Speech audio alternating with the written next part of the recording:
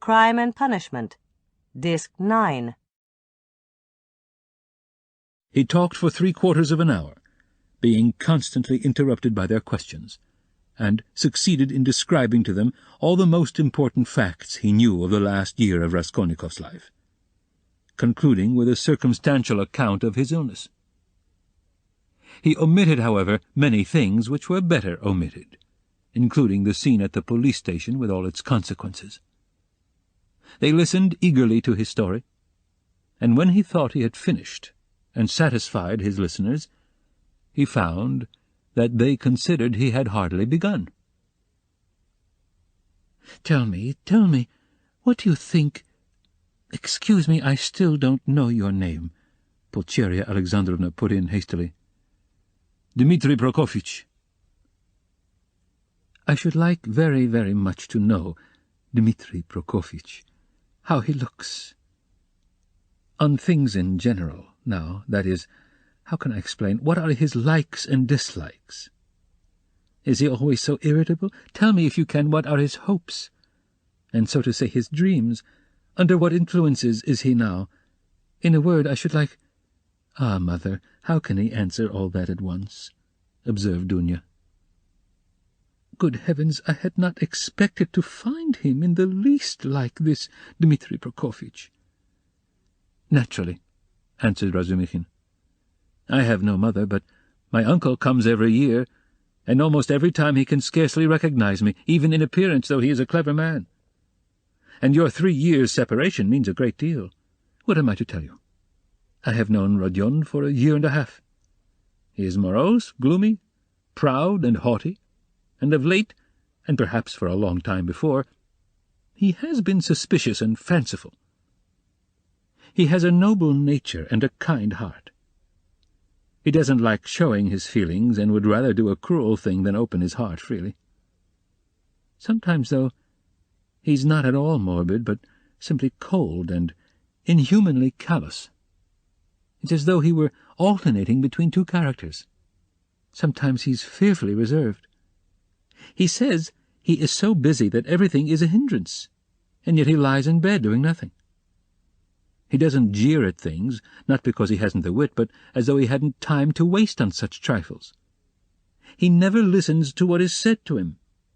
He is never interested in what interests other people at any given moment. He thinks very highly of himself, and perhaps he's right. Well, what more? I think your arrival will have a most beneficial influence upon him." "God grant it may," cried Pulcheria Alexandrovna, distressed by Razumikhin's account of her Rodya. And Razumikhin ventured to look more boldly at Avdotya Romanovna at last. He glanced at her often while he was talking, but only for a moment, and looked away again at once.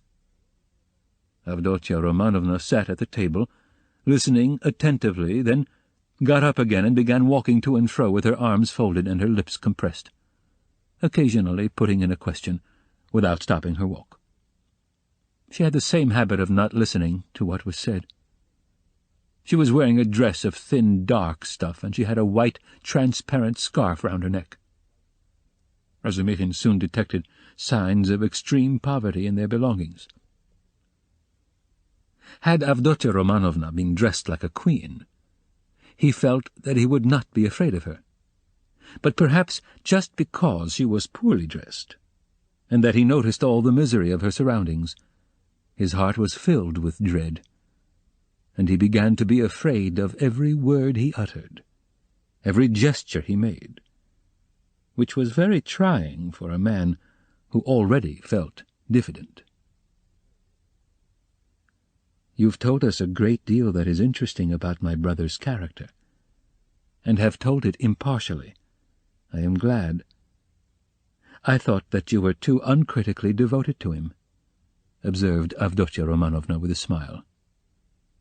"I think you are right that he needs a woman's care," she added thoughtfully. "I didn't say so, but I dare say you are right, only—" "What?" "He loves no one, and perhaps he never will," Razumikhin declared decisively. "You mean he is not capable of love?" "Do you know, Avdotya Romanovna, you are awfully like your brother, in everything indeed," he blurted out suddenly to his own surprise. But remembering at once what he had just before said of her brother, he turned as red as a crab and was overcome with confusion. Avdotya Romanovna couldn't help laughing when she looked at him. "You may both be mistaken about Rodya," Pulcheria Alexandrovna remarked, slightly piqued. "I am not talking of our present difficulty, Dunya. What Pyotr Petrovitch writes in this letter, and what you and I have supposed, may be mistaken, but you can't imagine, Dmitri Prokofitch, how moody and, so to say, capricious he is. I never could depend on what he would do when he was only 15. And I am sure that he might do something now that nobody else would think of doing. Well, for instance, do you know how a year and a half ago he astounded me and gave me a shock that nearly killed me when he had the idea of marrying that girl, what was her name, his landlady's daughter?" "Did you hear about that affair?" asked Avdotya Romanovna. "Do you suppose," Pulcheria Alexandrovna continued warmly, "do you suppose that my tears, my entreaties, my illness, my possible death from grief, our poverty, would have made him pause? No, he would calmly have disregarded all obstacles. And yet it isn't that he doesn't love us." "He has never spoken a word of that affair to me," Razumikhin answered cautiously. "But I did hear something from Praskovya Pavlovna herself, though she is by no means a gossip. And what I heard certainly was rather strange." "And what did you hear?" both the ladies asked at once. "Well, nothing very special. I only learned that the marriage, which only failed to take place through the girl's death, was not at all to Praskovya Pavlovna's liking. They say, too, the girl was not at all pretty, in fact, I am told, positively ugly, and such an invalid, and queer. But she seems to have had some good qualities. She must have had some good qualities, or it's quite inexplicable. She had no money either, and he wouldn't have considered her money. But it's always difficult to judge in such matters." "I am sure she was a good girl," Avdotya Romanovna observed briefly. "God forgive me, I simply rejoiced at her death. Though I don't know which of them would have caused most misery to the other, he to her or she to him," Pulcheria Alexandrovna concluded. Then she began tentatively questioning him about the scene on the previous day with Luzhin, hesitating and continually glancing at Dunya, obviously to the latter's annoyance. This incident, more than all the rest, evidently caused her uneasiness, even consternation.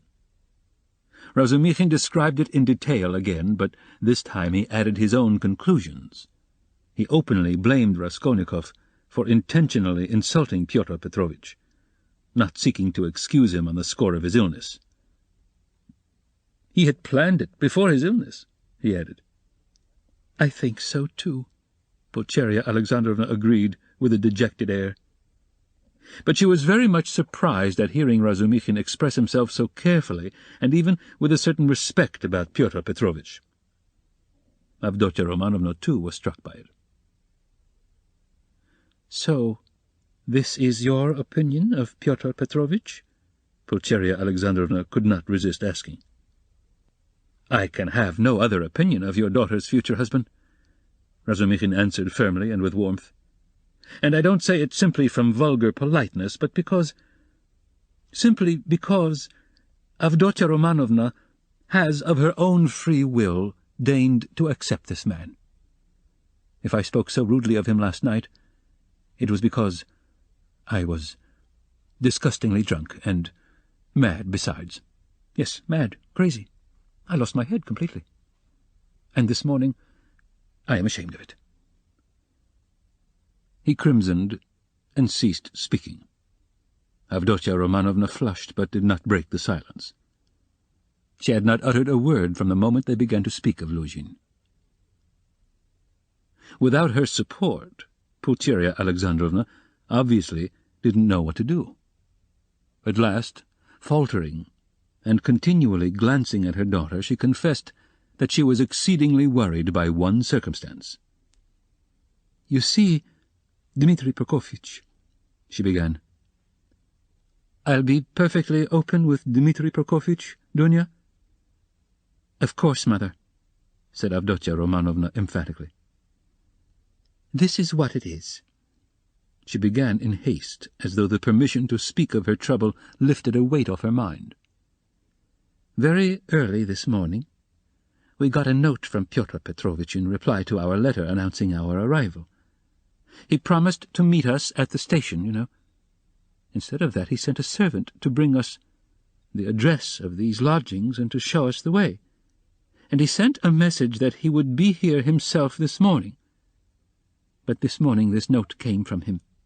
You'd better read it yourself. There is one point in it which worries me very much.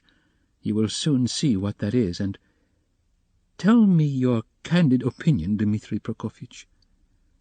You know Rodya's character better than anyone, and no one can advise us better than you can. Dunya, I must tell you, made her decision at once, but I still don't feel sure how to act, and I've been waiting for your opinion." Razumikhin opened the note, which was dated the previous evening, and read as follows.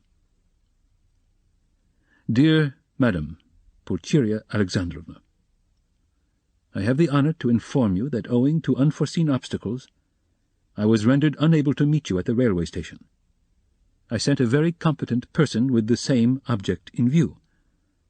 I likewise shall be deprived of the honour of an interview with you tomorrow morning by business in the Senate that does not admit of delay, and also that I may not intrude on your family circle while you are meeting your son, and Avdotya Romanovna, her brother. I shall have the honour of visiting you and paying you my respects at your lodgings not later than tomorrow evening at 8 o'clock precisely. And herewith I venture to present my earnest and, I may add, imperative request that Rodion Romanovich may not be present at our interview, as he offered me a gross and unprecedented affront on the occasion of my visit to him in his illness yesterday. And, moreover, since I desire from you personally an indispensable and circumstantial explanation upon a certain point, in regard to which I wish to learn your own interpretation. I have the honour to inform you, in anticipation, that if, in spite of my request, I meet Rodion Romanovich, I shall be compelled to withdraw immediately, and then you have only yourself to blame. I write on the assumption that Rodion Romanovich, who appeared so ill at my visit, suddenly recovered 2 hours later, and so, being able to leave the house, may visit you also. I was confirmed in that belief by the testimony of my own eyes in the lodging of a drunken man who was run over and has since died, to whose daughter, a young woman of notorious behaviour, he gave 25 roubles on the pretext of the funeral, which gravely surprised me, knowing what pains you were at to raise that sum. Herewith expressing my special respect to your estimable daughter, Avdotya Romanovna, I beg you to accept the respectful homage of your humble servant, P. Luzhin. "What am I to do now, Dmitri Prokofitch?" began Pulcheria Alexandrovna, almost weeping. "How can I ask Rodya not to come? Yesterday he insisted so earnestly on our refusing Pyotr Petrovitch, and now we are ordered not to receive Rodya. He will come on purpose if he knows, and what will happen then?" "Act on Avdotya Romanovna's decision," Razumikhin answered calmly at once. "Oh, dear me, she says—" "Goodness knows what she says. She doesn't explain her reason. She says that it would be best, at least, not that it would be best, but that it's absolutely necessary that Rodya should make a point of being here at 8 o'clock, and that they must meet. I didn't want even to show him the letter, but to prevent him from coming by some stratagem with your help, because he is so irritable. Besides, I don't understand about that drunkard who died and that daughter, and how he could have given the daughter all the money which cost you such sacrifice, mother," put in Avdotya Romanovna. "He was not himself yesterday," Razumikhin said thoughtfully. If you only knew what he was up to in a restaurant yesterday, though there was sense in it, too. He did say something as we were going home yesterday evening about a dead man and a girl, but I didn't understand a word. But last night I myself— The best thing, Mother, will be for us to go to him ourselves, and there, I assure you, we shall see at once what's to be done. Besides, it's getting late. Good heavens, it's past 10, she cried, looking at a splendid gold-enamelled watch which hung round her neck on a thin Venetian chain, and looked entirely out of keeping with the rest of her dress. A present from her fiancé, thought Razumikhin. "We must start, Dunya, we must start," her mother cried in a flutter. "He will be thinking we are still angry after yesterday, from our coming so late. Merciful heavens!" While she said this, she was hurriedly putting on her hat and mantle. Dunya, too, put on her things. Her gloves, as Razumikhin noticed, were not merely shabby, but had holes in them. And yet this evident poverty gave the two ladies an air of special dignity, which is always found in people who know how to wear poor clothes. Razumikhin looked reverently at Dunya and felt proud of escorting her. The queen, who mended her stockings in prison, he thought, must have looked then every inch a queen, and even more a queen than at sumptuous banquets and levées. "My God!"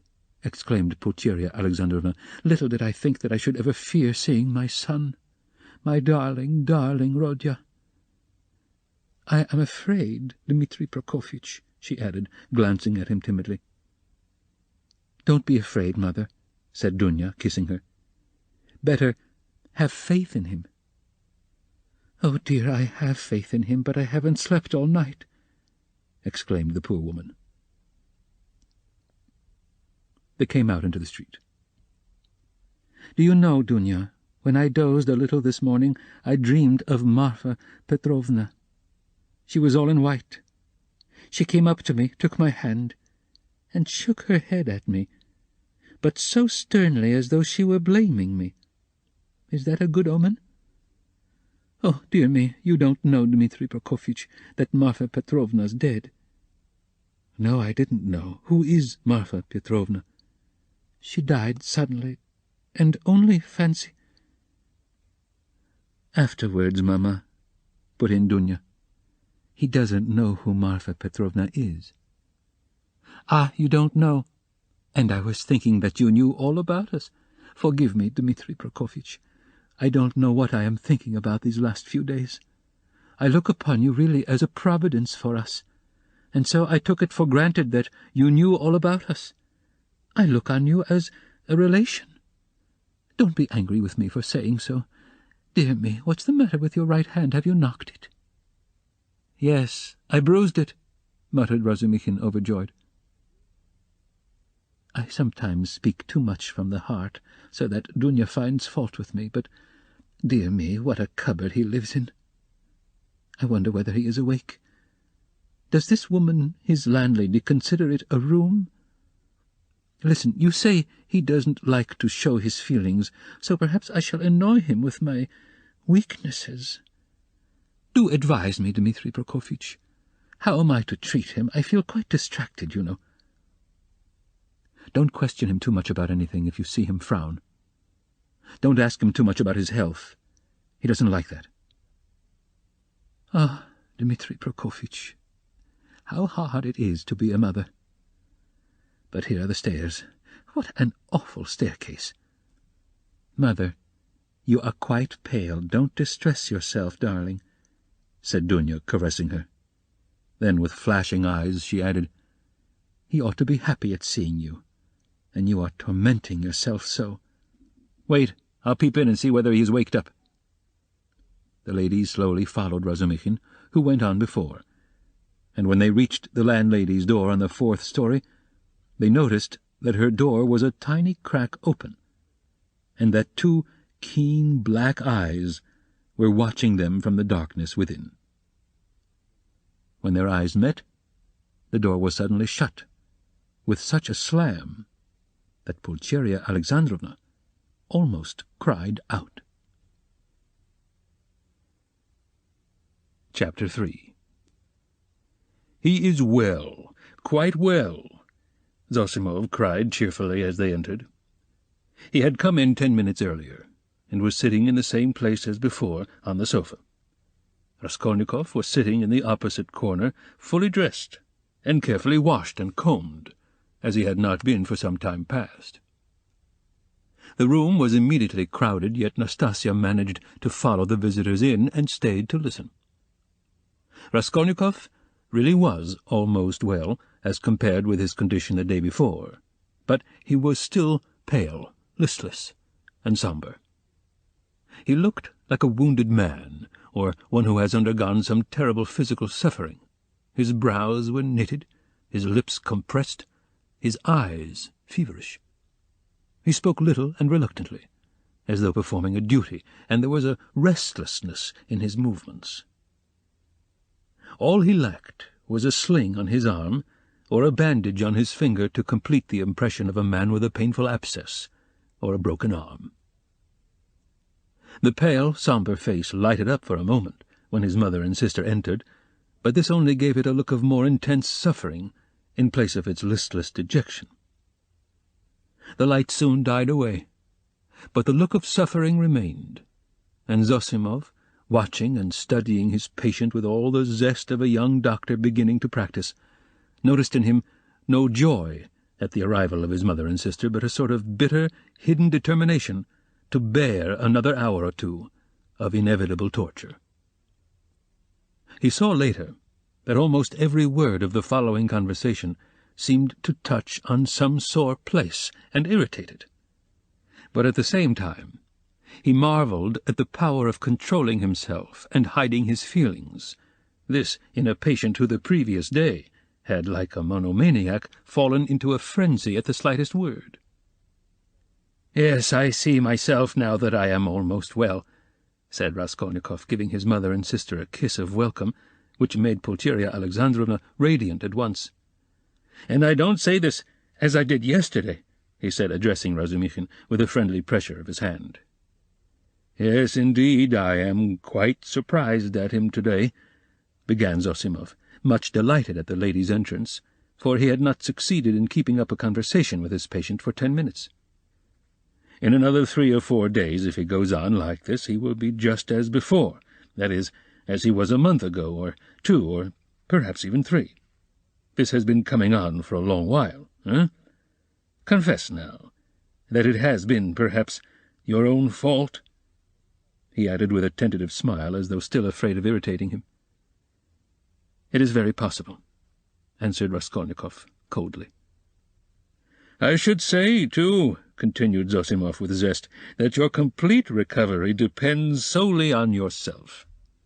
Now that one can talk to you, I should like to impress upon you that it is essential to avoid the elementary, so to speak, fundamental causes tending to produce your morbid condition. In that case you will be cured. If not, it will go from bad to worse. These fundamental causes I don't know, but they must be known to you. You are an intelligent man, and must have observed yourself, of course. I think the first stage of your derangement coincides with your leaving the university. You must not be left without occupation. And so, work and a definite aim set before you might, I think, be very beneficial." "Yes, yes, you are perfectly right. I will make haste and return to the university, and then everything will go smoothly." Zosimov, who had begun his sage advice partly to make an effect before the ladies, was certainly somewhat mystified when, glancing at his patient, he observed unmistakable mockery on his face. This lasted an instant, however. Pulcheria Alexandrovna began at once thanking Zosimov especially for his visit to their lodging the previous night. "What? He saw you last night?" Raskolnikov asked, as though startled. "Then you have not slept either after your journey?" "Ach, Rodya, that was only till 2 o'clock. Dunya and I never go to bed before 2 at home." "I don't know how to thank him either," Raskolnikov went on, suddenly frowning and looking down. "Setting aside the question of payment, forgive me for referring to it, He turned to Zosimov. "I really don't know what I have done to deserve such special attention from you. I simply don't understand it, and it weighs upon me, indeed, because I don't understand it. I tell you so candidly." "Don't be irritated," Zosimov forced himself to laugh. "Assume that you are my first patient. Well, we fellows just beginning to practice love our first patients as if they were our children, and some almost fall in love with them. And, of course, I am not rich in patience. I say nothing about him," added Raskolnikov, pointing to Razumikhin, "though he has had nothing from me either but insult and trouble." "What nonsense he's talking! Why, you are in a sentimental mood today, are you?" shouted Razumikhin. If he had observed shrewdly, he would have seen that there was no trace of sentimentality in him, but something indeed quite the opposite. But Avdotya Romanovna noticed it. She was intently and uneasily watching her brother. "As for you, mother, I don't dare to speak," he went on, as though repeating a lesson learned by heart. "It is only today that I have been able to realize a little how distressed you must have been here yesterday, waiting for me to come back." When he had said this, he suddenly held out his hand to his sister, smiling without a word. But in this smile there was a flash of real, unfeigned feeling. Dunya caught it at once, and warmly pressed his hand, overjoyed and thankful. It was the first time he had addressed her since their dispute the previous day. The mother's face lighted up with ecstatic happiness at the sight of this conclusive, unspoken reconciliation. "Yes, that is what I love him for," Razumikhin, exaggerating it all, muttered to himself with a vigorous turn in his chair. "He has these gestures." "And how well he does it all," the mother was thinking to herself. "What generous impulses he has, and how simply, how delicately he put an end to all the misunderstanding with his sister, simply by holding out his hand at the right minute and looking at her like that. And what fine eyes he has, and how fine his whole face is. He's even better looking than Dunya. But good heavens, what a suit! How terribly he's dressed! Vasya, the messenger boy in Afanasy Ivanitch's shop, is better dressed. I could rush at him and hug him, weep over him, but I am afraid. Oh, dear, he's so strange. He's talking kindly, but I'm afraid. Why?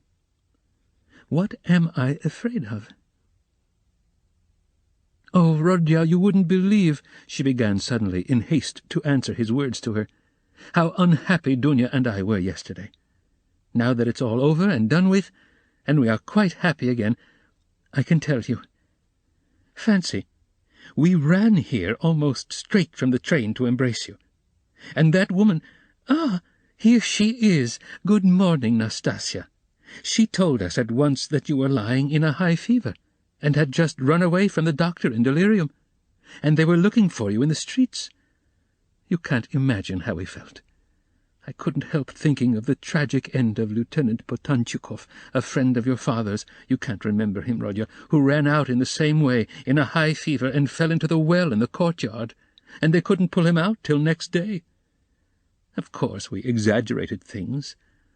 We were on the point of rushing to find Pyotr Petrovitch to ask him to help, because we were alone, utterly alone, she said plaintively, and stopped short, suddenly, recollecting it was still somewhat dangerous to speak of Pyotr Petrovitch, although we are quite happy again. Yes, of course it's very annoying, Raskolnikov muttered in reply, but with such a preoccupied and inattentive air that Dunya gazed at him in perplexity. What else was it I wanted to say? He went on, trying to recollect. Oh, yes. Mother, and you too, Dunya, please don't think that I didn't mean to come and see you today and was waiting for you to come first. What are you saying, Rodya? Cried Pulcheria Alexandrovna. She too was surprised. Is he answering us as a duty? Dunya wondered. Is he being reconciled, and asking forgiveness as though he were performing a rite, or repeating a lesson. "I've only just waked up, and wanted to go to you, but was delayed owing to my clothes. I forgot yesterday to ask her, Nastasia, to wash out the blood. I've only just got dressed." "Blood? What blood?" Pulcheria Alexandrovna asked in alarm. "Oh, nothing. Don't be uneasy. It was when I was wandering about yesterday, rather delirious. I chanced upon a man who had been run over, a clerk." "Delirious? But you remember everything," Razumikhin interrupted.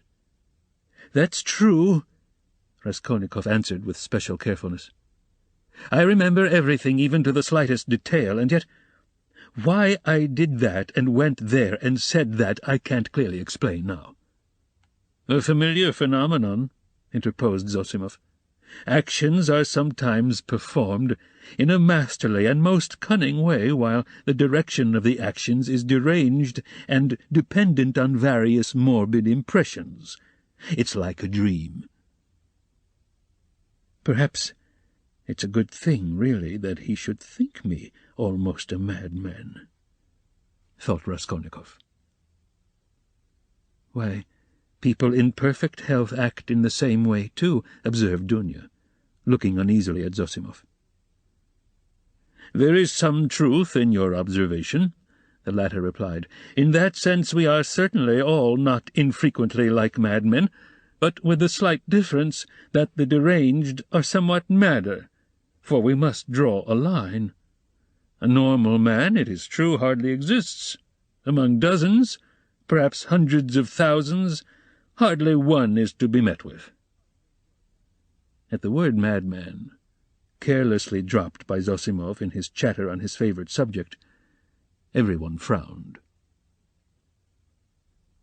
Raskolnikov sat, seeming not to pay attention, plunged in thought with a strange smile on his pale lips. He was still meditating on something. "Well, what about the man who was run over? I interrupted you," Razumikhin cried hastily. "What?" Raskolnikov seemed to wake up. "Oh, I got spattered with blood helping to carry him to his lodging. By the way, Mamma, I did an unpardonable thing yesterday. I was literally out of my mind.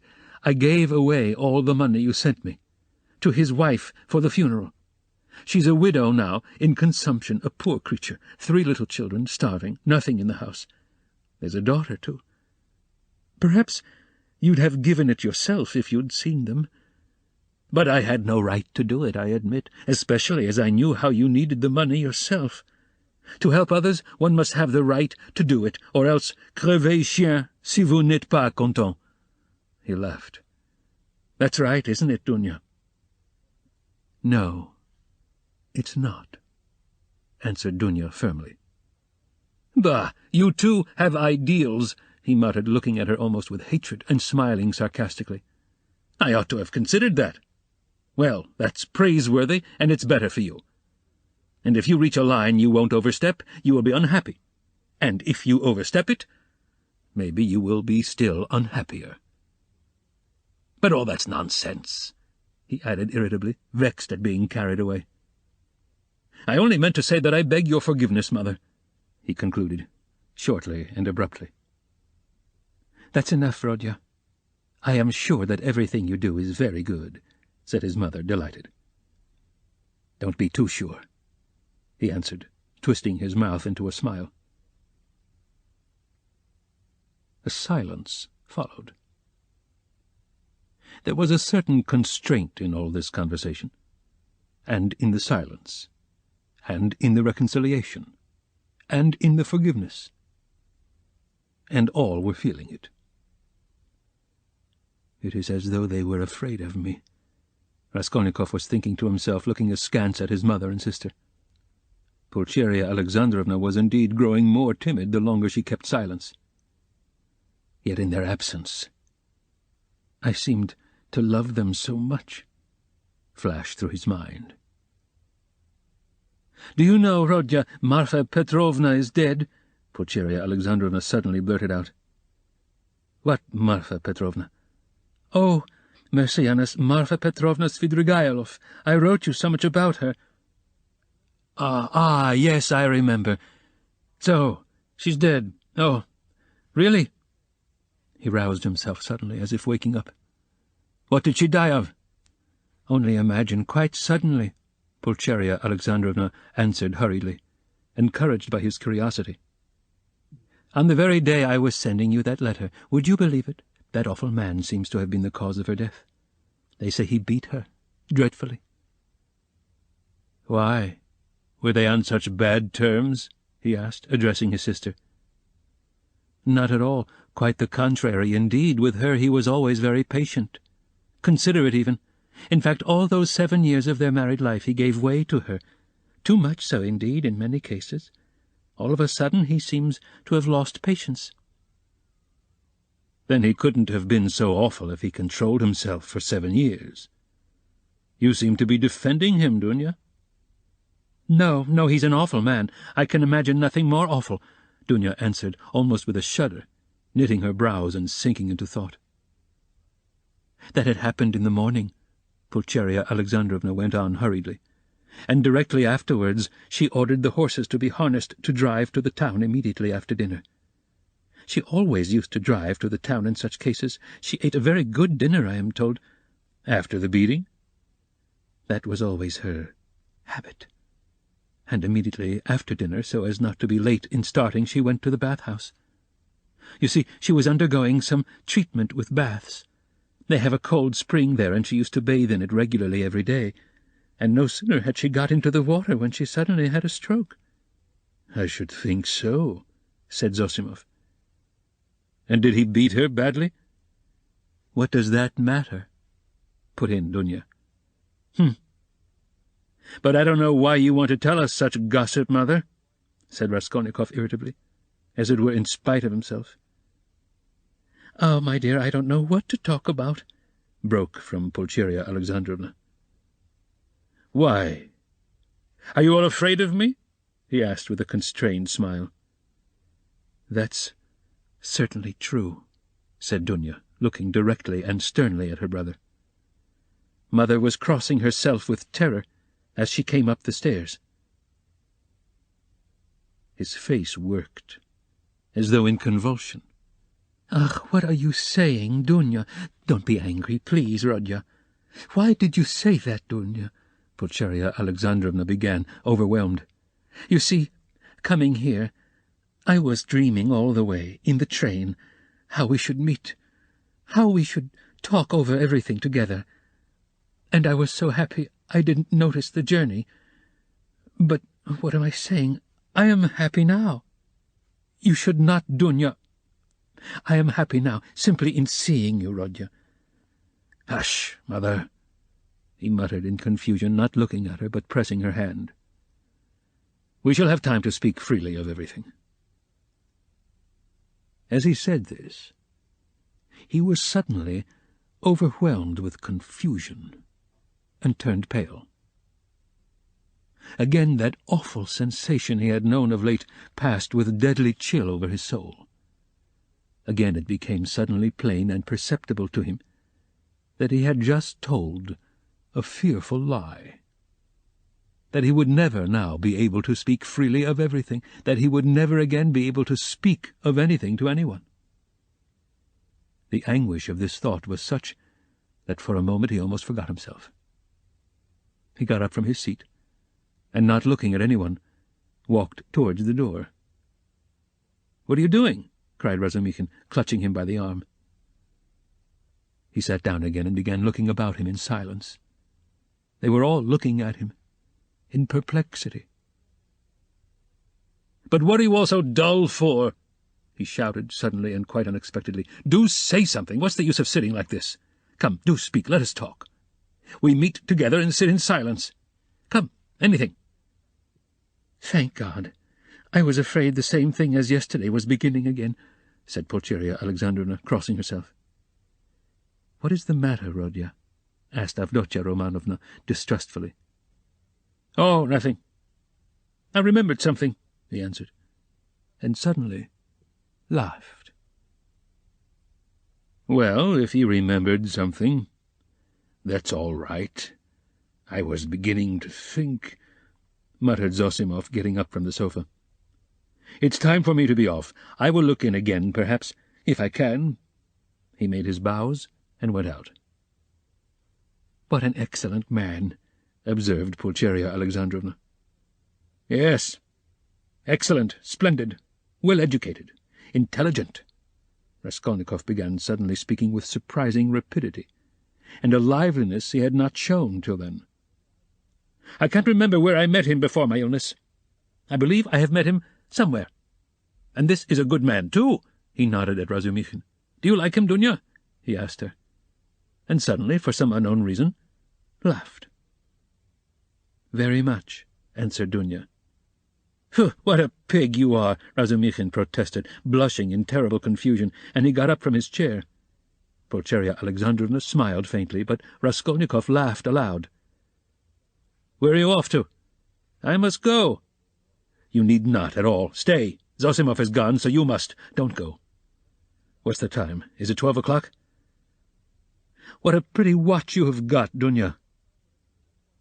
"But why are you all silent again? I do all the talking." "It was a present from Marfa Petrovna," answered Dunya. "And a very expensive one," added Pulcheria Alexandrovna. "Aha! What a big one! Hardly like a lady's." "I like that sort," said Dunya. "So it is not a present from her fiancé," thought Razumikhin, and was unreasonably delighted. "I thought it was Luzhin's present," observed Raskolnikov. "No, he has not made Dunya any presents yet." "Ah! And do you remember, Mother? I was in love and wanted to get married," he said, suddenly looking at his mother, who was disconcerted by the sudden change of subject in the way he spoke of it. "Oh, yes, my dear." Pulcheria Alexandrovna exchanged glances with Dunya and Razumikhin. "Yes. What shall I tell you? I don't remember much indeed. She was such a sickly girl," he went on, growing dreamy and looking down again. "Quite an invalid. She was fond of giving alms to the poor, and was always dreaming of a nunnery, and once she burst into tears when she began talking to me about it. Yes, I remember very well. She was an ugly little thing. I really don't know what drew me to her then. I think it was because she was always ill. If she had been lame or hunchback, I believe I should have liked her better still." He smiled dreamily. "Yes. It was a sort of spring delirium." "No, it was not only spring delirium," said Dunya with warm feeling. He fixed a strained, intent look on his sister, but didn't hear or didn't understand her words. Then, completely lost in thought, he got up, went up to his mother, kissed her, went back to his place and sat down. "You love her even now?" said Pulcheria Alexandrovna, touched. "Her now? Oh, yes. You ask about her? No, that's all now, as it were, in another world, and so long ago. And indeed, everything happening here seems somehow far away." He looked attentively at them. "You now. I seem to be looking at you from 1,000 miles away. But goodness knows why we're talking of that. And what's the use of asking about it?" he added with annoyance and biting his nails.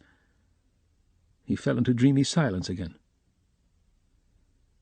"What a wretched lodging you have, Rodya. It's like a tomb," said Pulcheria Alexandrovna, suddenly breaking the oppressive silence. "I am sure it's quite half through your lodging you have become so melancholy." "My lodging," he answered listlessly. "Yes, the lodging had a great deal to do with it. I thought that too. If only you knew, though, what a strange thing you said just now, Mother," he said, laughing strangely. A little more, and their companionship, this mother and this sister, with him after 3 years' absence, this intimate tone of conversation, in face of the utter impossibility of really speaking about anything, would have been beyond his power of endurance. But there was one urgent matter which must be settled one way or the other that day. So he had decided when he woke. Now he was glad to remember it as a means of escape. "Listen, Dunya," he began gravely and dryly. "Of course I beg your pardon for yesterday. But I consider it my duty to tell you again that I do not withdraw from my chief point. It is me or Luzhin. If I am a scoundrel, you must not be. One is enough. If you marry Luzhin, I cease at once to look on you as a sister." "Rodya, Rodya, it is the same as yesterday again," Pulcheria Alexandrovna cried mournfully. "And why do you call yourself a scoundrel? I can't bear it. You said the same yesterday." "Brother," Dunya answered firmly and with the same dryness, "in all this there is a mistake on your part. I thought it over at night, and found out the mistake. It is all because you seem to think I am sacrificing myself to someone and for someone. That isn't the case at all. I am simply marrying for my own sake, because things are hard for me. Though of course I shall be glad if I succeed in being useful to my family. But that is not the chief motive for my decision." "She's lying," he thought to himself, biting his nails vindictively. "Proud creature. She won't admit she wants to do it out of charity. Too haughty. Oh, base characters. They even love as though they hate. Oh, how I hate them all. In fact," continued Dunya, "I am marrying Pyotr Petrovitch, because of two evils I choose the less. I intend to do honestly all he expects of me, so I am not deceiving him. Why did you smile just now?" She too flushed, and there was a gleam of anger in her eyes. "All?" he asked with a malignant grin. "Within certain limits. Both the manner and form of Pyotr Petrovitch's courtship showed me at once what he wanted. He may of course think too well of himself, but I hope he esteems me too. Why are you laughing again? And why are you blushing again? You're lying, sister. You are intentionally lying, simply from feminine obstinacy, simply to hold your own against me. You cannot respect Luzhin. I have seen him and talked with him. So you are selling yourself for money, and so in any case you are acting basely, and I am glad at least that you can blush for it." "It is not true. I am not lying," cried Dunya, losing her composure. "I would not marry him if I were not convinced that he esteems me and thinks highly of me. I wouldn't marry him if I were not firmly convinced that I can respect him. Fortunately, I can have convincing proof of it this very day. And such a marriage is not a vileness, as you say, and even if you were right, if I really had determined on a vile action, is it not merciless on your part to speak to me like that? Why do you demand of me a heroism that perhaps you have not either? It is despotism, it is tyranny. If I ruin anyone, it is only myself. I am not committing a murder." "Why do you look at me like that? Why are you so pale? Rodya, darling, what's the matter?" "Good heavens, you have made him faint," cried Pulcheria Alexandrovna. "No, no, nonsense. It's nothing. A little giddiness, not fainting. You have fainting on the brain. Yes, what was I saying? Oh, yes. In what way will you get convincing proof today that you can respect him, and that he esteems you, as you said? I think you said today?" "Mother, show Rodya Pyotr Petrovitch's letter," said Dunya. With trembling hands, Pulcheria Alexandrovna gave him the letter. He took it with great interest, but before opening it, he suddenly looked with a sort of wonder at Dunya. "It is strange," he said, slowly, as though struck by a new idea. "What am I making such a fuss for? What is it all about? Marry whom you like." He said this as though to himself, but said it aloud, and looked for some time at his sister as though puzzled. He opened the letter at last, still with the same look of strange wonder on his face. Then slowly and attentively he began reading, and read it through twice. Pulcheria Alexandrovna showed marked anxiety, and all, indeed, expected something particular. "What surprises me," he began after a short pause, handing the letter to his mother, but not addressing anyone in particular, "is that he is a businessman, a lawyer, and his conversation is pretentious indeed, and yet he writes such an uneducated letter." They all started. They had expected something quite different. "But they all write like that, you know," Razumikhin observed abruptly. "Have you read it?" Raskolnikov. "Yes." "We showed him, Rodya. We consulted him just now," Pulcheria Alexandrovna began, embarrassed. "That's just the jargon of the courts," Razumikhin put in. "Legal documents are written like that to this day." "Legal. Yes. It's just legal business language. Not so very uneducated, and not quite educated business language." Pyotr Petrovitch makes no secret of the fact that he had a cheap education. He is proud indeed of having made his own way, Avdotya Romanovna observed, somewhat offended by her brother's tone. "Well, if he's proud of it, he has reason, I don't deny it. You seem to be offended, sister, at my making only such a frivolous criticism on the letter, and to think that I speak of such trifling matters on purpose to annoy you. It's quite the contrary. An observation apropos of the style occurred to me that is by no means irrelevant as things stand. There is one expression, 'blame yourselves,' put in very significantly and plainly. And there is besides a threat that he will go away at once if I am present. That threat to go away is equivalent to a threat to abandon you both if you are disobedient, and to abandon you now after summoning you to Petersburg. Well, what do you think? Can one resent such an expression from Luzhin, as we should if he pointed to Razumikhin, had written it, or Zosimov, or one of us?" No, answered Dunya with more animation. "I saw clearly that it was too naively expressed, and that perhaps he simply has no skill in writing. That is a true criticism, brother. I did not expect, indeed. It is expressed in legal style, and sounds coarser than perhaps he intended. But I must disillusion you a little. There is one expression in the letter, one slander about me, and rather a contemptible one.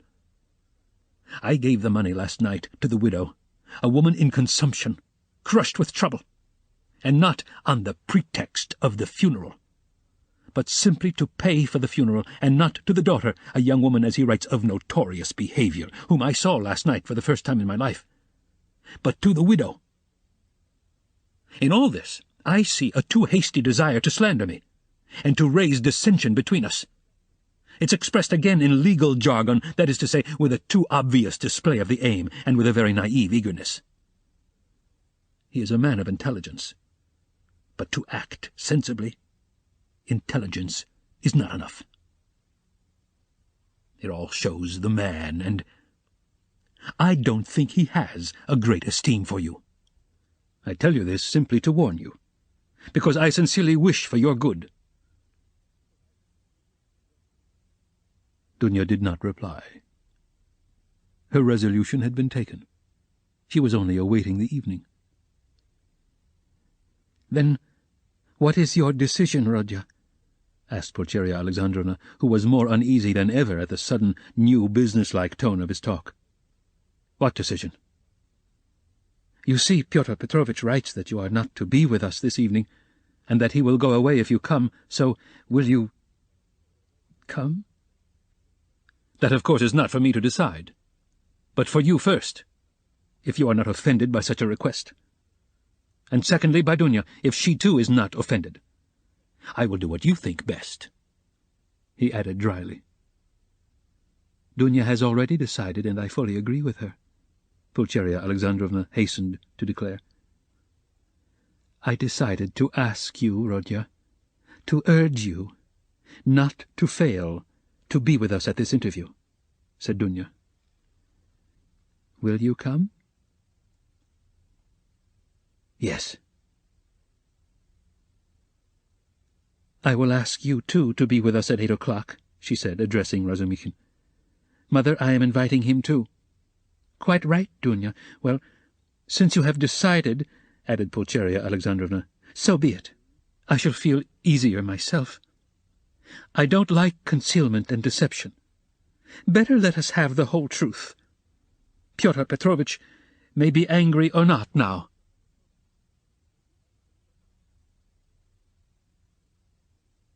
Chapter 4. At that moment the door was softly opened, and a young girl walked into the room looking timidly about her.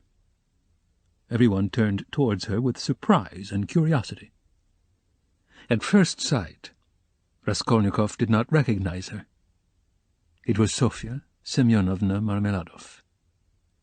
He had seen her yesterday for the first time, but at such a moment, in such surroundings and in such a dress, that his memory retained a very different image of her.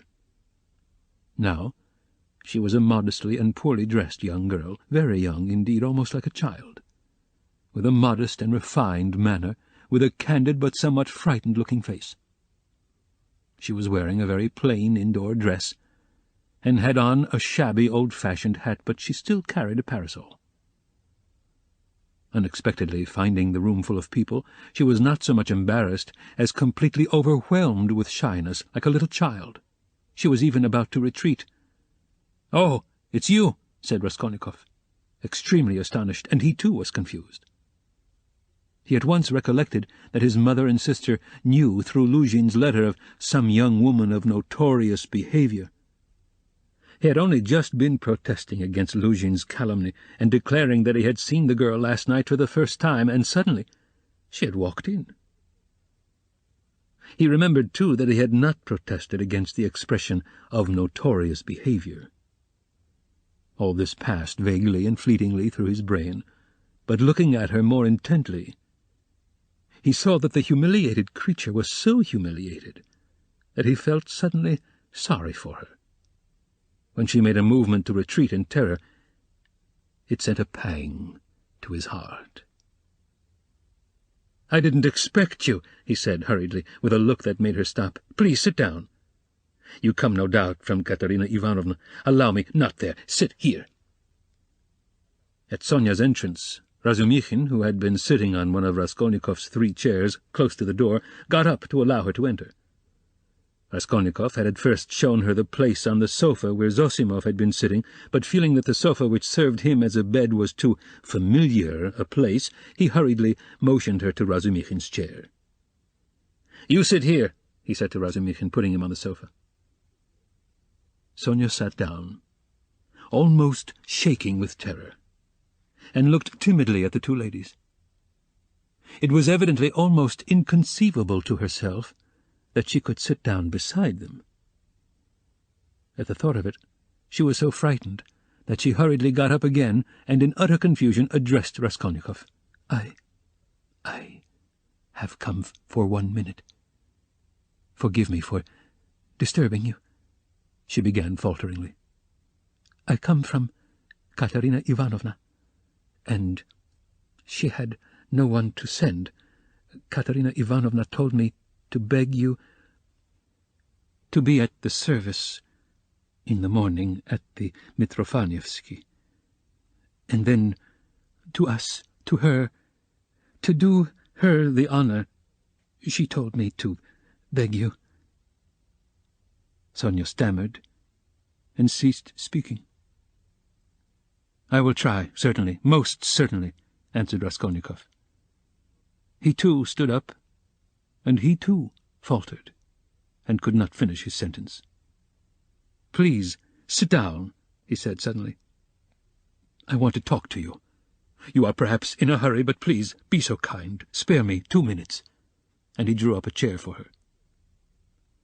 Sonia sat down again, and again timidly she took a hurried, frightened look at the 2 ladies and dropped her eyes. Raskolnikov's pale face flushed. A shudder passed over him. His eyes glowed.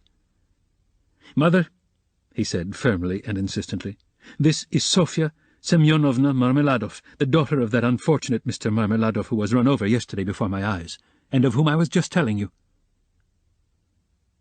Pulcheria Alexandrovna glanced at Sonia, and slightly screwed up her eyes. In spite of her embarrassment before Rodya's urgent and challenging look, she couldn't deny herself that satisfaction. Dunya gazed gravely and intently into the poor girl's face, and scrutinized her with perplexity. Sonia, hearing herself introduced, tried to raise her eyes again, but was more embarrassed than ever. "I wanted to ask you," said Raskolnikov hastily, "how things were arranged yesterday. You were not worried by the police, for instance?" "No, that was all right. It was too evident, the cause of death. They didn't worry us. Only the lodgers are angry." "Why?" "At the body's remaining so long. You see, it is hot now, so that today they will carry it to the cemetery, into the chapel, until tomorrow. At first Katerina Ivanovna was unwilling, but now she sees herself that it's necessary." "Today, then?" "She begs you to do us the honor to be in the church tomorrow for the service, and then to be present at the funeral lunch." "She is giving a funeral lunch?" "Yes, just a little. She told me to thank you very much for helping us yesterday. But for you, we should have had nothing for the funeral." All at once her lips and chin began trembling, but with an effort she controlled herself, looking down again. During the conversation, Raskolnikov watched her carefully. She had a thin, very thin, pale little face, rather irregular and angular, with a sharp little nose and chin. She couldn't have been called pretty, but her blue eyes were so clear, and when they lighted up, there was such a kindliness and simplicity in her expression that one could not help being attracted. Her face, and her whole figure indeed, had another peculiar characteristic. In spite of her 18 years, she looked almost a little girl, almost a child. And in some of her gestures, this childishness seemed almost absurd. But has Katerina Ivanovna been able to manage with such small means? Does she really mean to have a funeral lunch? Raskolnikov asked, persistently keeping up the conversation. "The coffin will be plain, of course, and everything will be plain, so it won't cost much. Katerina Ivanovna and I have reckoned it all out so that there will be enough left, and Katerina Ivanovna was very anxious it should be so. You know, one can't... It's a comfort to her. She is like that, you know." I understand, of course." "Why do you look at my room like that? My mother has just said it's like a tomb." "You gave us everything yesterday," Sonia said suddenly in reply, in a loud, rapid whisper, and again she looked down in confusion. Her lips and chin were trembling once more. She had been struck at once by Raskolnikov's poor surroundings, and now these words broke out spontaneously. A silence followed. There was a light in Dunya's eyes, and even Pulcheria Alexandrovna looked kindly at Sonia. "Rodya," she said, getting up, "we shall have dinner together, of course. Come, Dunya. And you, Rodya, had better go for a little walk, and then rest and lie down before you come to see us. I am afraid we have exhausted you." Yes, I'll come," he answered, getting up fussily. "But I have something to see to." "But surely you will have dinner together?" cried Razumikhin, looking in surprise at Raskolnikov. "What do you mean?" Yes, I am coming, of course, and you stay a minute. You don't want him just now, do you, Mother? Or perhaps I'm taking him from you?" "Oh, no, and will you, Dmitri Prokofitch, do us the favour of dining with us?" "Please do," added Dunya. Razumikhin bowed, positively radiant. For one moment they were all strangely embarrassed. "Goodbye, Rodya, that is, till we meet." "I don't like saying goodbye. Goodbye, Nastasya." "I've said goodbye again." Pulcheria Alexandrovna meant to greet Sonia too, but it somehow failed to come off, and she went in a flutter out of the room. But Avdotya Romanovna seemed to await her turn, and following her mother out, gave Sonia an attentive, courteous bow. Sonia, in confusion, gave a hurried, frightened curtsy. There was a look of poignant discomfort in her face, as though Avdotya Romanovna's courtesy and attention were oppressive and painful to her. "Dunya, goodbye," called Raskolnikov in the passage. "Give me your hand." "Why, I did give it to you, have you forgotten?" said Dunya, turning warmly and awkwardly to him. "Never mind. Give it to me again." And he squeezed her fingers warmly. Dunya smiled, flushed, pulled her hand away, and went off quite happy. "Come, that's capital," he said to Sonia, going back and looking brightly at her. "God give peace to the dead. The living have still to live. That's right, isn't it?" Sonia looked surprised at the sudden brightness of his face. He looked at her for some moments in silence. The whole history of the dead father floated before his memory in those moments. "Heavens, Dunya," Pulcheria Alexandrovna began as soon as they were in the street, "I really feel relieved myself at coming away, more at ease. How little did I think yesterday in the train that I could ever be glad of that. I tell you again, Mother, he is still very ill, don't you see it? Perhaps worrying about us upset him. We must be patient, and much, much can be forgiven." "Well, you were not very patient," Pulcheria Alexandrovna caught her up hotly and jealously. "Do you know, Dunya, I was looking at you two. You are the very portrait of him, and not so much in face as in soul. You are both melancholy, both morose and hot-tempered, both haughty and both generous. Surely he can't be an egoist, Dunya, huh? When I think of what is in store for us this evening, my heart sinks." "Don't be uneasy, Mother. What must be will be. Dunya, only think what a position we are in. What if Pyotr Petrovitch breaks it off?" Poor Pulcheria Alexandrovna blurted out incautiously.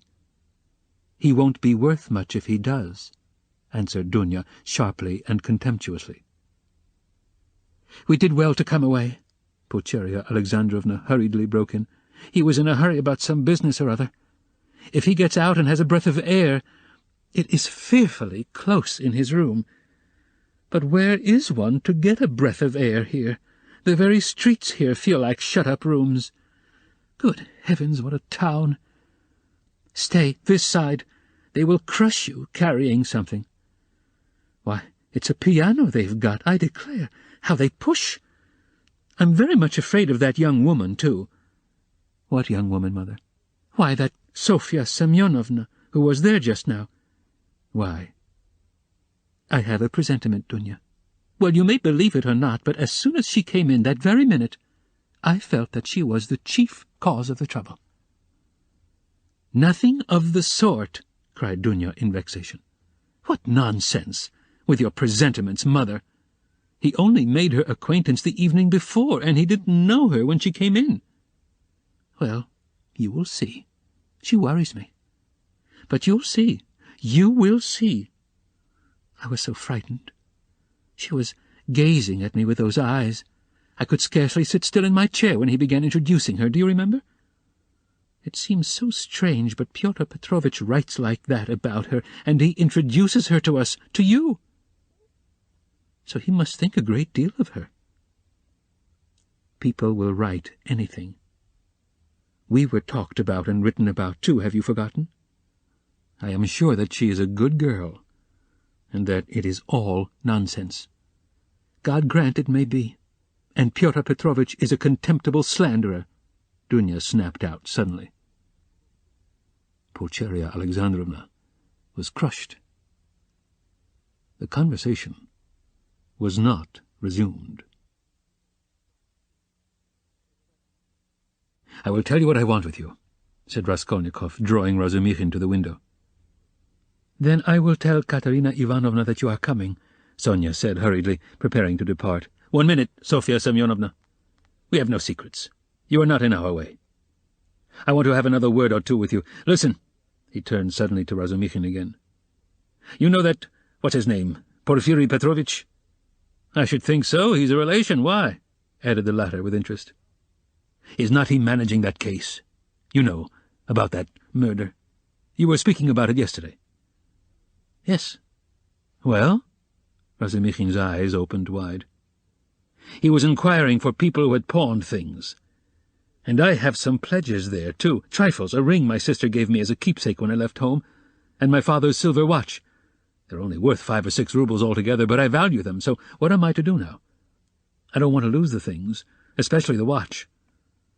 I was quaking just now for fear Mother would ask to look at it when we spoke of Dunya's watch. It's the only thing her father's left us. She would be ill if it were lost. You know what women are. So tell me what to do. I know I ought to have given notice at the police station, but would it not be better to go straight to Porphyry, eh? What do you think? The matter might be settled more quickly. You see, Mother may ask for it before dinner." "Certainly not to the police station. Certainly to Porphyry," Razumikhin shouted in extraordinary excitement. "Well, how glad I am! Let us go at once. It's a couple of steps. We shall be sure to find him. Very well, let us go. And he will be very, very glad to make your acquaintance. I've often talked to him of you at different times. I was speaking of you yesterday. Let's go. So you knew the old woman. So that's it. It is all turning out splendidly. Oh, yes, Sofya Ivanovna." "Sofya Semyonovna," corrected Raskolnikov. "Sofya Semyonovna, this is my friend Razumikhin, and he is a good man." "If you have to go now," Sonia was beginning, not looking at Razumikhin at all, and still more embarrassed. "Let's go," decided Raskolnikov. "I'll come to you today, Sofya Semyonovna. Only tell me where you live." He was not exactly ill at ease, but seemed hurried and avoided her eyes. Sonia gave her address and flushed as she did so. They all went out together. "Don't you lock up?" asked Razumikhin, following him on to the stairs. "Never," answered Raskolnikov. "I've been meaning to buy a lock for these 2 years. People are happy who have no need of locks," he said, laughing, to Sonia. They stood still in the gateway. "Do you go to the right, Sofya Semyonovna? How did you find me, by the way?" he added, as though he wanted to say something quite different. He wanted to look at her soft, clear eyes, but this was not easy. "Why, you gave your address to Polyenka yesterday." "Polyenka? Oh, yes, Polyenka. That's the little girl. She's your sister. Did I give her the address?" "Why, had you forgotten?" "No, I remember. I had heard my father speak of you. Only I didn't know your name, and he didn't know it. And now I came, and as I had learnt your name, I asked today, 'Where does Mr. Raskolnikov live?' I didn't know you had only a room, too. Goodbye. I'll tell Katerina Ivanovna." This ends Disc 9. Crime and Punishment, Disc 10. She was extremely glad to escape at last.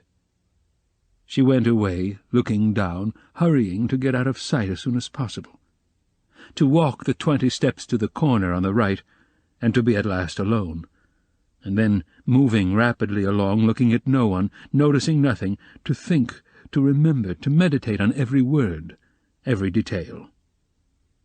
Never, never had she felt anything like this. Dimly and unconsciously, a whole new world was opening before her. She remembered suddenly that Raskolnikov meant to come to her that day, perhaps that morning, perhaps at once. "Only not today, please. Not today," she kept muttering with a sinking heart, as though entreating someone like a frightened child. "Mercy. To me, to that room. He will see. Oh, dear." She wasn't capable at that instant of noticing an unknown gentleman who was watching her and following at her heels. He had accompanied her from the gateway.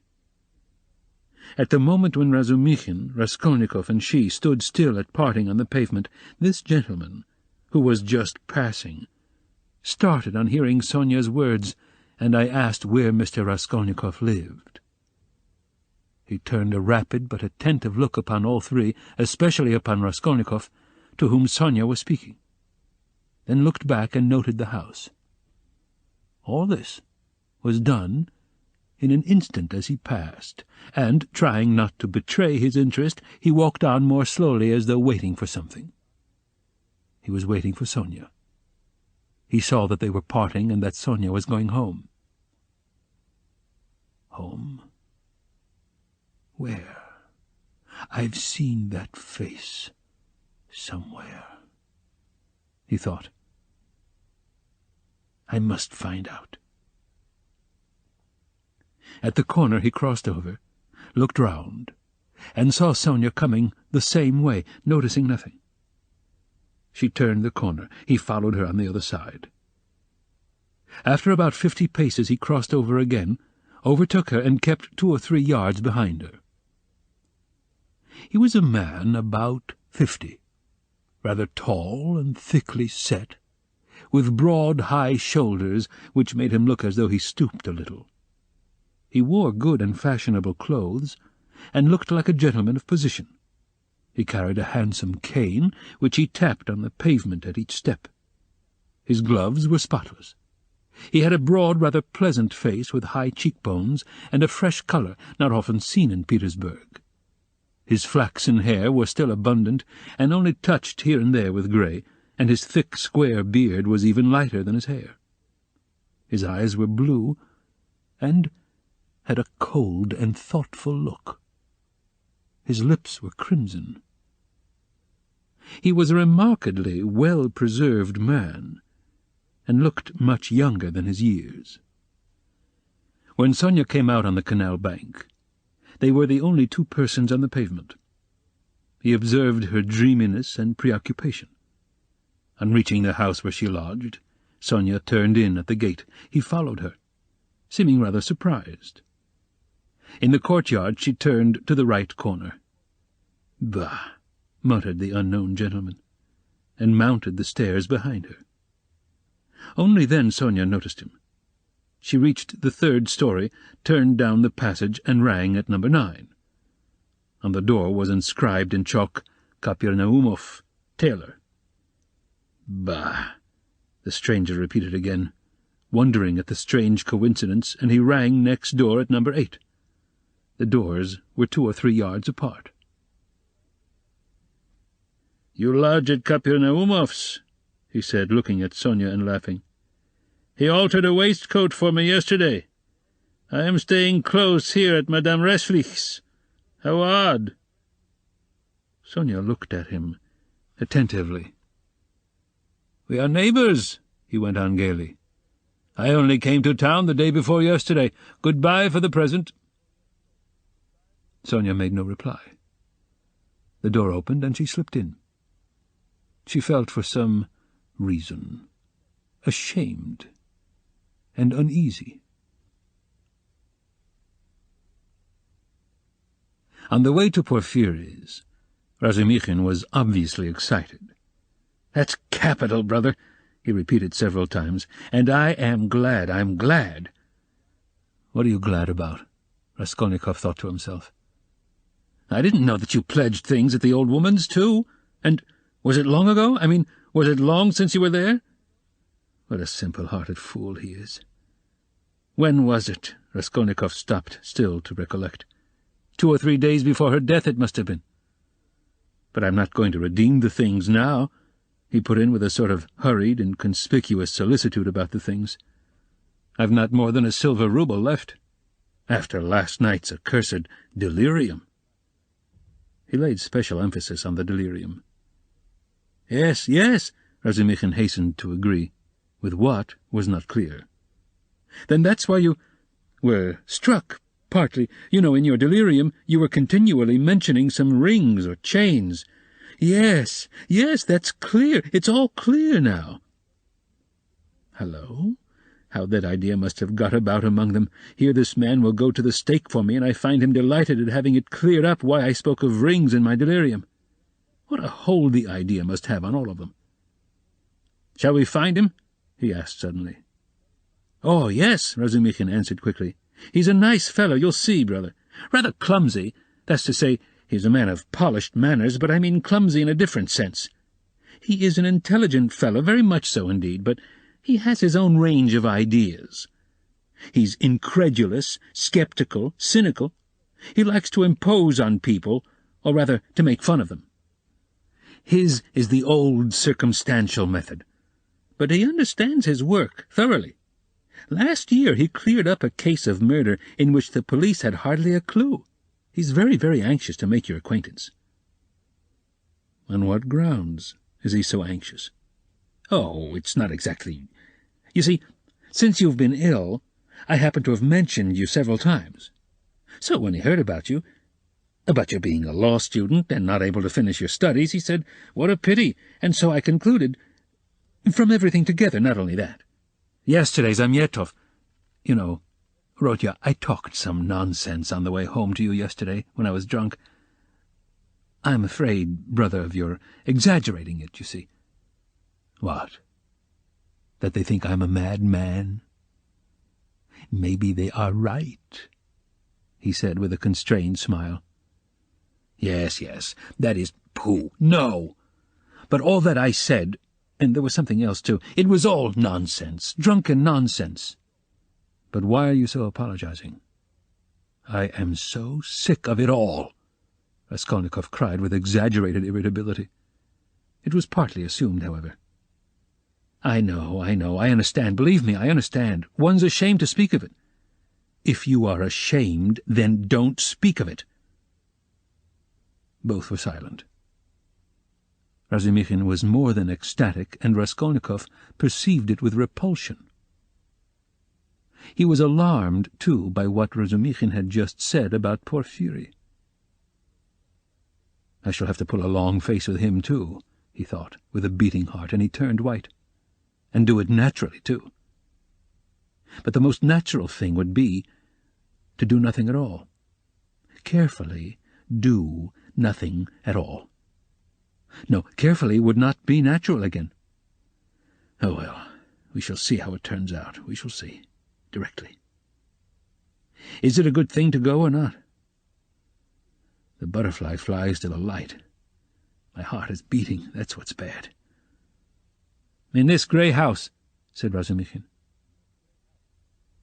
"The most important thing, does Porfiry know that I was at the old hag's flat yesterday, and asked about the blood? I must find that out instantly, as soon as I go in, find out from his face. Otherwise, I'll find out if it's my ruin." "You know, brother," he said suddenly, addressing Razumikhin with a sly smile, "I have been noticing all day that you seem to be curiously excited. Isn't it so?" "Excited? Not a bit of it," said Razumikhin, stung to the quick. "Yes, brother, I assure you it's noticeable. Why, you sat on your chair in a way you never do sit, on the edge somehow. And you seemed to be writhing all the time. You kept jumping up for nothing. One moment you were angry, and the next your face looked like a sweetmeat. You even blushed, especially when you were invited to dinner. You blushed awfully." "Nothing of the sort. Nonsense, what do you mean?" "But why are you wriggling out of it like a schoolboy?" "By God, there he's blushing again. What a pig you are!" "But why are you so shamefaced about it?" "Romeo." "Wait, I'll tell of you today. I'll make Mother laugh, and someone else, too. Listen, this is serious." "What next, you fiend?" Razumikhin was utterly overwhelmed, turning cold with horror. "What will you tell them? Come, brother. Phew, what a pig you are!" "You are like a summer rose, and if only you knew how it suits you. A Romeo over 6 foot high. And how you've washed today. You cleaned your nails, I declare, huh? That's something unheard of. Why, I do believe you've got pomade on your hair. Bend down. Pig!" Raskolnikov laughed as though he could not restrain himself. So laughing, they entered Porfiry Petrovitch's flat. This is what Raskolnikov wanted. From within they could be heard laughing as they came in, still guffawing in the passage. "Not a word here, or I'll brain you," Razumikhin whispered furiously, seizing Raskolnikov by the shoulder.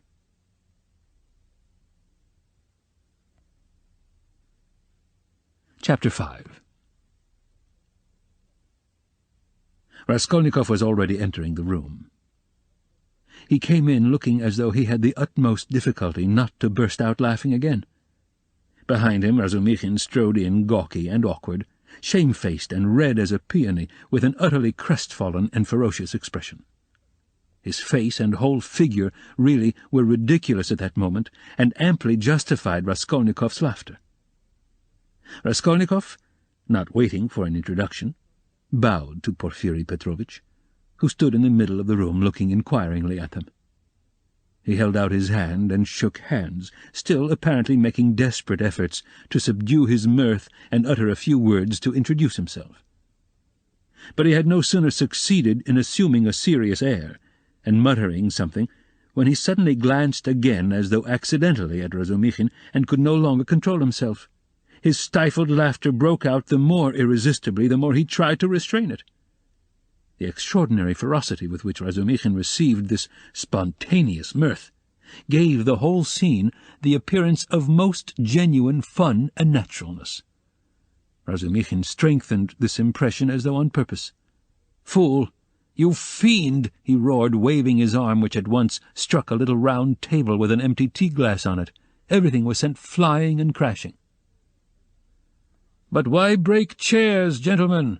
You know it's a loss to the crown," Porfiri Petrovitch quoted gaily. Raskolnikov was still laughing. With his hand in Porfiri Petrovitch's, but anxious not to overdo it, awaited the right moment to put a natural end to it. Razumikhin, completely put to confusion by upsetting the table and smashing the glass, gazed gloomily at the fragments, cursed, and turned sharply to the window, where he stood looking out with his back to the company, with a fiercely scowling countenance, seeing nothing. Porfiri Petrovitch laughed, and was ready to go on laughing, but obviously looked for explanations. Zamyetov had been sitting in the corner, but he rose at the visitor's entrance and was standing in expectation with a smile on his lips, though he looked with surprise, and even, it seemed, incredulity at the whole scene, and at Raskolnikov, with a certain embarrassment. Zamyetov's unexpected presence struck Raskolnikov unpleasantly. "I've got to think of that," he thought. "Excuse me, please," he began, affecting extreme embarrassment. "Raskolnikov." "Not at all. Very pleasant to see you. And how pleasantly you've come in. Why, won't he even say good morning?" Porfiri Petrovitch nodded at Razumikhin. "Upon my honor, I don't know why he is in such a rage with me. I only told him as we came along that he was like Romeo, and proved it. And that was all, I think." "Pig!" ejaculated Razumikhin, without turning round. "There must have been very grave grounds for it, if he is so furious at the word," Porfiri laughed. "Oh, you sharp lawyer! Damn you all!" snapped Razumikhin, and suddenly, bursting out laughing himself, he went up to Porfiri with a more cheerful face, as though nothing had happened. "That'll do. We are all fools. To come to business, this is my friend, Rodion Raskolnikov.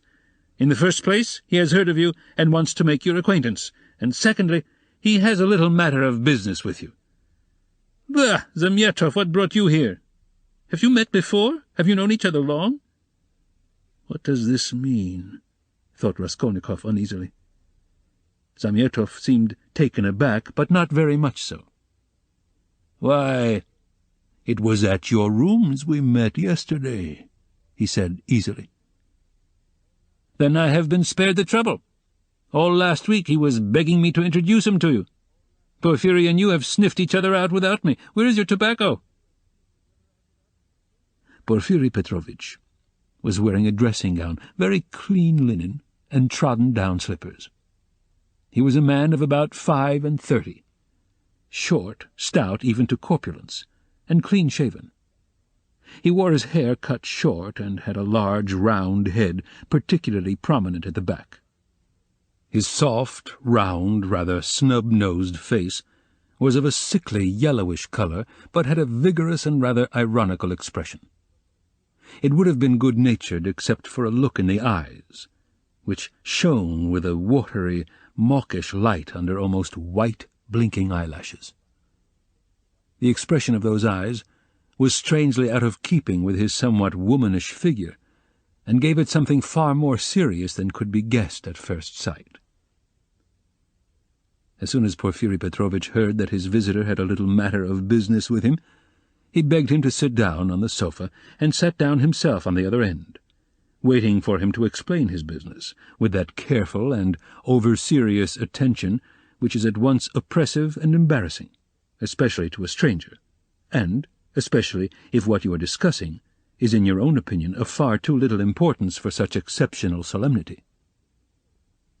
But, in brief and coherent phrases, Raskolnikov explained his business clearly and exactly, and was so well satisfied with himself that he even succeeded in taking a good look at Porfiri.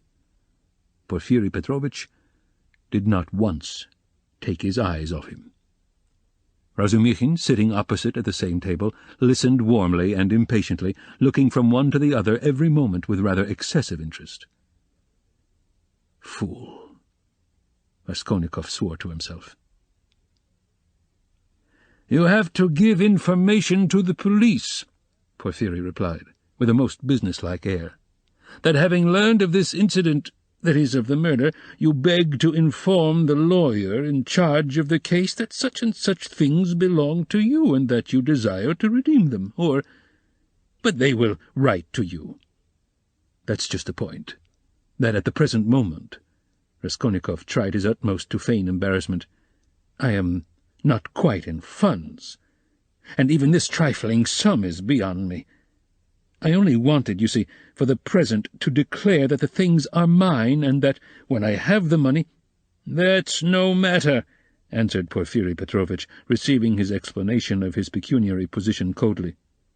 "But you can, if you prefer, write straight to me, to say that having been informed of the matter and claiming such and such as your property, you beg—" "On an ordinary sheet of paper?" Raskolnikov interrupted eagerly, again interested in the financial side of the question. "Oh, the most ordinary." And suddenly Porfiri Petrovitch looked with obvious irony at him, screwing up his eyes, and, as it were, winking at him. But perhaps it was Raskolnikov's fancy, for it all lasted but a moment. There was certainly something of the sort. Raskolnikov could have sworn he winked at him. Goodness knows why. "He knows," flashed through his mind like lightning. "Forgive my troubling you about such trifles," he went on, a little disconcerted. "The things are only worth 5 roubles, but I prize them particularly for the sake of those from whom they came to me, and I must confess that I was alarmed when I heard—" "That's why you were so much struck when I mentioned to Zosimov that Porfiri was inquiring for every one who had pledges," Razumikhin put in with obvious intention. This was really unbearable. Raskolnikov could not help glancing at him with a flash of vindictive anger in his black eyes, but immediately recollected himself. "You seem to be jeering at me, brother," he said to him with a well-feigned irritability. "I dare say I do seem to you absurdly anxious about such trash, but you mustn't think me selfish or grasping for that, and these 2 things may be anything but trash in my eyes. I told you just now that the silver watch, though it's not worth a cent, is the only thing left us of my father's. You may laugh at me, but my mother is here." He turned suddenly to Porfiri, "and if she knew—" He turned again hurriedly to Razumikhin, carefully making his voice tremble, "that the watch was lost, she would be in despair. You know what women are." "Not a bit of it. I didn't mean that at all. Quite the contrary," shouted Razumikhin, distressed. "Was it right? Was it natural? Did I overdo it?" Raskolnikov asked himself in a tremor. "Why did I say that about women?" "Oh, your mother is with you?" Porfiri Petrovitch inquired. "Yes." "When did she come?" "Last night." Porfiri paused as though reflecting. "Your things would not in any case be lost," he went on calmly and coldly. "I have been expecting you here for some time." And as though that was a matter of no importance, he carefully offered the ash-tray to Razumikhin, who was ruthlessly scattering cigarette ash over the carpet. Raskolnikov shuddered, but Porfiri did not seem to be looking at him. and was still concerned with Razumikhin's cigarette. "What, expecting him? Why, did you know that he had pledges there?"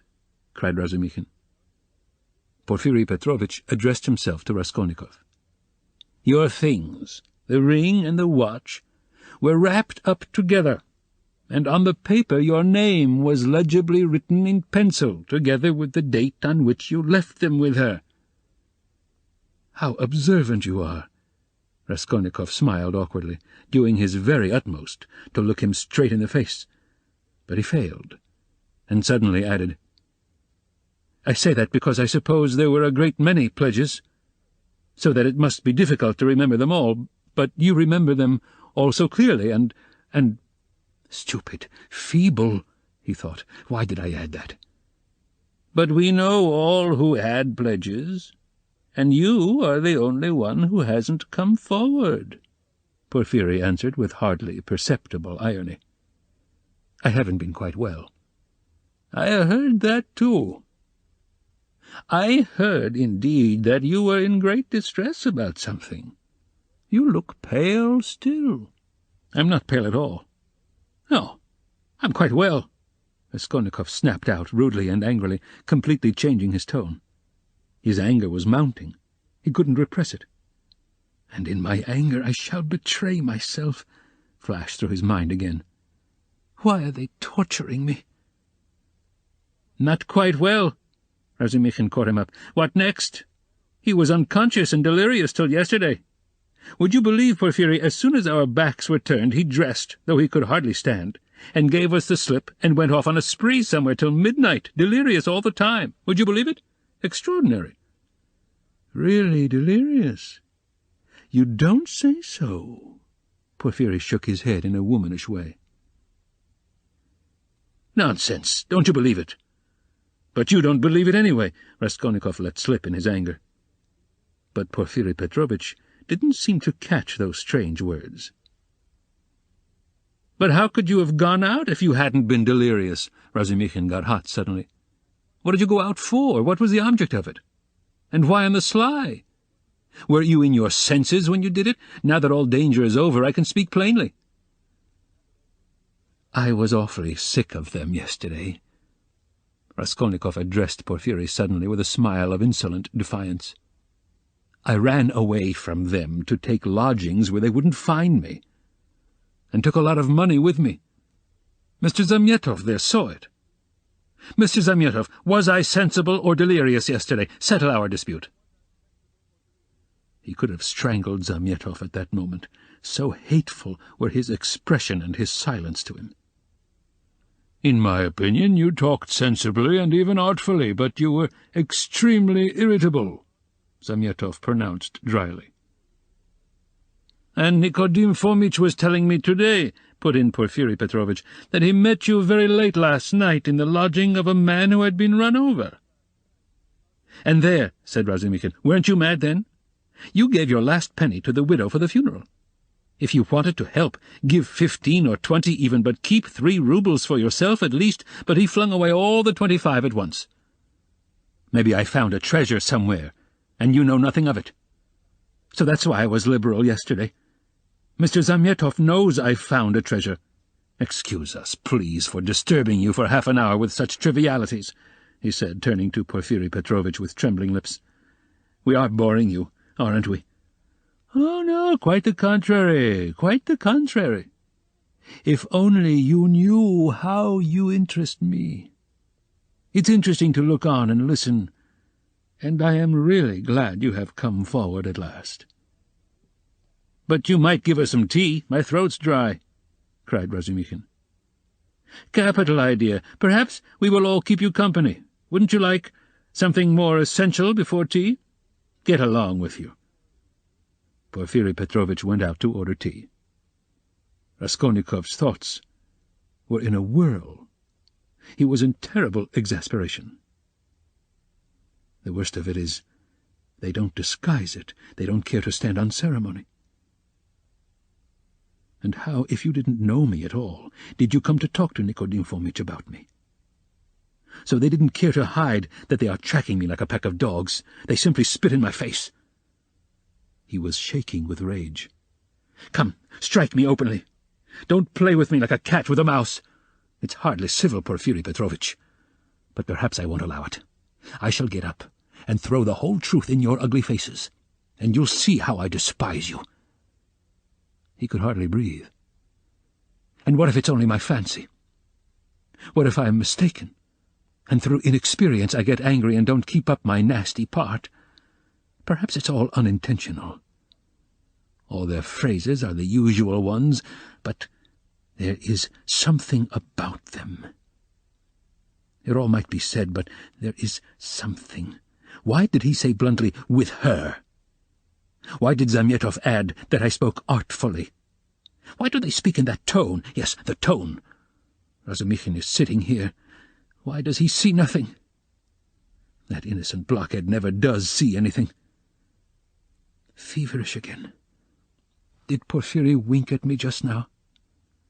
Of course, it's nonsense. What could he wink for? Are they trying to upset my nerves, or are they teasing me? Either it's all fancy or they know. Even Zamyetov is rude. Is Zamyetov rude? Zamyetov has changed his mind. I foresaw he would change his mind. He is at home here, while it's my first visit. Porfiri does not consider him a visitor, sits with his back to him. They're as thick as thieves, no doubt, over me. Not a doubt they were talking about me before we came. Do they know about the flat? If only they'd make haste. When I said that I ran away to take a flat, he let it pass. I put that in cleverly about a flat. It may be of use afterwards. Delirious indeed. He knows all about last night. He didn't know of my mother's arrival. The hag had written the date in pencil. You are wrong. You won't catch me. There are no facts. It's all supposition. You produce facts. The flat even isn't a fact, but delirium. I know what to say to them. Do they know about the flat? I won't go without finding out. What did I come for? But my being angry now, maybe, is a fact. Fool! How irritable I am! Perhaps that's right, to play the invalid. He's feeling me. He'll try to catch me. Why did I come?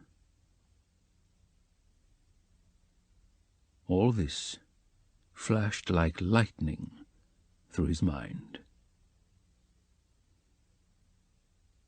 Porfiri Petrovitch returned quickly. He became suddenly more jovial. "Your party yesterday, brother, has left my head rather, and I am out of sorts altogether," he began in quite a different tone, laughing to Razumikhin. "Was it interesting? I left you yesterday at the most interesting point. Who got the best of it?" "Oh, no one, of course. They got on to everlasting questions, floated off into space. Only think, Rodya, what we got on to yesterday. Whether there is such a thing as crime. I told you that we talked our heads off." "What is there strange? It's an everyday social question," Raskolnikov answered casually. "The question wasn't put quite like that," observed Porfiri. "Not quite, that's true," Razumikhin agreed at once, getting warm and hurried as usual. "Listen, Rodion, and tell us your opinion. I want to hear it.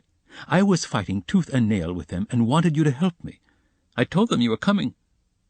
It began with the socialist doctrine. You know their doctrine. Crime is a protest against the abnormality of the social organization, and nothing more. And nothing more. No other causes admitted." "You are wrong there," cried Porfiri Petrovitch. He was noticeably animated, and kept laughing as he looked at Razumikhin, which made him more excited than ever. "Nothing is admitted," Razumikhin interrupted with heat. "I'm not wrong. I'll show you their pamphlets. Everything with them is the influence of environment, and nothing else. Their favorite phrase. From which it follows that if society is normally organized, all crime will cease at once, since there will be nothing to protest against, and all men will become righteous in one instant. Human nature is not taken into account. It is excluded. It's not supposed to exist. They don't recognize that humanity, developing by a historical living process, will become at last a normal society. But they believe that a social system that has come out of some mathematical brain is going to organize all humanity at once and make it just and sinless in an instant, quicker than any living process. That's why they instinctively dislike history. Nothing but ugliness and stupidity in it. And they explain it all as stupidity. That's why they so dislike the living process of life. They don't want a living soul. The living soul demands life. The soul won't obey the rules of mechanics. The soul is an object of suspicion. The soul is retrograde. But what they want, though it smells of death and can be made of India rubber, at least is not alive, has no will, is servile, and won't revolt. And it comes in the end to their reducing everything to the building of walls and the planning of rooms and passages in a phalanstery. The phalanstery is ready indeed, but your human nature is not ready for the phalanstery. It wants life. It hasn't completed its vital process. It's too soon for the graveyard. You can't skip over nature by logic. Logic presupposes 3 possibilities, but there are millions. Cut away a million and reduce it all to the question of comfort. That's the easiest solution of the problem.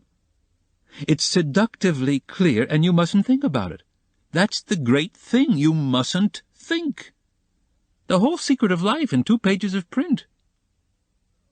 Now he is off, beating the drum. Catch hold of him, do, laughed Porfiry. Can you imagine, he turned to Raskolnikov, 6 people holding forth like that last night in one room, with punch as a preliminary? No, brother, you are wrong. Environment accounts for a great deal in crime, I can assure you of that. Oh, I know it does. But just tell me, a man of 40 violates a child of 10. Was it environment drove him to it? Well, strictly speaking, it did, Porfiry observed with noteworthy gravity. A crime of that nature may be very well ascribed to the influence of environment. Razumikhin was almost in a frenzy. Oh, if you like, he roared, I'll prove to you that your white eyelashes may very well be ascribed to the church of Ivan the Great's being 250 feet high. And I will prove it clearly, exactly, progressively, and even with a liberal tendency. I undertake to. Will you bet on it? Done. Let's hear, please, how he will prove it. He is always humbugging, confound him, cried Razumikhin, jumping up and gesticulating. What's the use of talking to you? He does all that on purpose. You don't know him, Rodion. He took their side yesterday simply to make fools of them. And the things he said yesterday, and they were delighted. He can keep it up for a fortnight together. Last year he persuaded us that he was going into a monastery. He stuck to it for 2 months. Not long ago he took it into his head to declare he was going to get married, that he had everything ready for the wedding. He ordered new clothes, indeed. We all began to congratulate him. There was no bride. Nothing. All pure fantasy. Ah, you are wrong. I got the clothes before.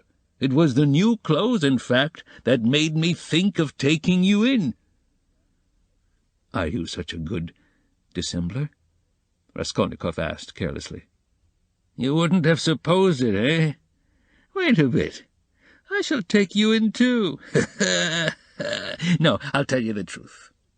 All these questions about crime, environment, children, recall to my mind an article of yours, which interested me at the time, on crime, or something of the sort. I forget the title. I read it with pleasure 2 months ago in the periodical review. My article? In the periodical review? Raskolnikov asked in astonishment. I certainly did write an article upon a book 6 months ago when I left the university, but I sent it to the weekly review. But it came out in the periodical. And the weekly review ceased to exist. So that's why it wasn't printed at the time. That's true, but when it ceased to exist, the weekly review was amalgamated with the periodical. And so your article appeared 2 months ago in the latter. Didn't you know? Raskolnikov had not known. Why, you might get some money out of them for the article. What a strange person you are! You lead such a solitary life that you know nothing of matters that concern you directly. It's a fact, I assure you. Bravo, Rodya! I knew nothing about it either, cried Razumikhin. I'll run today to the reading room and ask for the number. 2 months ago? What was the date? It doesn't matter, though. I'll find it. Think of not telling us. How did you find out that the article was mine? It's only signed with an initial. I only learned it by chance the other day, through the editor. I know him. I was very much interested. I analyzed, if I remember, the psychology of a criminal before and after the crime. Yes, and you maintained that the perpetration of a crime is always accompanied by illness. Very, very original. But it was not that part of your article that interested me so much, but an idea at the end of the article which I regret to say you merely suggested, without working it out clearly. There is, if you recollect, a suggestion that there are certain persons who can, that is, not precisely are able to, but have a perfect right to commit breaches of morality and crimes, and that the law is not for them. Raskolnikov smiled at the exaggerated and intentional distortion of his idea. What do you mean, a right to crime, but not because of the influence of environment? Razumikhin inquired with some alarm even. No, not exactly because of it, answered Porfiry. In his article all men are divided into ordinary and extraordinary.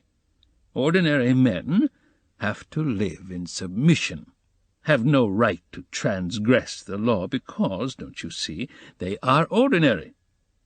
But extraordinary men have a right to commit any crime and to transgress the law in any way, just because they are extraordinary. That was your idea, if I am not mistaken. What do you mean, that can't be right? Razumikhin muttered in bewilderment. Raskolnikov smiled again. He saw the point at once, and knew where they wanted to drive him. He decided to take up the challenge. That wasn't quite my contention, he began simply and modestly. Yet I admit that you have stated it almost correctly, perhaps, if you like, perfectly so. It almost gave him pleasure to admit this. The only difference is that I don't contend that extraordinary people are always bound to commit breaches of morals, as you call it. In fact, I doubt whether such an argument could be published. I simply hinted that an extraordinary man has the right, that is, not an official right, but an inner right to decide in his own conscience, to overstep certain obstacles, and only in case it is essential for the practical fulfillment of his idea, sometimes, perhaps, of benefit to the whole of humanity. You say that my article isn't definite. I am ready to make it as clear as I can. Perhaps I am right in thinking you want me to. Very well. I maintain that if the discoveries of Kepler and Newton could not have been made known except by sacrificing the lives of one, a dozen, 100 or more men, Newton would have had the right, would indeed have been in duty bound, to eliminate the dozen or the 100 men for the sake of making his discoveries known to the whole of humanity. But it does not follow from that Newton had a right to murder people right and left, and to steal every day in the market. Then, I remember, I maintain in my article that all, legislators and leaders of men such as Lycurgus, Solon, Mahomet, Napoleon, and so on, were all, without exception, criminals, from the very fact that, making a new law, they transgressed the ancient one, handed down from their ancestors, and held sacred by the people. And they didn't stop short at bloodshed either, if that bloodshed, often of innocent persons fighting bravely in defense of ancient law, were of use to their cause. It's remarkable, in fact, that the majority, indeed, of these benefactors and leaders of humanity were guilty of terrible carnage.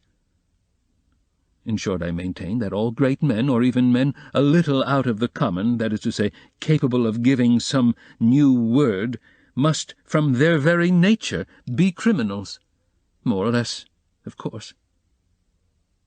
Otherwise, it's hard for them to get out of the common rut. And to remain in the common rut is what they can't submit to, from their very nature again, and to my mind they ought not, indeed, to submit to it. You see that there is nothing particularly new in all that. The same thing has been printed and read 1,000 times before. As for my division of people into ordinary and extraordinary, I acknowledge that it's somewhat arbitrary, but I don't insist upon exact numbers. I only believe in my leading idea that men are, in general, divided by a law of nature into 2 categories: inferior, ordinary, that is, so to say, material that serves only to reproduce its kind, and men who have the gift or the talent to utter a new word. There are, of course, innumerable subdivisions, but the distinguishing features of both categories are fairly well marked. The first category, generally speaking, are men conservative in temperament and law-abiding. They live under control, and love to be controlled. To my thinking, it is their duty to be controlled, because that's their vocation, and there is nothing humiliating in it for them. The second category, all transgress the law. They are destroyers, or disposed to destruction according to their capacities.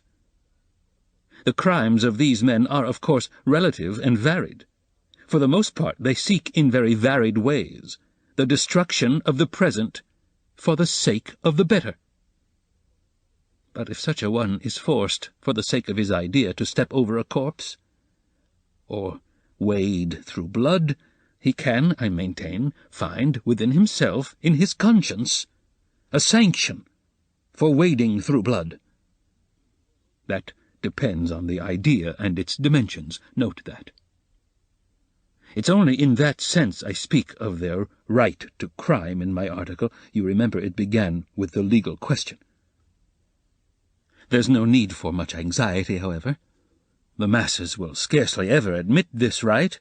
They punish them or hang them, more or less, and in doing so fulfill quite justly their conservative vocation.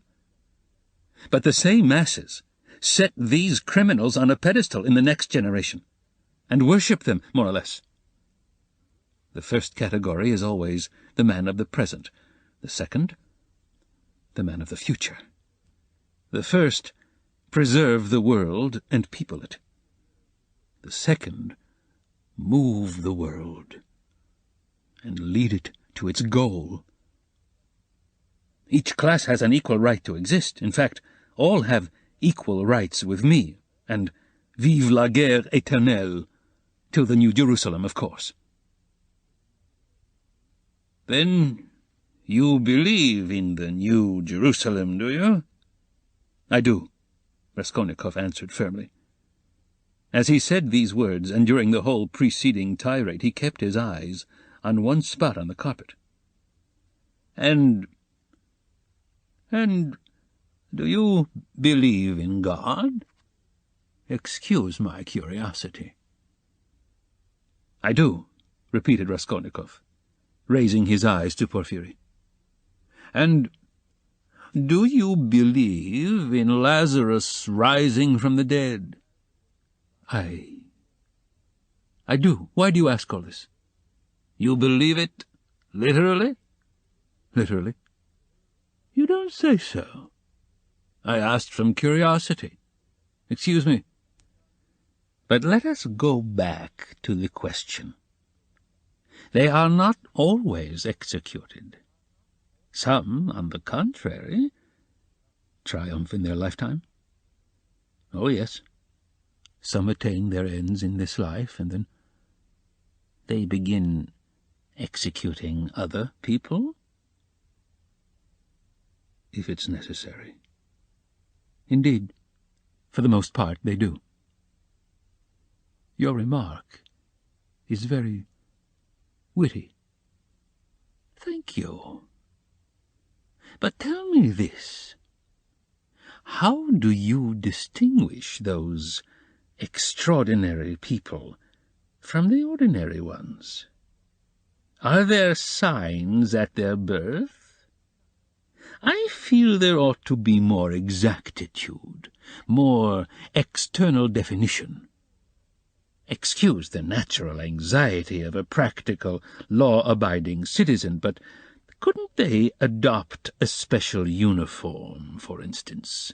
Couldn't they wear something? Be branded in some way?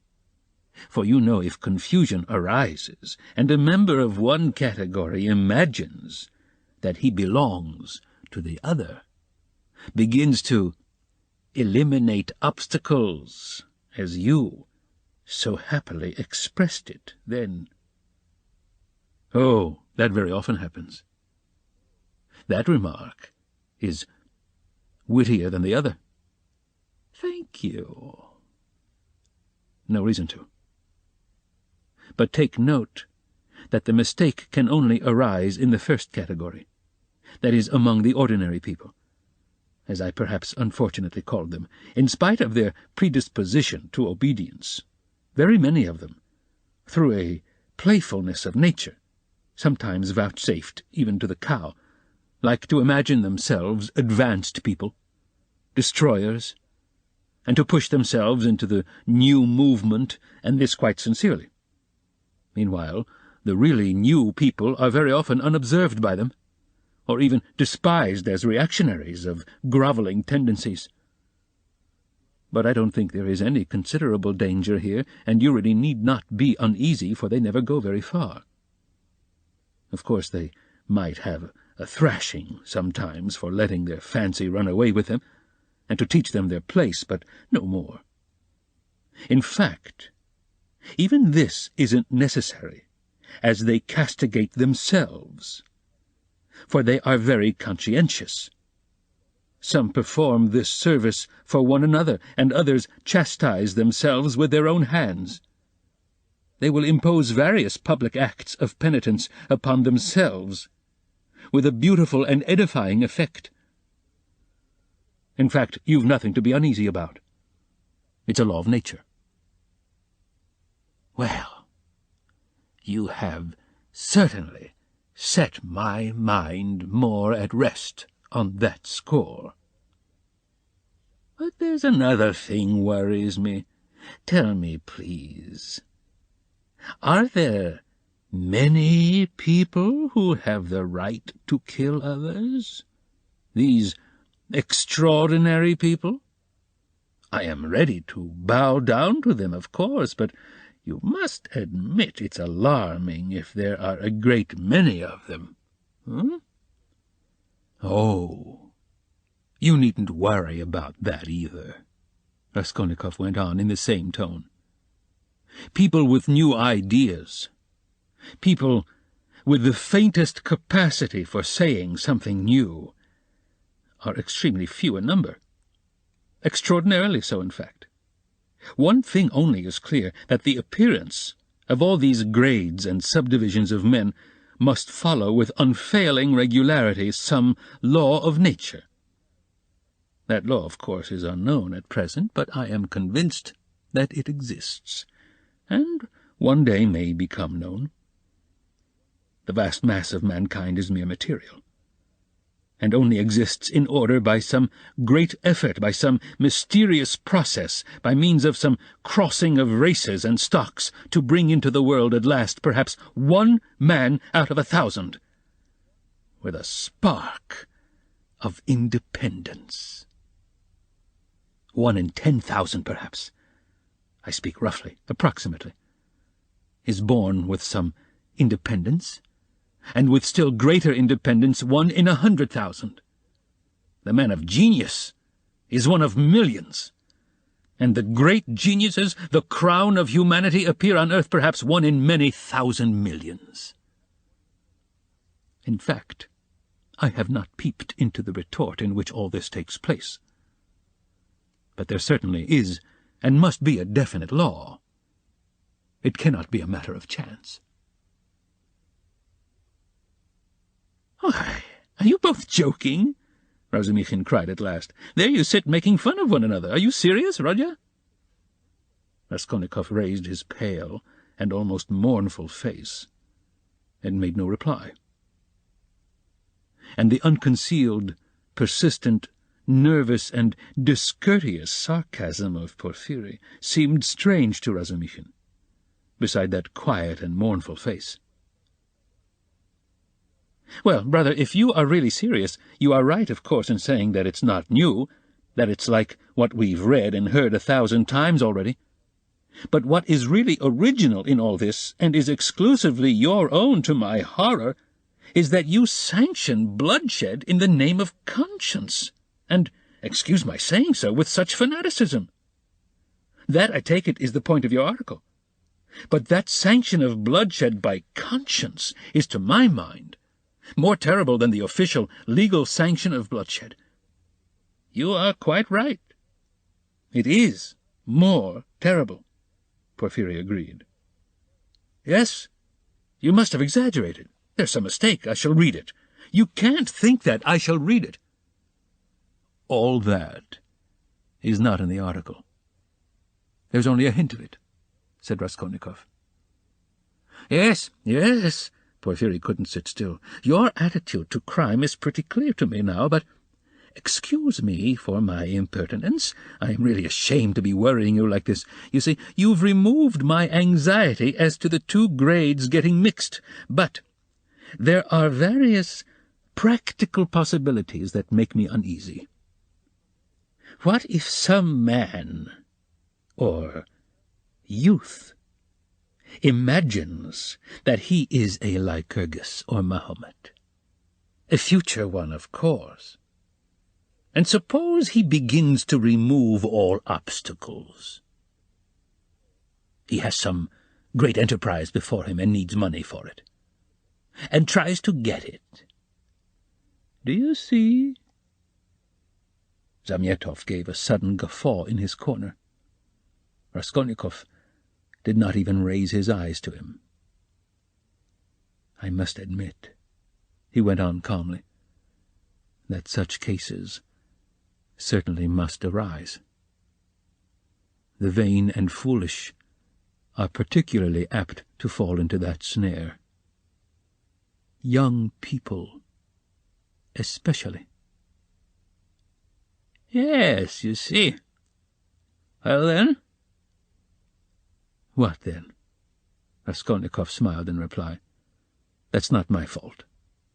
So it is, and so it always will be. He said just now," he nodded at Razumikhin, "that I sanction bloodshed. Society is too well protected by prisons, banishment, criminal investigators, penal servitude. There's no need to be uneasy. You have but to catch the thief." "And what if we do catch him?" "Then he gets what he deserves. You are certainly logical. But what of his conscience? Why do you care about that? Simply from humanity. If he has a conscience, he will suffer for his mistake. That will be his punishment, as well as the prison. But the real geniuses, asked Razumikhin, frowning, those who have the right to murder, oughtn't they to suffer at all, even for the blood they've shed? Why the word ought? It's not a matter of permission or prohibition. He will suffer if he is sorry for his victim. Pain and suffering are always inevitable for a large intelligence and a deep heart. The really great men must, I think, have great sadness on earth. He added dreamily, not in the tone of the conversation. He raised his eyes, looked earnestly at them all, smiled, and took his cap. He was too quiet by comparison with his manner at his entrance, and he felt this. Everyone got up. "Well, you may abuse me, be angry with me if you like," Porfiri Petrovitch began again, "but I can't resist. Allow me one little question. I know I am troubling you. There is just one little notion I want to express, simply that I may not forget it." "Very good. Tell me your little notion."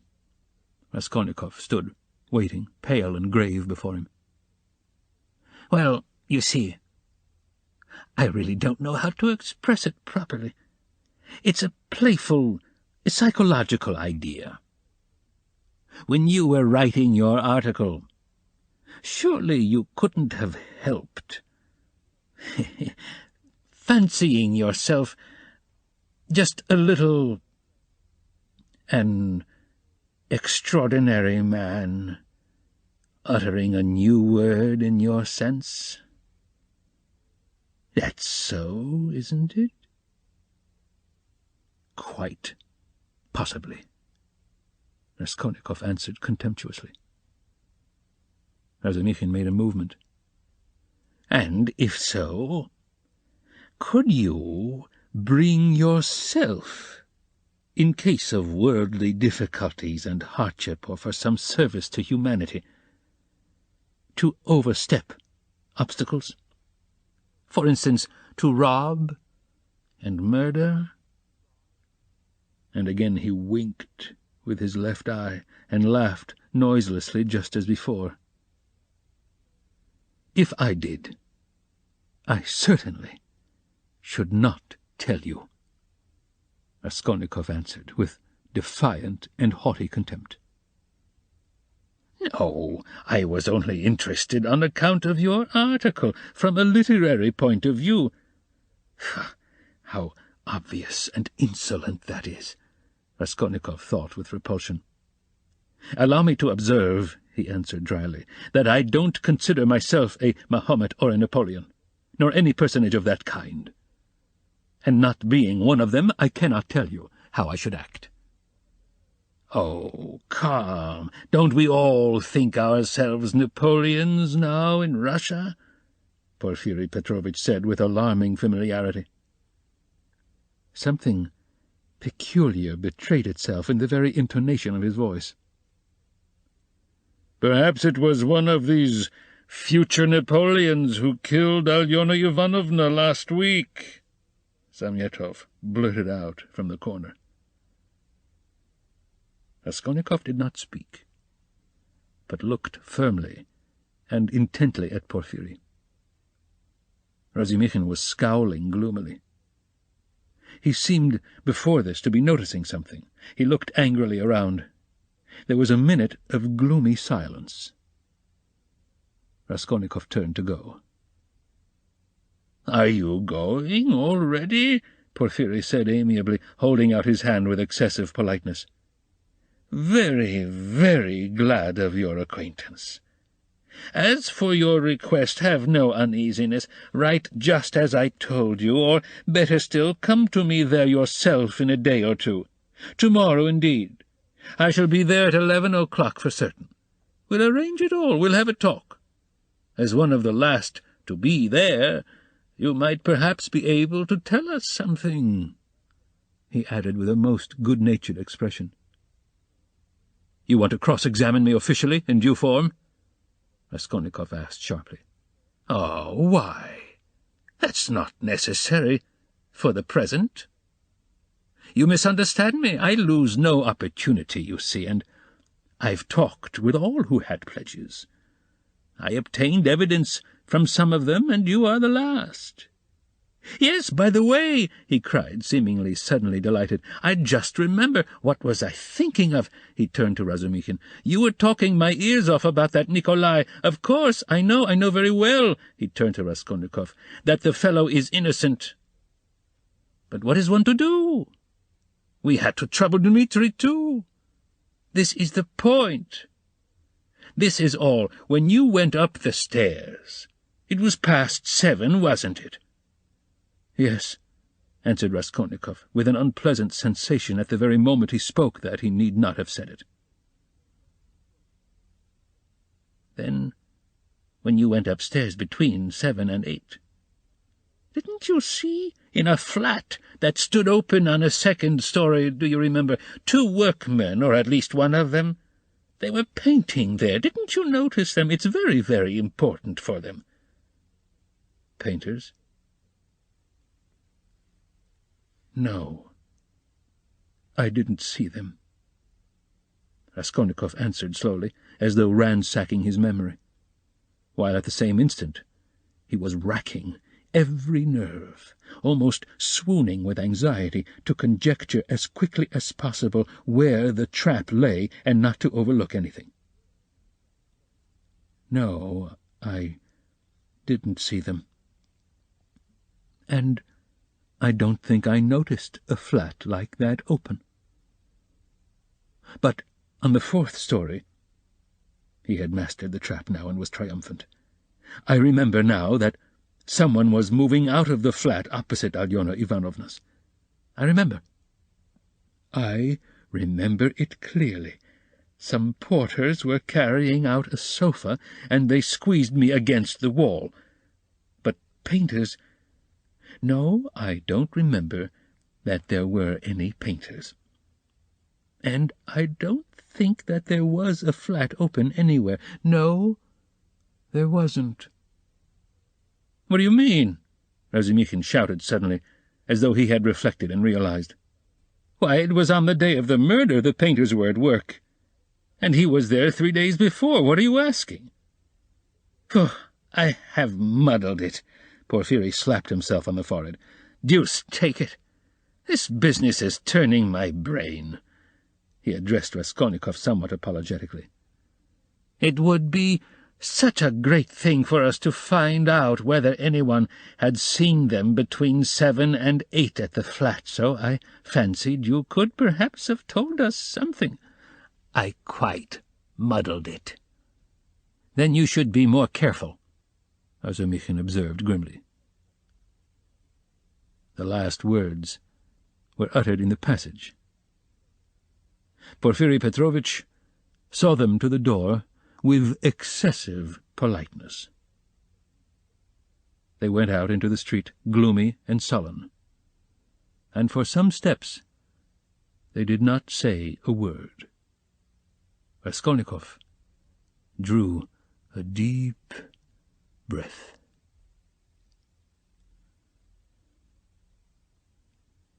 Chapter 6. "I don't believe it. I can't believe it," repeated Razumikhin, trying in perplexity to refute Raskolnikov's arguments. They were by now approaching Bakalaev's lodgings, where Pulcheria Alexandrovna and Dunya had been expecting them a long while. Razumikhin kept stopping on the way in the heat of discussion, confused and excited by the very fact that they were for the first time speaking openly about it. "Don't believe it, then," answered Raskolnikov with a cold, careless smile. You were noticing nothing as usual, but I was weighing every word." "You're suspicious. That's why you weighed their words? Certainly, I agree, Porfiry's tone was rather strange, and still more that wretch Zamyetov. You are right, there was something about him, but why? Why?" "He has changed his mind since last night." "Quite the contrary. If they had that brainless idea, they would do their utmost to hide it and conceal their cards so as to catch you afterwards. But it was all impudent and careless." "If they had had facts, I mean real facts, or at least grounds for suspicion, then they would certainly have tried to hide their game in the hope of getting more. They would have made a search long ago, besides, but they have no facts, not one. It's all mirage, all ambiguous, simply a floating idea, so they try to throw me out by impudence. And perhaps he was irritated at having no facts, and blurted it out in his vexation, or perhaps he has some plan. He seems an intelligent man. Perhaps he wanted to frighten me by pretending to know. They have a psychology of their own, brother. But it is loathsome explaining it all. Stop! And it's insulting. Insulting! I understand you, but since we have spoken openly now, and it's an excellent thing that we have at last, I'm glad, I will own now, frankly, that I noticed it in them long ago, this idea. Of course, the merest hint only, an insinuation, but why an insinuation even? How dare they? What foundation have they? If only you knew how furious I have been. Think only, simply because a poor student, unhinged by poverty and hypochondria, on the eve of a severe, delirious illness, note that, suspicious, vain, proud, who has not seen a soul to speak to for 6 months, in rags and in boots without soles, has to face some wretched policemen and put up with their insolence. And the unexpected debt thrust under his nose, the IOU presented by Tchebarov, the new paint, 30 degrees Réaumur, and a stifling atmosphere, a crowd of people, the talk about the murder of a person where he had been just before, and all that on an empty stomach. He might well have a fainting fit. And that is what they found it all on. Damn them! I understand how annoying it is, but in your place, Rodya, I would laugh at them, or better still, spit in their ugly faces, and spit 12 times in all directions. I'd hit out in all directions neatly, too, and so I'd put an end to it. Damn them! Don't be downhearted. It's a shame. He really has put it well, though, Raskolnikov thought. Damn them! But the cross-examination again tomorrow? He said with bitterness. Must I really enter into explanations with him? I feel vexed as it is that I condescended to speak to Zamyetov yesterday in the restaurant. Damn it, I will go myself to Porfiry. I will squeeze it out of him as one of the family. He must let me know the ins and outs of it all, and as for Zamyetov— At last he sees through him, thought Raskolnikov. "Wait!" cried Razumikhin, seizing him by the shoulder again. "Wait, you are wrong. I have thought it out. You are wrong. How was that a trap? You say that the question about the workmen was a trap, but if you had done that, could you have said you had seen them painting the flat and the workmen? On the contrary, you would have seen nothing, even if you had seen it. Who would admit it against himself? If I had done that thing, I should certainly have said that I had seen the workmen and the flat," Raskolnikov answered, with reluctance and obvious disgust. "But why speak against yourself?" "Because only peasants, or the most inexperienced novices, deny everything flatly at examinations. If a man is ever so little developed and experienced, he will certainly try to admit all the external facts that can't be avoided, but will seek other explanations of them, will introduce some special unexpected turn that will give them another significance and put them in another light. Porfiry might well reckon that I should be sure to answer so, and say I had seen them to give an air of truth, and then make some explanation. But he would have told you at once that the workmen could not have been there 2 days before, and that therefore you must have been there on the day of the murder at 8 o'clock. And so he would have caught you over a detail. Yes. That's what he was reckoning on. That I should not have time to reflect and should be in a hurry to make the most likely answer, and so would forget that the workmen could not have been there 2 days before. But how could you forget it? Nothing easier. It's in just such stupid things clever people are most easily caught. The more cunning a man is, the less he suspects that he will be caught in a simple thing. The more cunning a man is, the simpler the trap he must be caught in. Porfiry is not such a fool as you think. He's a knave, then, if that's so. Raskolnikov could not help laughing. But at the very moment he was struck by the strangeness of his own frankness, and the eagerness with which he had made this explanation, though he had kept up all the preceding conversation with gloomy repulsion, obviously with a motive, from necessity. This ends Disc 10. Crime and Punishment, Disc 11. I am getting a relish for certain aspects, he thought to himself. But almost at the same instant he became suddenly uneasy, as though an unexpected and alarming idea had occurred to him. His uneasiness kept on increasing. They had just reached the entrance to Bakalaev's.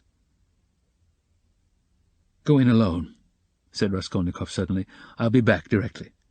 "Where are you going?" "Why, we're just here." "I can't help it. I'll come in half an hour. Tell them." "Say what you like. I'll come with you." "You too want to torture me," he screamed, with such bitter irritation, such despair in his eyes, that Razumikhin's hands dropped.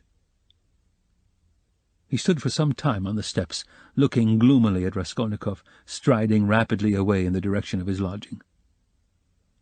At last, gritting his teeth and clenching his fist, he swore he would squeeze Porfiry like a lemon that very day, and went up the stairs to reassure Pulcheria Alexandrovna, who was by now alarmed at their long absence. When Raskolnikov got home, his hair was soaked with sweat, and he was breathing heavily. He went rapidly up the stairs, walked into his unlocked room, and at once fastened the latch. Then, in senseless terror, he rushed to the corner, to that hole under the paper where he had put the thing, put his hand in, and for some minutes felt carefully in the hole, in every crack and fold of the paper. Finding nothing, he got up and drew a deep breath. As he was reaching the steps of Bakalaev's, he suddenly thought that something, a chain, a stud, or even a bit of paper in which they had been wrapped with the old woman's handwriting on it, might somehow have slipped out and been lost in some crack, and then might suddenly turn up as unexpected conclusive evidence against him. He stood as though lost in thought, and a strange, humiliated, half-senseless smile strayed on his lips. He took his cap at last and went quietly out of the room. His ideas were all tangled. He went dreamily through the gateway. "Here he is himself!" shouted a loud voice. He raised his head. The porter was standing at the door of his little room, and was pointing him out, to a short man who looked like an artisan, wearing a long coat and a waistcoat, and looking at a distance remarkably like a woman. He stooped, and his head in a greasy cap hung forward. From his wrinkled, flabby face he looked over 50. His little eyes were lost in fat, and they looked out grimly, sternly, and discontentedly.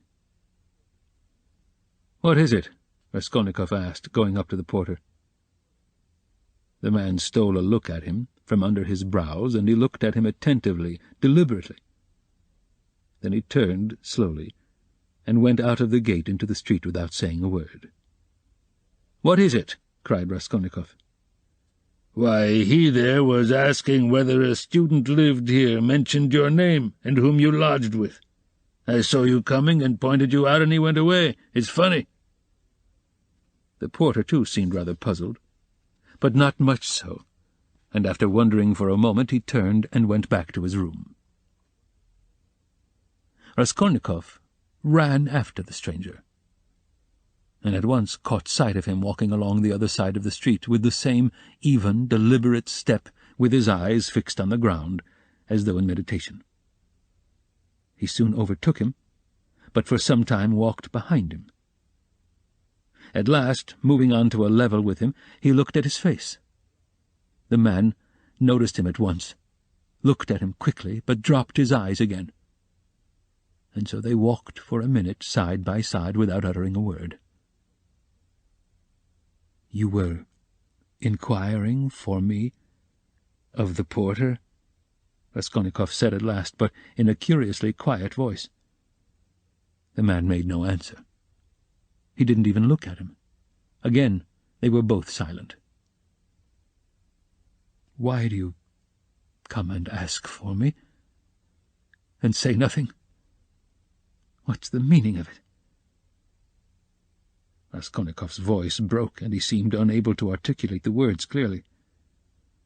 The man raised his eyes this time, and turned a gloomy, sinister look at Raskolnikov. "Murderer," he said suddenly, in a quiet but clear and distinct voice. Raskolnikov went on walking beside him.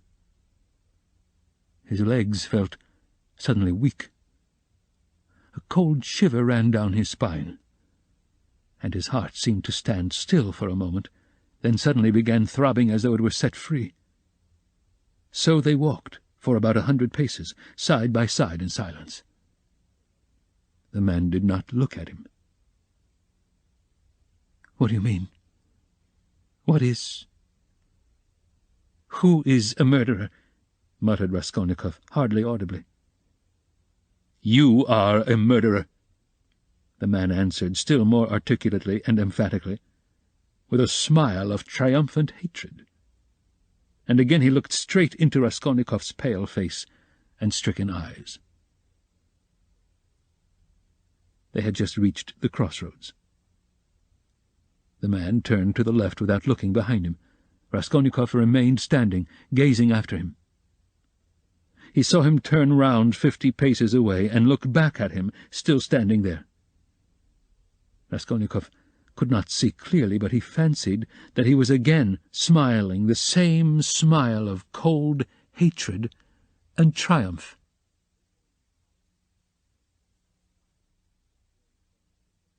With slow, faltering steps, with shaking knees, Raskolnikov made his way back to his little garret, feeling chilled all over.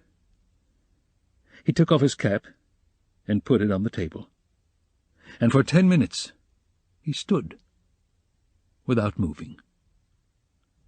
Then he sank, exhausted, on the sofa, and with a weak moan of pain he stretched himself on it. So he lay for half an hour. He thought of nothing.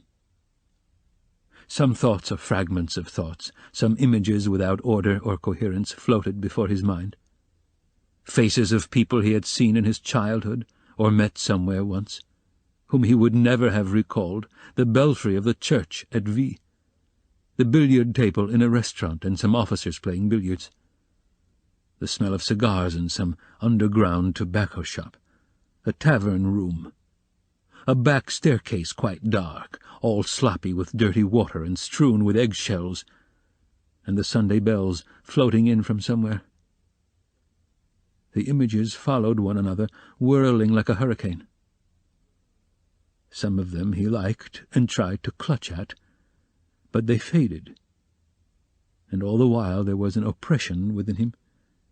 But it was not overwhelming. Sometimes it was even pleasant. The slight shivering still persisted, but that too was an almost pleasant sensation. He heard the hurried footsteps of Razumikhin. He closed his eyes and pretended to be asleep. Razumikhin opened the door and stood for some time in the doorway as though hesitating. Then he stepped softly into the room and went cautiously to the sofa.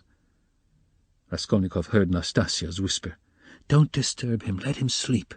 He can have his dinner later." "Quite so," answered Razumikhin. Both withdrew carefully and closed the door.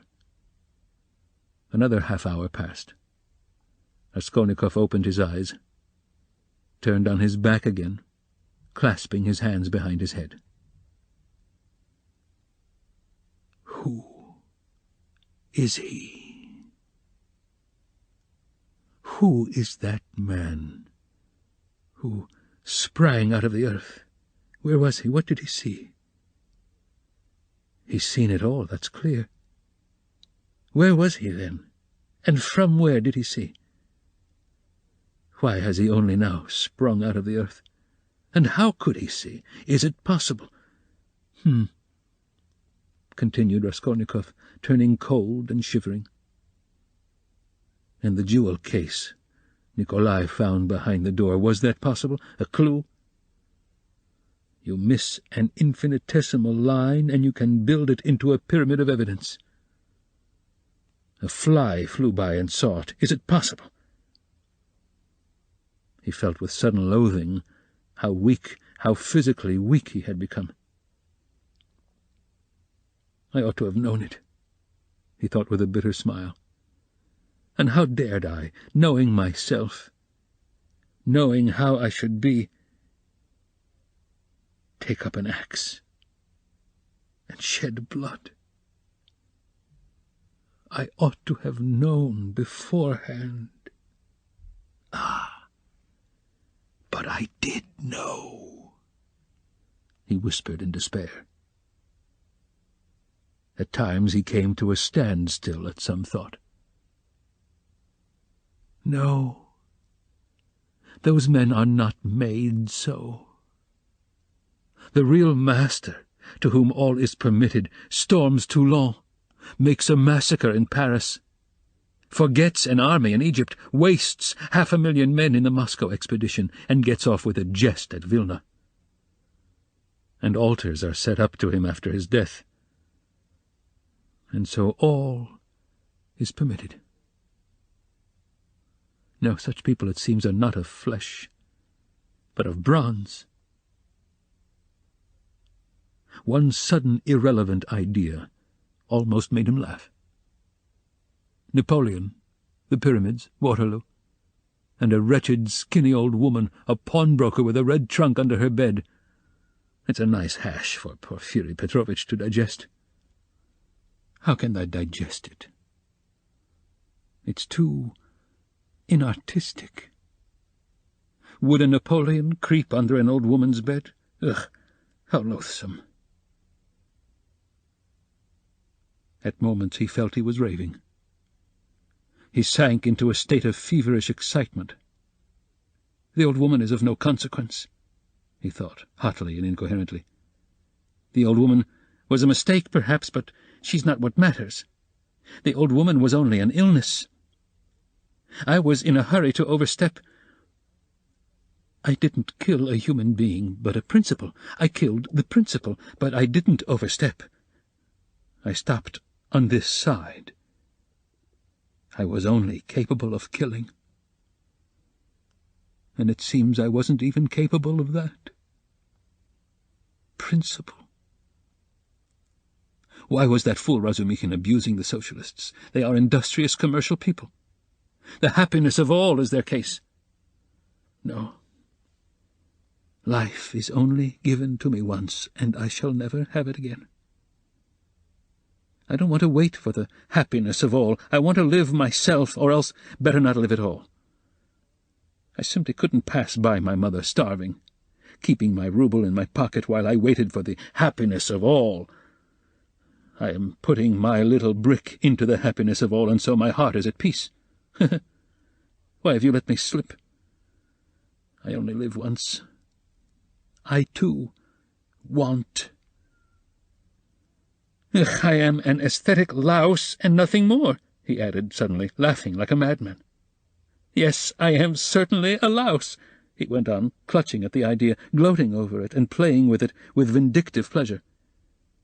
"In the first place, because I can reason that I am one, and secondly, because for a month past I have been troubling benevolent Providence, calling it to witness that not for my own fleshly lusts did I undertake it, but with a grand and noble object. Thirdly, because I aimed at carrying it out as justly as possible, weighing, measuring, and calculating. Of all the lice, I picked out the most useless one and proposed to take from her only as much as I needed for the first step, no more nor less.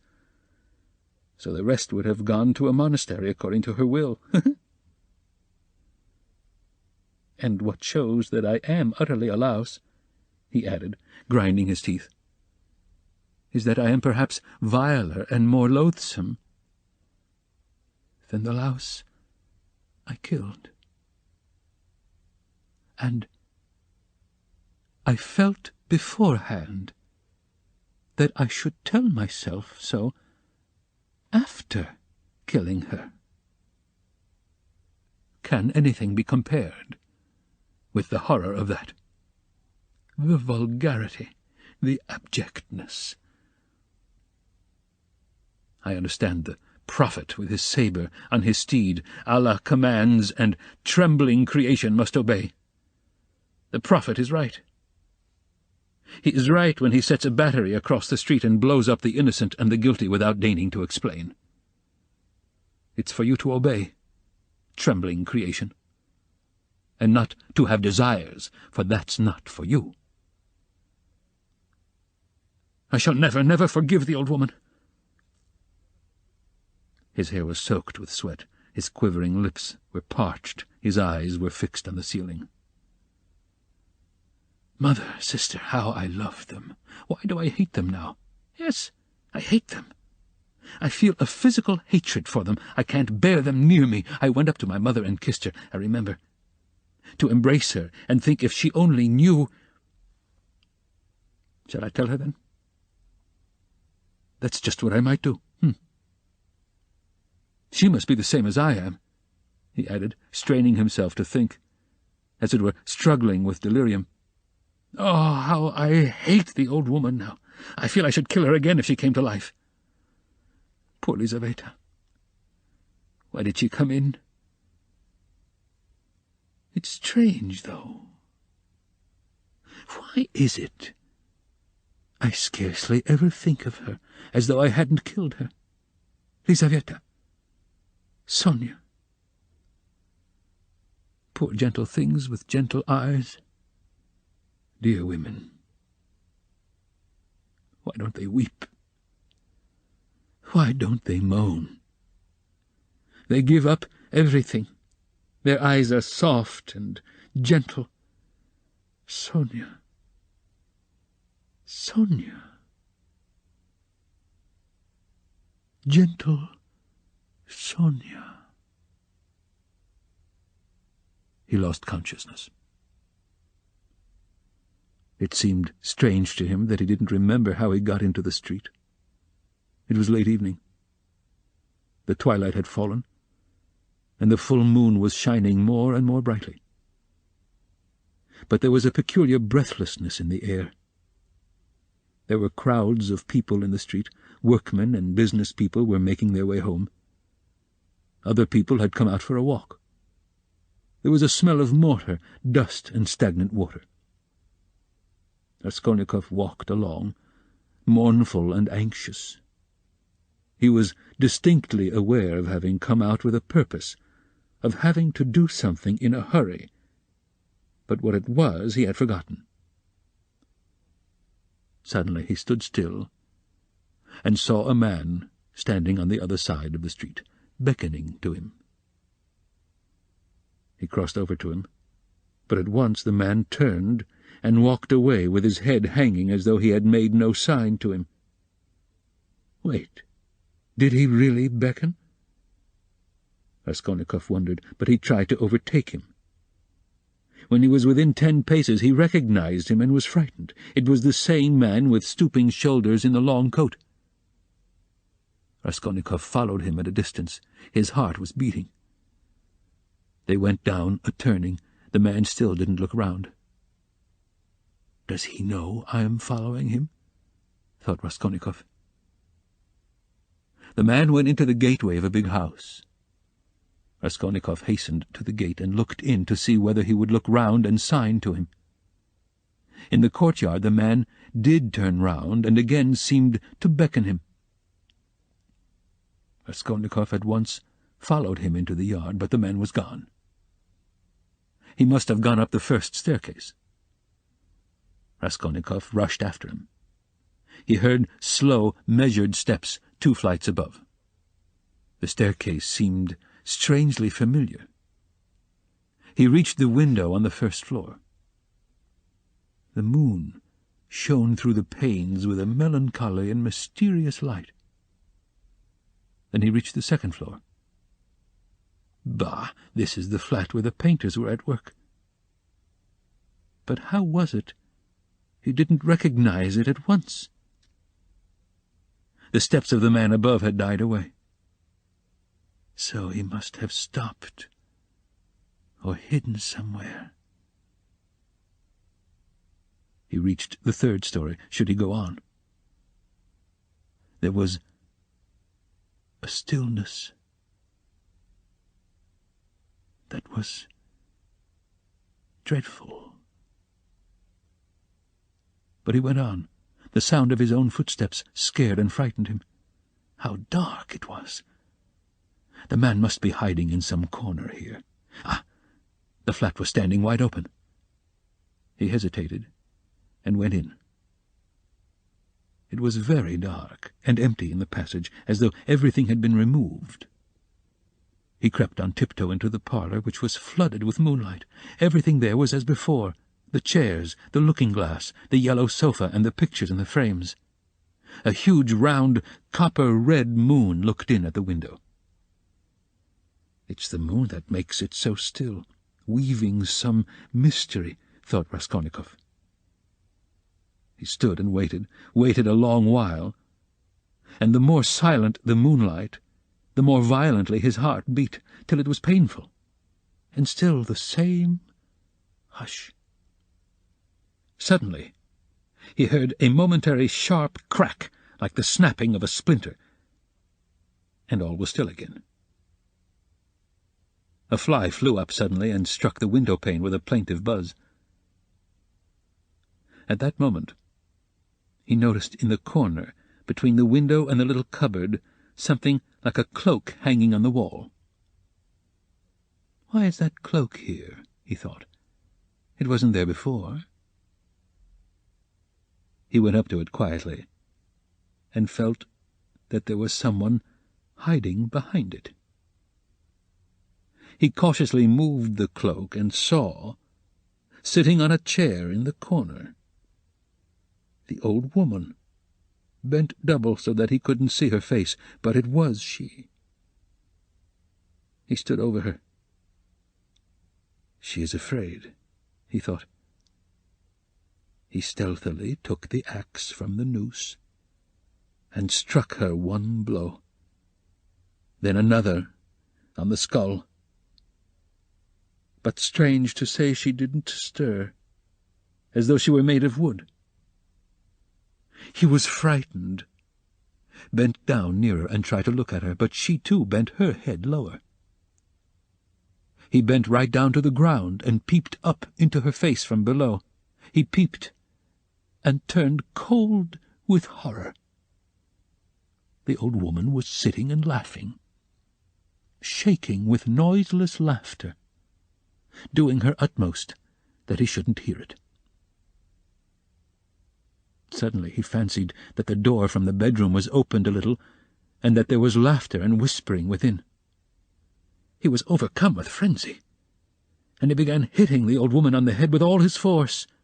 But at every blow of the axe, the laughter and whispering from the bedroom grew louder, and the old woman was simply shaking with mirth. He was rushing away, but the passage was full of people. The doors of the flats stood open, and on the landing, on the stairs, and everywhere below there were people, rows of heads, all looking, but huddled together in silence and expectation. Something gripped his heart. His legs were rooted to the spot. They wouldn't move. He tried to scream, and woke up. He drew a deep breath. But his dream seemed strangely to persist. His door was flung open, and a man whom he had never seen stood in the doorway watching him intently. Raskolnikov had hardly opened his eyes, and he instantly closed them again. He lay on his back without stirring. "Is it still a dream?" he wondered, and again raised his eyelids, hardly perceptibly. The stranger was standing in the same place, still watching him. He stepped cautiously into the room, carefully closing the door after him, went up to the table, paused a moment, still keeping his eyes on Raskolnikov, and noiselessly seated himself on the chair by the sofa. He put his hat on the floor beside him, and leaned his hands on his cane and his chin on his hands. It was evident that he was prepared to wait indefinitely. As far as Raskolnikov could make out from his stolen glances, he was a man no longer young, stout, with a full, fair, almost whitish beard. 10 minutes passed. It was still light, but beginning to get dusk. There was complete stillness in the room. Not a sound came from the stairs. Only a big fly buzzed and fluttered against the window-pane. It was unbearable at last. Raskolnikov suddenly got up and sat on the sofa. "Come, tell me what you want." "I knew you were not asleep, but only pretending," the stranger answered oddly, laughing calmly. "Allow me to introduce myself. Arkady Ivanovich Svidrigailov." Part 4. Chapter 1. Can this be still a dream? Raskolnikov thought once more. He looked carefully and suspiciously at the unexpected visitor. "Svidrigailov? What nonsense! It can't be," he said at last aloud in bewilderment. His visitor did not seem at all surprised at this exclamation. "I have come to you for 2 reasons. In the first place, I wanted to make your personal acquaintance, as I have already heard a great deal about you that is interesting and flattering. Secondly, I cherish the hope that you may not refuse to assist me in a matter directly concerning the welfare of your sister, Avdotya Romanovna. For without your support she might not let me come near her now, for she is prejudiced against me. But with your assistance, I reckon on—" "You reckon wrongly," interrupted Raskolnikov. "They only arrived yesterday, may I ask you?" Raskolnikov made no reply. "It was yesterday, I know. I only arrived myself the day before. Well, let me tell you this, Rodion Romanovich. I don't consider it necessary to justify myself, but kindly tell me what was there particularly criminal on my part in all this business, speaking without prejudice, with common sense." Raskolnikov continued to look at him in silence. "That in my own house I persecuted a defenceless girl and insulted her with my infamous proposals, is that it? I am anticipating you. But you've only to assume that I, too, am a man et nihil humanum. In a word, that I am capable of being attracted and falling in love, which does not depend on our will. Then everything can be explained in the most natural manner. The question is, am I a monster? Or am I myself a victim? And what if I am a victim?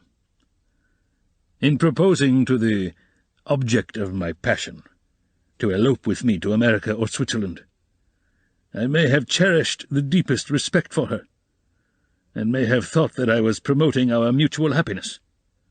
Reason is the slave of passion, you know. Why, probably I was doing more harm to myself than anyone. But that's not the point, Raskolnikov interrupted with disgust. It's simply that whether you are right or wrong, we dislike you. We don't want to have anything to do with you. We show you the door. Go out. Svidrigailov broke into a sudden laugh. But there's no getting round you, he said, laughing in the frankest way. I hoped to get round you, but you took up the right line at once. But you are trying to get round me still. What of it? What of it? Cried Svidrigailov, laughing openly. But this is what the French call bonne guerre, and the most innocent form of deception. But still you have interrupted me, one way or another. I repeat again, there would never have been any unpleasantness except for what happened in the garden. Marfa Petrovna— You have got rid of Marfa Petrovna too, so they say. Raskolnikov interrupted rudely. Oh, you heard that too, then? You'd be sure to, though. But as for your question, I really don't know what to say, though my own conscience is quite at rest on that score. Don't suppose that I am in any apprehension about it. All was regular and in order. The medical inquiry diagnosed apoplexy due to bathing immediately after a heavy dinner and a bottle of wine. And indeed it could have proved nothing else. But I'll tell you what I have been thinking to myself of late, on my way here in the train especially. Didn't I contribute to all that calamity, morally, in a way, by irritation or something of the sort? But I came to the conclusion that that, too, was quite out of the question. Raskolnikov laughed. I wonder you trouble yourself about it. But what are you laughing at? Only consider, I struck her just twice with a switch. There were no marks, even. Don't regard me as a cynic, please. I am perfectly aware how atrocious it was of me and all that. But I know for certain, too, that Marfa Petrovna was very likely pleased at my, so to say, warmth. The story of your sister had been wrung out to the last drop. For the last 3 days Marfa Petrovna had been forced to sit at home. She had nothing to show herself with in the town. Besides, she had bored them so with that letter. You heard about her reading the letter. And all of a sudden, those 2 switches fell from heaven. Her first act was to order the carriage to be got out. Not to speak of the fact that there are cases when women are very, very glad to be insulted in spite of all their show of indignation. There are instances of it with everyone. Human beings in general, indeed, greatly love to be insulted. Have you noticed that? But it's particularly so with women. One might even say it's their only amusement. At one time Raskolnikov thought of getting up and walking out, and so finishing the interview. But some curiosity and even a sort of prudence made him linger for a moment.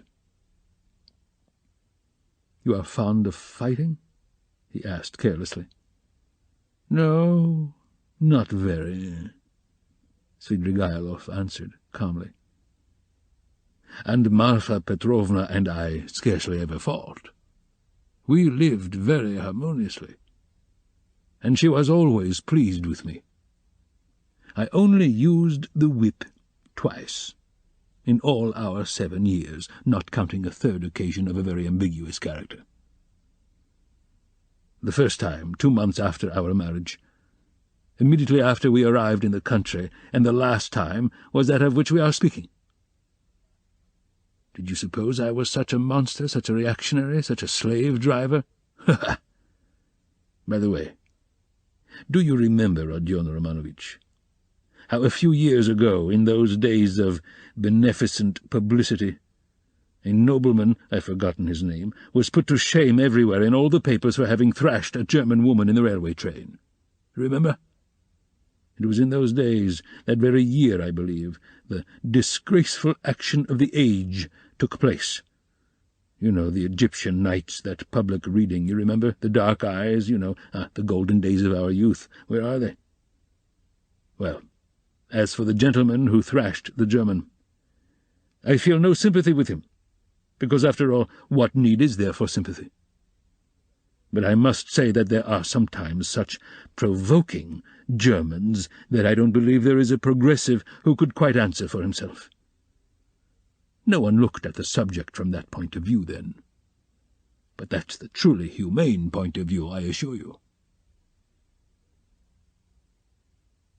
After saying this, Svidrigaïlov broke into a sudden laugh again.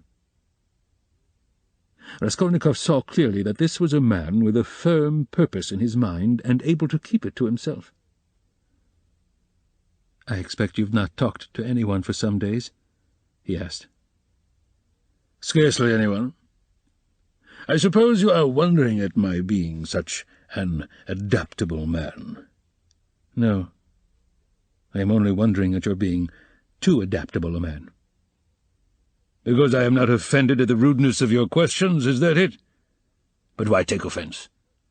As you asked, so I answered," he replied, with a surprising expression of simplicity. "You know, there's hardly anything I take interest in," he went on, as it were dreamily, "especially now I've nothing to do.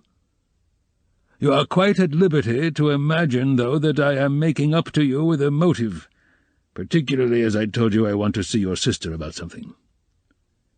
But I'll confess frankly, I am very much bored. The last 3 days especially, so I am delighted to see you. Don't be angry, Rodion Romanovich, but you seem to be somehow awfully strange yourself. Say what you like, there's something wrong with you, and now, too. Not this very minute, I mean, but now, generally. Well, I won't. Don't scowl. I am not such a bear, you know, as you think." Raskolnikov looked gloomily at him. "You are not a bear, perhaps, at all," he said. "I think, indeed, that you are a man of very good breeding, or at least know how, on occasion, to behave like one." "I am not particularly interested in anyone's opinion," Svidrigaïlov answered, dryly and even with a shade of haughtiness. "And therefore why not be vulgar at times, when vulgarity is such a convenient cloak for our climate? And especially if one has a natural propensity that way," he added, laughing again. "But I've heard you have many friends here. You are, as they say, not without connections. What can you want with me, then, unless you've some special object?" "That's true that I have friends here," Svidrigaïlov admitted, not replying to the chief point. "I've met some already. I've been lounging about for the last 3 days, and I've seen them, or they've seen me. That's a matter of course. I am well dressed, and reckoned not a poor man. The emancipation of the serfs hasn't affected me. My property consists chiefly of forests and water meadows. The revenue has not fallen off, but I am not going to see them. I was sick of them long ago. I've been here 3 days and have called on no one. What a town it is! How has it come into existence among us? Tell me that. A town of officials and students of all sorts. Yes, there's a great deal I didn't notice when I was here 8 years ago, kicking up my heels. My only hope now is in anatomy. By God, it is." "Anatomy?" "But as for these clubs, Dussault, parades, or progress, indeed, maybe, well, all that can go on without me," he went on, again without noticing the question. Besides, who wants to be a card sharper?" "Why, have you been a card sharper, then?" "How could I help being?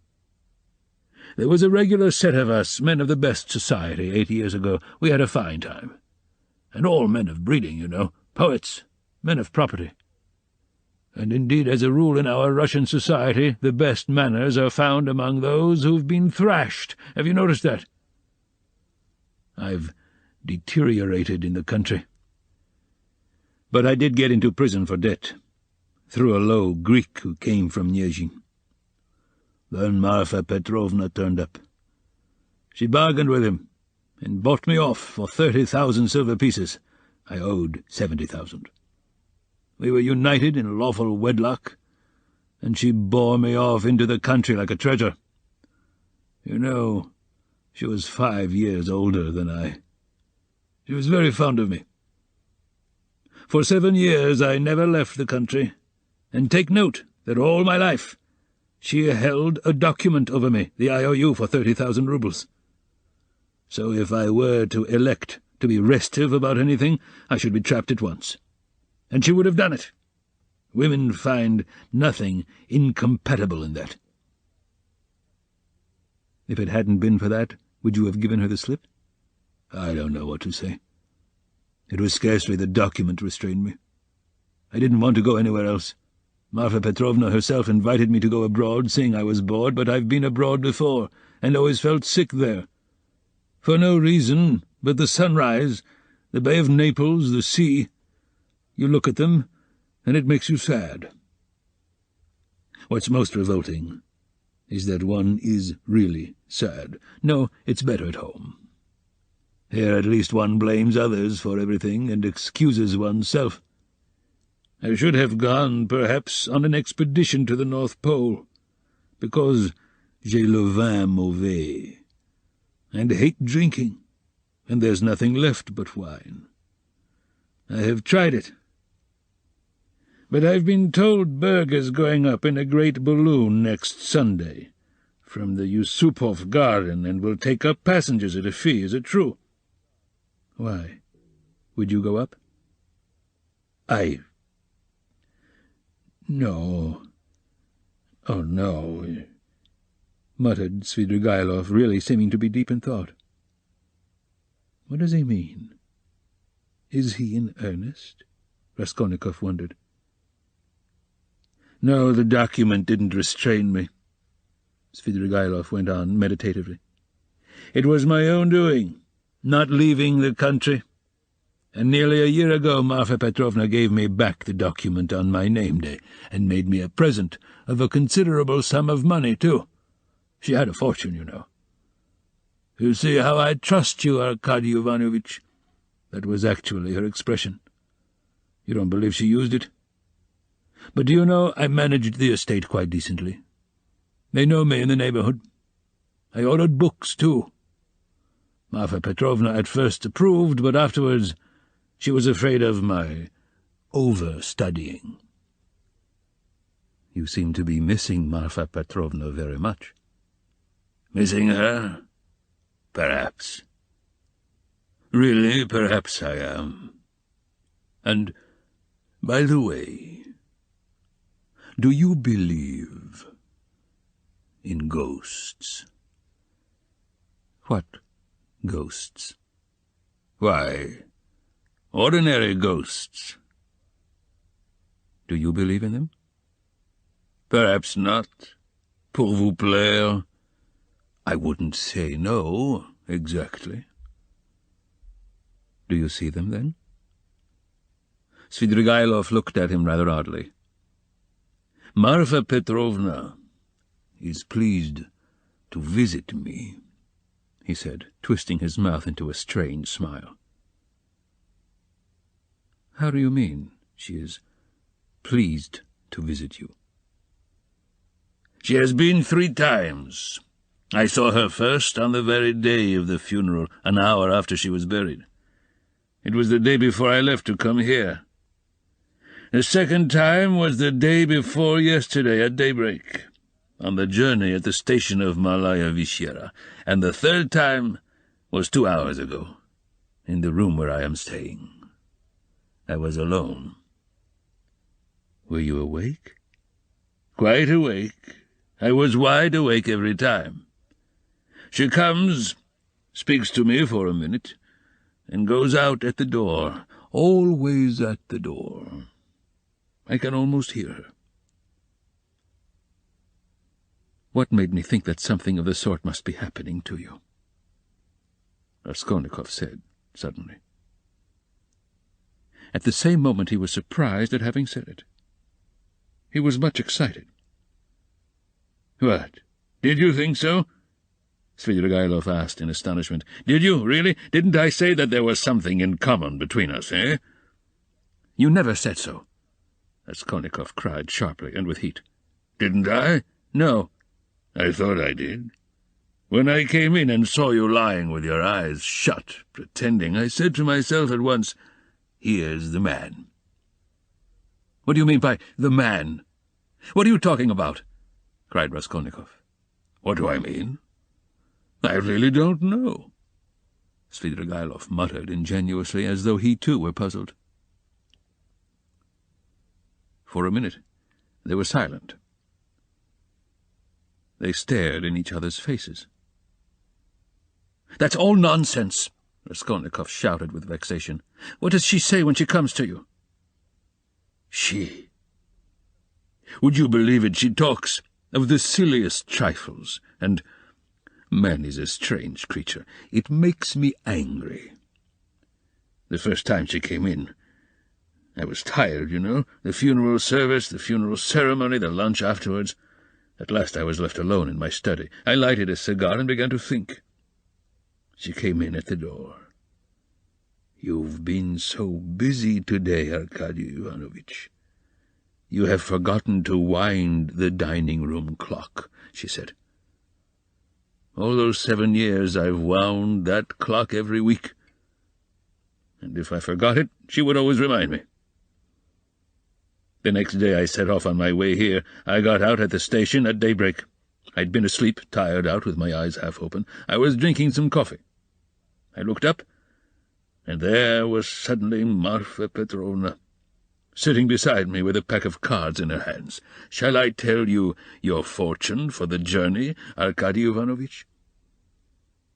She was a great hand at telling fortunes. I shall never forgive myself for not asking her to. I ran away in a fright, and besides, the bell rang. I was sitting today, feeling very heavy after a miserable dinner from a cook-shop. I was sitting smoking. All of a sudden, Marfa Petrovna again. She came in very smart in a new green silk dress with a long train. "Good day, Arkady Ivanovitch. How do you like my dress? Aniska can't make like this." Aniska was a dressmaker in the country, one of our former serf girls who had been trained in Moscow, a pretty wench. She stood turning round before me. I looked at the dress, and then I looked carefully, very carefully, at her face. "I wonder you trouble to come to me about such trifles, Marfa Petrovna."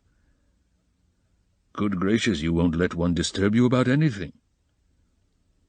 To tease her, I said, "I want to get married, Marfa Petrovna." "That's just like you, Arkady Ivanovitch. It does you very little credit to come looking for a bride when you've hardly buried your wife. And if you could make a good choice at least, but I know it won't be for your happiness or hers, you will only be a laughing stock to all good people." And she went out, and her train seemed to rustle. Isn't it nonsense, huh? "But perhaps you are telling lies," Raskolnikov put in. "I rarely lie," answered Svidrigailov thoughtfully, apparently not noticing the rudeness of the question. "And in the past, have you ever seen ghosts before?" "Yes, I have seen them, but only once in my life 6 years ago. I had a serf, Filka. Just after his burial I called out, forgetting, 'Filka, my pipe!' He came in. and went to the cupboard where my pipes were. I sat still and thought he's doing it out of revenge, because we had a violent quarrel just before his death. 'How dare you come in with a hole in your elbow?' I said. 'Go away, you scamp.' He turned and went out, and never came again. I didn't tell Marfa Petrovna at the time. I wanted to have a service sung for him, but I was ashamed." "You should go to a doctor." "I know I am not well, without your telling me, though I don't know what's wrong. I believe I am 5 times as strong as you are. I didn't ask you whether you believe that ghosts are seen, but whether you believe that they exist." "No, I won't believe it," Raskolnikov cried with positive anger. "What do people generally say?"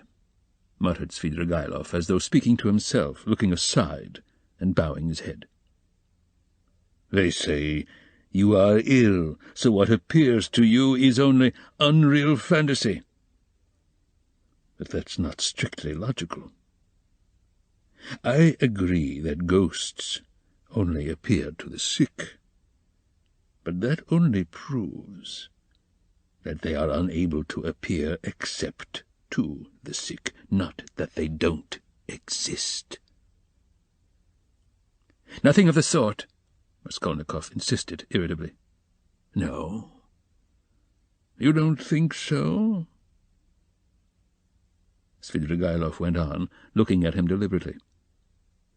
"But what do you say to this argument? Help me with it. Ghosts are, as it were, shreds and fragments of other worlds, the beginning of them. A man in health has, of course, no reason to see them, because he is above all a man of this earth, and is bound, for the sake of completeness and order, to live only in this life. But as soon as one is ill, as soon as the normal, earthly order of the organism is broken, one begins to realize the possibility of another world. And the more seriously ill one is, the closer becomes one's contact with that other world. So that as soon as the man dies, he steps straight into that world. I thought of that long ago. If you believe in a future life, you could believe in that too." "I don't believe in a future life," said Raskolnikov. Svidrigailov sat, lost in thought. "And what if there are only spiders there, or something of that sort?" he said suddenly. "He is a madman," thought Raskolnikov. "We always imagine eternity as something beyond our conception, something vast, vast. But why must it be vast? Instead of all that, what if it's one little room, like a bathhouse in the country, black and grimy, and spiders in every corner, and that's all eternity is? I sometimes imagine it like that."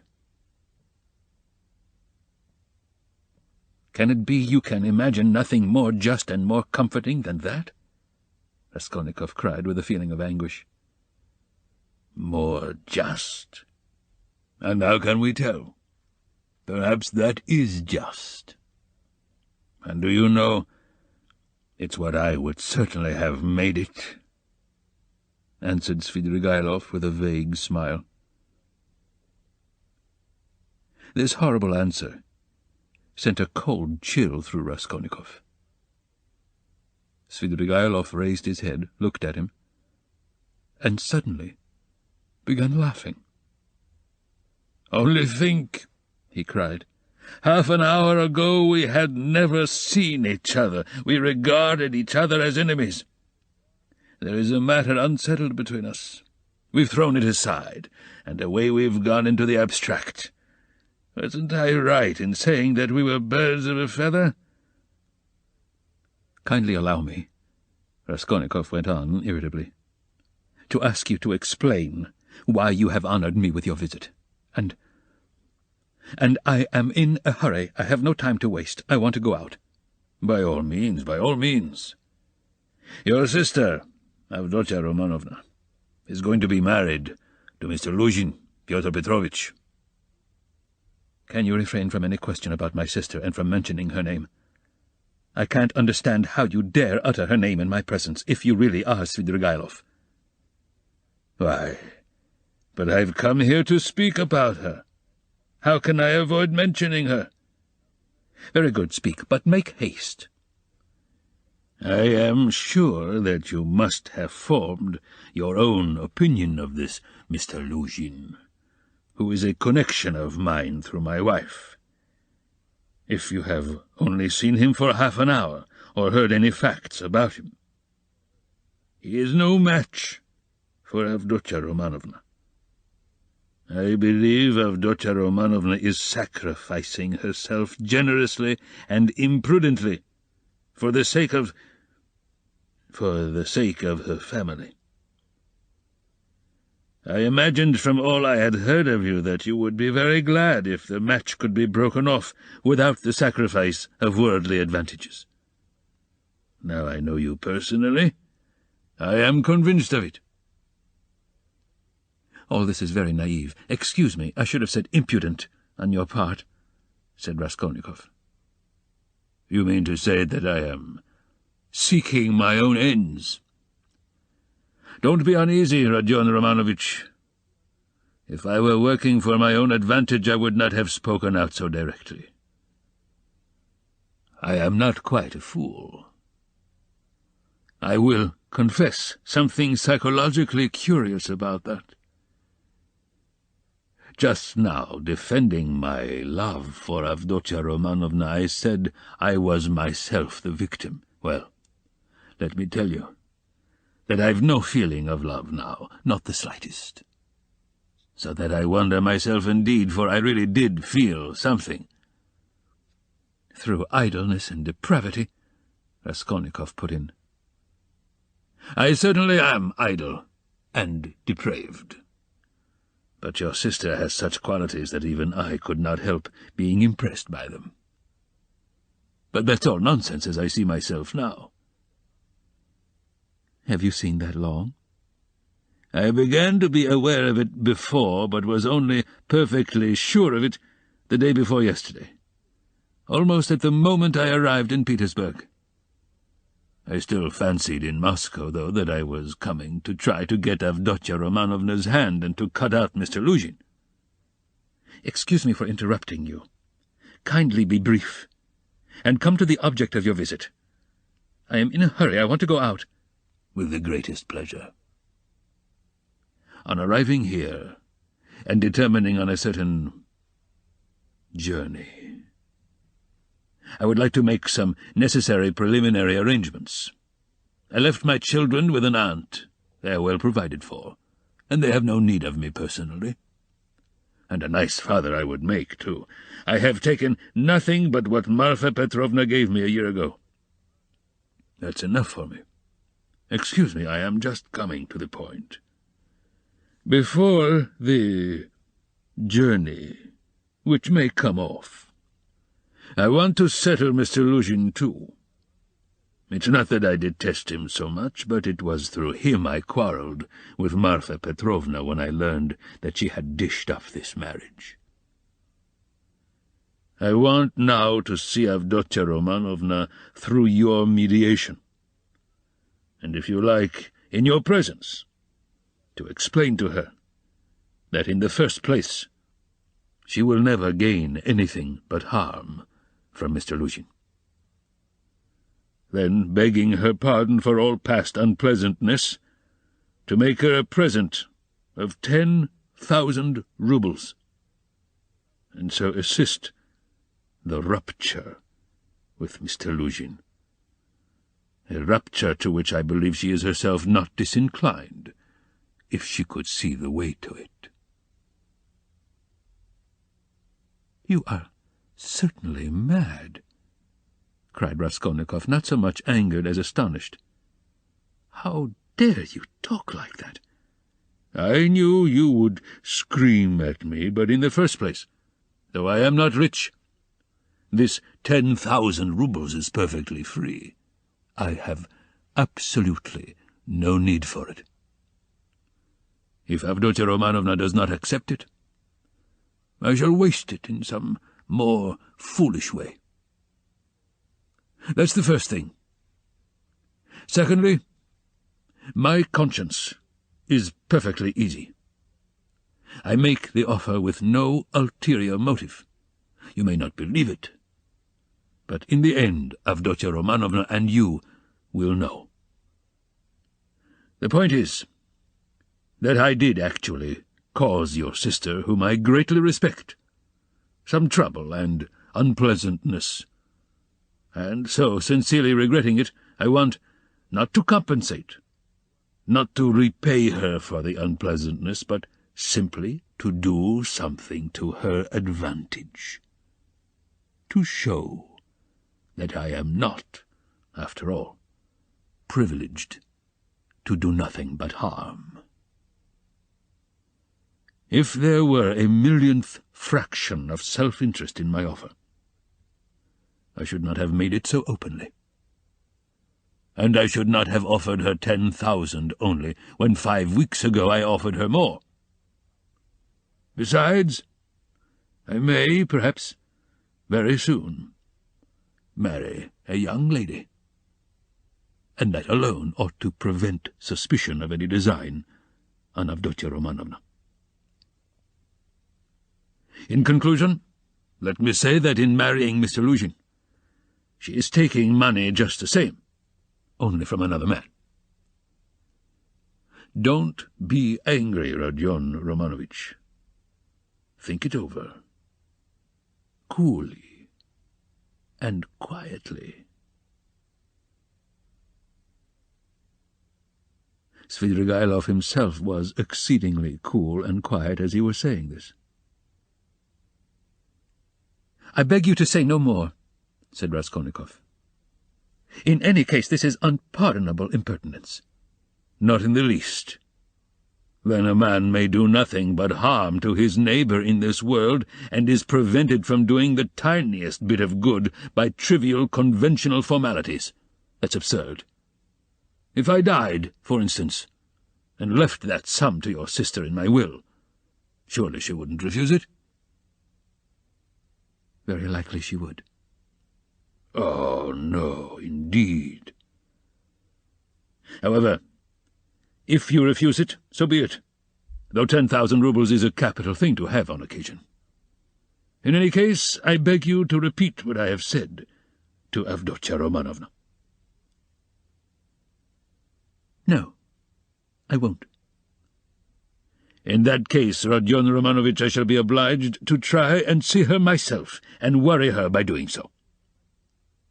"And if I do tell her, will you not try to see her?" "I don't know really what to say. I should like very much to see her once more."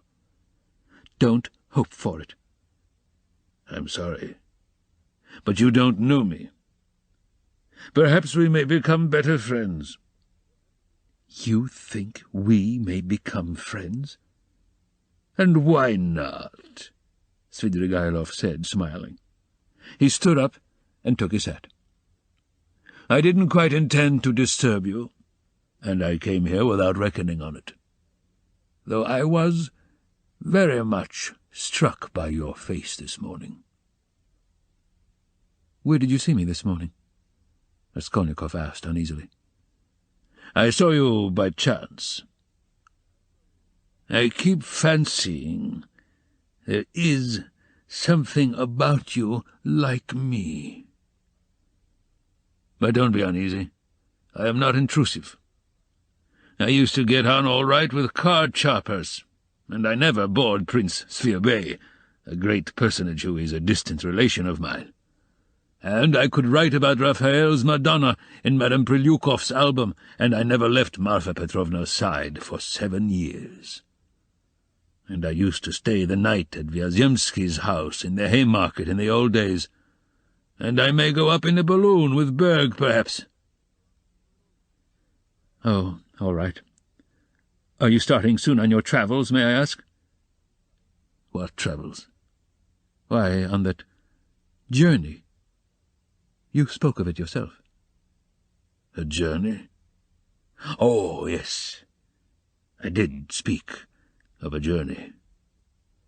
Well, that's a wide subject. If only you knew what you are asking, he added, and gave a sudden, loud, short laugh. Perhaps I'll get married instead of the journey. They're making a match for me. Here? Yes. How have you had time for that? But I am very anxious to see Avdotya Romanovna once. I earnestly beg it.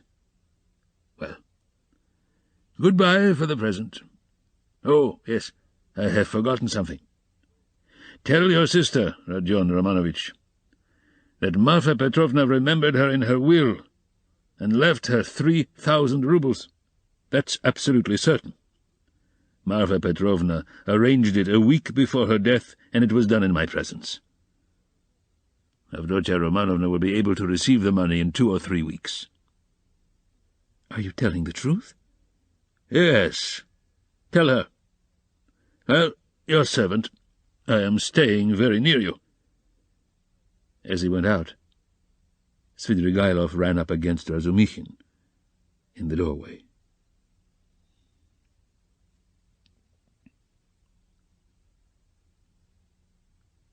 Chapter 2.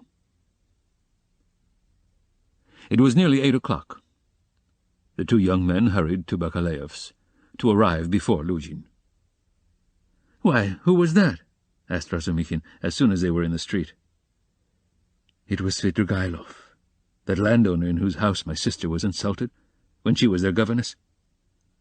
Through his persecuting her with his attentions, she was turned out by his wife, Marfa Petrovna. This Marfa Petrovna begged Dunya's forgiveness afterwards, and she's just died suddenly. It was of her we were talking this morning. I don't know why I'm afraid of that man.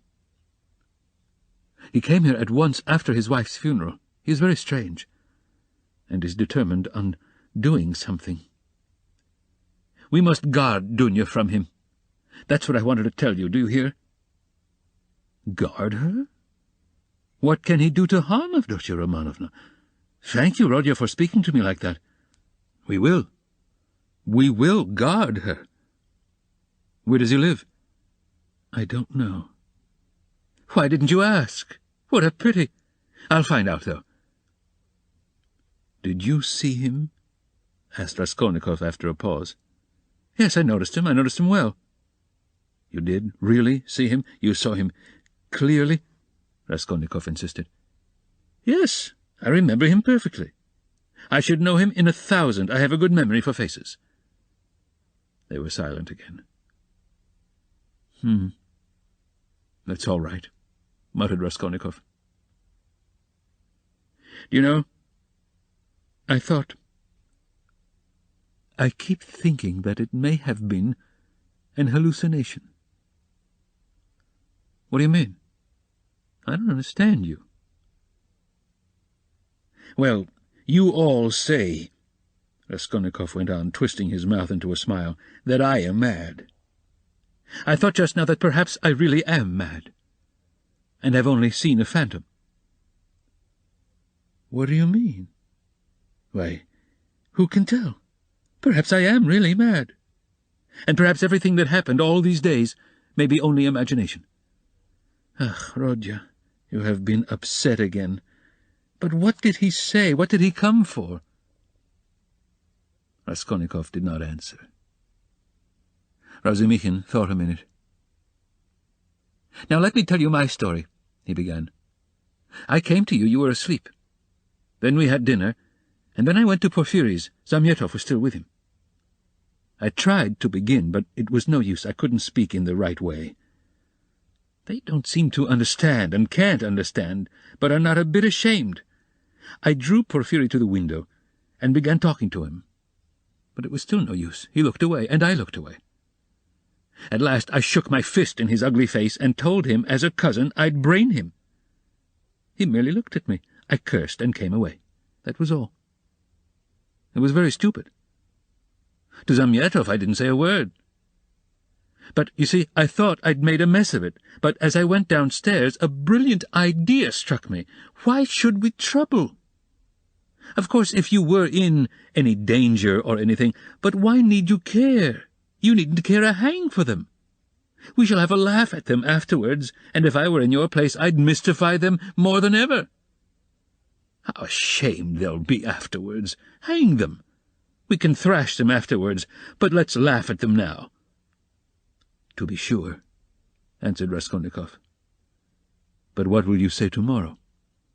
he thought to himself. Strange to say, till that moment, it had never occurred to him to wonder what Razumikhin would think when he knew. As he thought it, Raskolnikov looked at him. Razumikhin's account of his visit to Porfiry had very little interest for him. So much had come and gone since then. In the corridor they came upon Luzhin. He had arrived punctually at 8 and was looking for the number so that all three went in together, without greeting or looking at one another. The young men walked in first, while Fyodor Petrovitch, for good manners, lingered a little in the passage, taking off his coat. Pulcheria Alexandrovna came forward at once to greet him in the doorway. Dunya was welcoming her brother. Fyodor Petrovitch walked in, and quite amiably, though with redoubled dignity, bowed to the ladies. He looked, however, as though he were a little put out, and couldn't yet recover himself. Pulcheria Alexandrovna, who seemed also a little embarrassed, hastened to make them all sit down at the round table where a samovar was boiling. Dunya and Luzhin were facing one another on opposite sides of the table. Razumikhin and Raskolnikov were facing Pulcheria Alexandrovna. Razumikhin was next to Luzhin, and Raskolnikov was beside his sister. A moment's silence followed. Pyotr Petrovitch deliberately drew out a cambric handkerchief, reeking of scent, and blew his nose with an air of a benevolent man who felt himself slighted, and was firmly resolved to insist on an explanation. In the passage, the idea had occurred to him to keep on his overcoat and walk away, and so give the two ladies a sharp and emphatic lesson and make them feel the gravity of the position. But he couldn't bring himself to do this. Besides, he could not endure uncertainty, and he wanted an explanation. If his request had been so openly disobeyed, there was something behind it, and in that case it was better to find it out beforehand. It rested with him to punish them, and there would always be time for that. This ends Disc 11. Crime and Punishment, Disc 12. "I trust you had a favourable journey?" he inquired officially of Pulcheria Alexandrovna. "Oh, very, Pyotr Petrovitch." "I am gratified to hear it. And Avdotya Romanovna is not over-fatigued, either?" "I am young and strong, I don't get tired. But it was a great strain for Mother," answered Dunya. "That's unavoidable. Our national railways are of terrible length. Mother Russia, as they say, is a vast country. In spite of all my desire to do so, I was unable to meet you yesterday, but I trust all passed off without inconvenience?" "Oh, no, Pyotr Petrovitch, it was all terribly disheartening," Pulcheria Alexandrovna hastened to declare with peculiar intonation. "And if Dmitri Prokofitch had not been sent us, I really believe by God himself, we should have been utterly lost. Here he is, Dmitri Prokofyevich Razumikhin," she added, introducing him to Luzhin. "I had the pleasure yesterday," muttered Pyotr Petrovitch with a hostile glance sidelong at Razumikhin. Then he scowled and was silent. Pyotr Petrovitch belonged to that class of persons, on the surface very polite in society, who make a great point of punctiliousness, but who, directly they are crossed in anything, are completely disconcerted, and become more like sacks of flour than elegant and lively men of society. Again all was silent. Raskolnikov was obstinately mute. Avdotya Romanovna was unwilling to open the conversation too soon. Razumikhin had nothing to say. So Pulcheria Alexandrovna was anxious again. "Marfa Petrovna is dead, have you heard?" she began, having recourse to her leading item of conversation. "To be sure, I heard so. I was immediately informed, and I have come to make you acquainted with the fact that Arkady Ivanovich Svidrigailov set off in haste for Petersburg immediately after his wife's funeral. So at least I have excellent authority for believing." "To Petersburg? Here?" Dunya asked in alarm, and looked at her mother. "Yes, indeed, and doubtless not without some design, having in view the rapidity of his departure and all the circumstances preceding it." "Good heavens! Won't he leave Dunya in peace, even here?" cried Pulcheria Alexandrovna. "I imagine that neither you nor Avdotya Romanovna have any grounds for uneasiness, unless, of course, you are yourselves desirous of getting into communication with him. For my part, I am on my guard, and am now discovering where he is lodging." "Oh, Pyotr Petrovitch, you would not believe what a fright you have given me," Pulcheria Alexandrovna went on. "I've only seen him twice, but I thought him terrible. Terrible! I am convinced that he was the cause of Marfa Petrovna's death." "It's impossible to be certain about that. I have precise information. I do not dispute that he may have contributed to accelerate the course of events by the moral influence, so to say, of the affront. But as to the general conduct and moral characteristics of that personage, I am in agreement with you. I do not know whether he is well off now, and precisely what Marfa Petrovna left him. This will be known to me within a very short period, but no doubt here in Petersburg, if he has any pecuniary resources, he will relapse at once into his old ways. He is the most depraved and abjectly vicious specimen of that class of men. I have considerable reason to believe that Marfa Petrovna, who was so unfortunate as to fall in love with him, and to pay his debts 8 years ago, was of service to him also in another way. Solely by her exertions and sacrifices, a criminal charge involving an element of fantastic and homicidal brutality, for which he might well have been sentenced to Siberia, was hushed up. That's the sort of man he is, if you care to know." "Good heavens!" cried Pulcheria Alexandrovna. Raskolnikov listened attentively. "Are you speaking the truth when you say that you have good evidence of this?" Dunya asked sternly and emphatically. "I only repeat what I was told in secret by Marfa Petrovna. I must observe that from the legal point of view the case was far from clear. There was, and I believe still is, living here a woman called Reslich, a foreigner, who lent small sums of money at interest and did other commissions, and with this woman Svidrigailov had for a long while close and mysterious relations. She had a relation, a niece, I believe, living with her, a deaf and dumb girl of 15, or perhaps not more than 14. Reslich hated this girl and grudged her every crust. She used to beat her mercilessly. One day The girl was found hanging in the garret. At the inquest, the verdict was suicide. After the usual proceedings, the matter ended, but, later on, information was given that the child had been cruelly outraged by Svidrigailov. It is true this was not clearly established. The information was given by another German woman of loose character, whose word could not be trusted. No statement was actually made to the police, thanks to Marfa Petrovna's money and exertions. It did not get beyond gossip. And yet the story is a very significant one.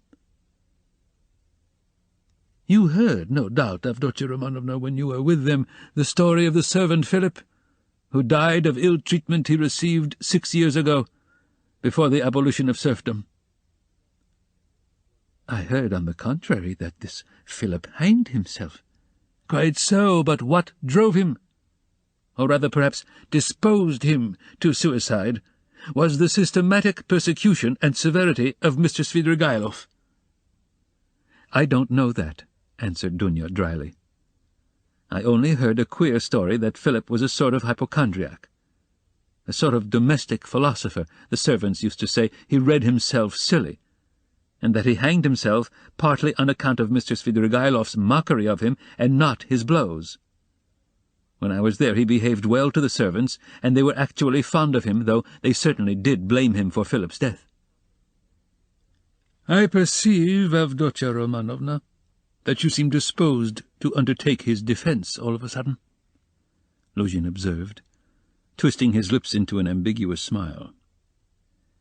There's no doubt that he is an astute man, and insinuating where ladies are concerned, of which Marfa Petrovna, who has died so strangely, is a terrible instance.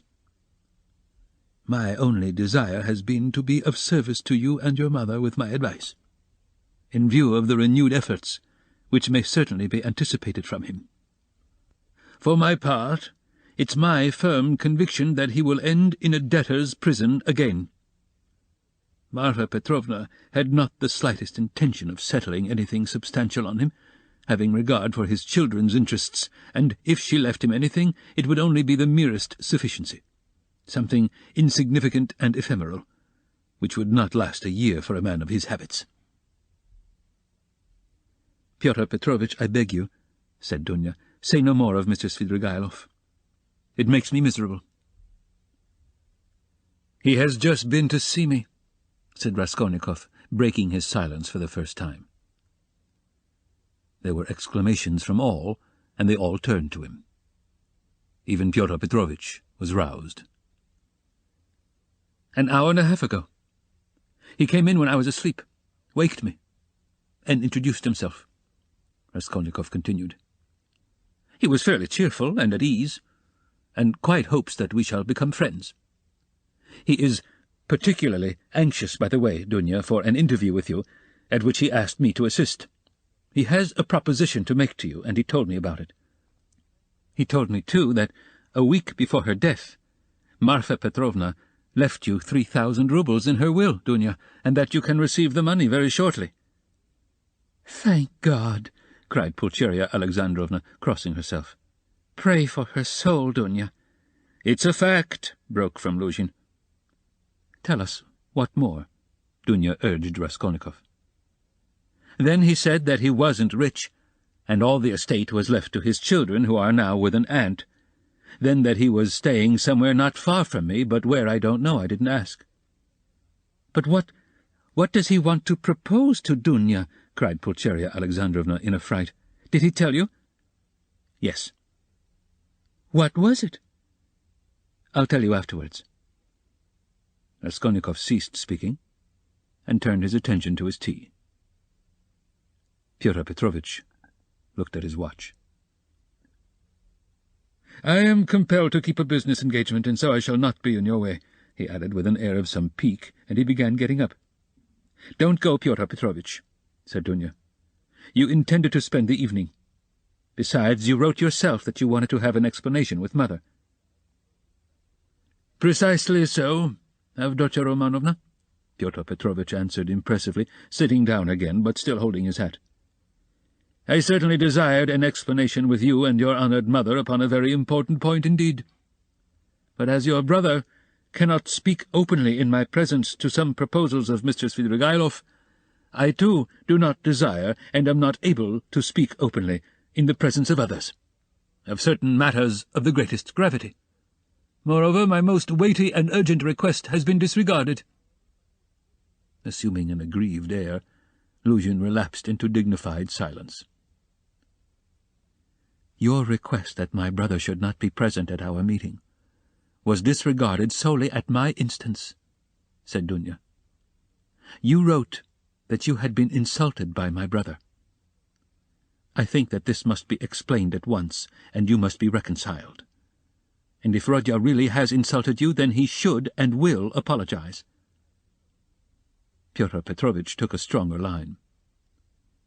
"There are insults, Avdotya Romanovna, which no goodwill can make us forget. There is a line in everything which it is dangerous to overstep, and when it has been overstepped, there is no return." "That wasn't what I was speaking of exactly, Pyotr Petrovitch," Dunya interrupted with some impatience. "Please understand that our whole future depends now on whether all this is explained and set right as soon as possible. I tell you frankly at the start that I cannot look at it in any other light. And if you have the least regard for me, all this business must be ended today, however hard that may be. I repeat that if my brother is to blame, he will ask your forgiveness." "I am surprised at your putting the question like that," said Luzhin, getting more and more irritated. "Esteeming, and so to say adoring you, I may at the same time very well indeed be able to dislike some member of your family.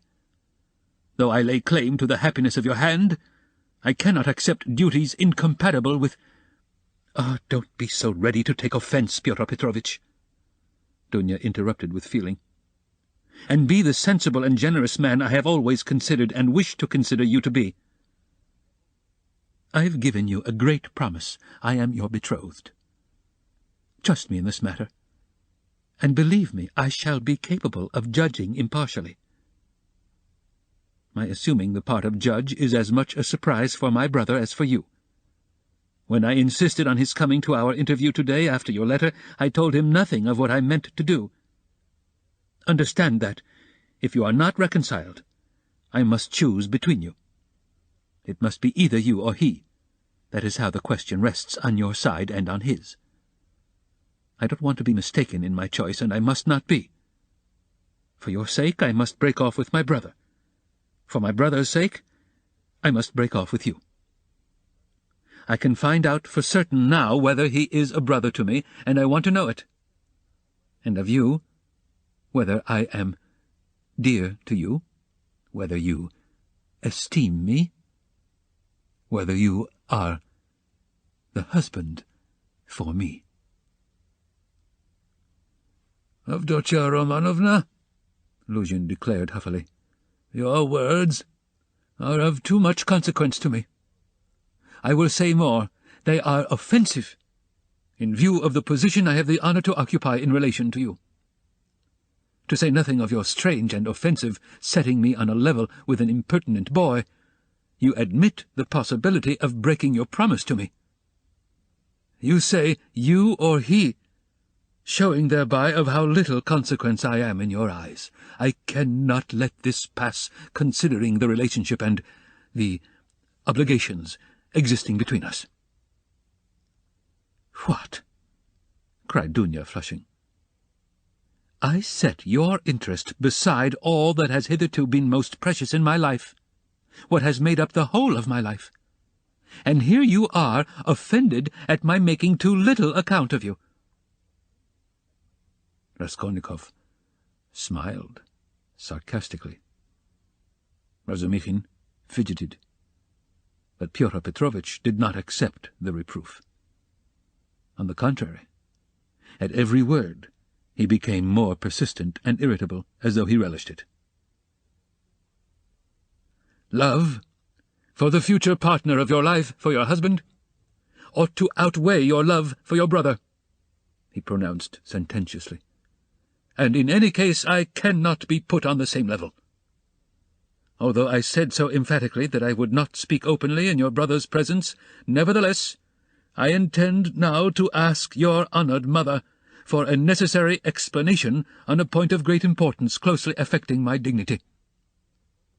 Your son," he turned to Pulcheria Alexandrovna, "yesterday, in the presence of Mr. Radzutkin, or I think that's it, excuse me, I have forgotten your surname," he bowed politely to Razumikhin, "insulted me by misrepresenting the idea I expressed to you in a private conversation, drinking coffee, that is, that marriage with a poor girl who has had experience of trouble is more advantageous from the conjugal point of view than with one who has lived in luxury, since it is more profitable for the moral character.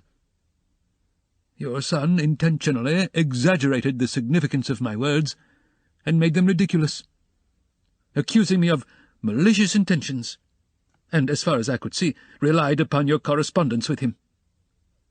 I shall consider myself happy, Pulcheria Alexandrovna, if it is possible for you to convince me of an opposite conclusion, and thereby considerately reassure me.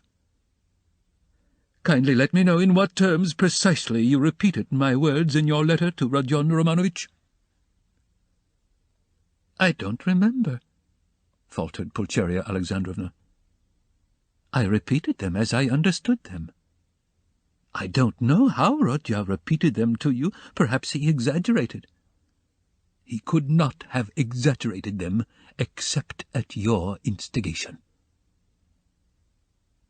"Pyotr Petrovitch," Pulcheria Alexandrovna declared with dignity, "the proof that Dunya and I did not take your words in a very bad sense is the fact that we are here." "Good, mother," said Dunya approvingly. "Then this is my fault again," said Luzhin, aggrieved. "Well, Pyotr Petrovitch, you keep blaming Rodion, but you yourself have just written what was false about him," Pulcheria Alexandrovna added, gaining courage. "I don't remember writing anything false." "You wrote," Raskolnikov said sharply, not turning to Luzhin, "that I gave money yesterday not to the widow of the man who was killed, as was the fact, but to his daughter, whom I had never seen till yesterday. You wrote this to make dissension between me and my family, and for that object added coarse expressions about the conduct of a girl whom you don't know. All that is mean slander." "Excuse me, sir," said Luzhin, quivering with fury. "I enlarged upon your qualities and conduct in my letter, solely in response to your sister's and mother's inquiries how I found you and what impression you made on me. As for what you've alluded to in my letter, be so good as to point out one word of falsehood. Show, that is, that you didn't throw away your money, and that there are not worthless persons in that family, however unfortunate. To my thinking, you, with all your virtues, are not worth the little finger of that unfortunate girl at whom you throw stones. Would you go so far, then, as to let her associate with your mother and sister? I have done so already, if you care to know. I made her sit down today with mother and Dunya." "Rodya!" cried Pulcheria Alexandrovna. Dunya crimsoned. Razumikhin knitted his brows. Luzhin smiled with lofty sarcasm. "You may see for yourself, Avdotya Romanovna," he said, "whether it is possible for us to agree. I hope now that this question is at an end, once and for all. I will withdraw, that I may not hinder the pleasures of family intimacy and the discussion of secrets." He got up from his chair and took his hat. "But, in withdrawing, I venture to request that for the future I may be spared similar meetings and, so to say, compromises. I appeal particularly to you, honoured Pulcheria Alexandrovna, on this subject, the more as my letter was addressed to you and to no one else." Pulcheria Alexandrovna was a little offended. "You seem to think we are completely under your authority, Pyotr Petrovitch. Dunya has told you the reason your desire was disregarded. She had the best intentions. And indeed you write as though you were laying commands upon me. Are we to consider every desire of yours as a command? Let me tell you, on the contrary, that you ought to show particular delicacy and consideration for us now, because we have thrown up everything, and have come here relying on you. And so we are in any case, in a sense, in your hands." "That is not quite true, Pulcheria Alexandrovna, especially at the present moment, when the news has come of Marfa Petrovna's legacy, which seems indeed very apropos, judging from the new tone you take to me," he added sarcastically. "Judging from that remark, we may certainly presume that you were reckoning on our helplessness," Dunya observed irritably. "But now, in any case, I cannot reckon on it, and I particularly desire not to hinder your discussion of the secret proposals of Arkady Ivanovitch Svidrigailov, which he has entrusted to your brother, and which have, I perceive, a great and possibly a very agreeable interest for you." "Good heavens!" cried Pulcheria Alexandrovna.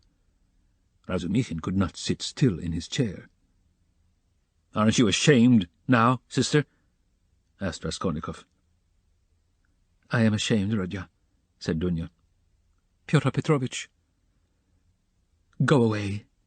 She turned to him, white with anger. Pyotr Petrovitch had apparently not at all expected such a conclusion. He had too much confidence in himself, in his power, and in the helplessness of his victims. He couldn't believe it, even now. He turned pale, and his lips quivered. "Avdotya Romanovna, if I go out of this door now, after such a dismissal, then, you may reckon on it, I will never come back. Consider what you are doing. My word is not to be shaken." "What insolence!" cried Dunya, springing up from her seat. "I don't want you to come back again." "What? So that's how it stands?" cried Luzhin, utterly unable to the last moment to believe in the rupture, and so completely thrown out of his reckoning now. "So that's how it stands. But do you know, Avdotya Romanovna, that I might protest?" "What right have you to speak to her like that?" Pulcheria Alexandrovna intervened hotly. "And what can you protest about? What rights have you? Am I to give my Dunya to a man like you? Go away! Leave us altogether. We are to blame for having agreed to a wrong action, and I above all." "But you have bound me, Pulcheria Alexandrovna," Luzhin stormed in a frenzy, "by your promise, and now you deny it, and, besides, I have been led on account of that into expenses." This last complaint was so characteristic of Pyotr Petrovitch that Raskolnikov, pale with anger, and with the effort of restraining it, could not help breaking into laughter. But Pulcheria Alexandrovna was furious. "Expenses? What expenses? Are you speaking of our trunk? But the conductor brought it for nothing for you. Mercy on us, we have bound you. What are you thinking about, Pyotr Petrovitch? It was you bound us, hand and foot, not we." "Enough, mother, no more, please," Avdotya Romanovna implored. "Pyotr Petrovitch, do be kind and go." "I am going. But one last word," he said, quite unable to control himself. "Your mamma seems to have entirely forgotten that I made up my mind to take you, so to speak, after the gossip of the town had spread all over the district in regard to your reputation. Disregarding public opinion for your sake, and reinstating your reputation, I certainly might very well reckon on a fitting return, and I might indeed look for gratitude on your part. And my eyes have only now been opened. I see myself that I may have acted very, very recklessly in disregarding the universal verdict." "Does the fellow want his head smashed?" cried Razumikhin, jumping up. "You are a mean and spiteful man," cried Dunya. "Not a word! Not a movement!" cried Raskolnikov, holding Razumikhin back. Then going close up to Luzhin, "Kindly leave the room," he said quietly and distinctly. "And not a word more, or—" Fyodor Petrovitch gazed at him for some seconds, with a pale face that worked with anger. Then he turned, went out, and rarely has any man carried away in his heart such vindictive hatred as he felt against Raskolnikov. Him, and him alone, he blamed for everything. It is noteworthy that as he went downstairs, he still imagined that his case was perhaps not utterly lost, and that, so far as the ladies were concerned, all might very well indeed be set right again.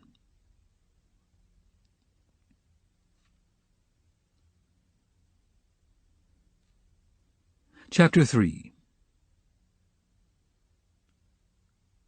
The fact was that up to the last moment he had never expected such an ending. He had been overbearing to the last degree, never dreaming that two destitute and defenseless women could escape from his control. This conviction was strengthened by his vanity and conceit, a conceit to the point of fatuity. Pyotr Petrovitch, who had made his way up from insignificance, was morbidly given to self-admiration, had the highest opinion of his intelligence and capacities, and sometimes even gloated in solitude over his image in the glass. But what he loved and valued above all was the money he had amassed by his labor, and by all sorts of devices. That money made him the equal of all who had been his superiors. When he had bitterly reminded Dunya that he had decided to take her in spite of evil report, Pyotr Petrovitch had spoken with perfect sincerity, and had indeed felt genuinely indignant at such black ingratitude. And yet, when he made Dunya his offer, he was fully aware of the groundlessness of all the gossip. The story had been everywhere contradicted by Marfa Petrovna, and was by then disbelieved by all the townspeople, who were warm in Dunya's defence. And he would not have denied that he knew all that at the time. Yet he still thought highly of his own resolution in lifting Dunya to his level, and regarded it as something heroic. In speaking of it to Dunya, he had let out the secret feeling he cherished and admired, and he couldn't understand that others should fail to admire it too. He had called on Raskolnikov with the feelings of a benefactor who is about to reap the fruits of his good deeds and to hear agreeable flattery. And as he went downstairs now, he considered himself most undeservedly injured and unrecognized. Dunya was simply essential to him. To do without her was unthinkable. For many years he had voluptuous dreams of marriage, but he had gone on waiting and amassing money.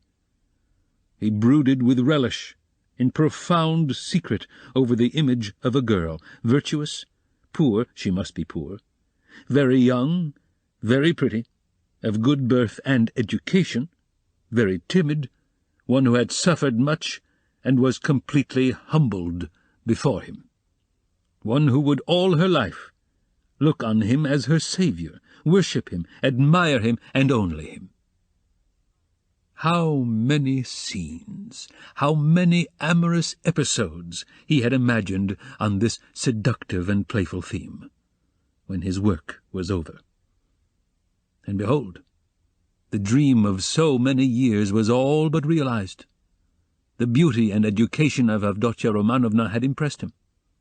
Her helpless position had been a great allurement. In her he had found even more than he dreamed of. Here was a girl of pride, character, virtue, of education and breeding superior to his own. He felt that. And this creature would be slavishly grateful all her life for his heroic condescension, and would humble herself in the dust before him. And he would have absolute, unbounded power over her. Not long before, he had, too, after long reflection and hesitation, made an important change in his career and was now entering on a wider circle of business. With this change, his cherished dreams of rising into a higher class of society seemed likely to be realized.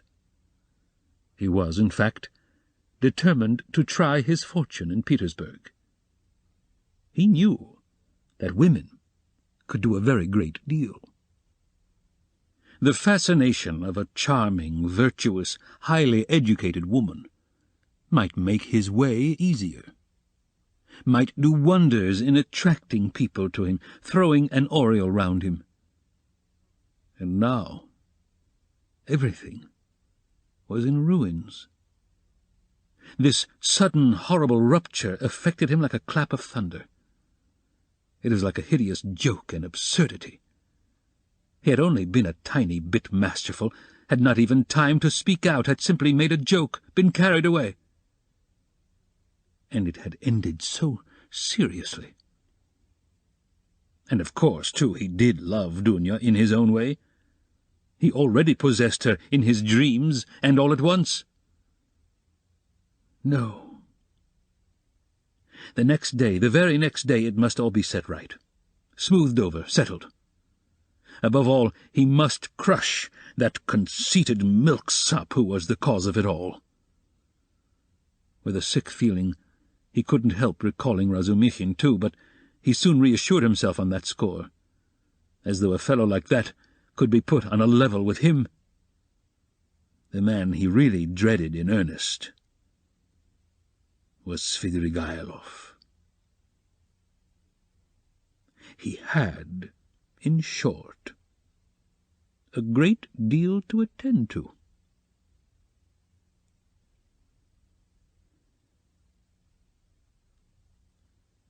"No, I am more to blame than anyone," said Dunya, kissing and embracing her mother. "I was tempted by his money, but, on my honor, brother, I had no idea he was such a base man. If I had seen through him before, nothing would have tempted me. Don't blame me, brother." "God has delivered us, God has delivered us," Pulcheria Alexandrovna muttered, but half-consciously, as though scarcely able to realize what had happened. They were all relieved, and in 5 minutes they were laughing. Only now and then Dunya turned white and frowned, remembering what had passed. Pulcheria Alexandrovna was surprised to find that she, too, was glad. She had only that morning thought rupture with Luzhin a terrible misfortune. Razumikhin was delighted. He didn't yet dare to express his joy fully, but he was in a fever of excitement as though a ton weight had fallen off his heart. Now he had the right to devote his life to them, to serve them. Anything might happen now. But he felt afraid to think of further possibilities, and dared not let his imagination range. But Raskolnikov sat, still in the same place, almost sullen and indifferent. Though he had been the most insistent on getting rid of Luzhin, he seemed now the least concerned at what had happened. Dunya could not help thinking that he was still angry with her, and Pulcheria Alexandrovna watched him timidly. "What did Svidrigaïlov say to you?" said Dunya, approaching him. "Yes, yes," cried Pulcheria Alexandrovna. Raskolnikov raised his head. "He wants to make you a present of 10,000 roubles, and he desires to see you once in my presence. "See her? On no account!" cried Pulcheria Alexandrovna. "And how dare he offer her money?" Then Raskolnikov repeated, rather dryly, his conversation with Svidrigaïlov, omitting his account of the ghostly visitations of Marfa Petrovna, wishing to avoid all unnecessary talk. "What answer did you give him?" asked Dunya. "At first I said I would not take any message to you. Then he said that he would do his utmost to obtain an interview with you without my help. He assured me that his passion for you was a passing infatuation. Now he has no feeling for you. He doesn't want you to marry Luzhin. His talk was altogether rather muddled." "How do you explain him to yourself, Ronya? How did he strike you?" "I must confess I don't quite understand him. He offers you 10,000, and yet says he is not well off. He says he's going away, and in 10 minutes he forgets he has said it. Then he says he's going to be married, and has already fixed on the girl. No doubt he has a motive, and probably a bad one. But it's odd that he should be so clumsy about it if he had any designs against you. Of course I refused this money on your account, once for all. Altogether I thought him very strange. One might almost think he was mad. But I may be mistaken. That may only be the part he assumes. The death of Marfa Petrovna seems to have made a great impression on him." "God rest her soul!" exclaimed Pulcheria Alexandrovna. "I shall always, always pray for her. Where should we be now, Dunya, without this 3,000? It's as though it had fallen from heaven. Why, Rodya, this morning we had only 3 roubles in our pocket, and Dunya and I were just planning to pawn her watch, so as to avoid borrowing from that man until he offered help." Dunya seemed strangely impressed by Svidrigaïlov's offer. She still stood meditating. "He has got some terrible plan," she said in a half-whisper to herself, almost shuddering. Raskolnikov noticed this disproportionate terror. "I fancy I shall have to see him more than once again," he said to Dunya. "We will watch him. I'll track him out," cried Razumikhin vigorously. "I won't lose sight of him. Rodya has given me leave. He said to me himself just now, 'Take care of my sister.' Will you give me leave too, Avdotya Romanovna?" Dunya smiled and held out her hand, but the look of anxiety did not leave her face. Pulcheria Alexandrovna gazed at her timidly, but the 3,000 roubles had obviously a soothing effect on her. A quarter of an hour later they were all engaged in a lively conversation. Even Raskolnikov listened attentively for some time, though he didn't talk. Razumikhin was the speaker. "And why? Why should you go away?" he flowed on ecstatically. "And what are you to do in a little town?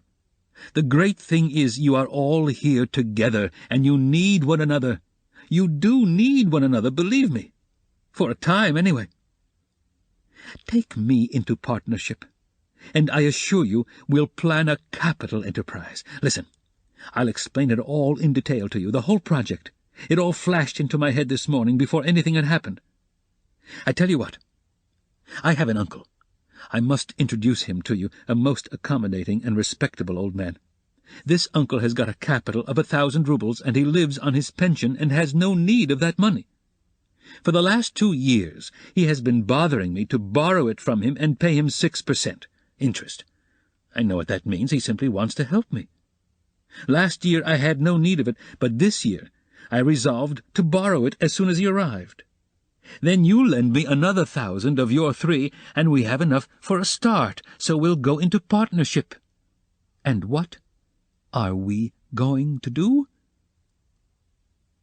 Then Razumikhin began to unfold his project, and he explained at length that almost all our publishers and booksellers know nothing at all of what they are selling, and for that reason they are usually bad publishers.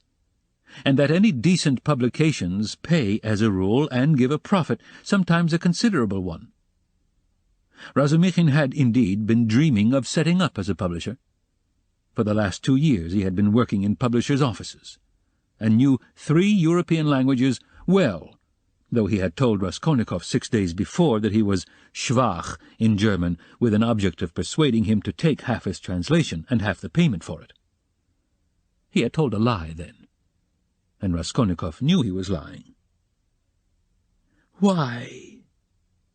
Why should we let our chance slip when we have one of the chief means of success, money of our own? Cried Razumikhin warmly. Of course there will be a lot of work. But we will work. You, Avdotya Romanovna, I, Rodion. You get a splendid profit on some books nowadays. And the great point of the business is that we shall know just what wants translating. And we shall be translating, publishing, learning all at once. I can be of use because I have experience. For nearly 2 years I have been scuttling about among the publishers, and now I know every detail of their business. You needn't be a saint to make pots, believe me. And why should we let our chance slip? Why, I know, and I kept the secret, 2 or 3 books which one might get 100 rubles simply for thinking of translating and publishing. Indeed, and I wouldn't take 500 for the very idea of one of them. And what do you think? If I were to tell a publisher, I dare say he'd hesitate. They are such blockheads. And as for the business side, printing, paper, selling, you trust to me. I know my way about. We'll begin in a small way and go on to a large. In any case, it will get us our living, and we shall get back our capital.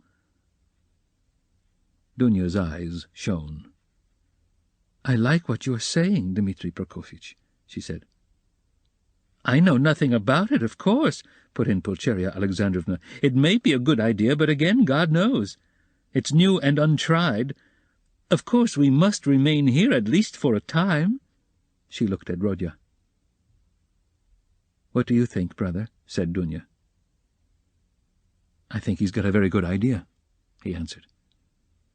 Of course, it's too soon to dream of a publishing firm, but we certainly might bring out 5 or 6 books and be sure of success.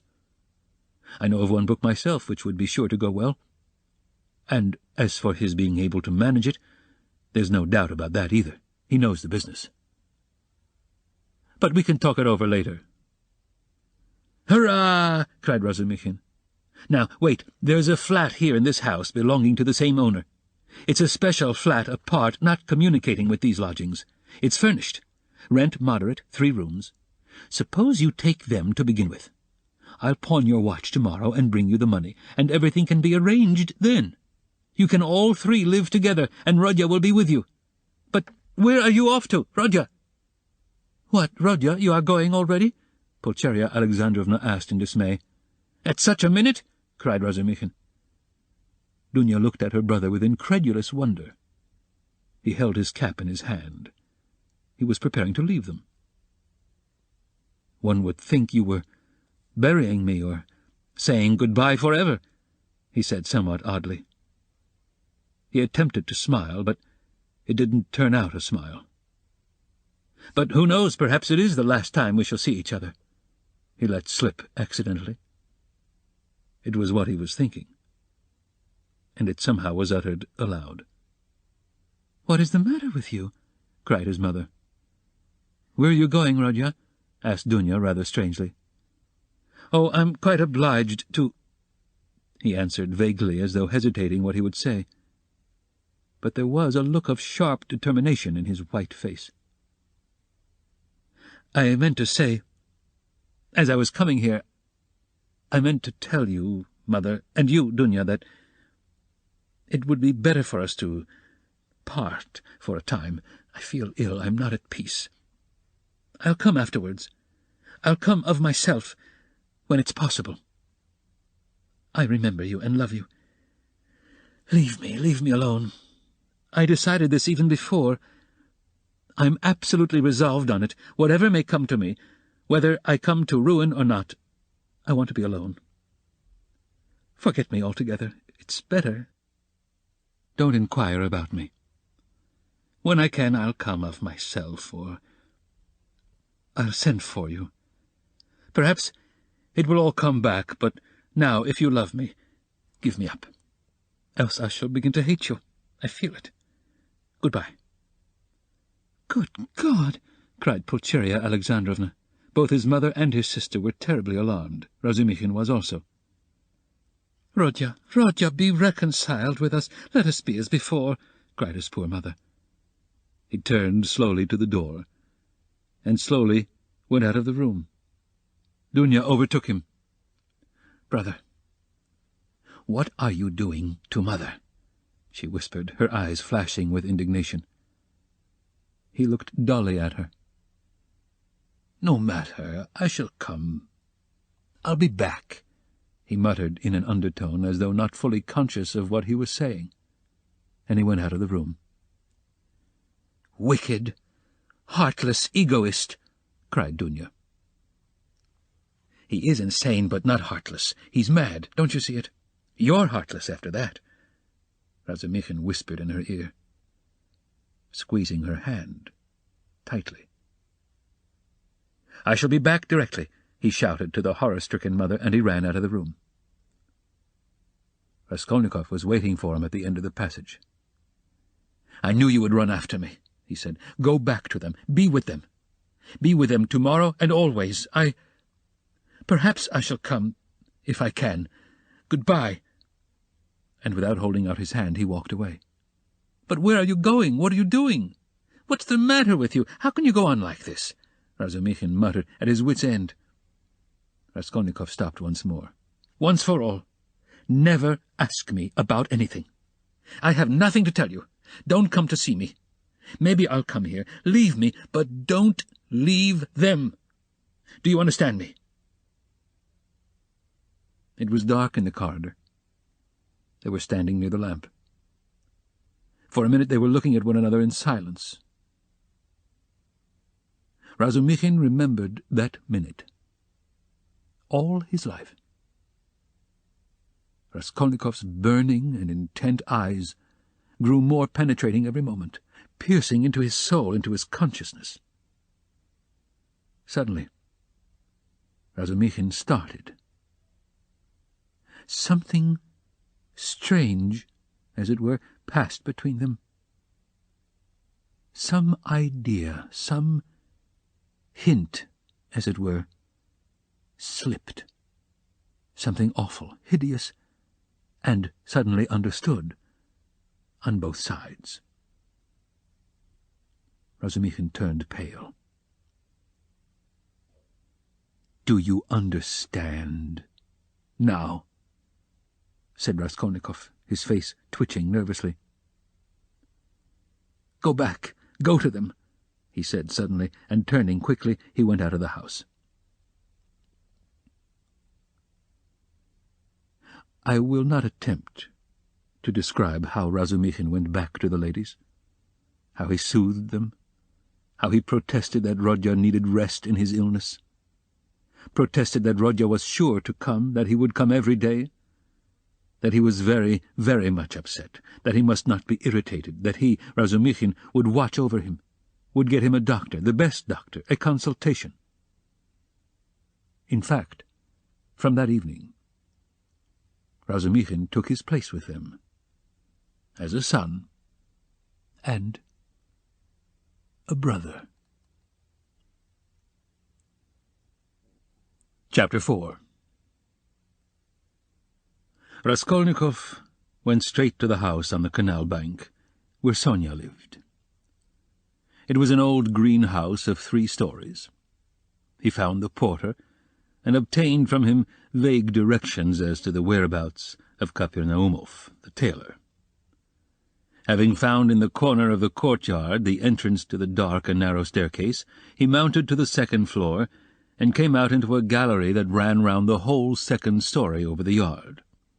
While he was wandering in the darkness, uncertain where to turn for Kapernaumov's door, a door opened 3 paces from him. He mechanically took hold of it. "Who is there?" a woman's voice asked uneasily.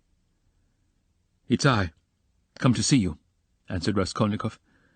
and he walked into the tiny entry. On a broken chair stood a candle in a battered copper candlestick. "It's you! Good heavens!" cried Sonia weakly, and she stood rooted to the spot. "Which is your room? This way?" And Raskolnikov, trying not to look at her, hastened in. A minute later Sonia, too, came in with the candle, set down the candlestick, and, completely disconcerted, stood before him inexpressibly agitated, and apparently frightened by his unexpected visit. The colour rushed suddenly to her pale face, and tears came into her eyes. She felt sick and ashamed, and happy, too. Raskolnikov turned away quickly, and sat on a chair by the table. He scanned the room in a rapid glance. It was a large but exceedingly low-pitched room, the only one rented by the Kapernaumofs, to whose rooms a closed door led in the wall on the left. In the opposite side, on the right-hand wall, was another door, always kept locked. That led to the next flat, which formed a separate lodging. Sonia's room looked like a barn. It was a very irregular quadrangle, and this gave it a grotesque appearance. A wall with 3 windows looking out onto the canal ran aslant, so that one corner formed a very acute angle, and it was difficult to see in it without very strong light. The other corner was disproportionately obtuse. There was scarcely any furniture in the big room. In the corner on the right was a bedstead, beside it, nearest the door, a chair. A plain deal table, covered by a blue cloth, stood against the same wall, close to the door into the other flat. 2 rush-bottomed chairs stood by the table. On the opposite wall, near the acute angle, stood a small, plain wooden chest of drawers, looking, as it were, lost in a desert. That was all there was in the room. The yellow, scratched and shabby wallpaper was black in the corners. It must have been damp and full of fumes in the winter. There was every sign of poverty. Even the bedstead had no curtain. Sonia looked in silence at her visitor, who was so attentively and unceremoniously scrutinizing her room, and even began at last to tremble with terror, as though she were standing before her judge and the arbiter of her destinies. "I am late. It's 11, isn't it?" he asked, still not lifting his eyes. "Yes," muttered Sonia. "Oh, yes, it is," she added, hastily, as though in that lay her means of escape. "My landlady's clock has just struck. I heard it myself." "I've come to you for the last time," Raskolnikov went on gloomily, although this was the first time. "I may perhaps not see you again." "Are you going away?" "I don't know. Tomorrow." "Then you are not coming to Katerina Ivanovna tomorrow?" Sonia's voice shook. "I don't know. I shall know tomorrow morning. Never mind that. I've come to say one word." He raised his brooding eyes to her, and suddenly noticed that he was sitting down while she was all the while standing before him. "Why are you standing? Sit down," he said in a changed voice, gentle and friendly. She sat down. He looked kindly and almost compassionately at her. "How thin you are! What a hand! Quite transparent, like a dead hand." He took her hand. Sonia smiled faintly. "I have always been like that," she said. "Even when you lived at home?" "Yes." "Of course you were," he added abruptly, and the expression of his face and the sound of his voice changed again suddenly. He looked round him once more. "You rent this room from the Kapernaumofs?" "Yes." "They live there, through that door?" "Yes." "They have another room like this." "All in one room?" "Yes." "I should be afraid in your room at night." he observed gloomily. "They are very good people, very kind," answered Sonia, who still seemed bewildered. "And all the furniture, everything is theirs. And they are very kind, and the children, too, often come to see me." "They all stammer, don't they?" "Yes.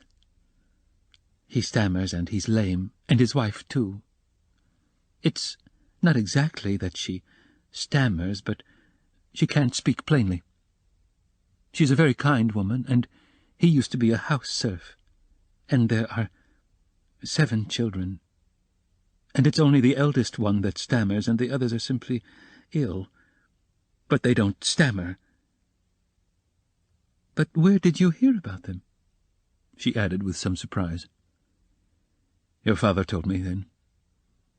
He told me all about you, and how you went out at 6 o'clock and came back at 9, and how Katerina Ivanovna knelt down by your bed." Sonia was confused. "I imagined I saw him today," she whispered hesitatingly. "Whom?" "Father. I was walking in the street out there at the corner, about 10 o'clock, and he seemed to be walking in front. It looked just like him. I wanted to go to Katerina Ivanovna." "You were walking in the streets?" "Yes." Sonia whispered abruptly, again overcome with confusion and looking down. "Katerina Ivanovna used to beat you, I suppose?" "Oh, no. What are you saying?" "No." Sonia looked at him almost with dismay.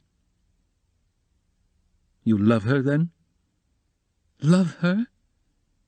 Of course," said Sonia with plaintive emphasis, and she clasped her hands in distress. "Oh, you don't...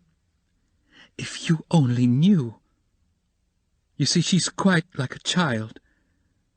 Her mind is quite unhinged, you see, from sorrow. And how clever she used to be. How generous. How kind. Oh, you don't understand. You don't understand." Sonia said this as though in despair, wringing her hands in excitement and distress. Her pale cheeks flushed. There was a look of anguish in her eyes.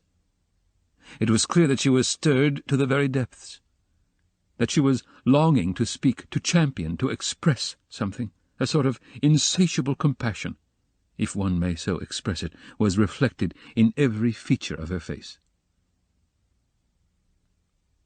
"Beat me? How can you? Good heavens, beat me. And if she did beat me, what then? What of it? You know nothing about it. She is so unhappy. Ah, how unhappy. And ill. She is seeking righteousness. She's pure. She has such faith that there must be righteousness everywhere, and she expects it.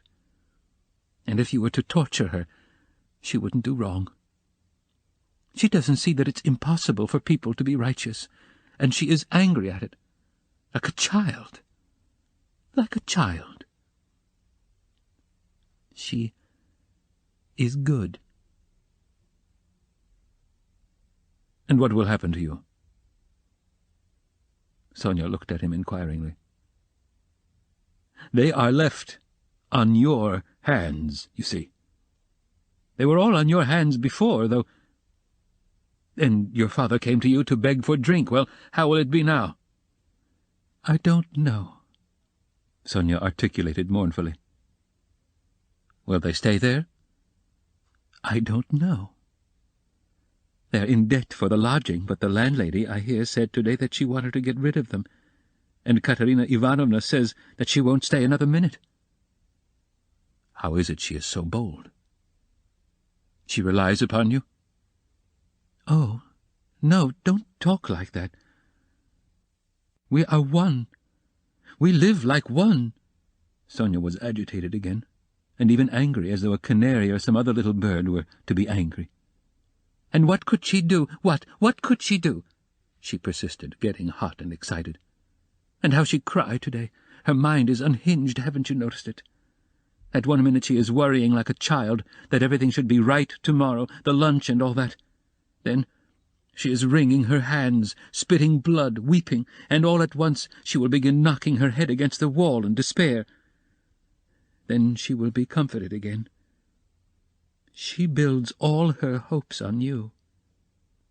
She says that you will help her now, and that she will borrow a little money somewhere and go to her native town with me and set up a boarding school for the daughters of gentlemen and take me to superintend it. And we will begin a new splendid life. And she kisses and hugs me, comforts me. And you know she has such faith in her fancies. One can't contradict her. And all the day long she has been washing, cleaning, mending. She dragged the washtub into the room with her feeble hands and sank on the bed, gasping for breath. We went this morning to the shops to buy shoes for Polyenka and Lida, for theirs are quite worn out. Only the money we'd reckoned wasn't enough. Not nearly enough. And she picked out such dear little boots, for she has taste, you don't know. And there in the shop she burst out crying before the shopmen because she hadn't enough. Ah, it was sad to see her. Well, after that I can understand your living like this, Raskolnikov said with a bitter smile. And aren't you sorry for them? Aren't you sorry? Sonia flew at him again. Why, I know you gave your last penny yourself, though you'd seen nothing of it, and if you'd seen everything, oh dear. And how often I've brought her to tears, only last week, yes, I. Only a week before his death I was cruel. And how often I've done it. Oh, I've been wretched at the thought of it all day. Sonia wrung her hands as she spoke at the pain of remembering it. You were cruel? Yes, I. I went to see them, she went on, weeping. And father said, Read me something, Sonia, my head aches. Read to me, here's a book. He had a book he had got from Andrei Semyonovich Lebeziatnikov. He lives there. He always used to get hold of such funny books. And I said I can't stay, as I didn't want to read, and I'd gone in chiefly to show Katerina Ivanovna some collars. Lizaveta, the peddler, sold me some collars and cuffs, cheap, pretty, new embroidered ones. Katerina Ivanovna liked them very much. She put them on and looked at herself in the glass and was delighted with them. "Make me a present of them, Sonia," she said. "Please do." "Please do," she said.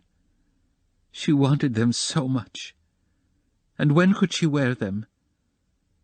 They just reminded her of her old happy days. She looked at herself in the glass, admired herself, and she has no clothes at all, no things of her own, hasn't had all these years. And she never asks anyone for anything. She's proud. She'd sooner give away everything. And these she asked for. She liked them so much. And I was sorry to give them. "What use are they to you, Katerina Ivanovna?" I said. I spoke like that to her. I ought not to have said that. She gave me such a look, and she was so grieved at my refusing her. And it was so sad to see. And she was not grieved for the collars, but for my refusing. I saw that. Ah, if only I could bring it all back. Change it. Take back those words. Ah, if I... But it's nothing to you. Did you know Lizaveta the peddler? Yes. Did you know her? Sonia asked with some surprise. Katerina Ivanovna is in consumption, rapid consumption. She will soon die, said Raskolnikov after a pause, without answering her question. Oh, no, no, no. And Sonia unconsciously clutched both his hands as though imploring that she should not. But it will be better if she does die. No, not better, not at all better, Sonia unconsciously repeated in dismay. And the children, what can you do except take them to live with you?" "Oh, I don't know," cried Sonia, almost in despair, and she put her hands to her head. It was evident that that idea had very often occurred to her before, and he had only roused it again. "And what if even now, while Katerina Ivanovna is alive, you get ill and are taken to the hospital? What will happen then?" He persisted pitilessly. "How can you? That cannot be." And Sonia's face worked with awful terror. "Cannot be?" Raskolnikov went on with a harsh smile. "You are not insured against it, are you? What will happen to them then?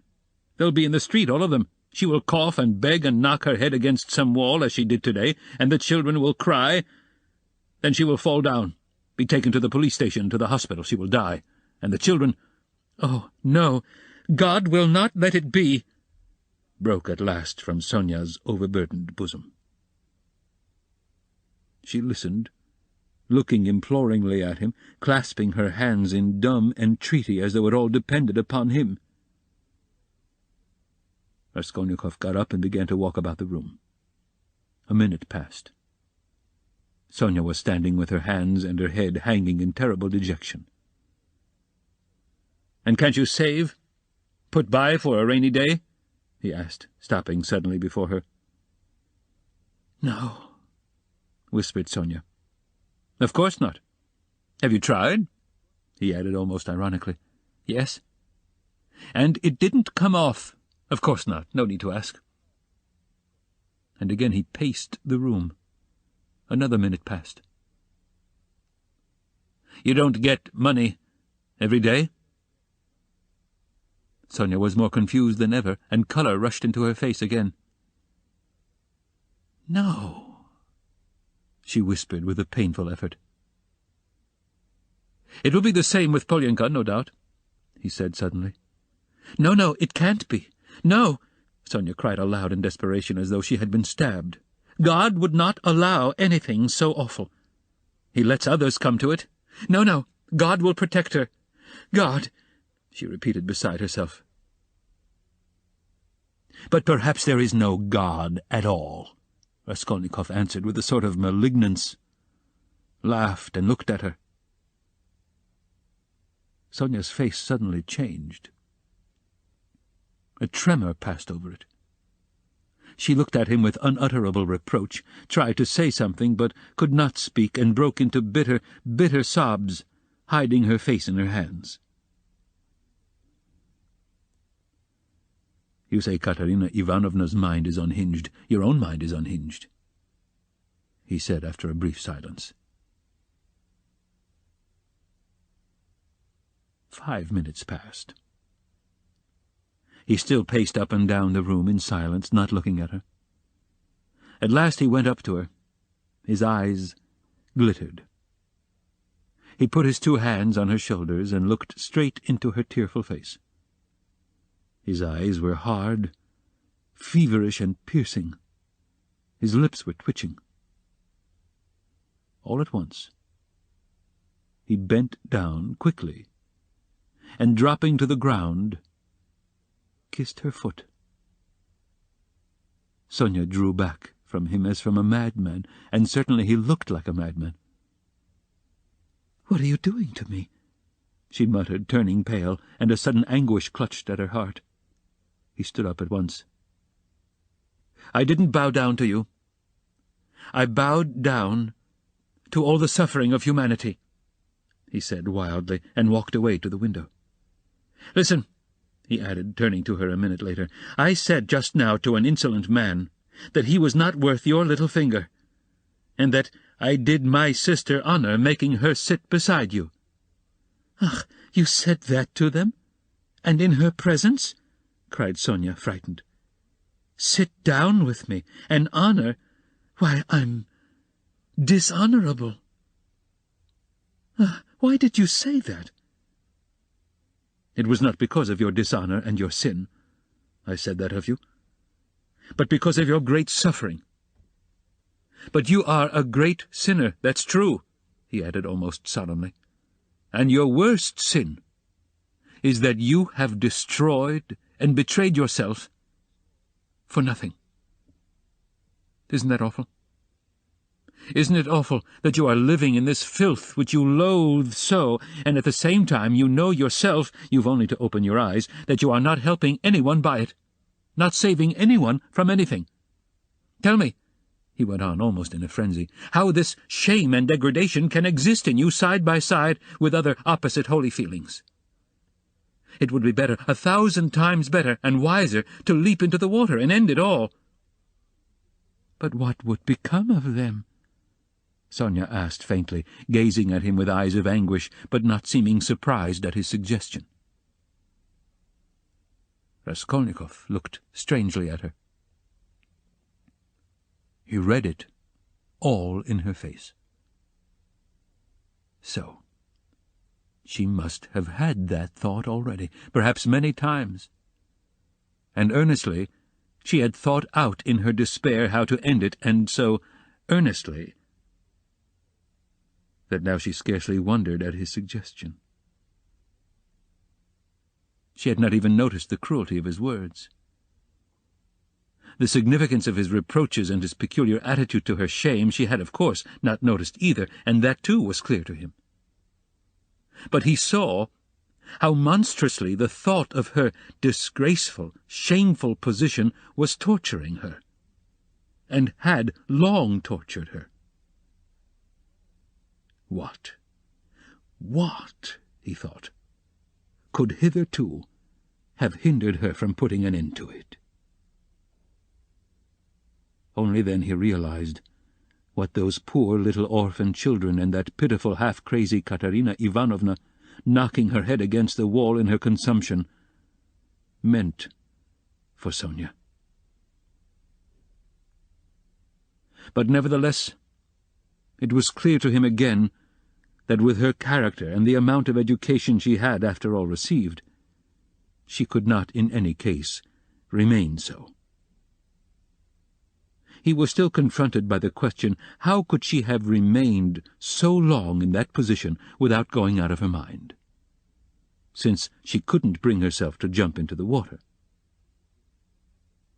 Of course he knew that Sonia's position was an exceptional case, though unhappily not unique and not infrequent indeed.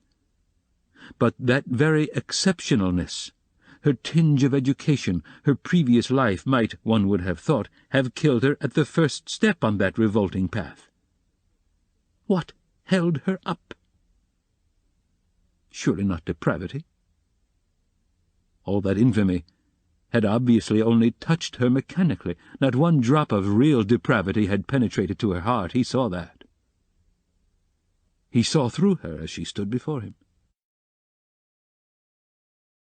This ends Disc 12. Crime and Punishment, Disc 13.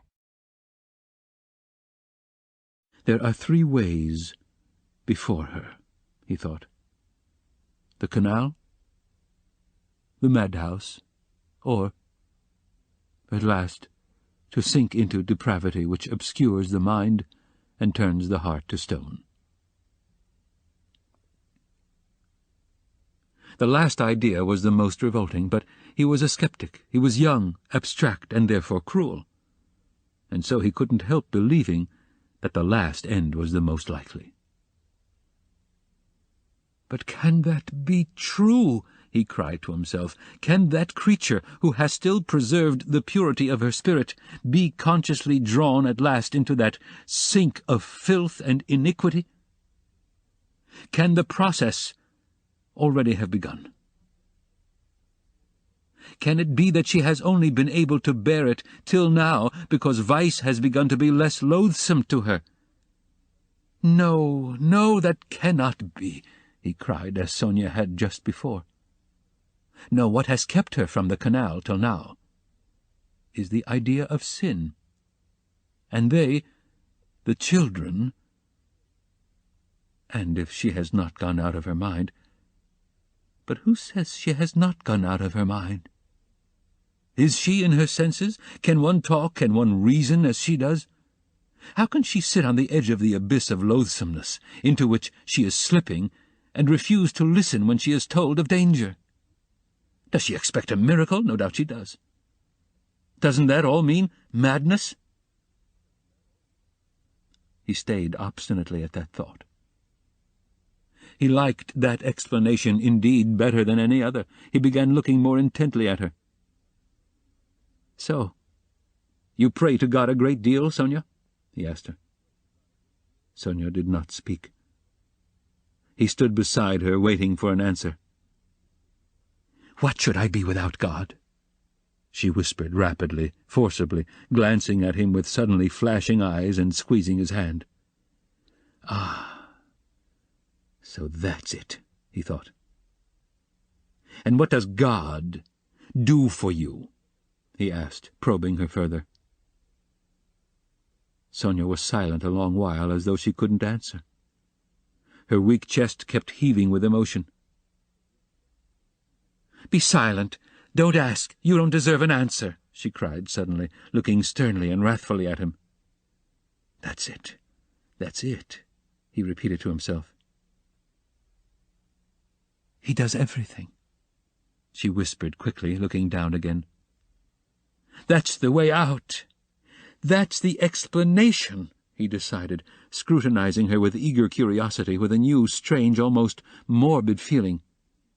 He gazed at that pale, thin, irregular, angular little face, those soft blue eyes which could flash with such fire, such stern energy, that little body still shaking with indignation and anger. And it all seemed to him more and more strange, almost impossible. "She is a religious maniac," he repeated to himself. There was a book lying on the chest of drawers. He had noticed it every time he paced up and down the room. Now he took it up and looked at it. It was the New Testament in the Russian translation. It was bound in leather, old and worn. "Where did you get that?" he called to her across the room. She was still standing in the same place, 3 steps from the table. "It was brought me," she answered, as it were, unwillingly, not looking at him. "Who brought it?" "Lizaveta. I asked her for it." "Lizaveta. Strange," he thought. Everything about Sonia seemed to him stranger and more wonderful every moment. He carried the book to the candle and began to turn over the pages. "Where is the story of Lazarus?"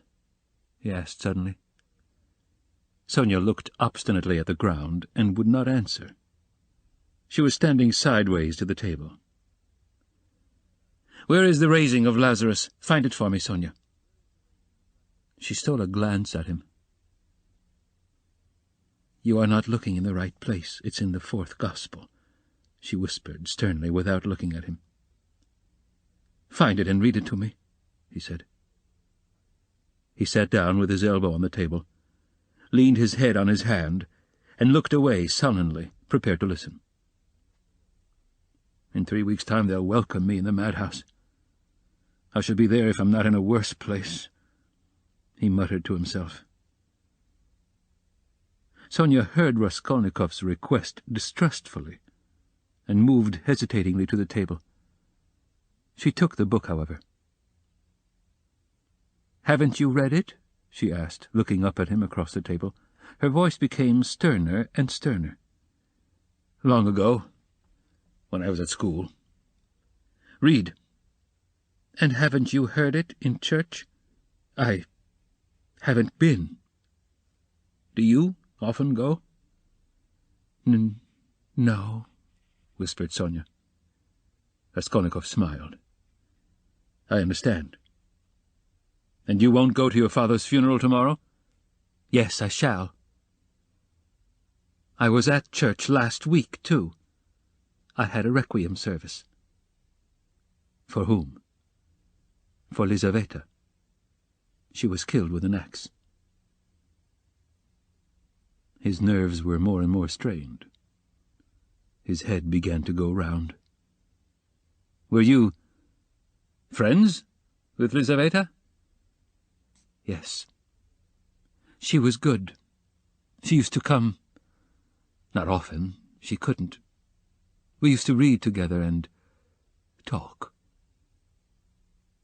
she will see God. The last phrase sounded strange in his ears. And here was something new again, the mysterious meetings with Lizaveta, and both of them religious maniacs. I shall be a religious maniac myself soon. It's infectious. "Read!" he cried irritably and insistently.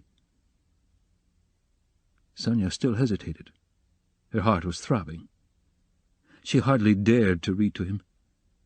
He looked almost with exasperation at the unhappy lunatic. "What for? You don't believe?" she whispered softly, and, as it were, breathlessly. "Read, I want you to," he persisted. "You used to read to Lizaveta." Sonia opened the book and found the place. Her hands were shaking. Her voice failed her. Twice she tried to begin and could not bring out the first syllable. "Now a certain man was sick, named Lazarus of Bethany." She forced herself at last to read, but at the third word her voice broke like an overstrained string. There was a catch in her breath. Raskolnikov saw in part why Sonia could not bring herself to read to him, and the more he saw this, the more roughly and irritably he insisted on her doing so. He understood only too well how painful it was for her to betray and unveil all that was her own. He understood that these feelings really were her secret treasure, which she had kept perhaps for years, perhaps from childhood, while she lived with an unhappy father and a distracted stepmother crazed by grief, in the midst of starving children and unseemly abuse and reproaches. But at the same time, he knew now, and knew for certain, that, although it filled her with dread and suffering, yet she had a tormenting desire to read, and to read to him, that he might hear it, and to read now, whatever might come of it. He read this in her eyes. He could see it in her intense emotion. She mastered herself, controlled the spasm in her throat, and went on reading the 11th chapter of St. John. She went on to the 19th verse. "And many of the Jews came to Martha and Mary to comfort them concerning their brother. Then Martha, as soon as she heard that Jesus was coming, went and met him, but Mary sat still in the house. Then said Martha unto Jesus, Lord, if thou hadst been here, my brother had not died. But I know that even now, whatsoever thou wilt ask of God, God will give it thee." Then she stopped again, with a shamefaced feeling that her voice would quiver and break again. Jesus said unto her, Thy brother shall rise again. Martha saith unto him, I know that he shall rise again in the resurrection at the last day. Jesus said unto her, I am the resurrection and the life. He that believeth in me, though he were dead, yet shall he live. And whosoever liveth and believeth in me shall never die. Believest thou this?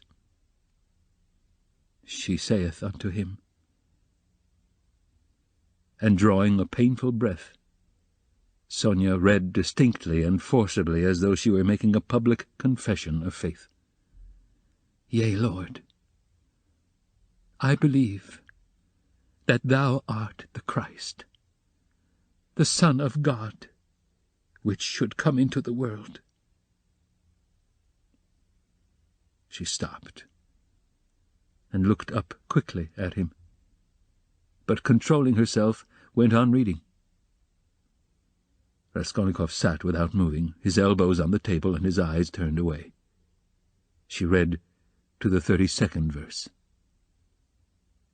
Then when Mary was come where Jesus was, and saw him, she fell down at his feet, saying unto him, Lord, if thou hadst been here, my brother had not died.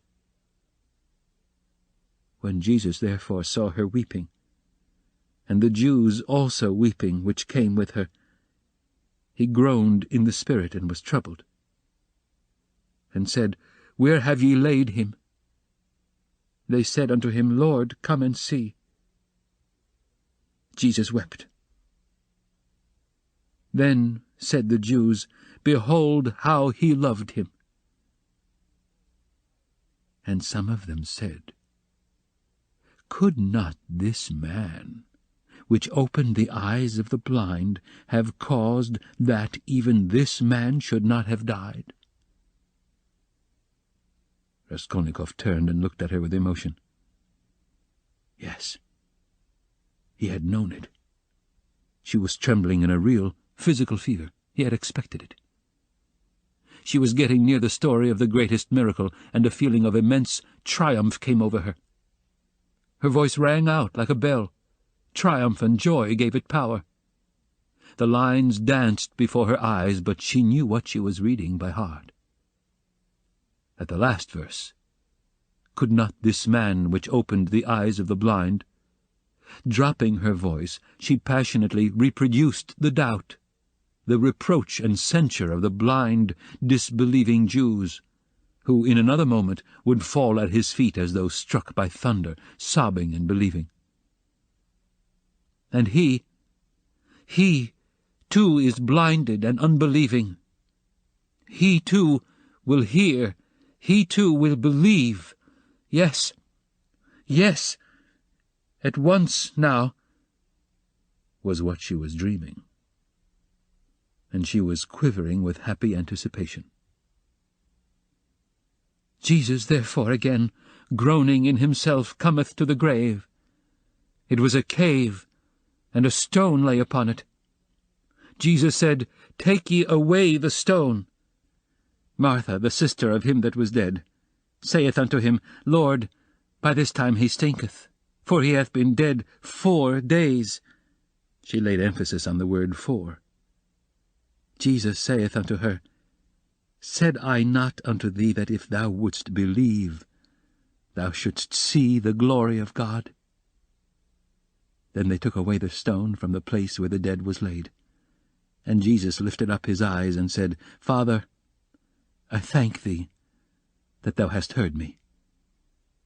And I knew that thou hearest me always, but because of the people which stand by I said it, that they may believe that thou hast sent me.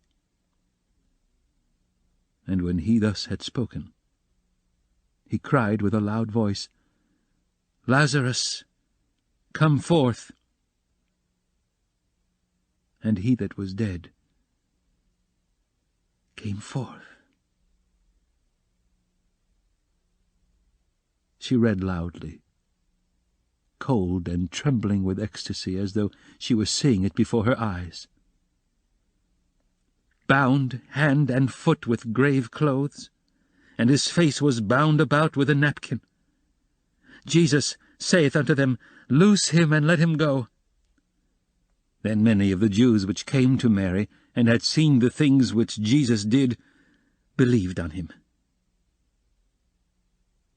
She could read no more, closed the book, and got up from her chair quickly. That is all about the raising of Lazarus, she whispered severely and abruptly, and turning away she stood motionless, not daring to raise her eyes to him. She still trembled feverishly.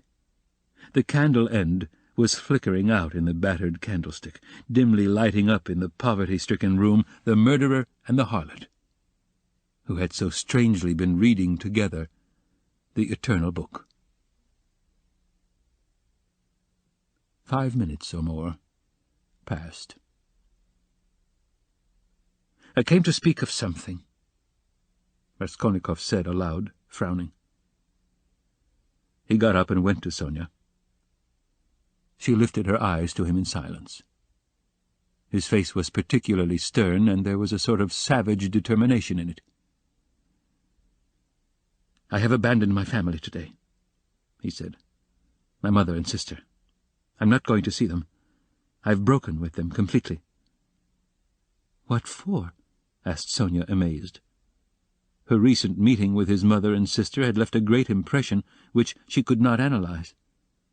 She heard his news almost with horror. "I have only you now," he added. "Let us go together. I've come to you. We are both accursed.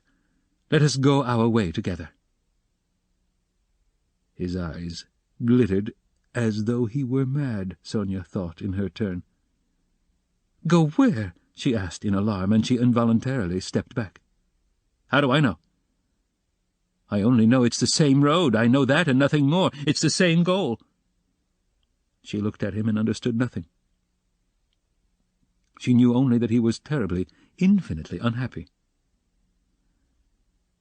"No one of them will understand if you tell them, but I have understood. I need you. That is why I have come to you." "I don't understand," whispered Sonia. "You'll understand later. Haven't you done the same? You, too, have transgressed, have had the strength to transgress. You have laid hands on yourself. You have destroyed a life, your own. It's all the same. You might have lived in spirit and understanding, but you'll end in the Haymarket.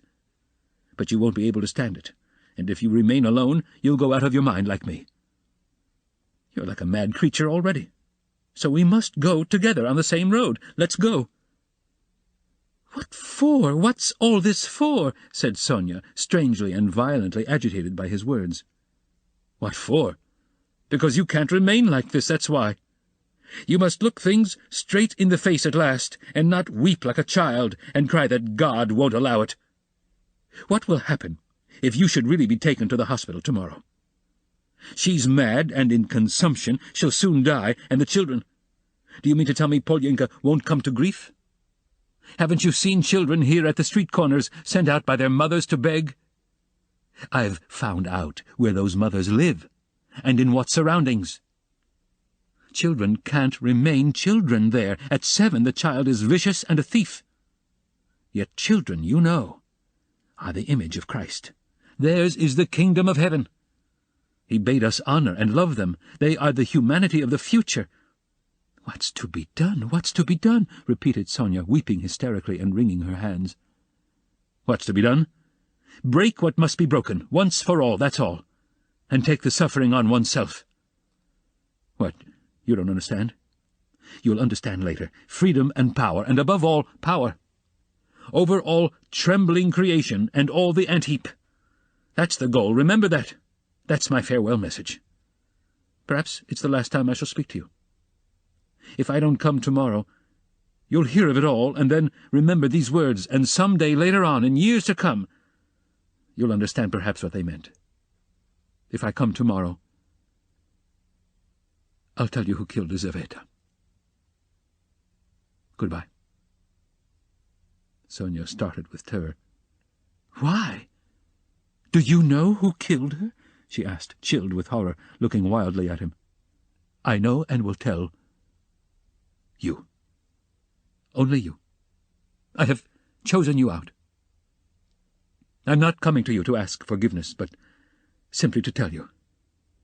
I chose you out long ago to hear this, when your father talked of you and when Lizaveta was alive. I thought of it. Goodbye. Don't shake hands. Tomorrow. He went out. Sonia gazed at him as at a madman. But she herself was like one insane and felt it. Her head was going round. Good heavens! How does he know who killed Lizaveta? What did those words mean? It's awful. But at the same time, the idea did not enter her head, not for a moment. Oh, he must be terribly unhappy. He has abandoned his mother and sister. What for? What has happened? And what had he in his mind? What did he say to her? He had kissed her foot and said, yes, he had said it clearly, that he could not live without her. Oh, merciful heavens! Sonia spent the whole night feverish and delirious. She jumped up from time to time, wept and wrung her hands, then sank again into feverish sleep and dreamt of Polyenka, Katerina Ivanovna and Lizaveta, of reading the Gospel, and him with pale face, with burning eyes, kissing her feet, weeping. On the other side of the door on the right, which divided Sonia's room from Madame Resslich's flat, was a room which had long stood empty. A card was fixed on the gate, and a notice stuck in the windows over the canal advertising it to let. Sonia had long been accustomed to the rooms being uninhabited. But all that time Mr. Svidrigailov had been standing, listening at the door of the empty room. When Raskolnikov went out, he stood still, thought a moment, went on tiptoe to his own room, which adjoined the empty one, brought a chair, and noiselessly carried it to the door that led to Sonia's room. The conversation had struck him as interesting and remarkable, and he had greatly enjoyed it. So much so that he brought a chair, that he might not, in the future, tomorrow, for instance, have to endure the inconvenience of standing a whole hour, but might listen in comfort.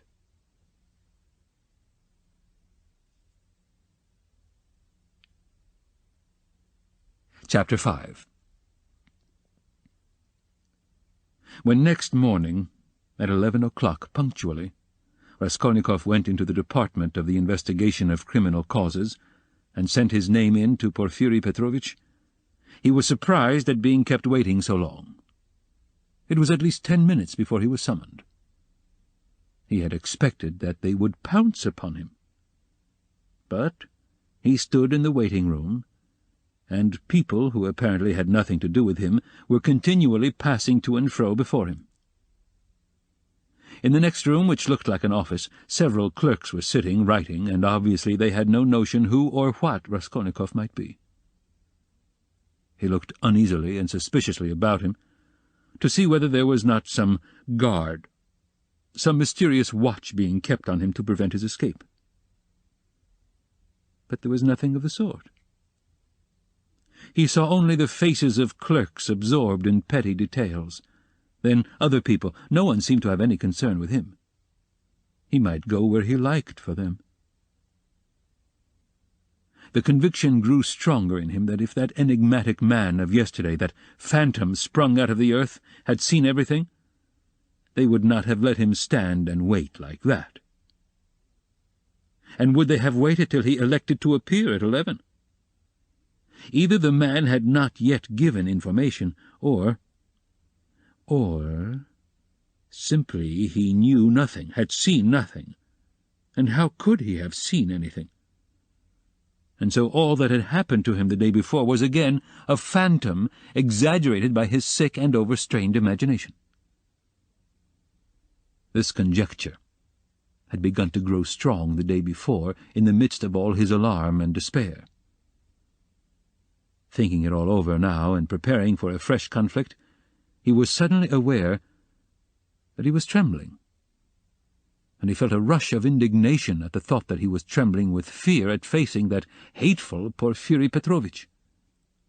What he dreaded above all was meeting that man again. He hated him with an intense, unmitigated hatred, and was afraid his hatred might betray him. His indignation was such that he ceased trembling at once. He made ready to go in with a cold and arrogant bearing, and vowed to himself to keep as silent as possible, to watch and listen, and for once at least to control his overstrained nerves. At that moment he was summoned to Porfiri Petrovitch. He found Porfiri Petrovitch alone in his study. His study was a room neither large nor small, furnished with a large writing table that stood before a sofa upholstered in checked material, a bureau, a bookcase in the corner, and several chairs, all government furniture, of polished yellow wood. In the further wall there was a closed door. Beyond it there were, no doubt, other rooms. On Raskolnikov's entrance, Porfiri Petrovitch had at once closed the door by which he had come in, and they remained alone. He met his visitor with an apparently genial and good-tempered air, and it was only after a few minutes that Raskolnikov saw signs of a certain awkwardness in him, as though he had been taken by surprise or caught in something very secret. "Ah, my dear fellow, here you are in our domain," began Porfiri, holding out both hands to him. "Come, sit down, old man. Or perhaps you don't like to be called my dear fellow and old man too cool. Please don't think it too familiar. Here, on the sofa." Raskolnikov sat down, keeping his eyes fixed on him. In our domain. The apologies for familiarity, the French phrase too cool, were all characteristic signs. He held out both hands to me, but he did not give me one. He drew it back in time. Struck him suspiciously. Both were watching each other, but when their eyes met, quick as lightning they looked away. "I brought you this paper. About the watch. Here it is. Is it all right, or shall I copy it again?" "What? A paper? Yes, yes, don't be uneasy, it's all right," Porfiri Petrovitch said, as though in haste, and after he had said it, he took the paper and looked at it. "Yes, it's all right, nothing more is needed," he declared with the same rapidity, and he laid the paper on the table. A minute later, when he was talking of something else, he took it from the table and put it on his bureau. "I believe you said yesterday you would like to question me, formally, about my acquaintance with the murdered woman." Raskolnikov was beginning again. Why did I put in "I believe"? Passed through his mind in a flash. Why am I so uneasy at having put in that "I believe"? Came in a second flash. And he suddenly felt that his uneasiness at the mere contact with Porfiri, at the first words, at the first looks, had grown in an instant to monstrous proportions, and that this was fearfully dangerous. His nerves were quivering, his emotion was increasing. It's bad, I shall say too much again." Yes, there's no hurry, muttered Porfiri Petrovitch, moving to and fro about the table, without any apparent aim, as it were making dashes towards the window, the bureau, and the table, at one moment avoiding Raskolnikov's suspicious glance, then again standing still and looking him straight in the face. His fat, round little figure looked very strange, like a ball rolling from one side to the other and rebounding back. "We've plenty of time. You smoke? Have you your own? Here, a cigarette," he went on, offering his visitor a cigarette. "You know, I am receiving you here, but my own quarters are through there, you know, my government quarters. But I am living outside for the time. I had to have some repairs done here. It's almost finished now. Government quarters, you know, are a capital thing. Eh? What do you think?" "Yes, a capital thing," answered Raskolnikov, looking at him almost ironically. "A capital thing, repeated Porfiri Petrovitch, as though he had just thought of something quite different. "Yes, a capital thing," he almost shouted at last, suddenly staring at Raskolnikov and stopping short 2 steps from him. This stupid repetition, was too incongruous in its ineptitude with the serious, brooding, and enigmatic glance he turned upon his visitor. But this stirred Raskolnikov's spleen more than ever, and he couldn't resist an ironical and rather incautious challenge.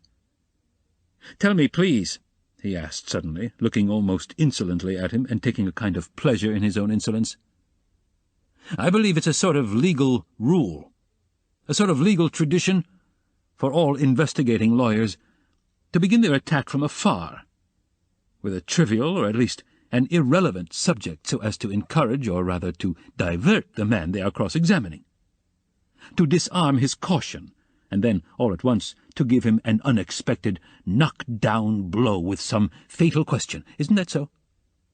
It's a sacred tradition, mentioned, I fancy, in all the manuals of the art." "Yes. Yes. Why, do you imagine that was why I spoke about government quarters, eh?" And as he said this, Porfiri Petrovitch screwed up his eyes and winked. A good-humoured, crafty look passed over his face. The wrinkles on his forehead were smoothed out, his eyes contracted, his features broadened, and he suddenly went off into a nervous, prolonged laugh, shaking all over and looking Raskolnikov straight in the face. The latter forced himself to laugh, too. But when Porfiri, seeing that he was laughing, broke into such a guffaw that he turned almost crimson, Raskolnikov's repulsion overcame all precaution. He left off laughing, scowled, and stared with hatred at Porfiri, keeping his eyes fixed on him while his intentionally prolonged laughter lasted. There was lack of precaution on both sides, however, for Porfiri Petrovitch seemed to be laughing in his visitor's face, and to be very little disturbed at the annoyance with which the visitor received it. The latter fact was very significant in Raskolnikov's eyes. He saw that Porfiri Petrovitch had not been embarrassed just before either, but that he, Raskolnikov, had perhaps fallen into a trap. That there must be something, some motive here unknown to him. That perhaps everything was in readiness, and in another moment would break upon him. He went straight to the point at once, rose from his seat, and took his cap. "Porfiri Petrovitch," he began resolutely, though with considerable irritation, "yesterday you expressed a desire that I should come to you for some inquiries." He laid special stress on the word inquiries. "I have come, and if you have anything to ask me, ask it. And if not, allow me to withdraw. I have no time to spare. I have to be at the funeral of that man who was run over, of whom you know also," he added, feeling angry at once at having made this addition, and more irritated at his anger. "I am sick of it all, do you hear? And have long been. It's partly what made me ill. In short," he shouted, feeling that the phrase about his illness was still more out of place, "in short, kindly examine me or let me go at once. And if you must examine me, do so in the proper form. I will not allow you to do so otherwise, and so, meanwhile, goodbye, as we have evidently nothing to keep us now." "Good heavens! What do you mean? What shall I question you about?" cackled Porfiri Petrovitch with a change of tone, instantly leaving off laughing. "Please, don't disturb yourself." He began fidgeting from place to place, and fussily making Raskolnikov sit down. "There's no hurry, it's all nonsense. Oh, no, I'm very glad you've come to see me at last. I look upon you simply as a visitor. And as for my confounded laughter, please excuse it, Rodion Romanovitch." "Rodion Romanovitch, that is your name?" "It's my nerves. You tickled me so with your witty observation. I assure you, sometimes I shake with laughter like an india-rubber ball for half an hour at a time. I'm often afraid of an attack of paralysis. Do sit down, please, do, or I shall think you are angry." Raskolnikov did not speak. He listened, watching him. still frowning angrily. He did sit down, but still held his cap. "I must tell you one thing about myself, my dear Rodion Romanovich," Porfiri Petrovitch continued, moving about the room, and again avoiding his visitor's eyes. "You see, I'm a bachelor, a man of no consequence, and not used to society. Besides, I have nothing before me. I'm set. I'm running to seed, and have you noticed, Rodion Romanovich, that in our Petersburg circles, if two clever men meet, who are not intimate but respect each other, like you and me, it takes them half an hour before they can find a subject for conversation. They are dumb. They sit opposite each other and feel awkward. Everyone has subjects of conversation. Ladies, for instance. People in high society always have their subjects of conversation. C'est de rigueur. But people of the middle sort like us, thinking people, that is, are always tongue-tied and awkward. What is the reason of it? Whether it is the lack of public interest, or whether it is we are so honest we don't want to deceive one another, I don't know. What do you think? Do put down your cap. It looks as if you were just going. It makes me uncomfortable. I am so delighted." Raskolnikov put down his cap, and continued listening in silence, with a serious, frowning face to the vague and empty chatter of Porfiri Petrovitch. Does he really want to distract my attention with his silly babble? "I can't offer you coffee here, but why not spend 5 minutes with a friend?" Porfiri pattered on. "And you know all these official duties. Please don't mind my running up and down. Excuse it, my dear fellow. I am very much afraid of offending you, but exercise is absolutely indispensable for me. I'm always sitting, and so glad to be moving about for 5 minutes. I suffer from my sedentary life. I always intend to join a gymnasium. They say that officials of all ranks, even privy councillors, may be seen skipping gaily there. There you have it, modern science. Yes, but as for my duties here, inquiries and all such formalities— You mentioned inquiries yourself just now.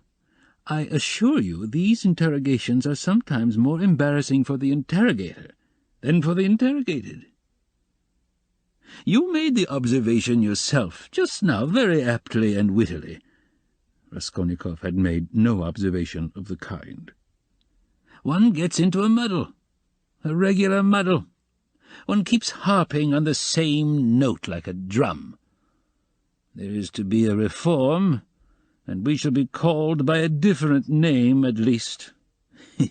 And as for our legal tradition, as you so wittily called it, I thoroughly agree with you. Every prisoner on trial, even the rudest peasant, knows that they begin by disarming him with irrelevant questions, as you so happily put it, and then deal him a knock-down blow. Your felicitous comparison. So, you really imagined that I meant by government quarters— You are an ironical person. Come, I won't go on. By the way, yes, one word leads to another. You spoke of formality just now, apropos of the inquiry, you know. But what's the use of formality? In many cases it's nonsense. Sometimes one has a friendly chat and gets a good deal more out of it. One can always fall back on formality, allow me to assure you. And after all, what does it amount to? An examining lawyer cannot be bounded by formality at every step. The work of investigation is, so to speak, a free art, in its own way. Porfiri Petrovitch took breath a moment. He had simply babbled on, uttering empty phrases. letting slip a few enigmatic words and again reverting to incoherence. He was almost running about the room, moving his fat little legs quicker and quicker, looking at the ground, with his right hand behind his back, while with his left making gesticulations that were extraordinarily incongruous with his words. Raskolnikov suddenly noticed that as he ran about the room he seemed twice to stop for a moment near the door as though he were listening. Is he expecting anything? "You are certainly quite right about it," Porfiry began gaily, looking with extraordinary simplicity at Raskolnikov, which startled him and instantly put him on his guard. "Certainly quite right in laughing so wittily at our legal forms. Some of these elaborate psychological methods are exceedingly ridiculous, and perhaps useless, if one adheres too closely to the forms. Yes, I am talking of forms again. Well, if I recognize, or more strictly speaking, if I suspect someone or other to be a criminal, in any case entrusted to me—" "You're reading for the law, of course, Rodion Romanovich." "Yes, I was." "Well, then, it is a precedent for you for the future, though don't suppose I should venture to instruct you after the articles you publish about crime. No, I simply make bold to state it by way of fact. If I took this man or that for a criminal, why, I ask, should I worry him prematurely, even though I had evidence against him? In one case I may be bound, for instance, to arrest a man at once, but another may be in quite a different position, so why shouldn't I let him walk about the town a bit?" "But I see you don't quite understand. So I'll give you a clearer example. If I put him in prison too soon, I may very likely give him, so to speak, moral support. You're laughing?" Raskolnikov had no idea of laughing. He was sitting with compressed lips, his feverish eyes fixed on Porfiry Petrovitch's. "Yes, that is the case. With some types especially, for men are so different. You say evidence. Well, there may be evidence. But evidence, can generally be taken two ways. I am an examining lawyer and a weak man, I confess it. I should like to make a proof, so to say, mathematically clear. I should like to make a chain of evidence such as 2 × 2 are 4. It ought to be a direct, irrefutable proof. And if I shut him up too soon, even though I might be convinced he was the man, I should very likely be depriving myself of the means of getting further evidence against him. And how? By giving him, so to speak, a definite position. I shall put him out of suspense and set his mind at rest, so that he will retreat into his shell. They say that at Sevastopol, soon after Alma, the clever people were in a terrible fright that the enemy would attack openly and take Sevastopol at once.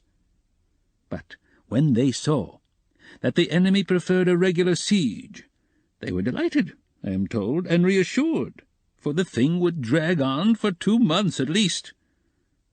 You're laughing. You don't believe me again.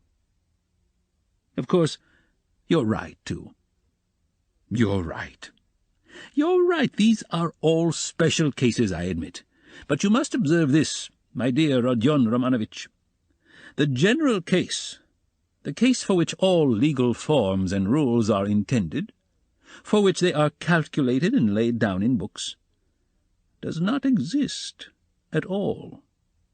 For the reason that every case, every crime, for instance, so soon as it actually occurs, at once becomes a thoroughly special case, and sometimes a case unlike any that's gone before.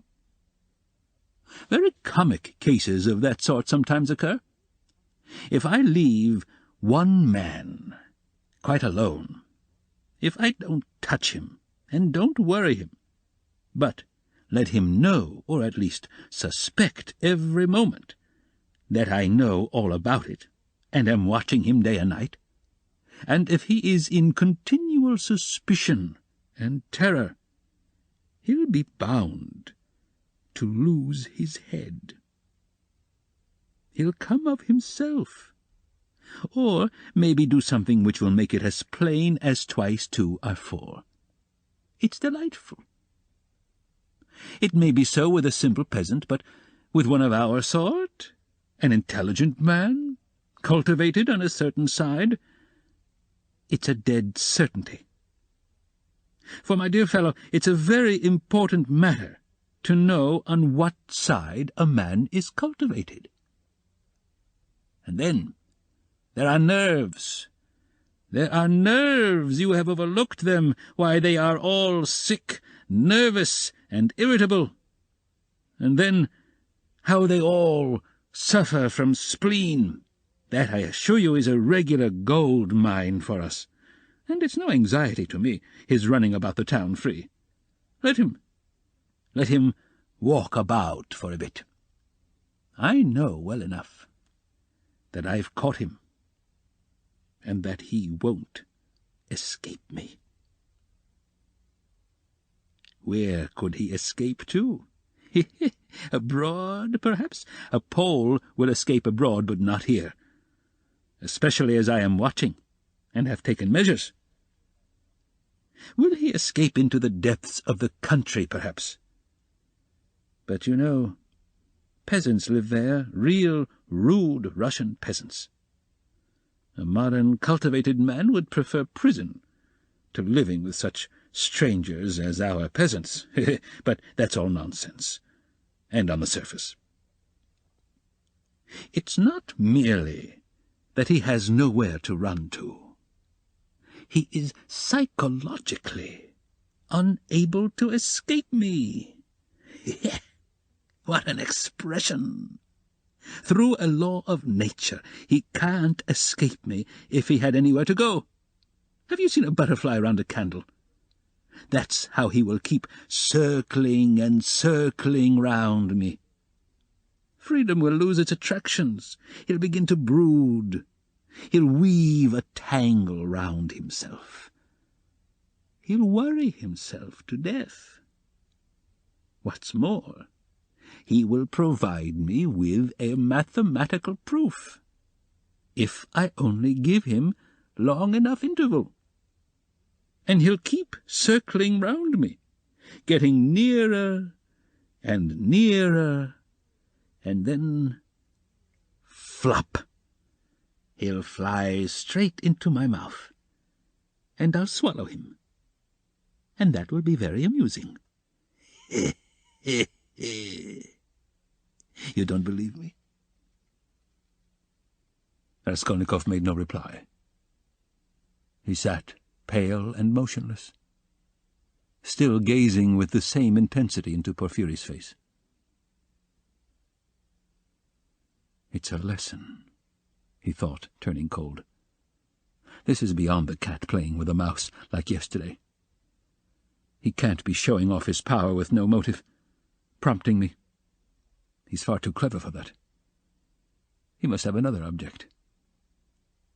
What is it?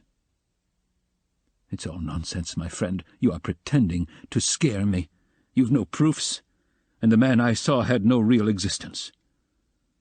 You simply want to make me lose my head, to work me up beforehand and so to crush me. But you are wrong. You won't do it. But why give me such a hint? Is he counting on my shattered nerves? No, my friend, you are wrong. You won't do it, even though you have some trap for me. Let's see what you have in store for me.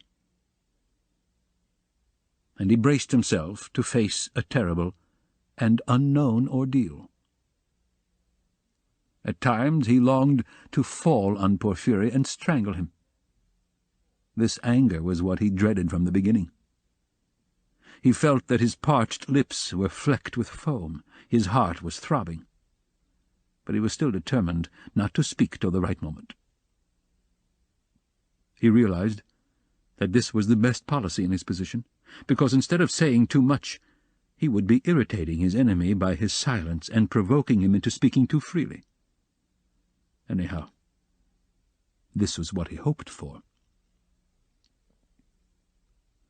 "No, I see you don't believe me.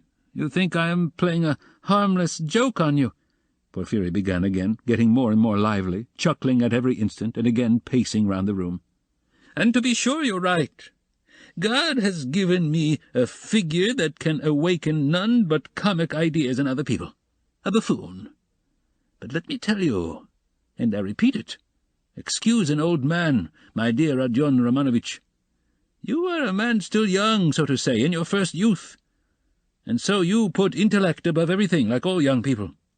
Playful wit and abstract arguments fascinate you, and that's for all the world like the old Austrian Hofkriegsrat, as far as I can judge of military matters, that is. On paper they'd beaten Napoleon and taken him prisoner, and there in their study they worked it all out in the cleverest fashion. But look you, General Mack surrendered, with all his army. I see, Rodion Romanovich, you are laughing at a civilian like me taking examples out of military history. But I can't help it. It's my weakness.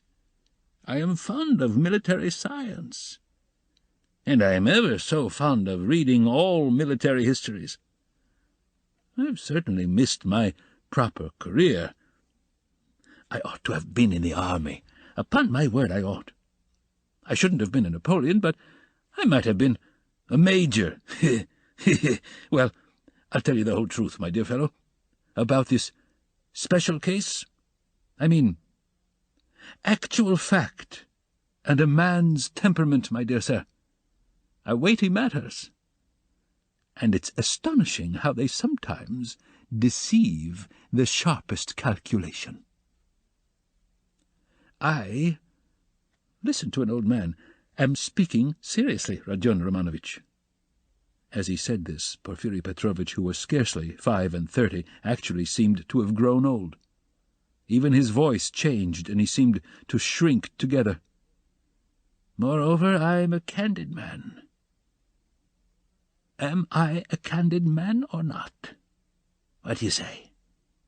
I fancy I really am. I tell you these things for nothing, and don't even expect a reward for it. Well, to proceed. Wit, in my opinion, is a splendid thing. It is, so to say, an adornment of nature, and a consolation of life. And what tricks it can play! So that it sometimes is hard for a poor examining lawyer to know where he is, especially when he is liable to be carried away by his own fancy, too, for you know he is a man after all. But the poor fellow is saved by the criminal's temperament. Worse luck for him. But young people carried away by their own wit don't think of that when they overstep all obstacles, as you wittily and cleverly expressed it yesterday. He will lie. That is, the man who is a special case, the incognito, and he will lie well, in the cleverest fashion. You might think he would triumph and enjoy the fruits of his wit. But at the most interesting, the most flagrant moment, he will faint.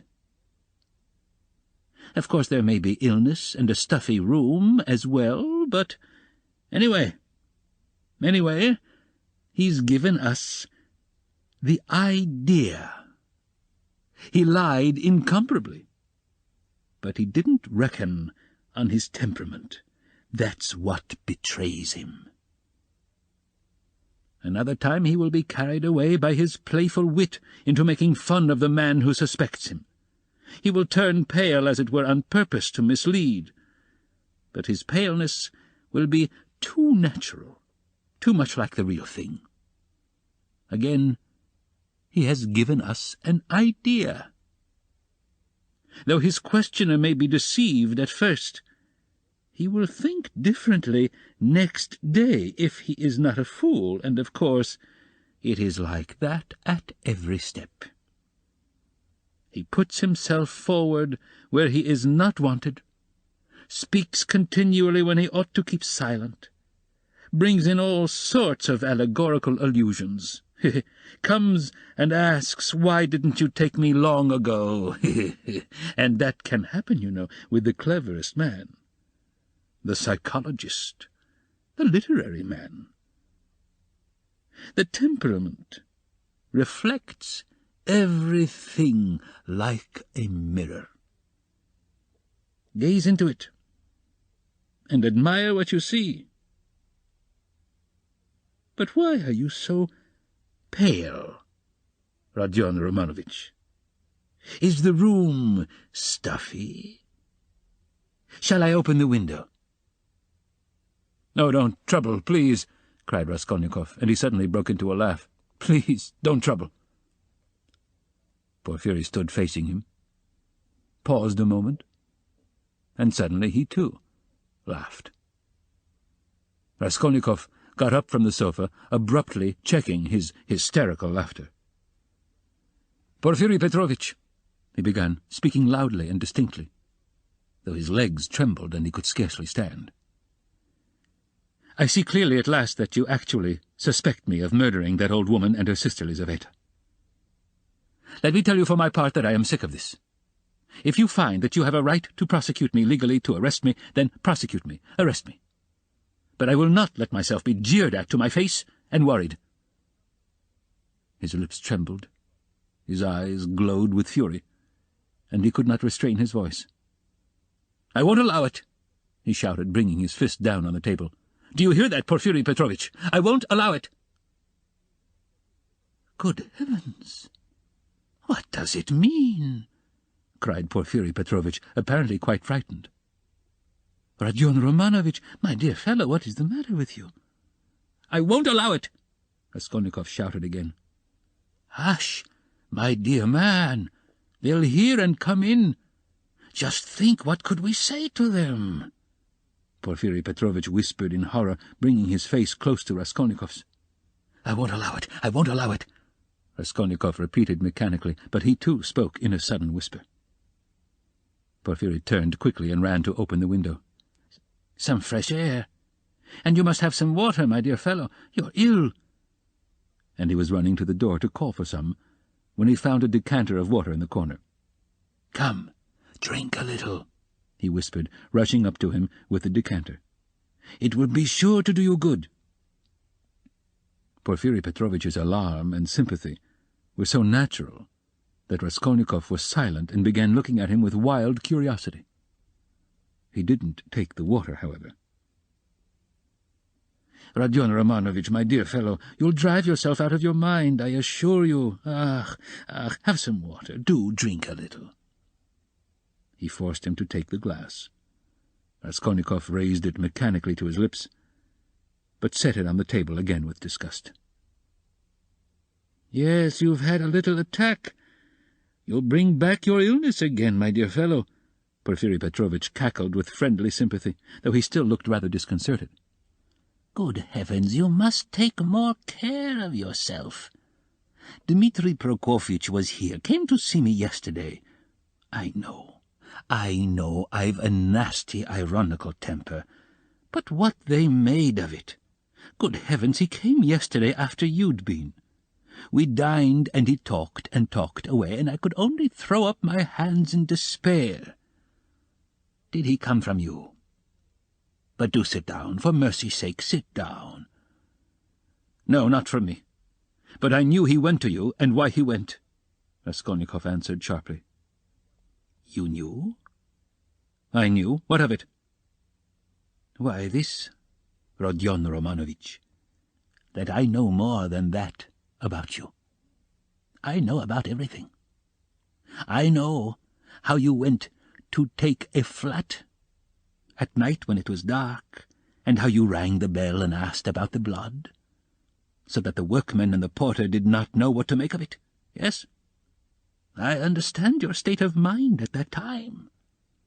But you'll drive yourself mad like that, upon my word. You'll lose your head. You're full of generous indignation at the wrongs you've received, first from destiny, and then from the police officers.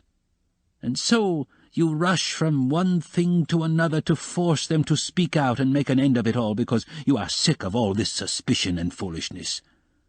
That's so, isn't it? I have guessed how you feel, haven't I? Only in that way you'll lose your head, and Razumikhin's too. He's too good a man for such a position, you must know that. You are ill, and he is good, and your illness is infectious for him. I'll tell you about it when you are more yourself. But do sit down, for goodness sake. Please rest. You look shocking. Do sit down. Raskolnikov sat down. He no longer shivered. He was hot all over.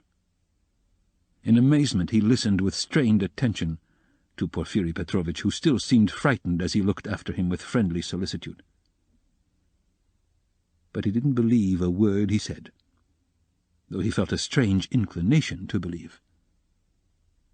Porfiri's unexpected words about the flat had utterly overwhelmed him. How can it be? He knows about the flat, then, he thought suddenly, and he tells it me himself. Yes, in our legal practice there was a case almost exactly similar, a case of morbid psychology. Porfiri went on quickly. A man confessed to murder, and how he kept it up. It was a regular hallucination. He brought forward facts. He imposed upon every one. And why? He had been partly, but only partly, unintentionally, the cause of a murder, and when he knew that, he had given the murderers the opportunity. He sank into dejection. It got on his mind and turned his brain. He began imagining things, and he persuaded himself that he was the murderer. But at last the High Court of Appeals went into it, and the poor fellow was acquitted, and put under proper care. Thanks to the Court of Appeals. Tut-tut-tut. Why, my dear fellow, you may drive yourself into delirium if you have the impulse to work upon your nerves, to go ringing bells at night and asking about blood. I've studied all this morbid psychology in my practice. A man is sometimes tempted to jump out of a window or from a belfry. Just the same with bell-ringing. It's all illness, Rodion Romanovich. You have begun to neglect your illness. You should consult an experienced doctor. What's the good of that fat fellow? You are light-headed. You were delirious when you did all this. For a moment, Raskolnikov felt everything going round.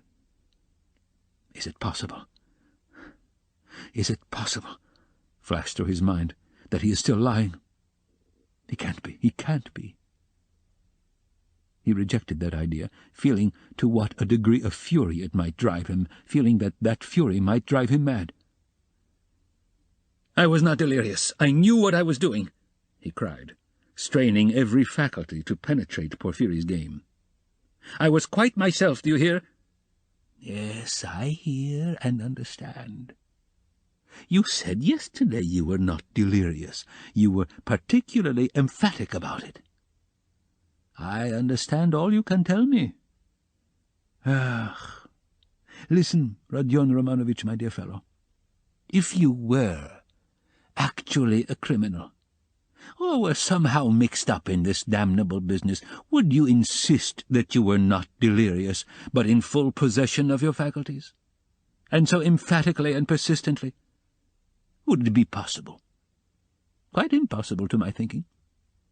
If you had anything on your conscience, you certainly ought to insist that you were delirious. That's so, isn't it? There was a note of slyness in this inquiry. Raskolnikov drew back on the sofa as Porfiri bent over him and stared in silent perplexity at him. Another thing about Razumikhin. You certainly ought to have said that he came of his own accord, to have concealed your part in it. But you don't conceal it. You lay stress on his coming at your instigation." Raskolnikov had not done so. A chill went down his back. "You keep telling lies," he said slowly and weakly, twisting his lips into a sickly smile. "You are trying again to show that you know all my game, that you know all I shall say beforehand," he said, conscious himself that he was not weighing his words as he ought. "You want to frighten me, or you are simply laughing at me." He still stared at him as he said this, and again there was a light of intense hatred in his eyes. "You keep lying," he said. "You know perfectly well that the best policy for the criminal is to tell the truth as nearly as possible, to conceal as little as possible. I don't believe you." "What a wily person you are," Porfiry tittered. "There's no catching you. You've a perfect monomania. So, you don't believe me.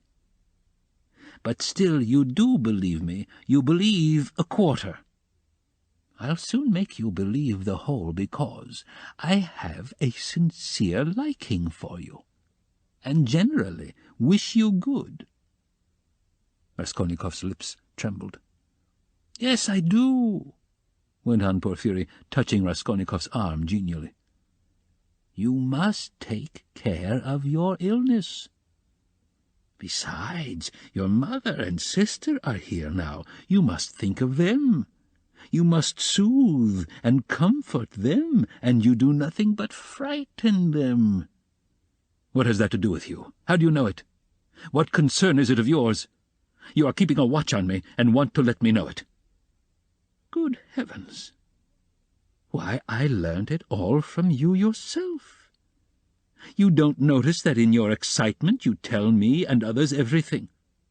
From Razumikhin, too, I learned a number of interesting details yesterday. No, you interrupted me, but I must tell you that, for all your wit, your suspiciousness makes you lose the common-sense view of things. To return to bell-ringing, for instance, I, an examining lawyer, have betrayed a precious thing like that, a real fact, for it is a fact worth having, and you see nothing in it. Why, if I had the slightest suspicion of you, should I have acted like that? No. I should first have disarmed your suspicions and not let you see I knew of that fact. Should have diverted your attention and suddenly have dealt you a knock-down blow, your expression, saying, 'And what were you doing, sir, pray, at 10 or nearly 11 at the murdered woman's flat, and why did you ring the bell, and why did you ask about blood? And why did you invite the porters to go with you to the police station, to the lieutenant?' That's how I ought to have acted, if I had a grain of suspicion of you. I ought to have taken your evidence in due form, searched your lodging, and perhaps have arrested you too. So I have no suspicion of you, since I have not done that. But you can't look at it normally, and you see nothing, I say again." Raskolnikov started so that Porfiry Petrovitch could not fail to perceive it. "You are lying all the while," he cried. "I don't know your object, but you are lying. You didn't speak like that just now, and I can't be mistaken." "I am lying?" Porfiry repeated, apparently incensed, but preserving a good-humoured and ironical face, as though he were not in the least concerned at Raskolnikov's opinion of him. "I am lying? But how did I treat you just now, I, the examining lawyer? Prompting you and giving you every means for your defence. Illness, I said, delirium, injury, melancholy, and the police offers and all the rest of it. Ah, though, indeed, all those psychological means of defence are not very reliable and cut both ways. Illness, delirium, I don't remember, that's all right, but why, my good sir, in your illness and in your delirium, were you haunted by just those delusions and not by any others? There may have been others, eh? Raskolnikov looked haughtily and contemptuously at him. "Briefly," he said loudly and imperiously, rising to his feet and in so doing pushing Porfiry back a little. "Briefly, I want to know, do you acknowledge me perfectly free from suspicion or not? Tell me, Porfiry Petrovitch, tell me once for all, and make haste." "What a business I'm having with you!" cried Porfiry with a perfectly good-humoured, sly, and composed face. "And why do you want to know? Why do you want to know so much, since they haven't begun to worry you? Why, you are like a child asking for matches. And why are you so uneasy? Why do you force yourself upon us, eh?" "I repeat," Raskolnikov cried furiously, "that I can't put up with it." "With what? Uncertainty?" interrupted Porfiry. "Don't jeer at me. I won't have it. I tell you I won't have it. I can't and I won't. Do you hear? Do you hear?" he shouted, bringing his fist down on the table again. "Hush! Hush! They'll overhear. I warn you, seriously, take care of yourself. I am not joking," Porfiry whispered. But this time there was not the look of old womanish good nature and alarm in his face. Now he was peremptory, stern, frowning, and for once laying aside all mystification. But this was only for an instant. Raskolnikov, bewildered, suddenly fell into actual frenzy, but, strange to say, he again obeyed the command to speak quietly, though he was in a perfect paroxysm of fury. This ends Disc 13. Crime and Punishment, Disc 14. "I will not allow myself to be tortured," he whispered, instantly recognizing with hatred that he could not help obeying the command, and driven to even greater fury by the thought. "Arrest me, search me, but kindly act in due form, and don't play with me. Don't dare." "Don't worry about the form," Porfiry interrupted with the same sly smile, as it were, gloating with enjoyment over Raskolnikov. "I invited you to see me quite in a friendly way." "I don't want your friendship, and I spit on it, do you hear? And here I take my cap and go. What will you say now, if you mean to arrest me?" He took up his cap and went to the door. "And won't you see my little surprise?" chuckled Porfiry, again taking him by the arm and stopping him at the door. He seemed to become more playful and good-humoured, which maddened Raskolnikov. "What surprise?" he asked, standing still and looking at Porfiry in alarm. "My little surprise. It's sitting there, behind the door." He pointed to the locked door. "I locked him in that he should not escape." "What is it? Where? What?" Raskolnikov walked to the door and would have opened it, but it was locked. "It's locked. Here is the key." And he brought a key out of his pocket. "You are lying!" roared Raskolnikov without restraint. "You lie, you damned Punchinello!" And he rushed at Porfiry, who retreated to the other door, not at all alarmed. "I understand it all. You are lying and mocking so that I may betray myself to you." "Why, you couldn't betray yourself any further, my dear Rodion Romanovitch. You are in a passion. Don't shout, I shall call the clerks." "You are lying. Call the clerks. You knew I was ill and tried to work me into a frenzy to make me betray myself. That was your object. Produce your facts." "I understand it all. You've no evidence. You have only wretched, rubbishy suspicions like Zamyetov's. You knew my character. You wanted to drive me to fury and then to knock me down with priests and deputies. Are you waiting for them, eh? What are you waiting for? Where are they? Produce them." "Why, deputies, my good man. What things people will imagine. And to do so would not be acting in form, as you say. You don't know the business, my dear fellow. And there's no escaping form, as you see," Porfiry muttered, listening at the door through which a noise could be heard. "Ah, they're coming," cried Raskolnikov. "You've sent for them. You expected them. Well, produce them all, your deputies, your witnesses, what you like. I am ready." But at this moment a strange incident occurred, something so unexpected that neither Raskolnikov nor Porfiri Petrovitch could have looked for such a conclusion to their interview.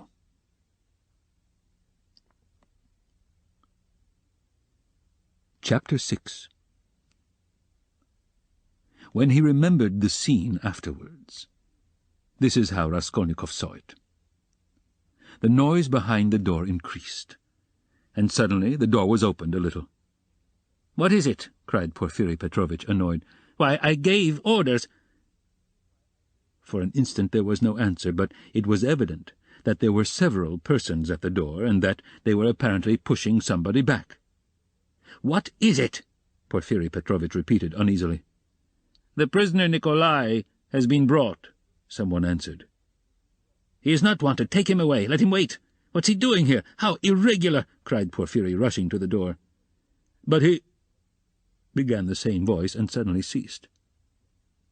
2 seconds, not more, were spent in actual struggle. Then someone gave a violent shove, and then a man, very pale, strode into the room. This man's appearance was at first sight very strange. He stared straight before him as though seeing nothing. There was a determined gleam in his eyes. At the same time there was a deathly pallor in his face, as though he were being led to the scaffold. His white lips were faintly twitching. He was dressed like a workman, and was of medium height, very young, slim, his hair cut in a round crop, with thin spare features. The man whom he had thrust back followed him into the room, and succeeded in seizing him by the shoulder. He was a warder, but Nikolai pulled his arm away. Several persons crowded inquisitively into the doorway.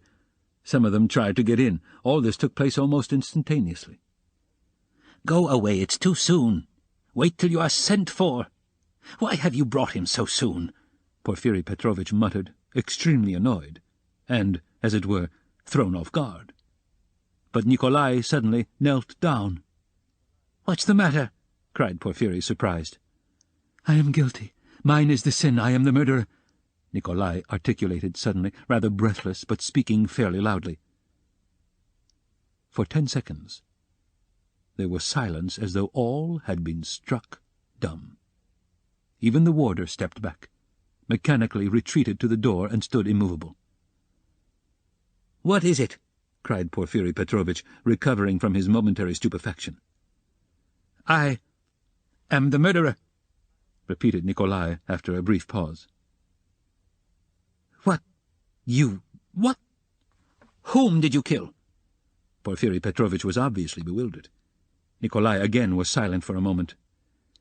"Alyona Ivanovna and her sister Lizaveta Ivanovna I killed with an axe. Darkness came over me," he added suddenly, and was again silent. He still remained on his knees. Porfiri Petrovitch stood for some moments as though meditating, but suddenly roused himself and waved back the uninvited spectators. They instantly vanished and closed the door. Then he looked towards Raskolnikov, who was standing in the corner staring wildly at Nikolai, and moved towards him, but stopped short, looked from Nikolai to Raskolnikov, and then again at Nikolai, and, seeming unable to restrain himself, darted at the latter. "You're in too great a hurry," he shouted at him, almost angrily. "I didn't ask you what came over you. Speak, did you kill them?" "I am the murderer." "I want to give evidence," Nikolai pronounced. "Ah, what did you kill them with?"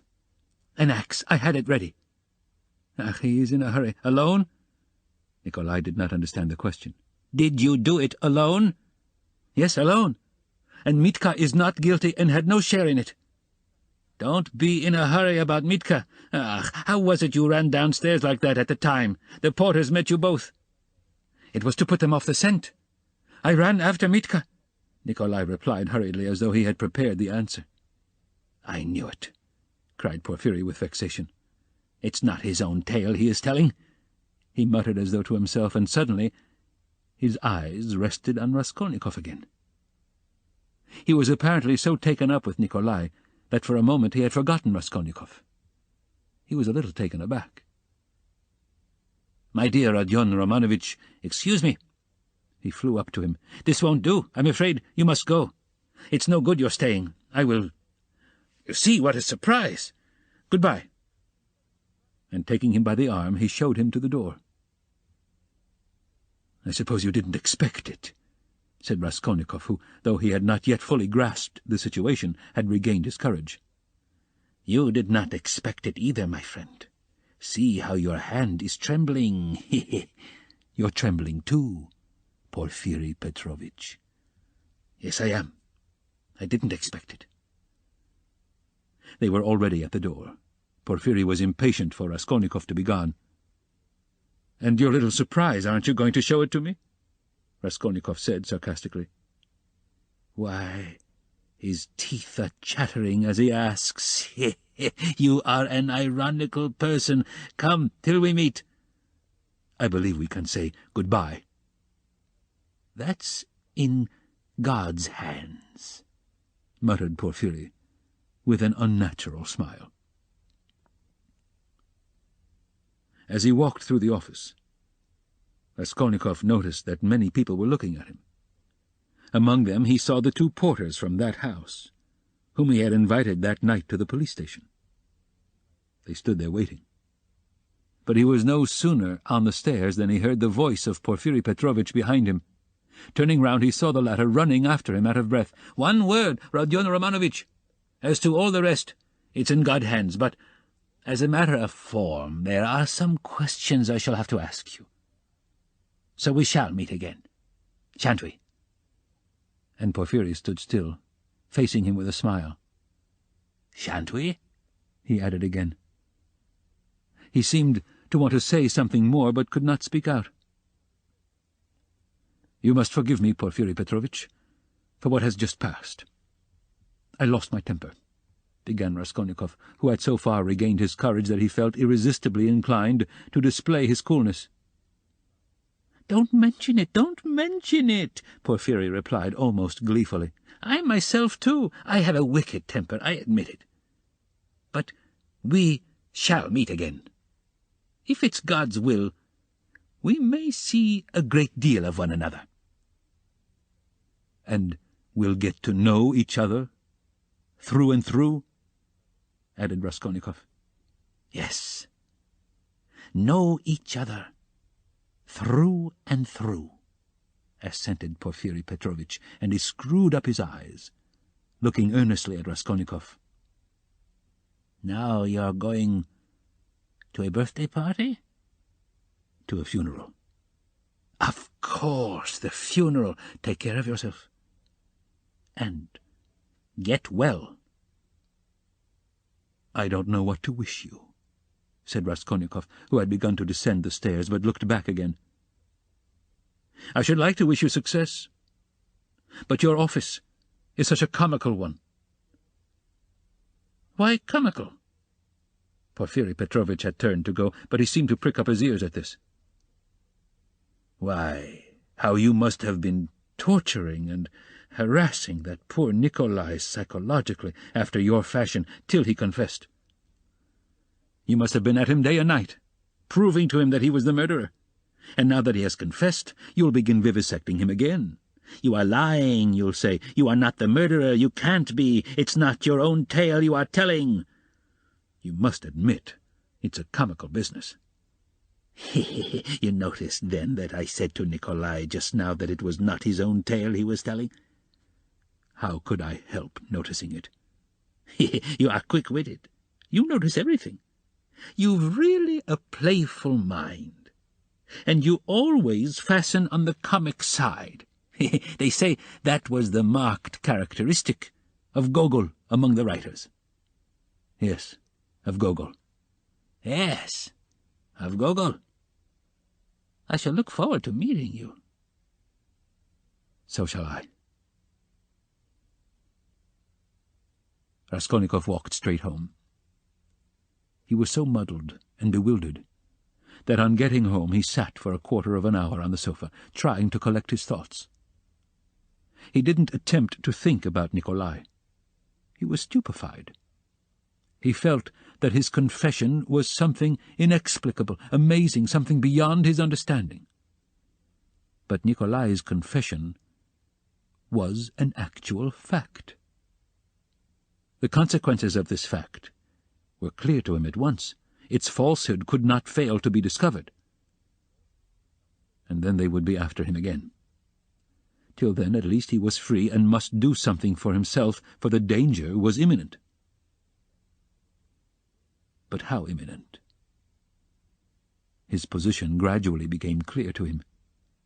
Remembering, sketchily, the main outlines of his recent scene with Porphyry, he could not help shuddering again with horror.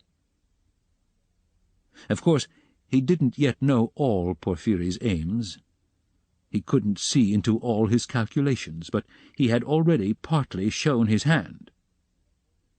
And no one knew better than Raskolnikov how terrible Porphyry's lead had been for him. A little more, and he might have given himself away completely, circumstantially. Knowing his nervous temperament, and from the first glance seeing through him, Porphyry, though playing a bold game, was bound to win. There's no denying that Raskolnikov had compromised himself seriously. But no facts had come to light as yet. There was nothing positive. But was he taking a true view of the position? Wasn't he mistaken? What had Porphyry been trying to get at? Had he really some surprise prepared for him? And what was it? Had he really been expecting something or not? How would they have parted if it had not been for the unexpected appearance of Nikolai? Porphyry had shown almost all his cards. Of course, he had risked something in showing them, and if he had really had anything up his sleeve, Raskolnikov reflected, he would have shown that too. What was that surprise? Was it a joke? Had it meant anything? Could it have concealed anything like a fact, a piece of positive evidence? His yesterday's visitor. What had become of him? Where was he today? If Porphyry really had any evidence, it must be connected with him.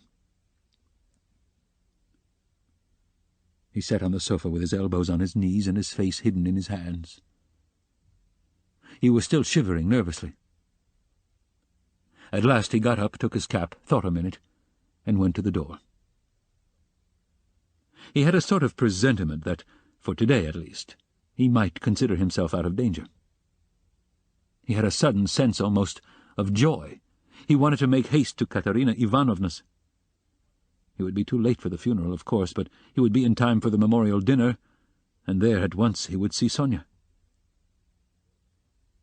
He stood still, thought a moment, and a suffering smile came for a moment onto his lips.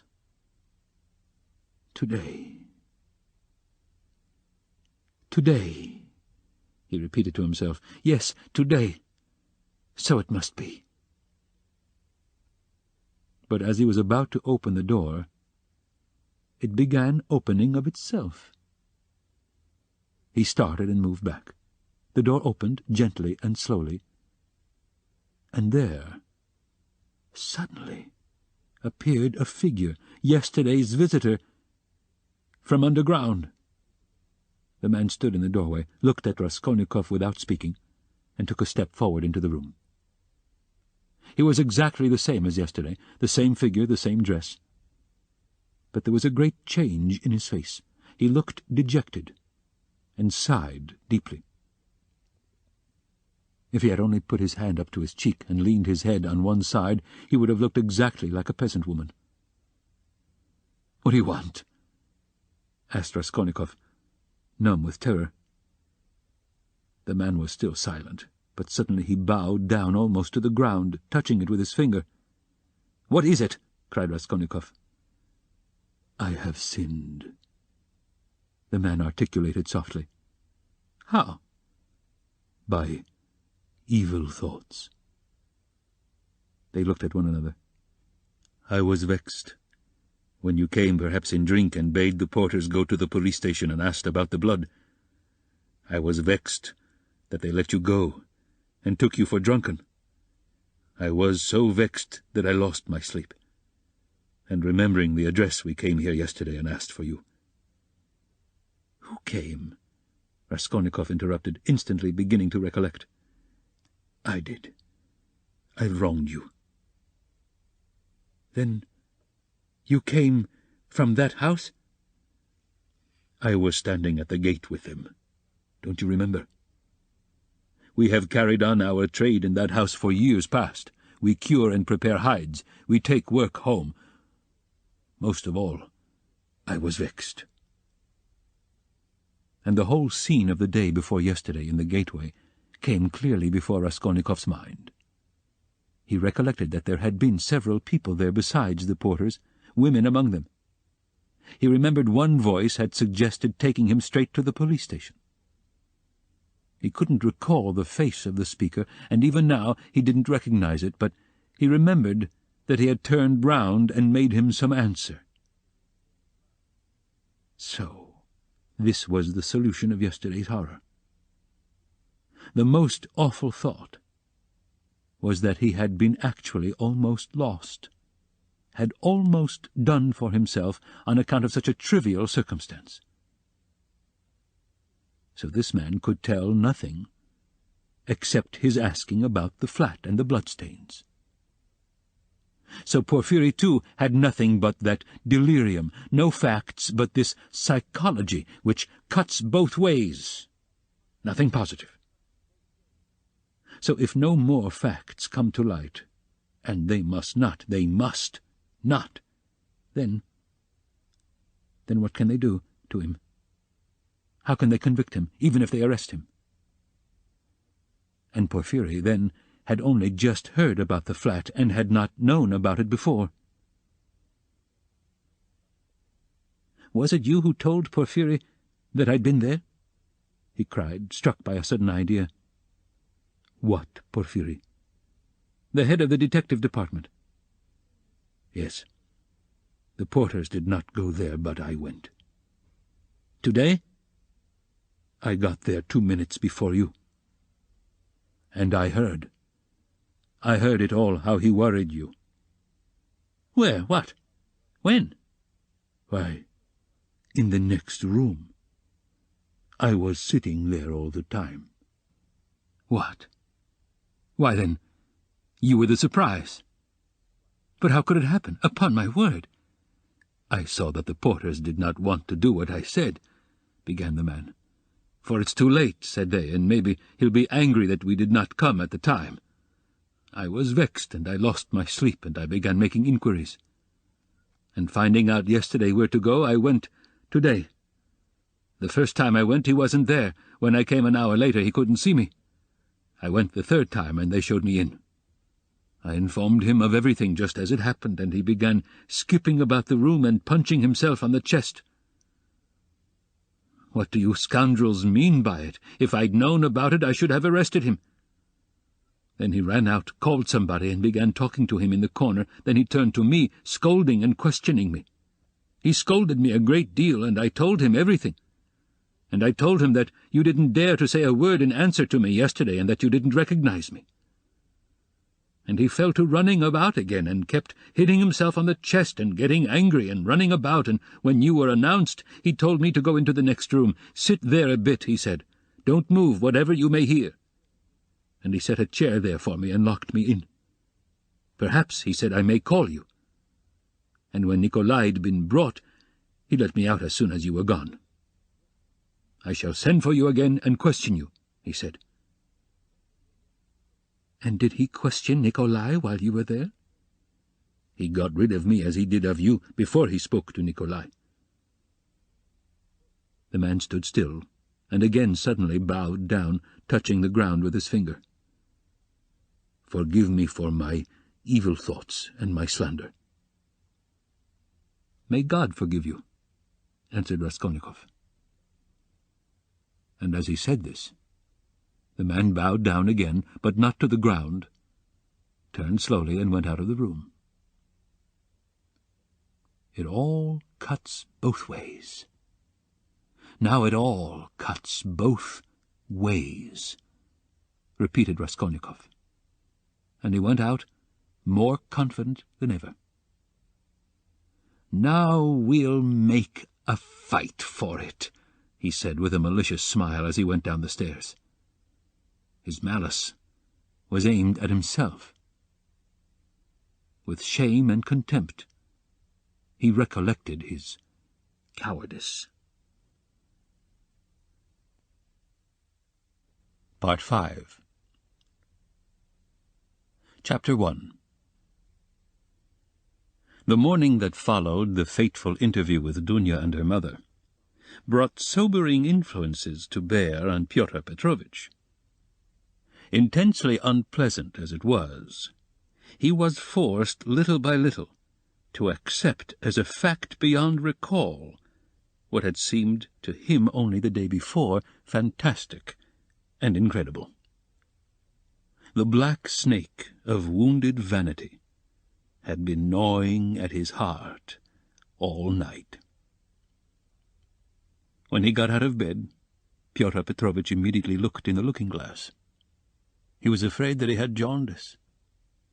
However, his health seemed unimpaired so far, and looking at his noble, clear-skinned countenance, which had grown fattish of late, Pyotr Petrovitch for an instant was positively comforted in the conviction that he would find another bride, and perhaps even a better one. But, coming back to the sense of his present position, he turned aside and spat vigorously, which excited a sarcastic smile in Andrei Semyonovitch Lebeziatnikov, the young friend with whom he was staying. That smile Pyotr Petrovitch noticed, and at once set it down against his young friend's account. He had set down a good many points against him of late. His anger was redoubled when he reflected that he ought not to have told Andrei Semyonovitch about the result of yesterday's interview. That was the second mistake he had made in temper through impulsiveness and irritability. Moreover, all that morning, one unpleasantness followed another. He even found a hitch awaiting him in his legal case in the Senate. He was particularly irritated by the owner of the flat which had been taken in view of his approaching marriage and was being redecorated at his own expense. The owner, a rich German tradesman, would not entertain the idea of breaking the contract which had just been signed and insisted on the full forfeit money, though Pyotr Petrovitch would be giving him back the flat practically redecorated. In the same way, the upholsterers refused to return a single rouble of the installment paid for the furniture purchased but not yet delivered to the flat. "Am I to get married simply for the sake of the furniture?" Pyotr Petrovitch ground his teeth, and at the same time once more he had a gleam of desperate hope. "Can all that be really so irrevocably over? Is it no use to make another effort?" The thought of Dunya sent a voluptuous pang through his heart. He endured anguish at that moment, and if it had been possible to slay Raskolnikov instantly by wishing it, Pyotr Petrovitch would promptly have uttered the wish. "It was my mistake, too, not to have given them money," he thought as he returned dejectedly to Lebeziatnikov's room. "And why on earth was I such a Jew? It was false economy. I meant to keep them without a penny so that they should turn to me as their providence. And look at them. Phew! If I'd spent some 1,500 roubles on them for the trousseau and presents, on knick-knacks, dressing-cases, jewellery, materials, and all that sort of trash from Knopp's and the English shop, my position would have been better and stronger. They could not have refused me so easily. They are the sort of people that would feel bound to return money and presents if they broke it off. And they would find it hard to do it, and their consciences would prick them.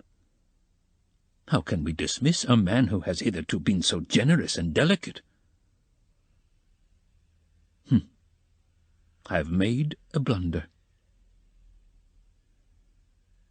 And grinding his teeth again, Pyotr Petrovitch called himself a fool. But not aloud, of course. He returned home, twice as irritated and angry as before. The preparations for the funeral dinner at Katerina Ivanovna's excited his curiosity as he passed. He had heard about it the day before. He fancied, indeed, that he had been invited, but, absorbed in his own cares, he had paid no attention. Inquiring of Madame Lippewechsel, who was busy laying the table while Katerina Ivanovna was away at the cemetery, he heard that the entertainment was to be a great affair, that all the lodgers had been invited, among them some who had not known the dead man, that even Andrei Semyonovitch Lebeziatnikov was invited in spite of his previous quarrel with Katerina Ivanovna, that he, Pyotr Petrovitch, was not only invited, but was eagerly expected, as he was the most important of the lodgers. Amalia Ivanovna herself had been invited with great ceremony in spite of the recent unpleasantness, and so she was very busy with preparations, and was taking a positive pleasure in them. She was moreover dressed up to the nines, all in new black silk, and she was proud of it. All this suggested an idea to Pyotr Petrovitch, and he went into his room, or rather Lebeziatnikov's, somewhat thoughtful. He had learned that Raskolnikov was to be one of the guests. Andrei Semyonovitch had been at home all the morning. The attitude of Pyotr Petrovitch to this gentleman was strange, though perhaps natural. Pyotr Petrovitch had despised and hated him from the day he came to stay with him, and at the same time he seemed somewhat afraid of him. He had not come to stay with him on his arrival in Petersburg simply from parsimony, though that had been perhaps his chief object. He had heard of Andrei Semyonovitch, who had once been his ward, as a leading young progressive who was taking an important part in certain interesting circles, the doings of which were a legend in the provinces. It had impressed Pyotr Petrovitch. These powerful, omniscient circles, who despised everyone, and held everyone up to ridicule, had long inspired in him a peculiar but quite vague alarm. He had not, of course, been able to form even an approximate idea of what they meant. He, like everyone, had heard that there were, especially in Petersburg, progressives of some sort, nihilists and so on, and, like many people, he exaggerated and distorted the significance of those words to an absurd degree. What for many years past he had feared more than anything was being held up to ridicule, and this was the chief ground for his continual uneasiness at the thought of transferring his business to Petersburg. He was afraid of this, as little children are sometimes panic-stricken. Some years before, when he was just entering on his own career, he had come upon two cases in which rather important personages in the province, patrons of his, had been cruelly exposed. One instance had ended in great scandal for the person attacked, and the other had very nearly ended in serious trouble. For this reason, Pyotr Petrovitch intended to go into the subject as soon as he reached Petersburg, and, if necessary, to anticipate contingencies by seeking the favor of our younger generation. He relied on Andrei Semyonovitch for this, and before his visit to Raskolnikov he had succeeded in picking up some current phrases. He soon discovered that Andrei Semyonovitch was a commonplace simpleton, but that by no means reassured Pyotr Petrovitch. Even if he had been certain that all the progressives were fools like him, it would not have allayed his uneasiness. All the doctrines, the ideas, the systems with which Andrei Semyonovitch pestered him had no interest for him. He had his own object. He simply wanted to find out at once what was happening here. Had these people any power or not? Had he anything to fear from them? Would they expose any enterprise of his? And what precisely was now the goal of their attacks?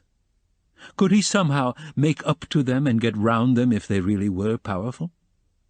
Was this the thing to do or not? Couldn't he gain something through them? In fact, hundreds of questions presented themselves. Andrei Semyonovitch was an anemic, scrofulous little man, with strangely flaxen mutton-chop whiskers of which he was very proud. He was a clerk, and had almost always something wrong with his eyes. He was rather soft-hearted, but self-confident, and sometimes extremely conceited in speech, which had an absurd effect, incongruous with his little figure. He was one of the lodgers most respected by Amalia Ivanovna, for he didn't get drunk, and paid regularly for his lodgings. Andrei Semyonovitch really was rather stupid. He attached himself to the cause of progress and our younger generation from enthusiasm. He was one of the numerous and varied legion of dullards, of half-animate abortions, conceited, half-educated coxcombs, who attach themselves to the idea most in fashion only to vulgarize it, and who caricature every cause they serve, however sincerely. Though Lebeziatnikov was so good-natured, he too was beginning to dislike Pyotr Petrovitch. This happened on both sides unconsciously. However simple Andrei Semyonovitch might be, he began to see that Pyotr Petrovitch was duping him and secretly despising him, and that he was not the right sort of man. He had tried expounding to him the system of Fourier and the Darwinian theory, but of late Pyotr Petrovitch began to listen too sarcastically, and even to be rude. The fact was, he had begun instinctively to guess that Lebeziatnikov was not merely a commonplace simpleton, but perhaps a liar too, and that he had no connections of any consequence even in his own circle, but had simply picked things up third-hand, and that very likely he did not even know much about his own work of propaganda, for he was in too great a muddle. A fine person he would be to hold anyone up to ridicule. It must be noted, by the way, that Pyotr Petrovitch had, during those 10 days, eagerly accepted the strangest praise from Andrei Semyonovitch. He had not protested, for instance, when Andrei Semyonovitch belauded him for being ready to contribute to the establishment of the new commune, or to abstain from christening his future children, or to acquiesce if Dunya were to take a lover a month after marriage, and so on. Pyotr Petrovitch so enjoyed hearing his own praises that he didn't disdain even such virtues when they were attributed to him. Pyotr Petrovitch had had occasion that morning to realize some 5% bonds, and now he sat down to the table and counted over bundles of notes. Andrei Semyonovitch, who hardly ever had any money, walked about the room, pretending to himself to look at all those banknotes with indifference and even contempt. Nothing would have convinced Pyotr Petrovitch that Andrei Semyonovitch could really look on the money unmoved, and the latter, on his side, kept thinking bitterly that Pyotr Petrovitch was capable of entertaining such an idea about him, and was, perhaps, glad of the opportunity of teasing his young friend by reminding him of his inferiority, and the great difference between them. He found him incredibly inattentive and irritable, though he, Andrei Semyonovitch, began enlarging on his favourite subject, the foundation of a new special commune. The brief remarks that dropped from Pyotr Petrovitch between the clicking of the beads on the counting-frame betrayed unmistakable and discourteous irony. But the humane Andrei Semyonovitch ascribed Pyotr Petrovitch's ill-humour to his recent breach with Dunya, and he was burning with impatience to discourse on that theme. He had something progressive to say on the subject which might console his worthy friend, and could not fail to promote his development. "There is some sort of festivity being prepared at the widow's, isn't there?" Pyotr Petrovitch asked suddenly, interrupting Andrei Semyonovitch at the most interesting passage. "Why, don't you know? Why, I was telling you last night what I think about all such ceremonies. And she invited you too, I heard. You were talking to her yesterday." "I should never have expected that beggarly fool would have spent on this feast all the money she got from that other fool, Raskolnikov. I was surprised just now as I came through at the preparations there, the wines. Several people are invited. It's beyond everything," continued Pyotr Petrovitch, who seemed to have some object in pursuing the conversation. "What, you say I am asked too? When was that? I don't remember. But I shan't go. Why should I? I only said a word to her in passing yesterday of the possibility of her obtaining a year's salary as a destitute widow of a government clerk. I suppose she has invited me on that account, hasn't she? Huh, huh, huh." "I don't intend to go either," said Lebeziatnikov. "I should think not. After giving her a thrashing, you might well hesitate." "Who thrashed? Whom?" cried Lebeziatnikov, flustered and blushing. "Why, you thrashed Katerina Ivanovna a month ago. I heard so yesterday. So that's what your convictions amount to. And the woman question, too, wasn't quite sound." And Pyotr Petrovitch, as though comforted, went back to clicking his beads. "It's all slander and nonsense," cried Lebeziatnikov, who was always afraid of allusions to the subject. "It was not like that at all. It was quite different. You've heard it wrong. It's a libel. I was simply defending myself. She rushed at me first with her nails. She pulled out all my whiskers. It's permissible for anyone, I should hope, to defend himself. And I never allow anyone to use violence to me on principle, for it's an act of despotism. What was I to do? I simply pushed her back." "Ha, ha, ha!" Luzhin went on laughing maliciously. "You keep on like that because you are out of humour yourself. But that's nonsense, and it has nothing whatever to do with the woman question. You don't understand. I used to think, indeed, that if women are equal to men in all respects, even in strength, as is maintained now, there ought to be equality in that too. Of course, I reflected afterwards that such a question ought not really to arise, for there ought not to be fighting, and in the future society fighting is unthinkable, and that it would be a queer thing to seek for equality in fighting. I am not so stupid. Though, of course, there is fighting. There won't be later, but at present there is. Confound it, how muddled one gets with you! It's not on that account that I am not going. I am not going on principle, not to take part in the revolting convention of memorial dinners. That's why. Though, of course, one might go to laugh at it.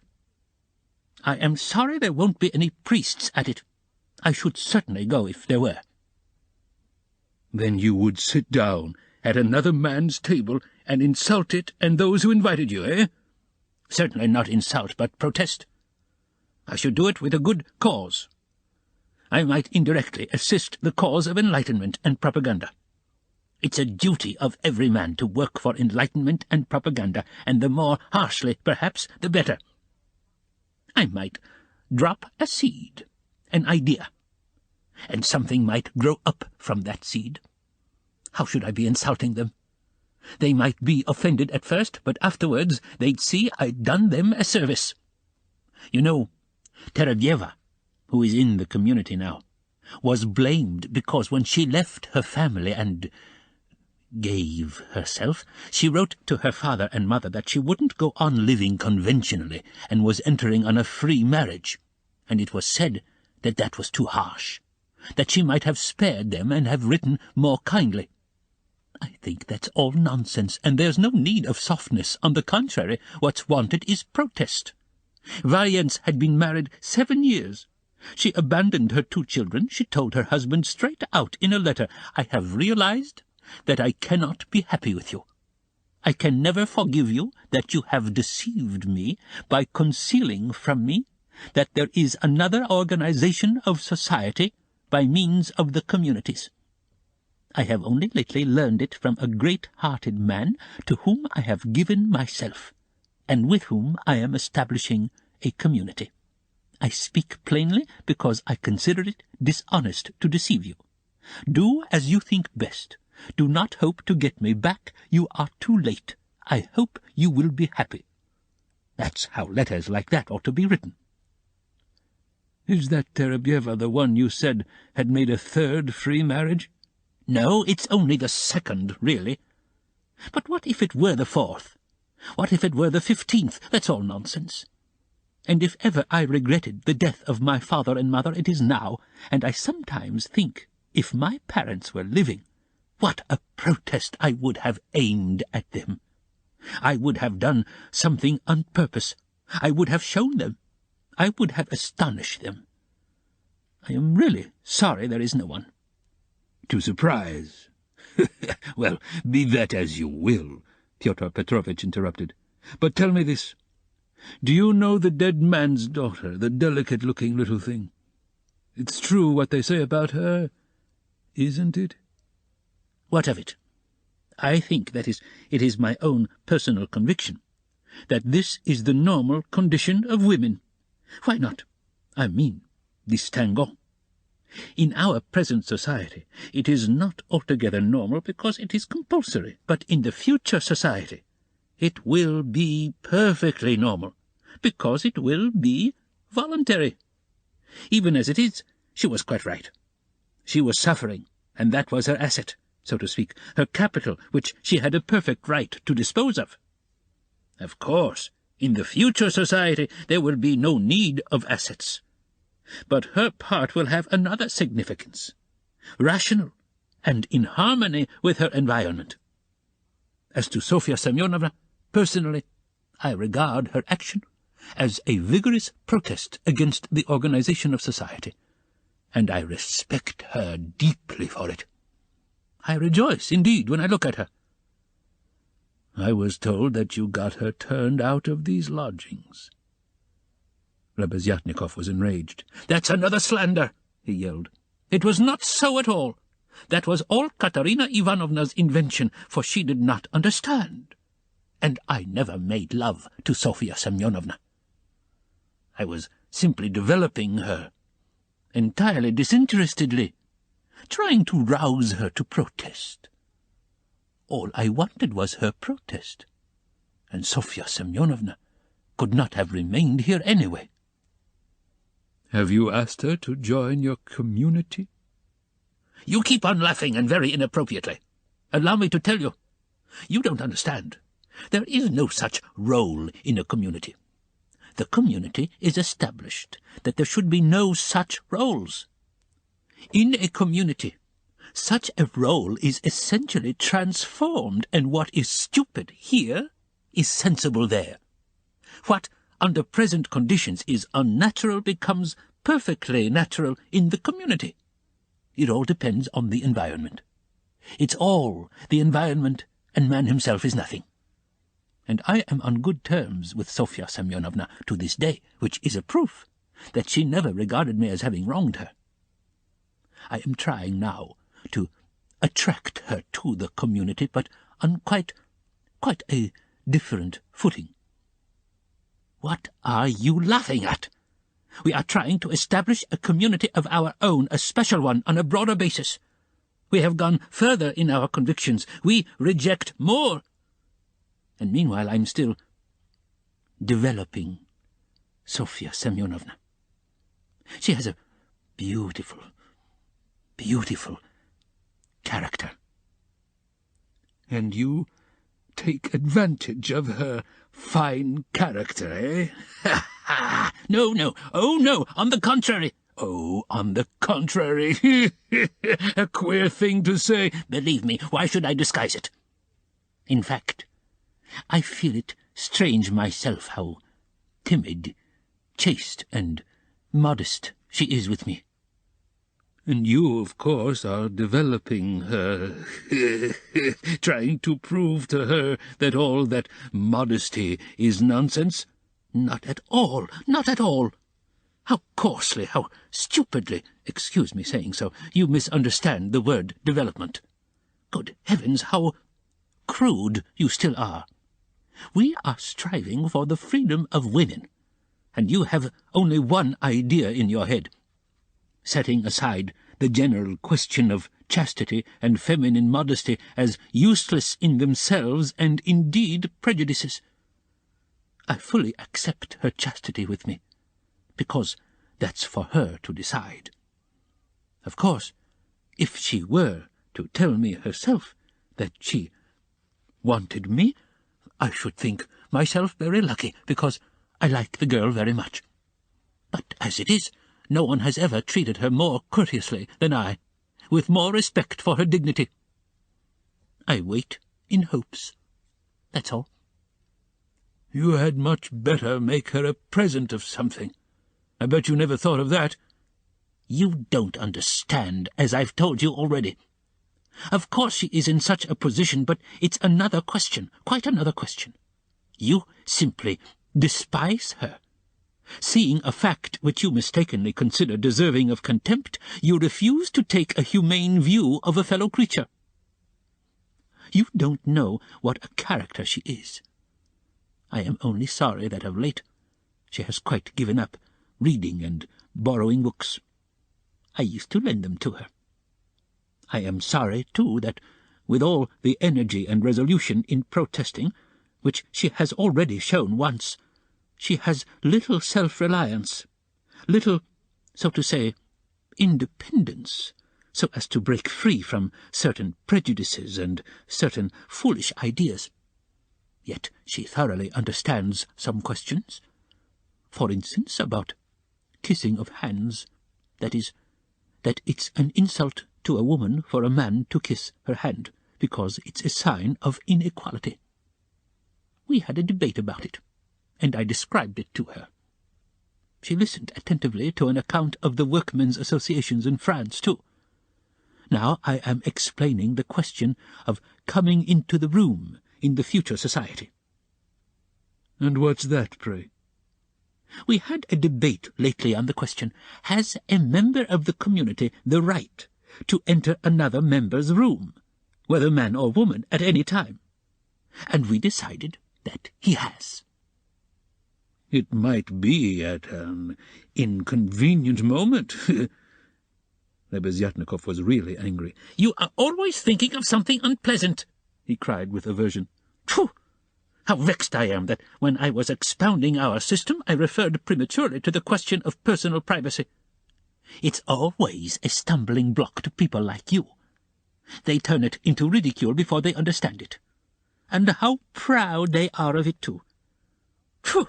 I've often maintained that that question should not be approached by a novice till he has a firm faith in the system. And tell me, please, what do you find so shameful even in cesspools? I should be the first to be ready to clean out any cesspool you like. And it's not a question of self-sacrifice, it's simply work, honourable, useful work, which is as good as any other and much better than the work of a Raphael and a Pushkin, because it is more useful.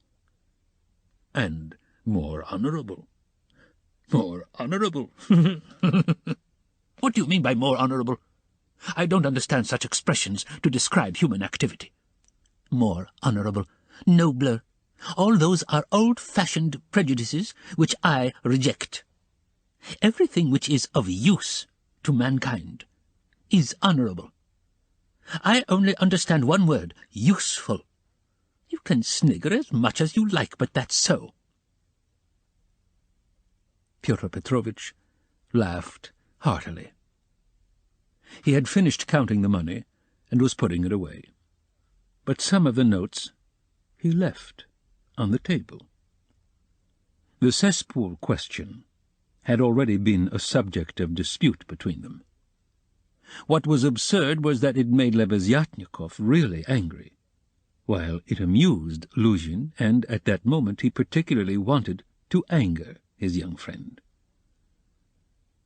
"It's your ill luck yesterday that makes you so ill-humoured and annoying," blurted out Lebeziatnikov, who, in spite of his independence and his protests, did not venture to oppose Pyotr Petrovitch, and still behaved to him with some of the respect habitual in earlier years.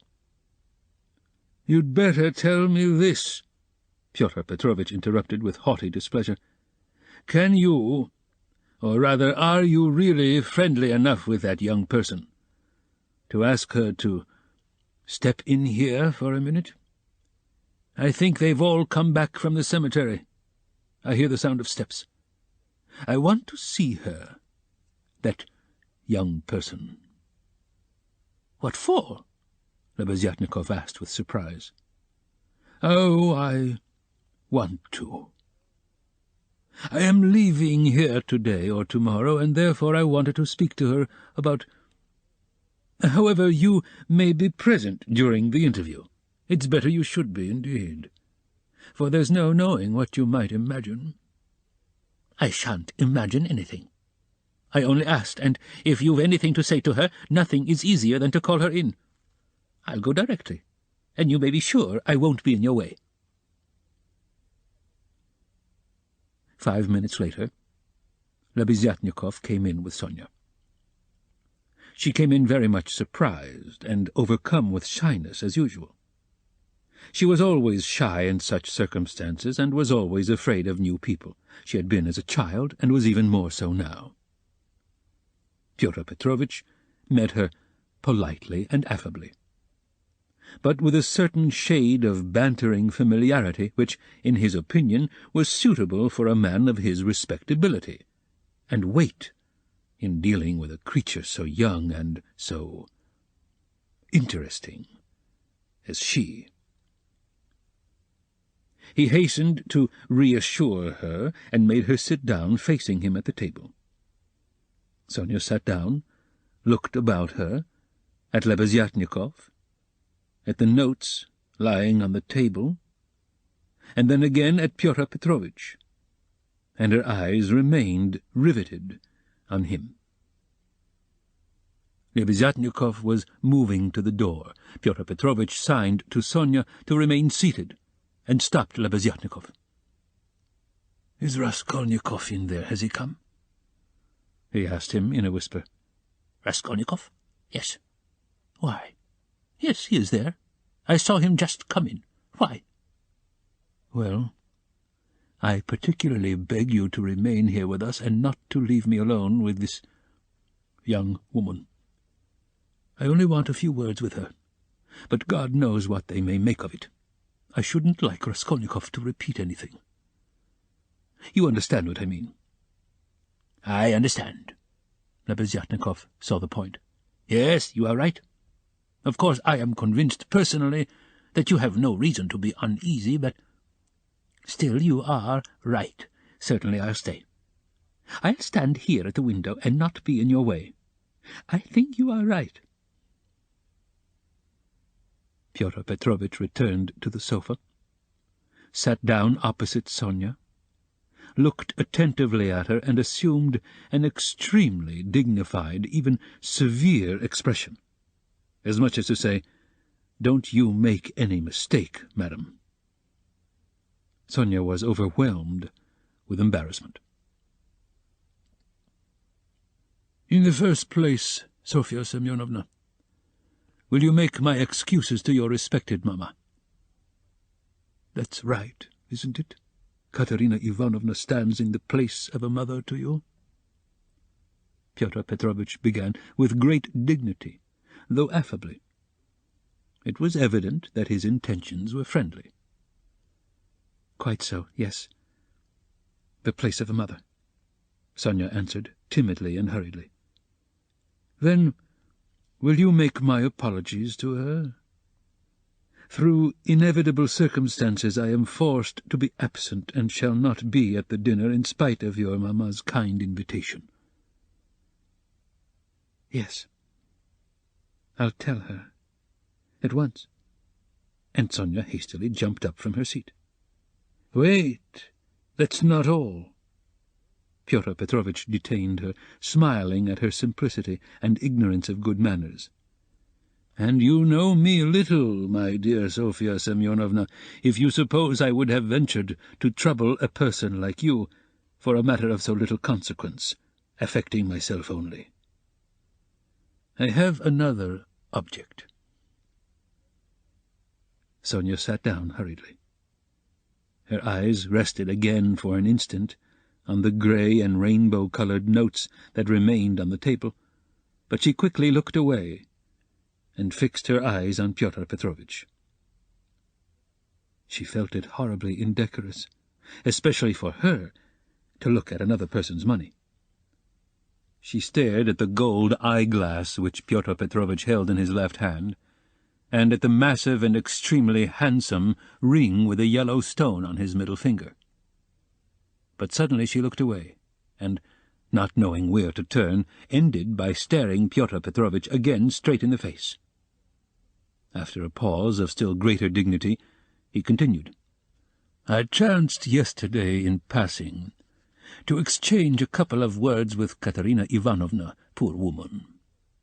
That was sufficient to enable me to ascertain that she is in a position preternatural, if one may so express it.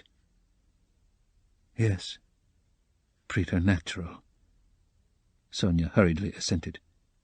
Or it would be simpler and more comprehensible to say ill. Yes, simpler and more comprehensible. Yes, ill. Quite so. So then, from a feeling of humanity and, so to speak, compassion, I should be glad to be of service to her in any way, foreseeing her unfortunate position. I believe the whole of this poverty-stricken family depends now entirely on you. Allow me to ask, Sonia rose to her feet, did you say something to her yesterday of the possibility of a pension? Because she told me you had undertaken to get her one. Was that true? Not in the slightest. And indeed it's an absurdity. I merely hinted at her obtaining temporary assistance as the widow of an official who had died in the service. If only she has patronage. But apparently your late parent had not served his full term, and had not indeed been in the service at all of late. In fact, if there could be any hope, it would be very ephemeral, because there would be no claim for assistance in that case. Far from it. And she is dreaming of a pension already. A clever lady. Yes, she is. For she is credulous and good-hearted, and she believes everything from the goodness of her heart, and she is like that, yes. You must excuse her, said Sonia, and again she got up to go.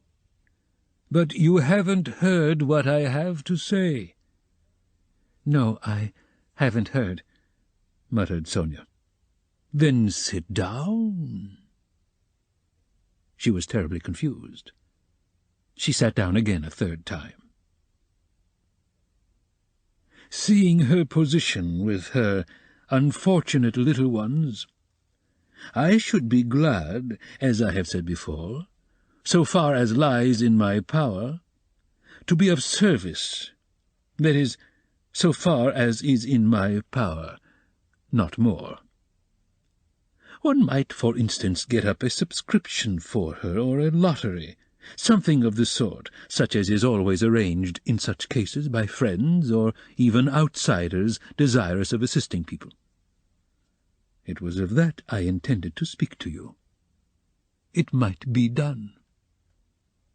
"Yes, yes, God will repay you for it," faltered Sonia, gazing intently at Pyotr Petrovitch. "It might be, but we will talk of it later. We might begin it today. We will talk it over this evening and lay the foundation, so to speak. Come to me at 7 o'clock. Mr. Lebeziatnikov, I hope, will assist us, but there is one circumstance of which I ought to warn you beforehand, and for which I venture to trouble you, Sofya Semyonovna, to come here. In my opinion, money cannot be, indeed, it's unsafe to put it into Katerina Ivanovna's own hands. The dinner today is a proof of that. Though she has not, so to speak, a crust of bread for tomorrow, and, well, boots or shoes or anything, she has bought today Jamaica rum, and even, I believe, Madeira, and coffee. I saw it as I passed through. Tomorrow it will all fall upon you again. They won't have a crust of bread. It's absurd, really. And so, to my thinking, a subscription ought to be raised so that the unhappy widow should not know of the money, but only you, for instance. Am I right?"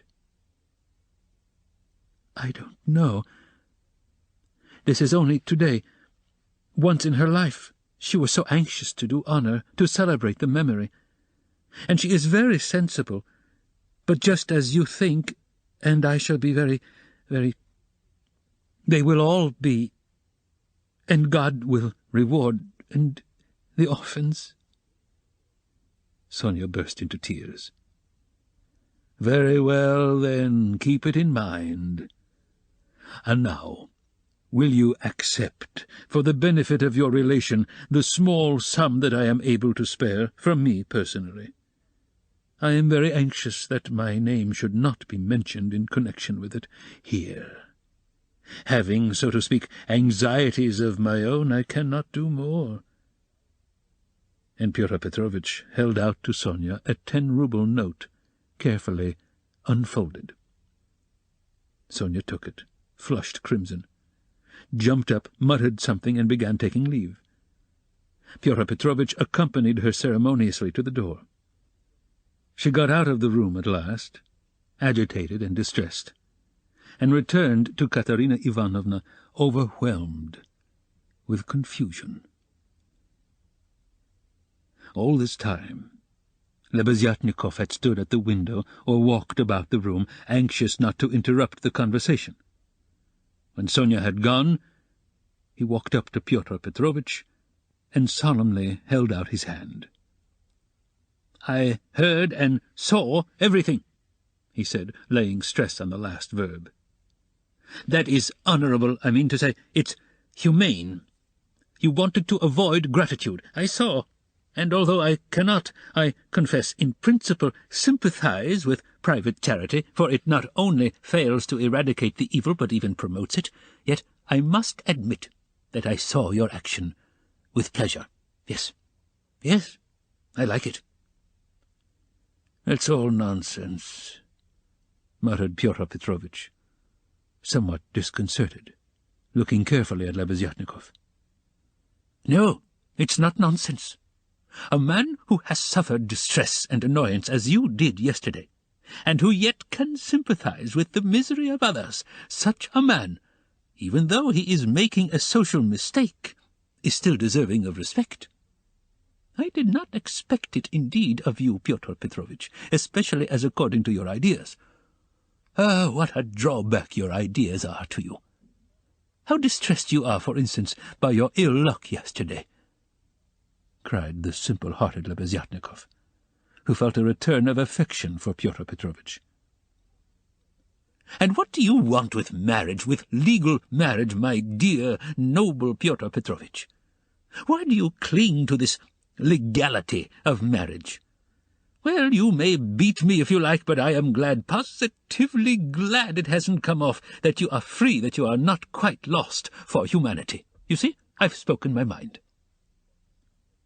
Because I don't want in your free marriage to be made a fool of, and to bring up another man's children. That's why I want legal marriage, Rodion replied in order to make some answer. He seemed preoccupied by something. Children? You referred to children. Lebeziatnikov started off like a war horse at the trumpet call. Children are a social question, and a question of first importance, I agree. But the question of children has another solution. Some refuse to have children altogether because they suggest the institution of the family. We'll speak of children later.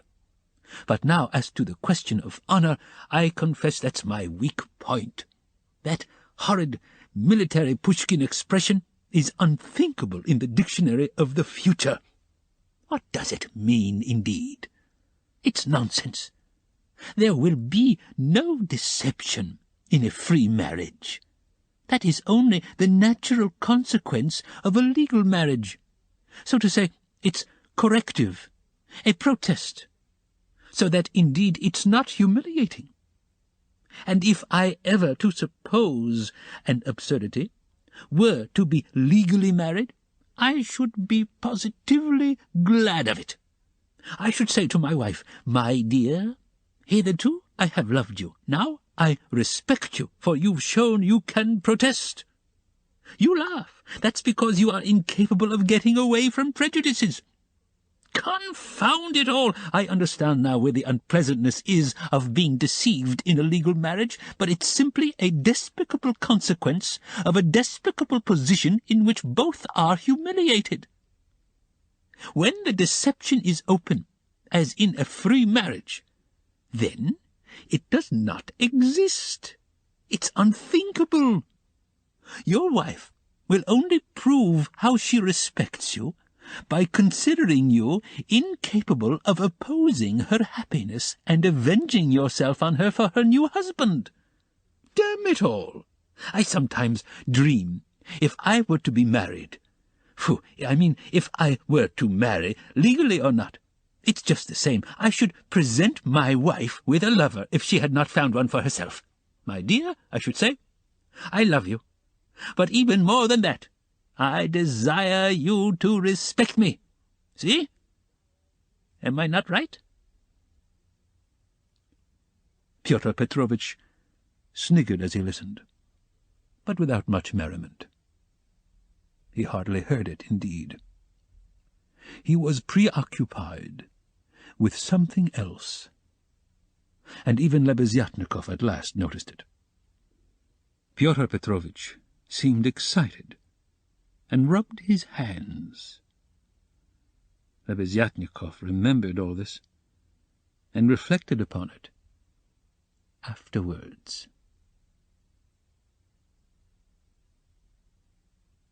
Chapter 2.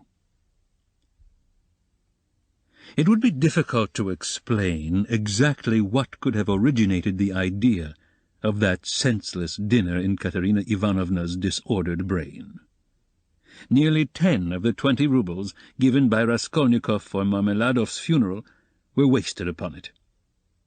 Possibly Katerina Ivanovna felt obliged to honor the memory of the deceased suitably, that all the lodgers, and still more Amalia Ivanovna, might know that he was in no way their inferior and perhaps very much their superior, and that no one had the right to turn up his nose at him.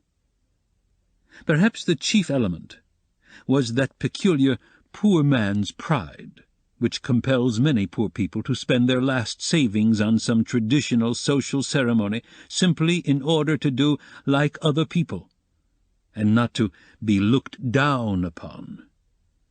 It is very probable, too, that Katerina Ivanovna longed on this occasion, at the moment when she seemed to be abandoned by everyone, to show those wretched, contemptible lodgers that she knew how to do things, how to entertain, and that she had been brought up in a genteel, she might almost say aristocratic, colonel's family, and had not been meant for sweeping floors and washing the children's rags at night.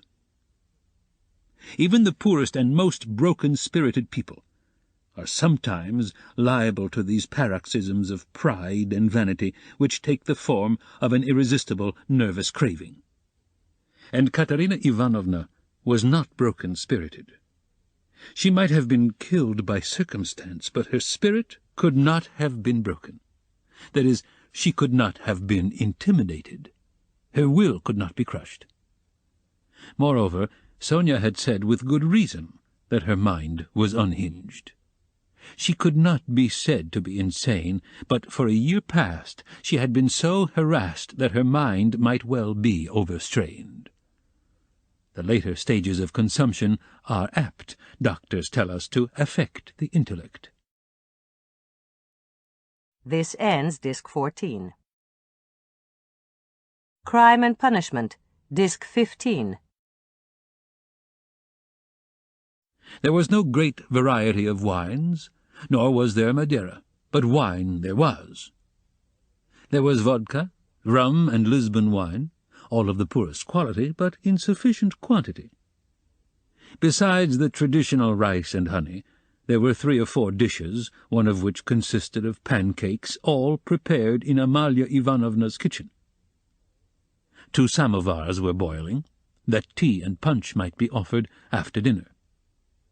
Katerina Ivanovna had herself seen to purchasing the provisions with the help of one of the lodgers, an unfortunate little Pole, who had somehow been stranded at Madame Lippevechsel's. He promptly put himself at Katerina Ivanovna's disposal, and had been all that morning, and all the day before, running about as fast as his legs could carry him, and very anxious that everyone should be aware of it. For every trifle he ran to Katerina Ivanovna, even hunting her out at the bazaar. At every instant called her Pani. She was heartily sick of him before the end, though she had declared at first that she could not have got on without this serviceable and magnanimous man. It was one of Katerina Ivanovna's characteristics to paint everyone she met in the most glowing colours. Her praises were so exaggerated as sometimes to be embarrassing. She would invent various circumstances to the credit of her new acquaintance, and quite genuinely believe in their reality. Then, all of a sudden, she would be disillusioned, and would rudely and contemptuously repulse the person she had only a few hours before been literally adoring. She was naturally of a gay, lively, and peace-loving disposition, but from continual failures and misfortunes she had come to desire so keenly that all should live in peace and joy, and should not dare to break the peace, that the slightest jar, the smallest disaster, reduced her almost to frenzy, and she would pass in an instant from the brightest hopes and fancies to cursing her fate and raving and knocking her head against the wall. Amalia Ivanovna, too, suddenly acquired extraordinary importance in Katerina Ivanovna's eyes, and was treated by her with extraordinary respect, probably only because Amalia Ivanovna had thrown herself heart and soul into the preparations. She had undertaken to lay the table, to provide the linen, crockery, etc., and to cook the dishes in her kitchen, and Katerina Ivanovna had left it all in her hands, and gone herself to the cemetery. Everything had been well done. Even the tablecloth was nearly clean. The crockery, knives, forks, and glasses were, of course, of all shapes and patterns, lent by different lodgers, but the table was properly laid at the time fixed, and Amalia Ivanovna, feeling she had done her work well, had put on a black silk dress and a cap with new mourning ribbons, and met the returning party with some pride. This pride, though justifiable, displeased Katerina Ivanovna for some reason, as though the table could not have been laid except by Amalia Ivanovna. She disliked the cap with new ribbons, too. Could she be stuck up, the stupid German, because she was mistress of the house and had consented as a favour to help her poor lodgers? As a favour, fancy that! Katerina Ivanovna's father, who had been a colonel and almost a governor, had sometimes had the table set for 40 persons, and then anyone like Amalia Ivanovna, or rather Ludvigovna, would not have been allowed into the kitchen. Katerina Ivanovna, however, put off expressing her feelings for the time, and contented herself with treating her coldly, though she decided inwardly that she would certainly have to put Amalia Ivanovna down and set her in her proper place, for goodness only knew what she was fancying herself. Katerina Ivanovna was irritated, too, by the fact that hardly any of the lodgers invited had come to the funeral, except the Pole, who had just managed to run into the cemetery, while to the memorial dinner the poorest and most insignificant of them had turned up, the wretched creatures, many of them not quite sober. The older and more respectable of them all, as if by common consent, stayed away. Pyotr Petrovitch Luzhin, for instance, who might be said to be the most respectable of all the lodgers, did not appear, though Katerina Ivanovna had the evening before told all the world, that is, Amalia Ivanovna, Polyenka, Sonia, and the Pole, that he was the most generous, noble-hearted man, with a large property and vast connections, who had been a friend of her first husband's, and a guest in her father's house, and that he had promised to use all his influence to secure her a considerable pension. It must be noted that when Katerina Ivanovna exalted anyone's connections and fortune, it was without any ulterior motive, quite disinterestedly, for the mere pleasure of adding to the consequence of the person praised. Probably taking his cue from Luzhin, that contemptible wretch Lebeziatnikov had not turned up either. What did he fancy himself? He was only asked out of kindness and because he was sharing the same room with Pyotr Petrovitch, and was a friend of his, so that it would have been awkward not to invite him. Among those who failed to appear were the genteel lady and her old maidish daughter, who had only been lodgers in the house for the last fortnight, but had several times complained of the noise and uproar in Katerina Ivanovna's room, especially when Marmeladov had come back drunk. Katerina Ivanovna heard this from Amalia Ivanovna, who, quarrelling with Katerina Ivanovna and threatening to turn the whole family out of doors, had shouted at her that they were not worth the foot of the honourable lodgers whom they were disturbing. Katerina Ivanovna determined now to invite this lady and her daughter, whose foot she was not worth, and who had turned away haughtily when she casually met them, so that they might know that she was more noble in her thoughts and feelings and did not harbour malice, and might see that she was not accustomed to her way of living.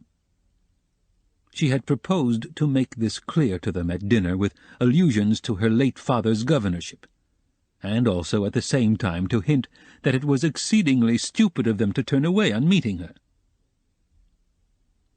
The fat colonel major, he was really a discharged officer of low rank, was also absent, but it appeared that he had been not himself for the last 2 days.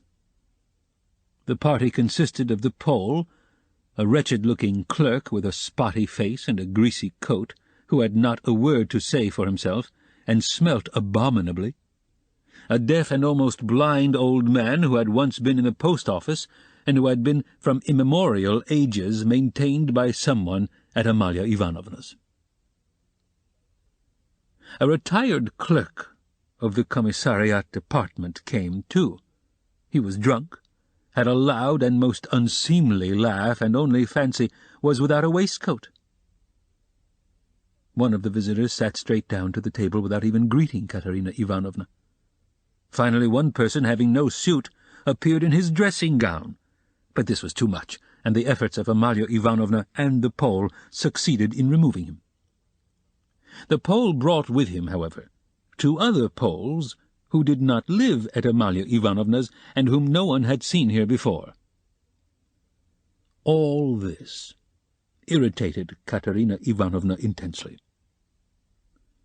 For whom had they made all these preparations, then? To make room for the visitors, the children had not even been laid for at the table. But the two little ones were sitting on a bench in the furthest corner with their dinner laid on a box, while Polyenka, as a big girl, had to look after them, feed them, and keep their noses wiped like well-bred children's. Katerina Ivanovna, in fact, could hardly help meeting her guests with increased dignity and even haughtiness. She stared at some of them with special severity, and loftily invited them to take their seats. Rushing to the conclusion that Amalia Ivanovna must be responsible for those who were absent, she began treating her with extreme nonchalance, which the latter promptly observed and resented. Such a beginning was no good omen for the end. All were seated at last. Raskolnikov came in almost at the moment of their return from the cemetery.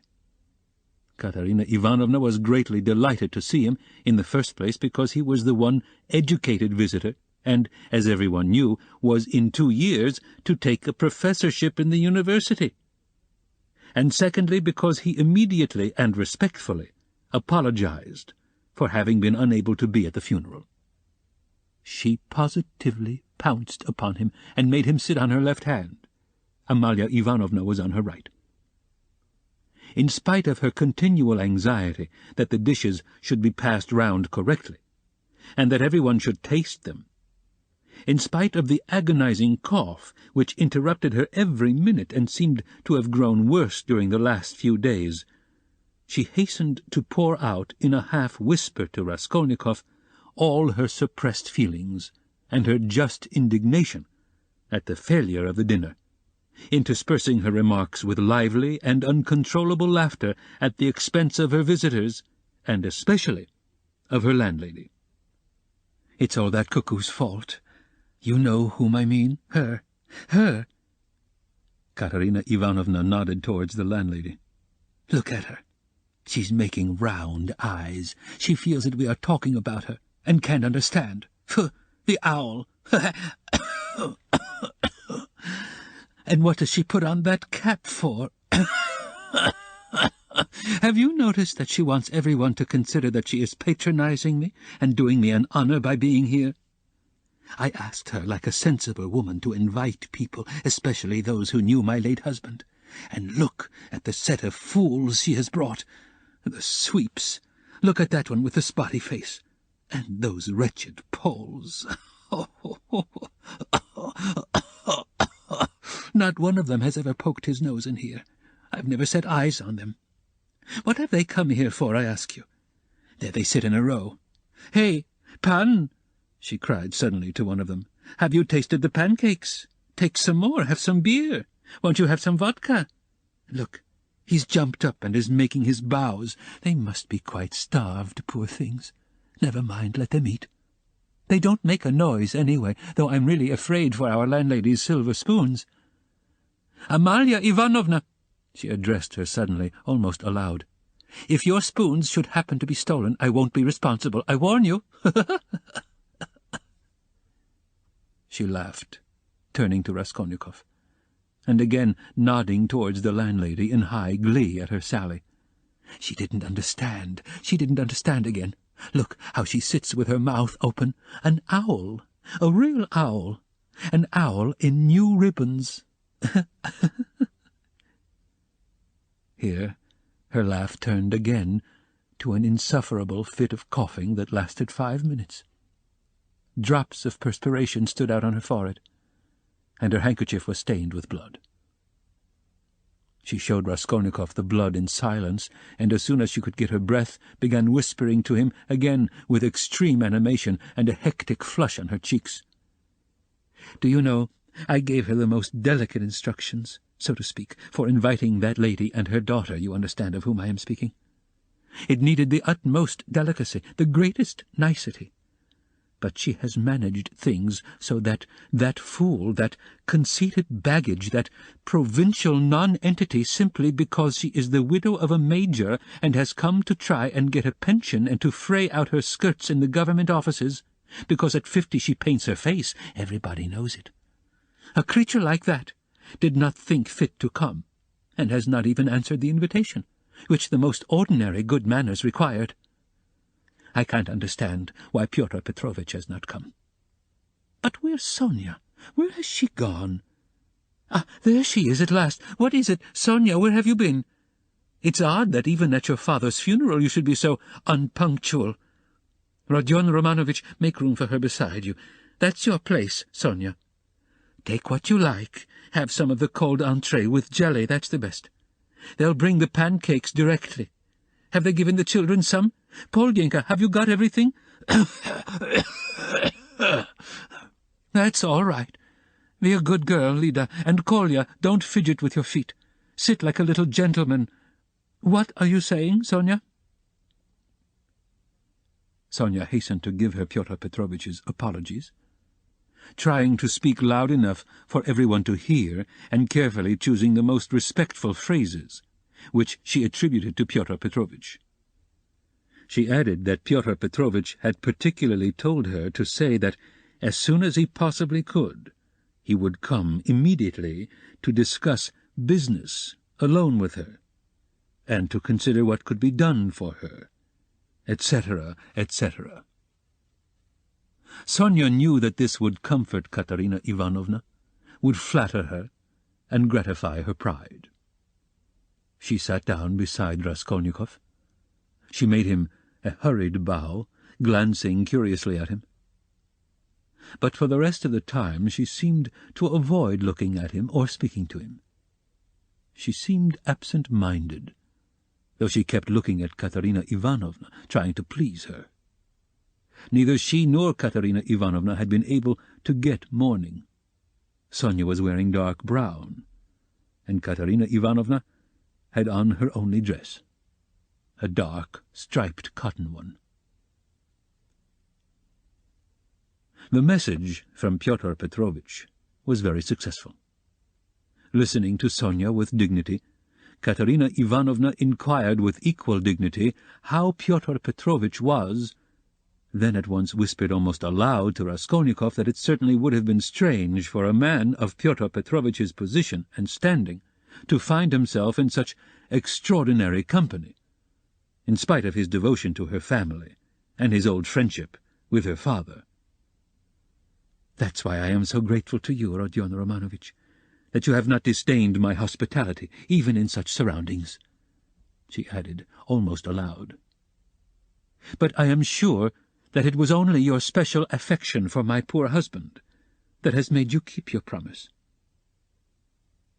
Then, once more with pride and dignity, she scanned her visitors, and suddenly inquired aloud across the table of the deaf man, "Wouldn't he have some more meat, and had he been given some wine?"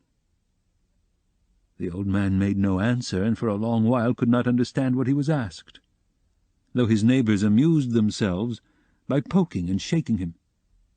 He simply gazed about him with his mouth open, which only increased the general mirth.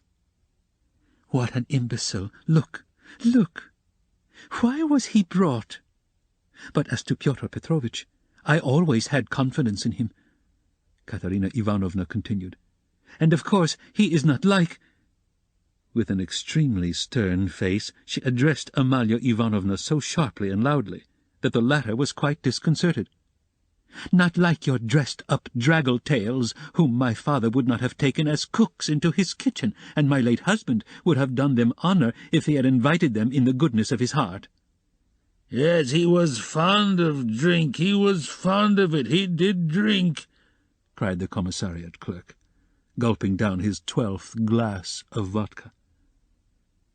"My late husband certainly had that weakness, and everyone knows it," Katerina Ivanovna attacked him at once. "But he was a kind and honourable man who loved and respected his family. The worst of it was his good nature made him trust all sorts of disreputable people, and he drank with fellows who were not worth the sole of his shoe. Would you believe it, Rodion Romanovich? They found a gingerbread rooster in his pocket. He was dead drunk, but he did not forget the children. "A rooster? Did you say a rooster?" shouted the commissariat clerk.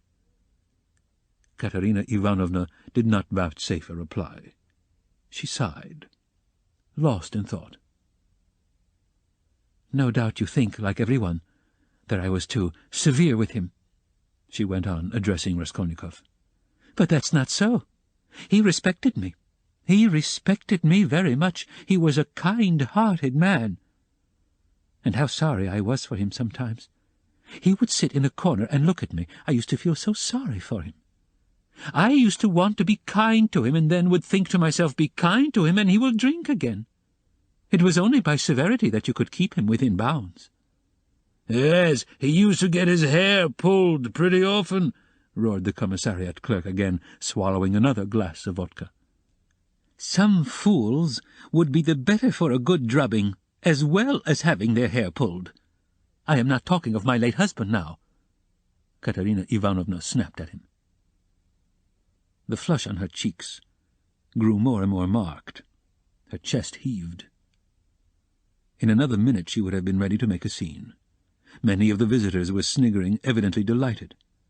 They began poking the commissariat clerk and whispering something to him. They were evidently trying to egg him on. "Allow me to ask, what are you alluding to?"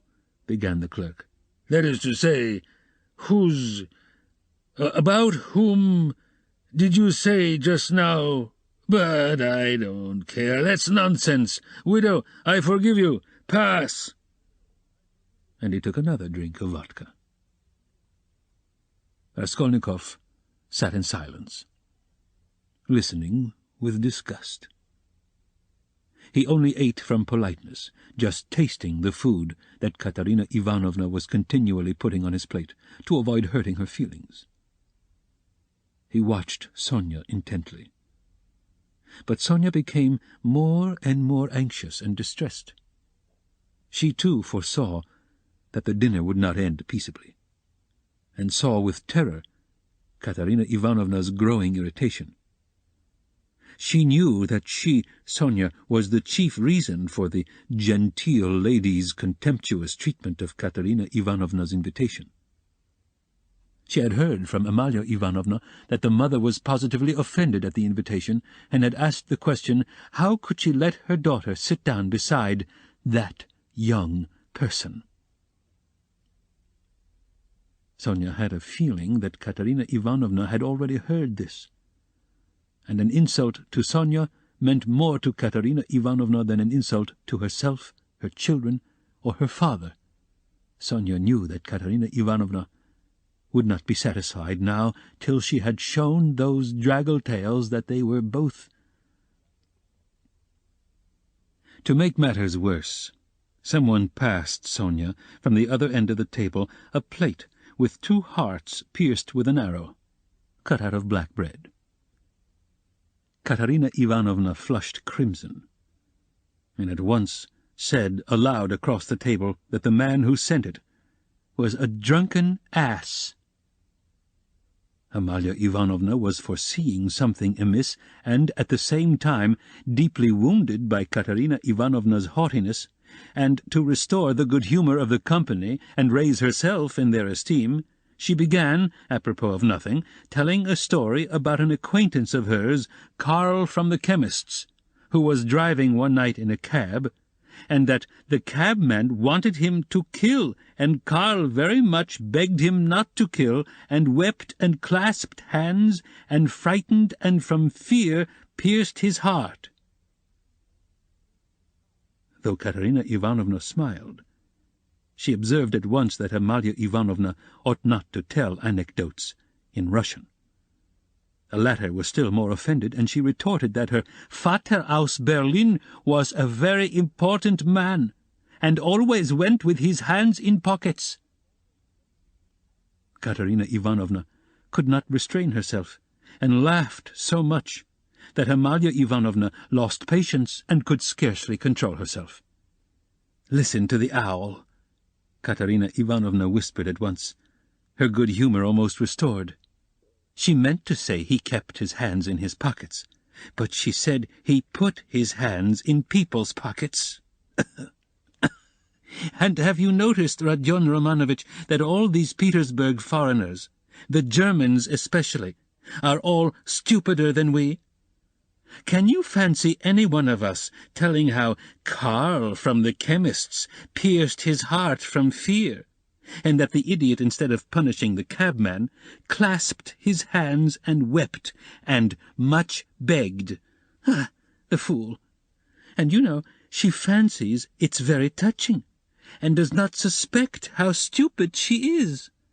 To my thinking, that drunken commissariat clerk is a great deal cleverer.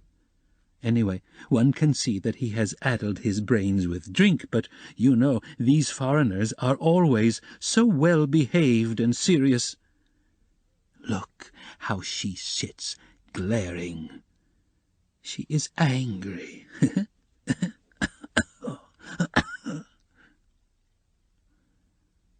Regaining her good humour, Katerina Ivanovna began at once telling Raskolnikov that when she had obtained her pension, she intended to open a school for the daughters of gentlemen in her native town, T. This was the first time she had spoken to him of the project, and she launched out into the most alluring details. It suddenly appeared that Katerina Ivanovna had in her hands the very certificate of honour of which Marmeladov had spoken to Raskolnikov in the tavern, when he told him that Katerina Ivanovna, his wife, had danced the shawl dance before the governor and other great personages on leaving school. This certificate of honour was obviously intended now to prove Katerina Ivanovna's right to open a boarding school. But she had armed herself with it, chiefly with the object of overwhelming those two stuck-up draggle-tails if they came to the dinner, and proving incontestably that Katerina Ivanovna was of the most noble, she might even say aristocratic, family, a colonel's daughter, and was far superior to certain adventuresses who have been so much to the fore of late. The certificate of honour immediately passed into the hands of the drunken guests, and Katerina Ivanovna did not try to retain it, for it actually contained the statement en toutes lettres that her father was of the rank of a major, and also a companion of an order, so that she really was almost the daughter of a colonel.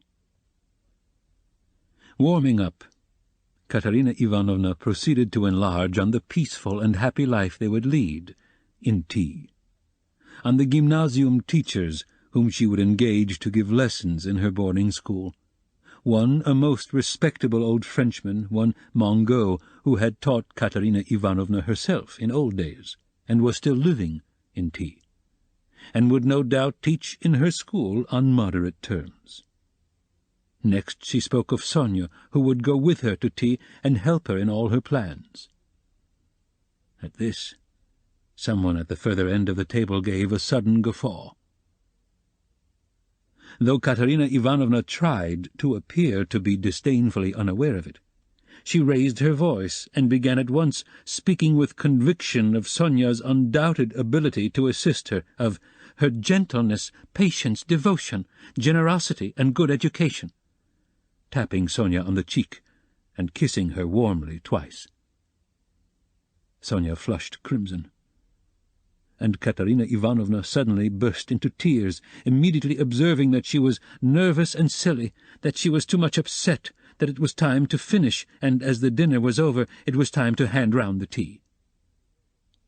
At that moment, Amalia Ivanovna, deeply aggrieved at taking no part in the conversation, and not being listened to, made one last effort, and with secret misgivings ventured on an exceedingly deep and weighty observation that in the future boarding school she would have to pay particular attention to die Wäsche, and that there certainly must be a good dame to look after the linen, and secondly, that the young ladies must not novels at night read.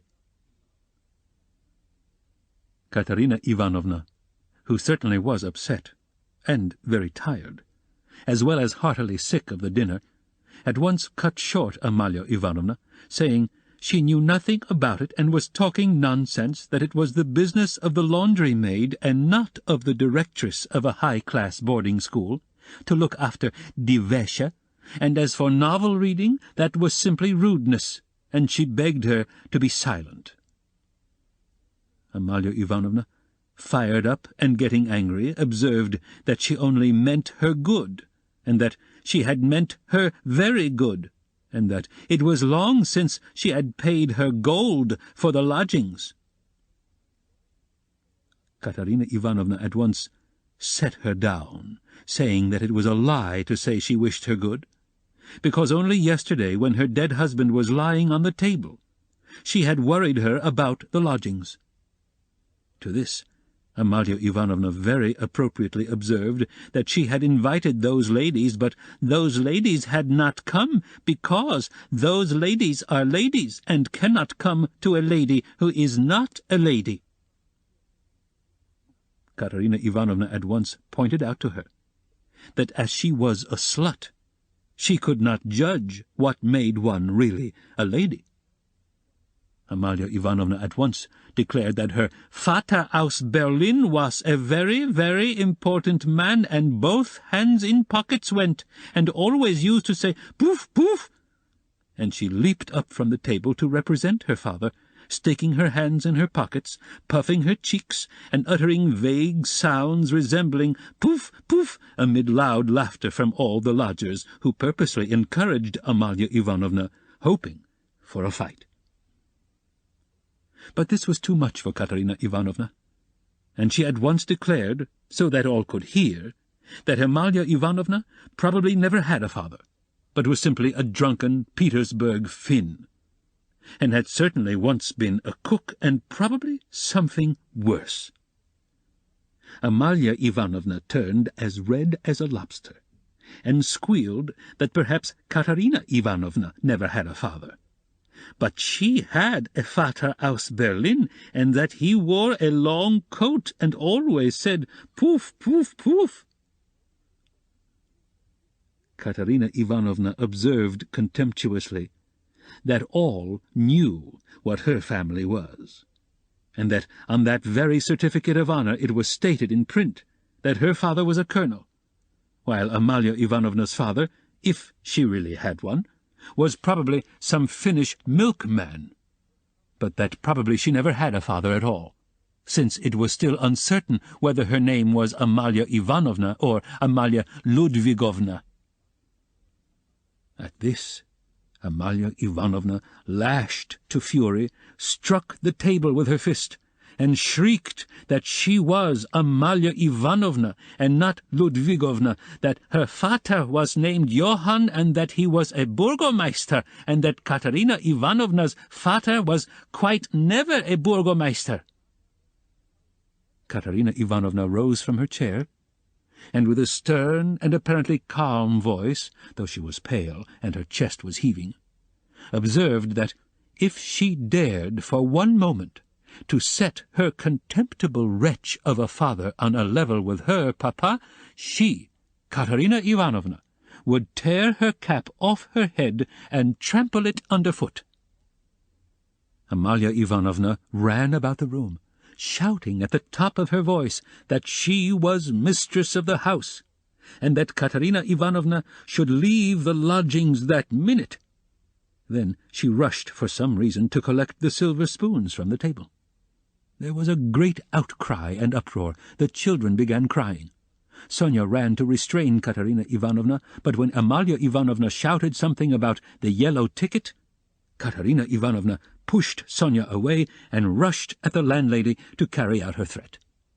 At that minute the door opened, and Pyotr Petrovitch Luzhin appeared on the threshold. He stood scanning the party with severe and vigilant eyes. Katerina Ivanovna rushed to him.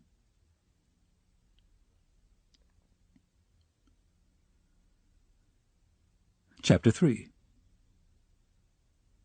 "Pyotr Petrovitch," she cried, "protect me. You at least." Make this foolish woman understand that she can't behave like this to a lady in misfortune, that there is a law for such things. I'll go to the Governor-General himself. She shall answer for it. Remembering my father's hospitality, protect these orphans." "Allow me, madame.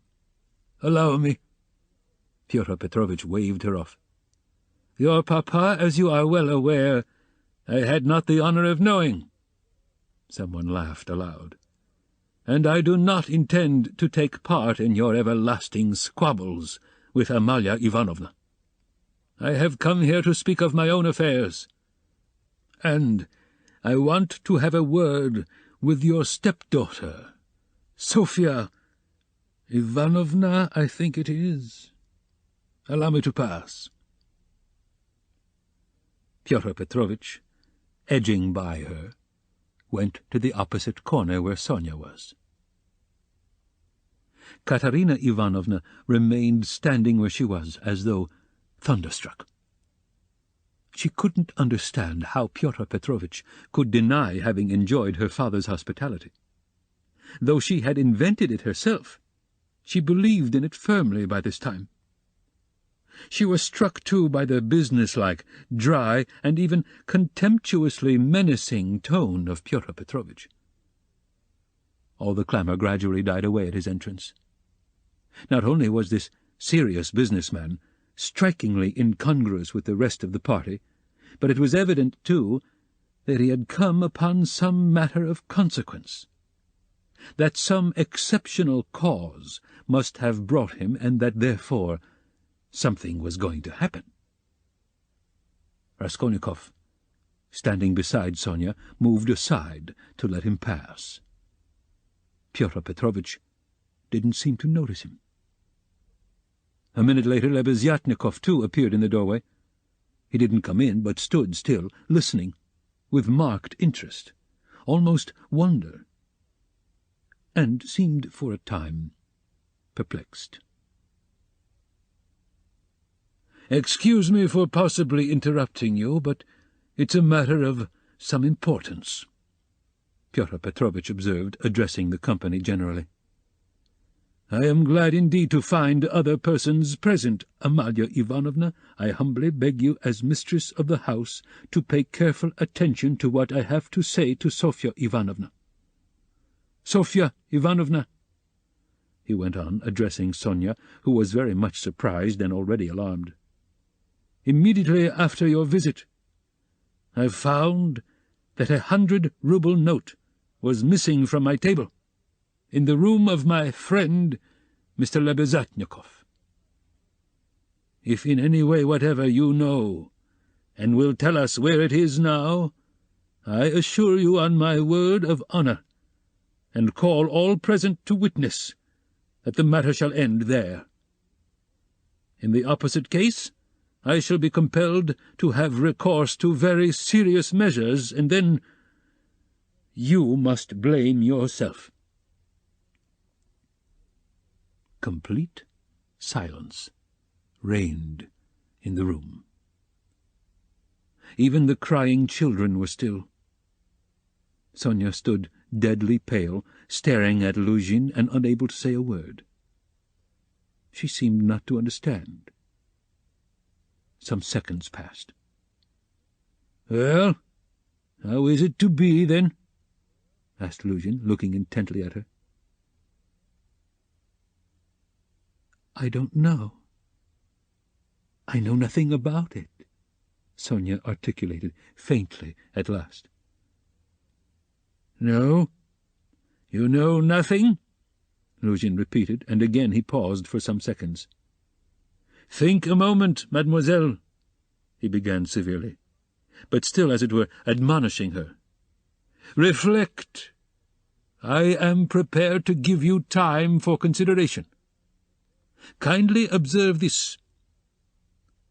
If I were not so entirely convinced, I should not, you may be sure, with my experience, venture to accuse you so directly.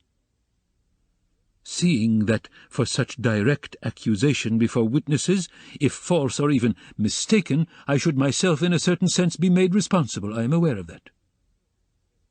This morning I changed, for my own purposes, several 5% securities for the sum of approximately 3,000 roubles. The account is noted down in my pocketbook. On my return home I proceeded to count the money, as Mr. Lebeziatnikov will bear witness, and after counting 2,300 roubles, I put the rest in my pocketbook in my coat pocket. About 500 roubles remained on the table, and among them 3 notes of 100 roubles each. At that moment you entered, at my invitation, and all the time you were present you were exceedingly embarrassed, so that 3 times you jumped up in the middle of the conversation and tried to make off. Mr. Lebeziatnikov can bear witness to this. You yourself, mademoiselle, probably will not refuse to confirm my statement that I invited you through Mr. Lebeziatnikov solely in order to discuss with you the hopeless and destitute position of your relative, Katerina Ivanovna, whose dinner I was unable to attend, and the advisability of getting up something of the nature of a subscription, lottery or the like, for her benefit. You thanked me, and even shed tears. I describe all this as it took place, primarily to recall it to your mind, and secondly to show you that not the slightest detail has escaped my recollection. Then I took a 10-rouble note from the table, and handed it to you by way of first installment on my part for the benefit of your relative. Mr. Lebeziatnikov saw all this. Then I accompanied you to the door, you being still in the same state of embarrassment, after which, being left alone with Mr. Lebeziatnikov, I talked to him for 10 minutes. Then Mr. Lebeziatnikov went out, and I returned to the table with the money lying on it, intending to count it and to put it aside, as I proposed doing before. To my surprise, 100-rouble note had disappeared. Kindly consider the position. Mr. Lebeziatnikov I cannot suspect. I am ashamed to allude to such a supposition. I cannot have made a mistake in my reckoning, for the minute before your entrance I had finished my accounts and found the total correct. You will admit that, recollecting your embarrassment, your eagerness to get away, and the fact that you kept your hands for some time on the table, and taking into consideration your social position and the habits associated with it, I was, so to say, with horror, and positively against my will, compelled to entertain a suspicion, a cruel but justifiable suspicion. I will add further and repeat that in spite of my positive conviction, I realize that I run a certain risk in making this accusation. But as you see, I could not let it pass. I have taken action, and I will tell you why. Solely, madam, solely owing to your black ingratitude. Why, I invite you for the benefit of your destitute relative. I present you with my donation of 10 roubles, and you on the spot repay me for all that with such an action. It is too bad. You need a lesson. Reflect. Moreover, like a true friend, I beg you, and you could have no better friend at this moment, think what you are doing. Otherwise I shall be immovable. Well, what do you say? I have taken nothing, Sonia whispered in terror. You gave me 10 roubles. Here it is, take it. Sonia pulled her handkerchief out of her pocket, untied a corner of it, took out the 10-rouble note, and gave it to Luzhin. And the 100 roubles you do not confess to taking? He insisted reproachfully, not taking the note. Sonia looked about her. All were looking at her with such awful, stern, ironical, hostile eyes. She looked at Raskolnikov. He stood against the wall, with his arms crossed, looking at her with glowing eyes. "Good God!" broke from Sonia. "Amalia Ivanovna, we shall have to send word to the police and therefore I humbly beg you meanwhile to send for the house porter," Luzhin said softly and even kindly. "Gott der Barmherzige! I knew she was the thief," cried Amalia Ivanovna, throwing up her hands. "You knew it?" Luzhin caught her up. "Then I suppose you had some reason before this for thinking so. I beg you, worthy Amalia Ivanovna, to remember your words which have been uttered before witnesses." There was a buzz of loud conversation on all sides. All were in movement. "What?" cried Katerina Ivanovna, suddenly realizing the position, and she rushed at Luzhin. "What? You accuse her of stealing? Sonia? Ah, the wretches! The wretches!" And running to Sonia, she flung her wasted arms round her and held her as in a vice. "Sonia, how dared you take 10 roubles from him? Foolish girl! Give it to me. Give me the 10 roubles at once. Here." And snatching the note from Sonia, Katerina Ivanovna crumpled it up and flung it straight into Luzhin's face. It hit him in the eye and fell on the ground. Amalia Ivanovna hastened to pick it up. Pyotr Petrovitch lost his temper. "Hold that mad woman!" he shouted. At that moment several other persons besides Lebeziatnikov appeared in the doorway, among them the 2 ladies. "What? Mad? Am I mad? Idiot!" shrieked Katerina Ivanovna. "You are an idiot yourself, pettifogging lawyer, base man. Sonia, take his money. Sonia, a thief. Why, she'd give away her last penny." And Katerina Ivanovna broke into hysterical laughter. "Did you ever see such an idiot?"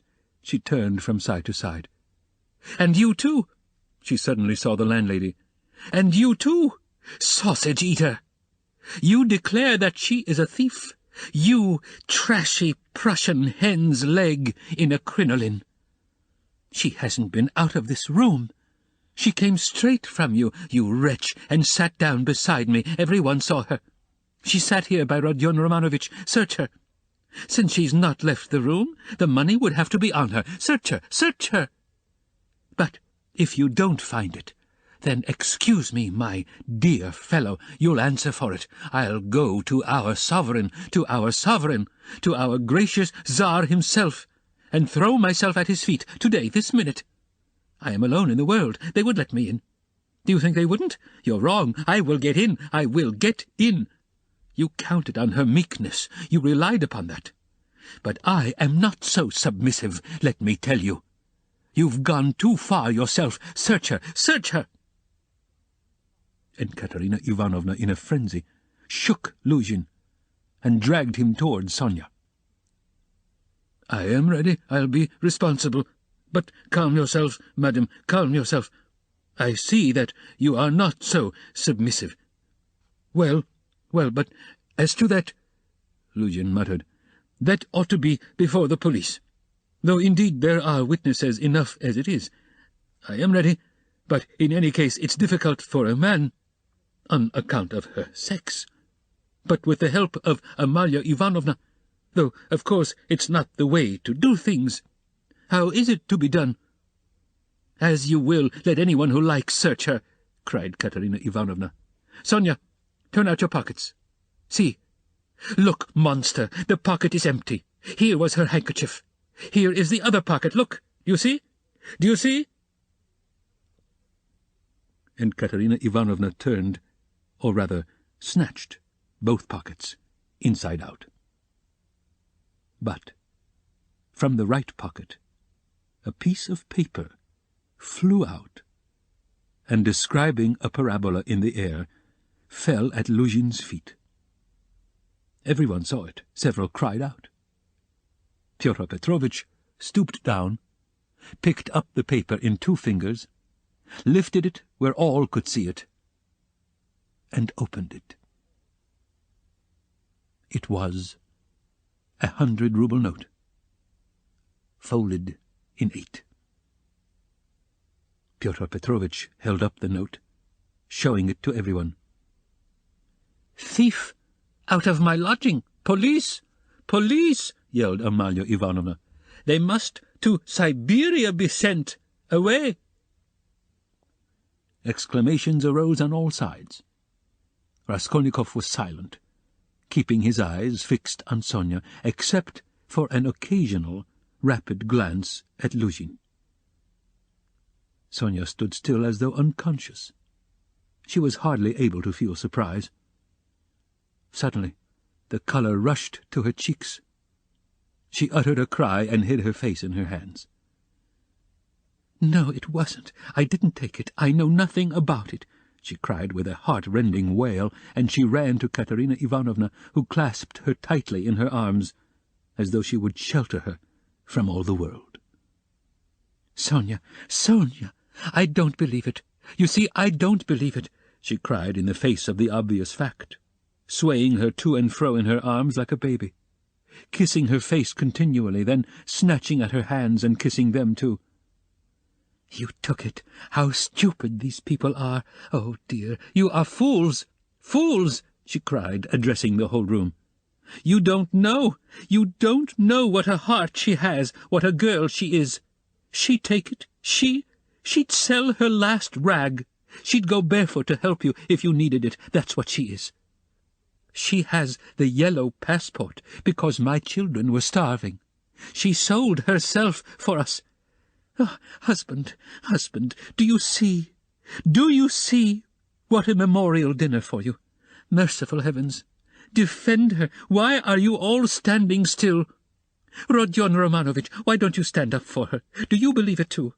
You are not worth her little finger, all of you together. Good God, defend her now, at least." The wail of the poor, consumptive, helpless woman seemed to produce a great effect on her audience. The agonized, wasted, consumptive face, the parched, blood-stained lips, the hoarse voice, the tears unrestrained as a child's, the trustful, childish, and yet despairing prayer for help, were so piteous that everyone seemed to feel for her. Pyotr Petrovitch, at any rate, was at once moved to compassion. Madame, this incident does not reflect upon you," he cried impressively. "No one would take upon himself to accuse you of being an instigator or even an accomplice in it, especially as you have proved her guilt by turning out her pockets, showing that you had no previous idea of it. I am most ready to show compassion, if poverty, so to speak, drove Sofya Semyonovna to it. But why did you refuse to confess, mademoiselle? Were you afraid of the disgrace? The first step? You lost your head, perhaps. One can quite understand it. But how could you have lowered yourself to such an action? Gentlemen," he addressed the whole company, "gentlemen, compassionate, and so to say, commiserating these people, I am ready to overlook it even now in spite of the personal insult lavished upon me. And may this disgrace be a lesson to you for the future," he said, addressing Sonia, "and I will carry the matter no further. Enough." Pyotr Petrovitch stole a glance at Raskolnikov. Their eyes met, and the fire in Raskolnikov's seemed ready to reduce him to ashes. Meanwhile, Katerina Ivanovna apparently heard nothing. She was kissing and hugging Sonia like a madwoman. The children, too, were embracing Sonia on all sides, and Polyenka, though she did not fully understand what was wrong, was drowned in tears and shaking with sobs, as she hid her pretty little face, swollen with weeping, on Sonia's shoulder. "How vile!" a loud voice cried suddenly in the doorway. Pyotr Petrovitch looked round quickly. "What vileness?" Lebeziatnikov repeated, staring him straight in the face. Pyotr Petrovitch gave a positive start. All noticed it and recalled it afterwards. Lebeziatnikov strode into the room. "And you dare to call me as witness?" he said, going up to Pyotr Petrovitch. "What do you mean? What are you talking about?" muttered Luzhin. "I mean that you are a slanderer. That's what my words mean," Lebeziatnikov said hotly, looking sternly at him with his short-sighted eyes. He was extremely angry. Raskolnikov gazed intently at him, as though seizing and weighing each word. Again there was a silence. Pyotr Petrovitch indeed seemed almost dumbfounded for the first moment. "If you mean that for me," he began, stammering. "But what's the matter with you? Are you out of your mind?" "I'm in my mind, but you are a scoundrel. Ah, how vile! I have heard everything. I kept waiting on purpose to understand it, for I must own even now it is not quite logical. What you have done it all for I can't understand." "Why? What have I done, then? Give over talking in your nonsensical riddles, or maybe you are drunk." "You may be a drunkard, perhaps, vile man, but I am not. I never touch vodka, for it's against my convictions. Would you believe it? He himself, with his own hands, gave Sofya Semyonovna that 100-ruble note. I saw it. I was a witness. I'll take my oath. He did it. He," repeated Lebeziatnikov, addressing all. "Are you crazy, milksop?" squealed Luzhin. "She is herself before you. She herself here declared just now before everyone that I gave her only 10 rubles. How could I have given it to her?" "I saw it. I saw it," Lebeziatnikov repeated. "And although it is against my principles, I am ready this very minute to take any oath you like before the court, for I saw how you slipped it in her pocket. Only like a fool I thought you did it out of kindness. When you were saying goodbye to her at the door, while you held her hand in one hand, with the other, the left, you slipped the note into her pocket. I saw it. I saw it." Luzhin turned pale. "What lies!" he cried impudently. "Why, how could you, standing by the window, see the note? You imagined it with your short-sighted eyes. You are raving." "No, I didn't imagine it. And though I was standing some way off, I saw it all. And though it certainly would be hard to distinguish a note from the window, that's true, I knew for certain that it was a 100-ruble note, because when you were going to give Sofya Semyonovna 10 rubles, you took up from the table a 100-ruble note. I saw it because I was standing near then, and an idea struck me at once, so that I did not forget you had it in your hand. You folded it and kept it in your hand all the time. I didn't think of it again until, when you were getting up, you changed it from your right hand to your left and nearly dropped it. I noticed it because the same idea struck me again, that you meant to do her a kindness without my seeing. You can fancy how I watched you, and I saw how you succeeded in slipping it into her pocket. I saw it. I saw it. I'll take my oath." Lebeziatnikov was almost breathless. Exclamations arose on all hands, chiefly expressive of wonder, but some were menacing in tone. They all crowded round Pyotr Petrovitch. Katerina Ivanovna flew to Lebeziatnikov. "I was mistaken in you. Protect her. You are the only one to take her part. She is an orphan. God has sent you." Katerina Ivanovna, hardly knowing what she was doing, sank on her knees before him. "A pack of nonsense!" yelled Luzhin, roused to fury. "It's all nonsense you've been talking. An idea struck you. You didn't think. You noticed. What does it amount to? So I gave it to her on the sly on purpose? What for? With what object? What have I to do with this?" What for?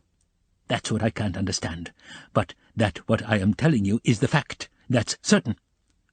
So far from my being mistaken, you infamous criminal man, I remember how, on account of it, a question occurred to me at once, just when I was thanking you and pressing your hand.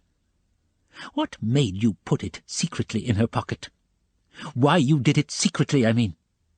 Could it be simply to conceal it from me, knowing that my convictions are opposed to yours and that I do not approve of private benevolence, which effects no radical cure? Well, I decided that you really were ashamed of giving such a large sum before me. Perhaps, too, I thought, he wants to give her a surprise when she finds a whole 100-ruble note in her pocket. For I know some benevolent people are very fond of decking out their charitable actions in that way. Then the idea struck me, too, that you wanted to test her, to see whether, when she found it, she would come to thank you. Then, too, that you wanted to avoid thanks, and that, as the saying is, your right hand should not know, something of that sort, in fact. I thought of so many possibilities that I put off considering it, but still thought it indelicate to show you I knew your secret. But another idea struck me again, that Sofya Semyonovna might easily lose the money before she noticed it. That was why I decided to come in here to call her out of the room, and to tell her that you put 100 rubles in her pocket. But on my way I went first to Madame Kobylatnikov's to take them the general treatise on the positive method, and especially to recommend Pidery's article, and also Wagner's. Then I come on here, and what a state of things I find! Now, could I have all these ideas and reflections if I had not seen you put the 100-ruble note in her pocket? When Lebeziatnikov finished his long-winded harangue, with the logical deduction at the end, he was quite tired, and the perspiration streamed from his face. He could not, alas, even express himself correctly in Russian, though he knew no other language, so that he was quite exhausted, almost emaciated after this heroic exploit. But his speech produced a powerful effect. He had spoken with such vehemence, with such conviction, that everyone obviously believed him. Fyodor Petrovitch felt that things were going badly with him. "What is it to do with me if silly ideas did occur to you?" he shouted. "That's no evidence. You may have dreamt it, that's all. And I tell you, you are lying, sir. You are lying and slandering from some spite against me, simply from pique, because I did not agree with your free-thinking, godless, social propositions." But this retort did not benefit Pyotr Petrovitch. Murmurs of disapproval were heard on all sides. "Ah, that's your line now, is it?" cried Lebeziatnikov. "That's nonsense. Call the police and I'll take my oath. There's only one thing I can't understand. What made him risk such a contemptible action? Oh, pitiful, despicable man!" "I can explain why he risked such an action, and if necessary I too will swear to it," Raskolnikov said at last in a firm voice, and he stepped forward. He appeared to be firm and composed. Everyone felt clearly, from the very look of him, that he really knew about it, and that the mystery would be solved. "Now I can explain it all to myself," said Raskolnikov, addressing Lebeziatnikov. "From the very beginning of the business I suspected that there was some scoundrelly intrigue at the bottom of it.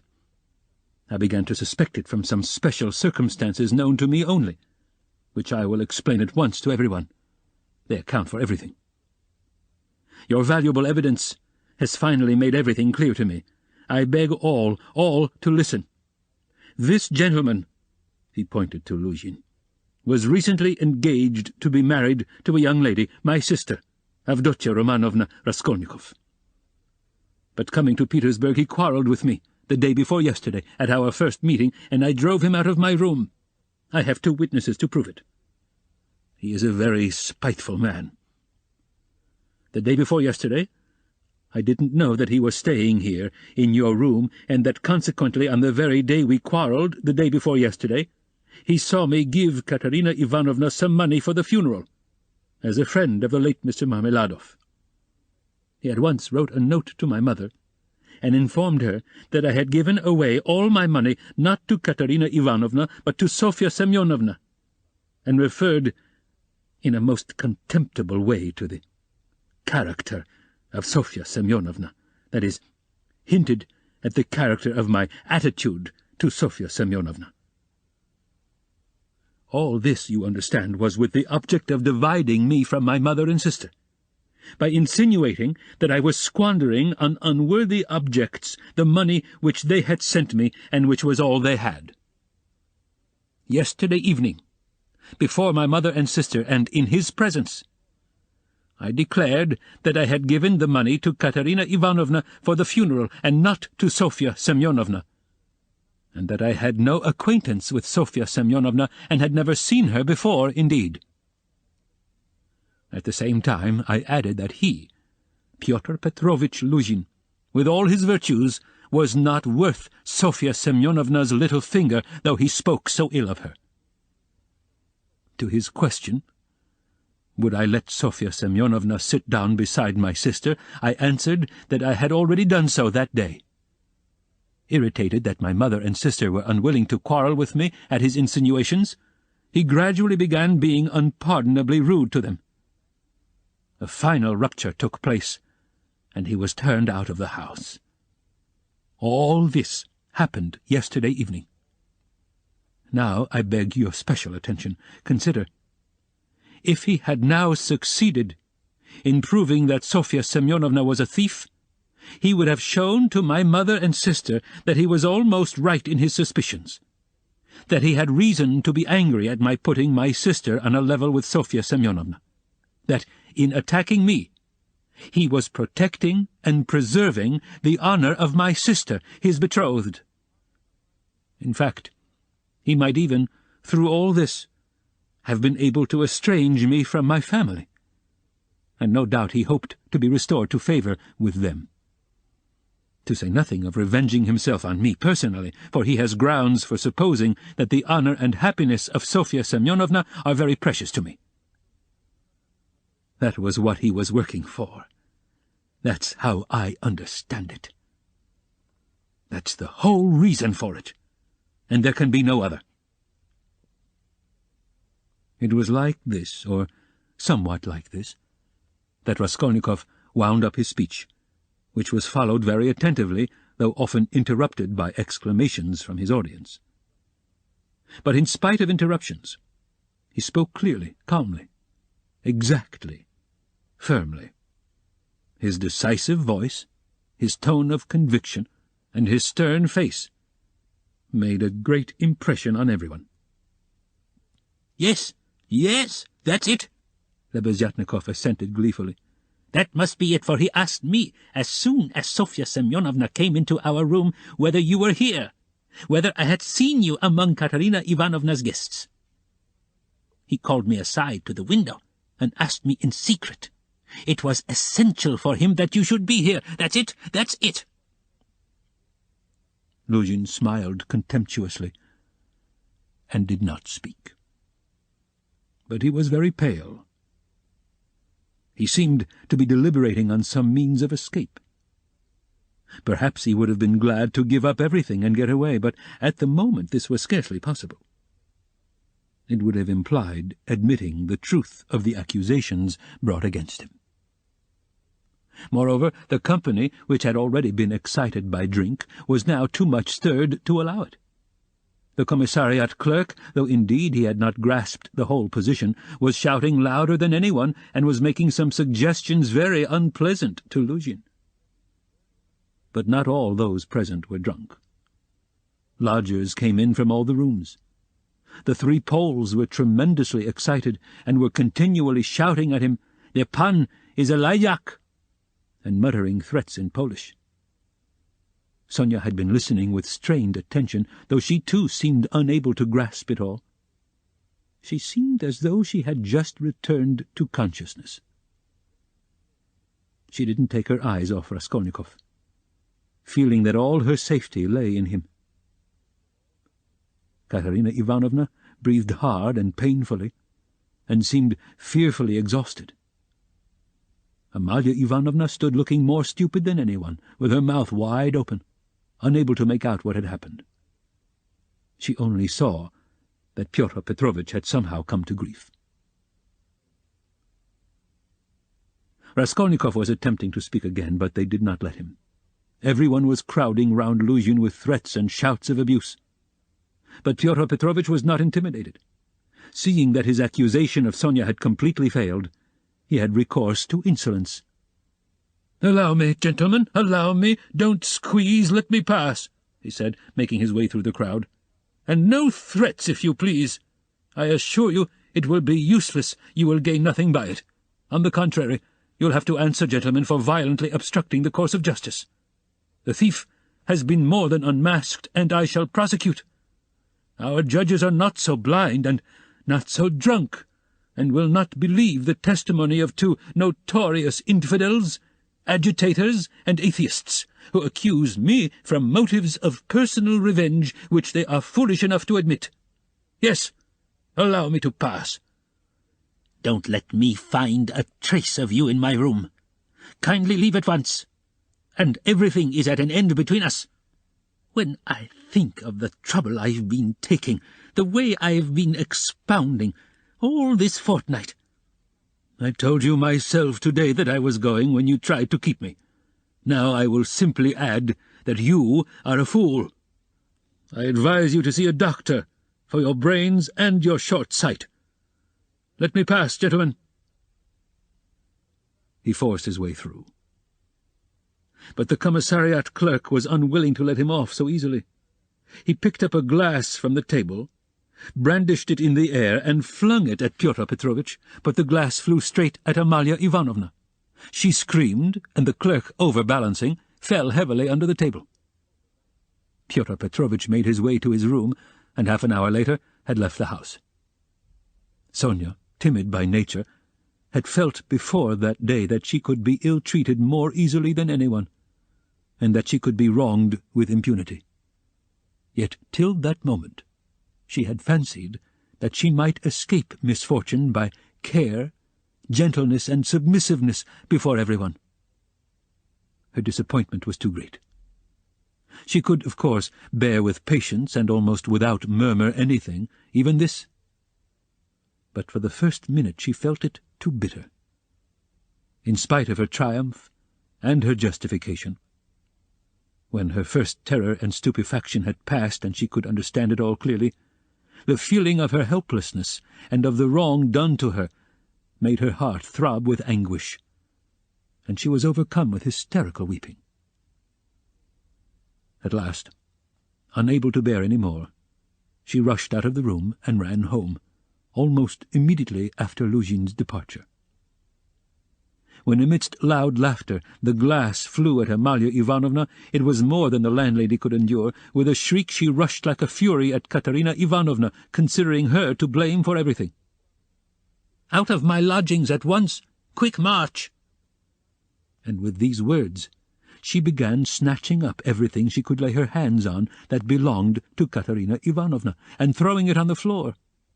Katerina Ivanovna, pale, almost fainting, and gasping for breath, jumped up from the bed where she had sunk in exhaustion and darted at Amalia Ivanovna. But the battle was too unequal.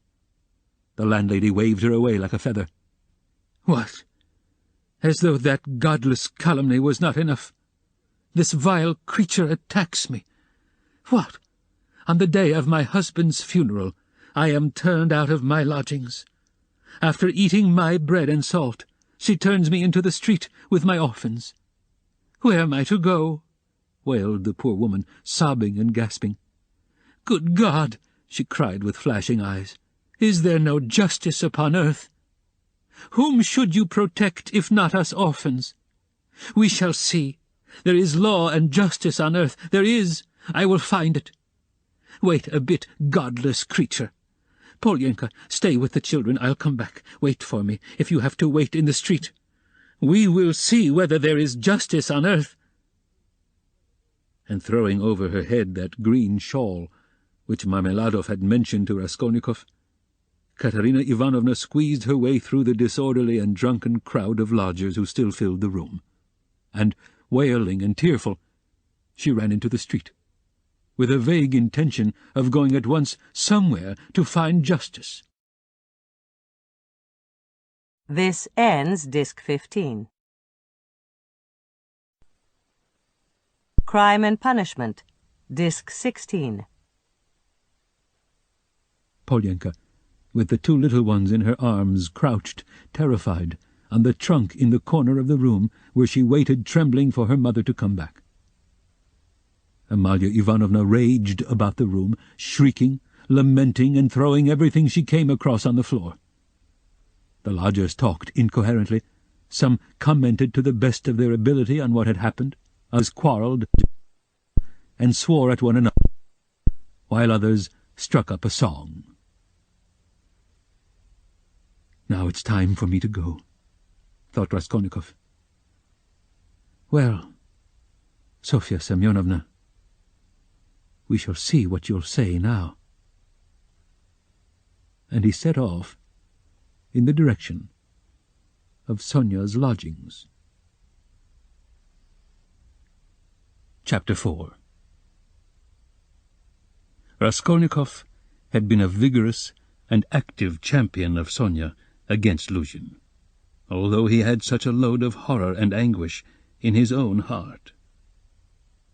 But having gone through so much in the morning, he found a sort of relief in a change of sensations, apart from the strong personal feeling which impelled him to defend Sonia. He was agitated, too, especially at some moments, by the thought of his approaching interview with Sonia.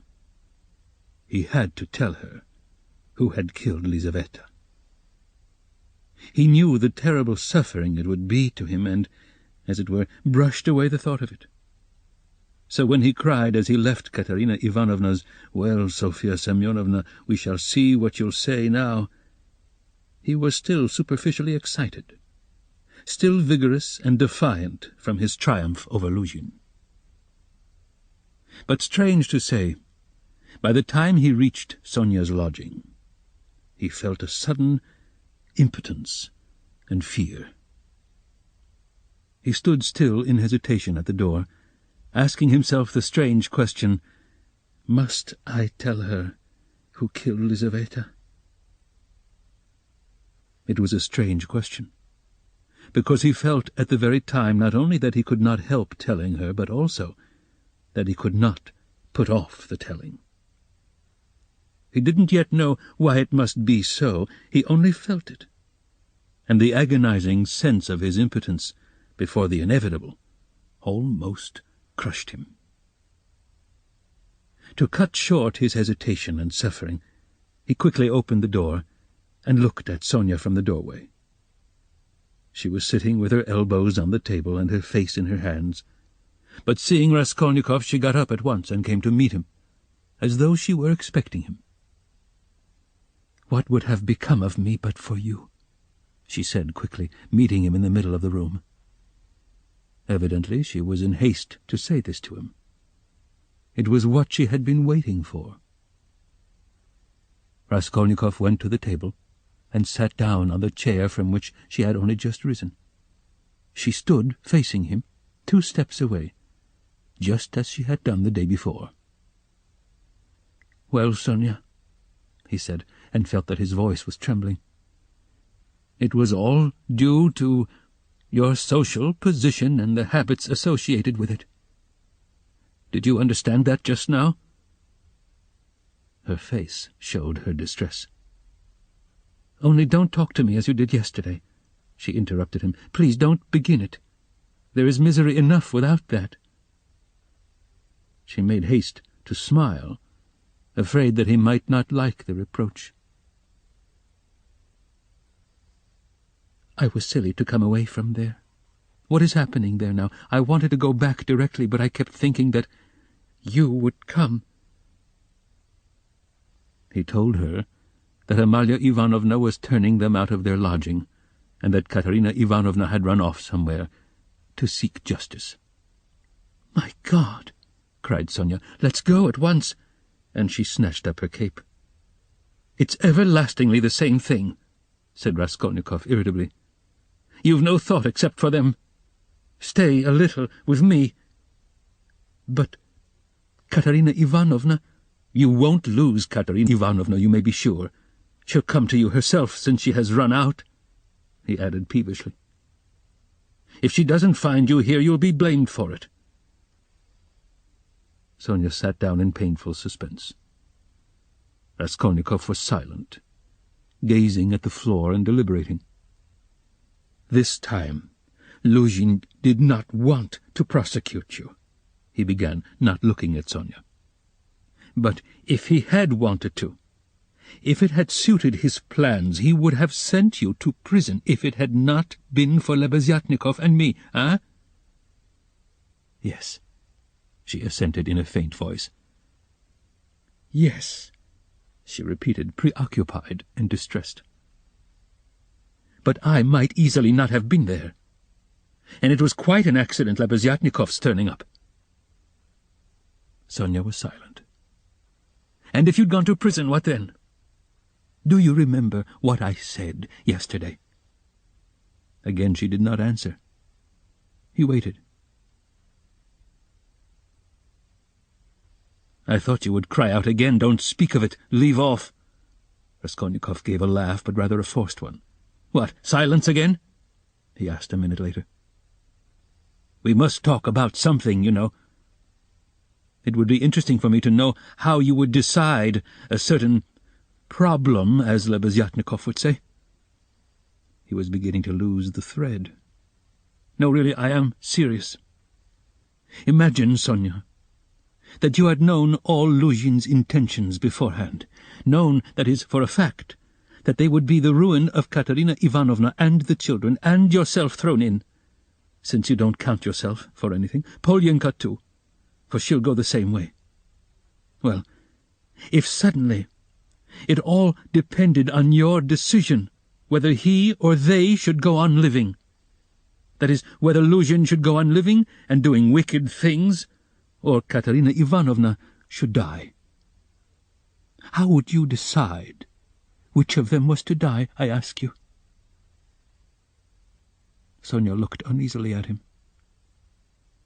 There was something peculiar in this hesitating question, which seemed approaching something in a roundabout way. "I felt that you were going to ask some question like that," she said, looking inquisitively at him. "I dare say you did. But how is it to be answered?" "Why do you ask about what could not happen?" said Sonia reluctantly. "Then it would be better for Luzhin to go on living and doing wicked things? You haven't dared to decide even that."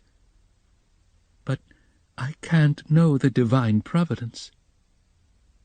"And why do you ask what can't be answered? What's the use of such foolish questions? How could it happen that it should depend on my decision? Who has made me a judge to decide who is to live and who is not to live?" "Oh, if the divine providence is to be mixed up in it, there's no doing anything," Raskolnikov grumbled morosely. "You'd better say straight out what you want," Sonia cried in distress. "You're leading up to something again. Can you have come simply to torture me?" She couldn't control herself, and began crying bitterly. He looked at her in gloomy misery. 5 minutes passed. "Of course you are right, Sonia," he said softly at last. He was suddenly changed. His tone of assumed arrogance and helpless defiance was gone. Even his voice was suddenly weak. "I told you yesterday that I was not coming to ask forgiveness, and almost the first thing I've said is to ask forgiveness. I said that about Luzhin and Providence for my own sake. I was asking forgiveness, Sonia." He tried to smile, but there was something helpless and incomplete in his pale smile. He bowed his head and hid his face in his hands. And suddenly a strange, surprising sensation of a sort of bitter hatred for Sonia passed through his heart. As if he were surprised and frightened by this sensation, he raised his head and looked intently at her. But he met her uneasy and painfully anxious eyes fixed on him. There was love in them.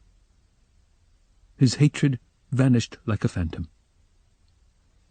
It was not the real feeling. He had taken the one feeling for the other.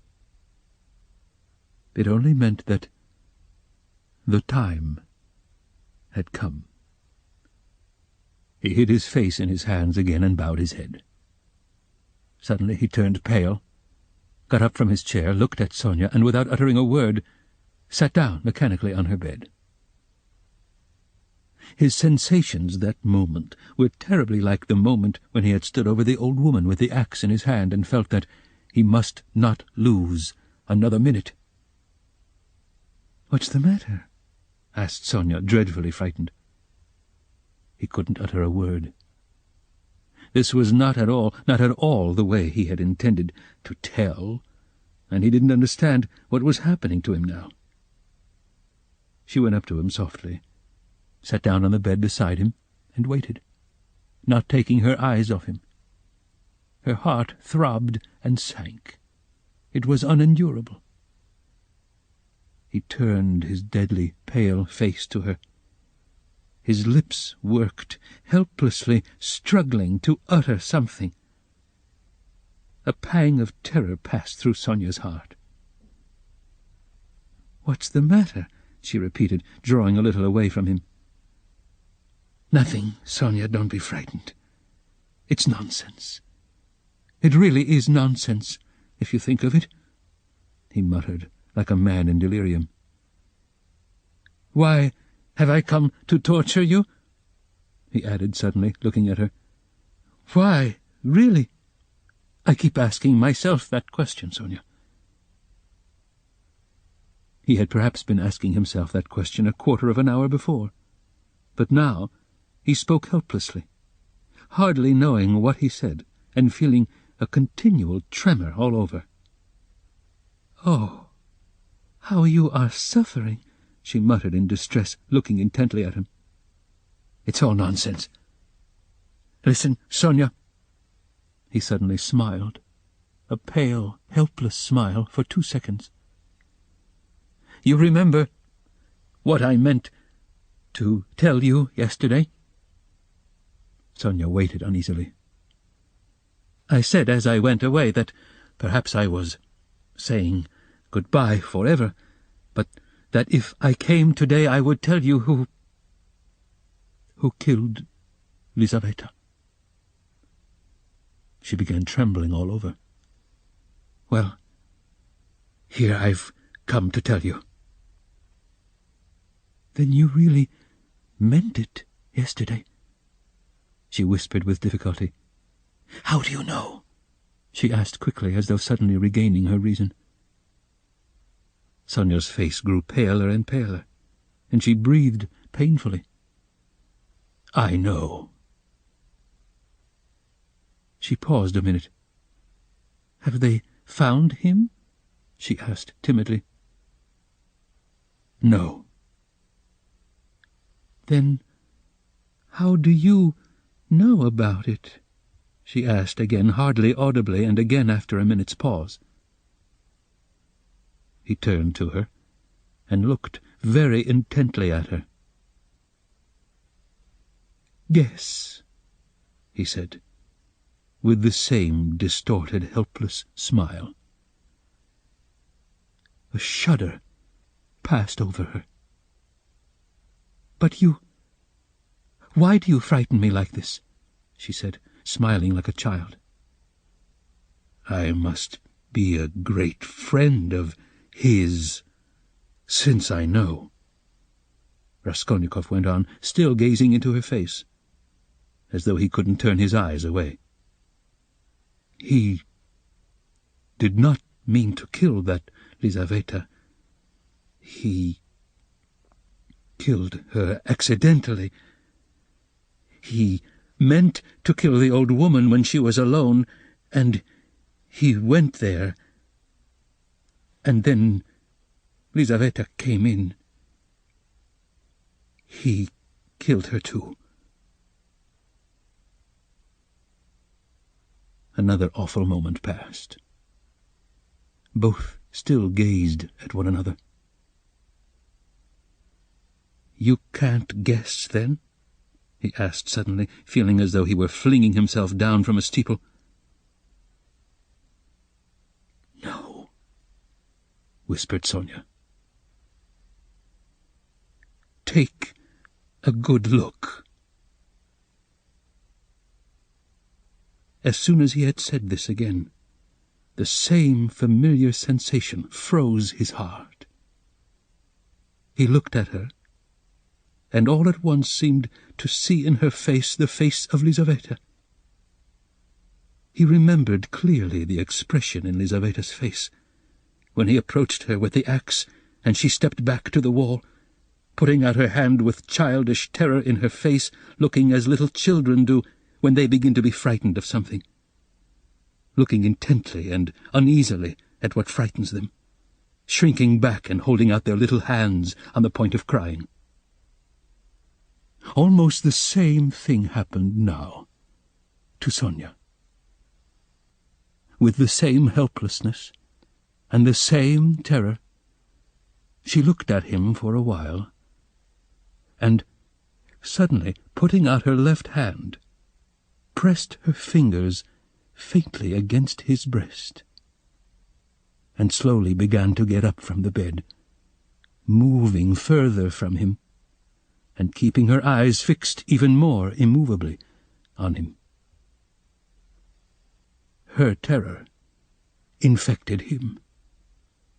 The same fear showed itself on his face. In the same way he stared at her, and almost with the same childish smile. "Have you guessed?" he whispered at last. "Good God!" broke in an awful wail from her bosom. She sank helplessly on the bed with her face in the pillows. But a moment later she got up, moved quickly to him, seized both his hands, and, gripping them tight in her thin fingers, began looking into his face again with the same intent stare.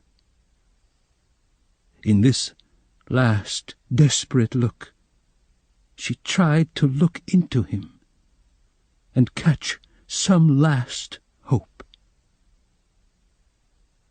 But there was no hope. There was no doubt remaining.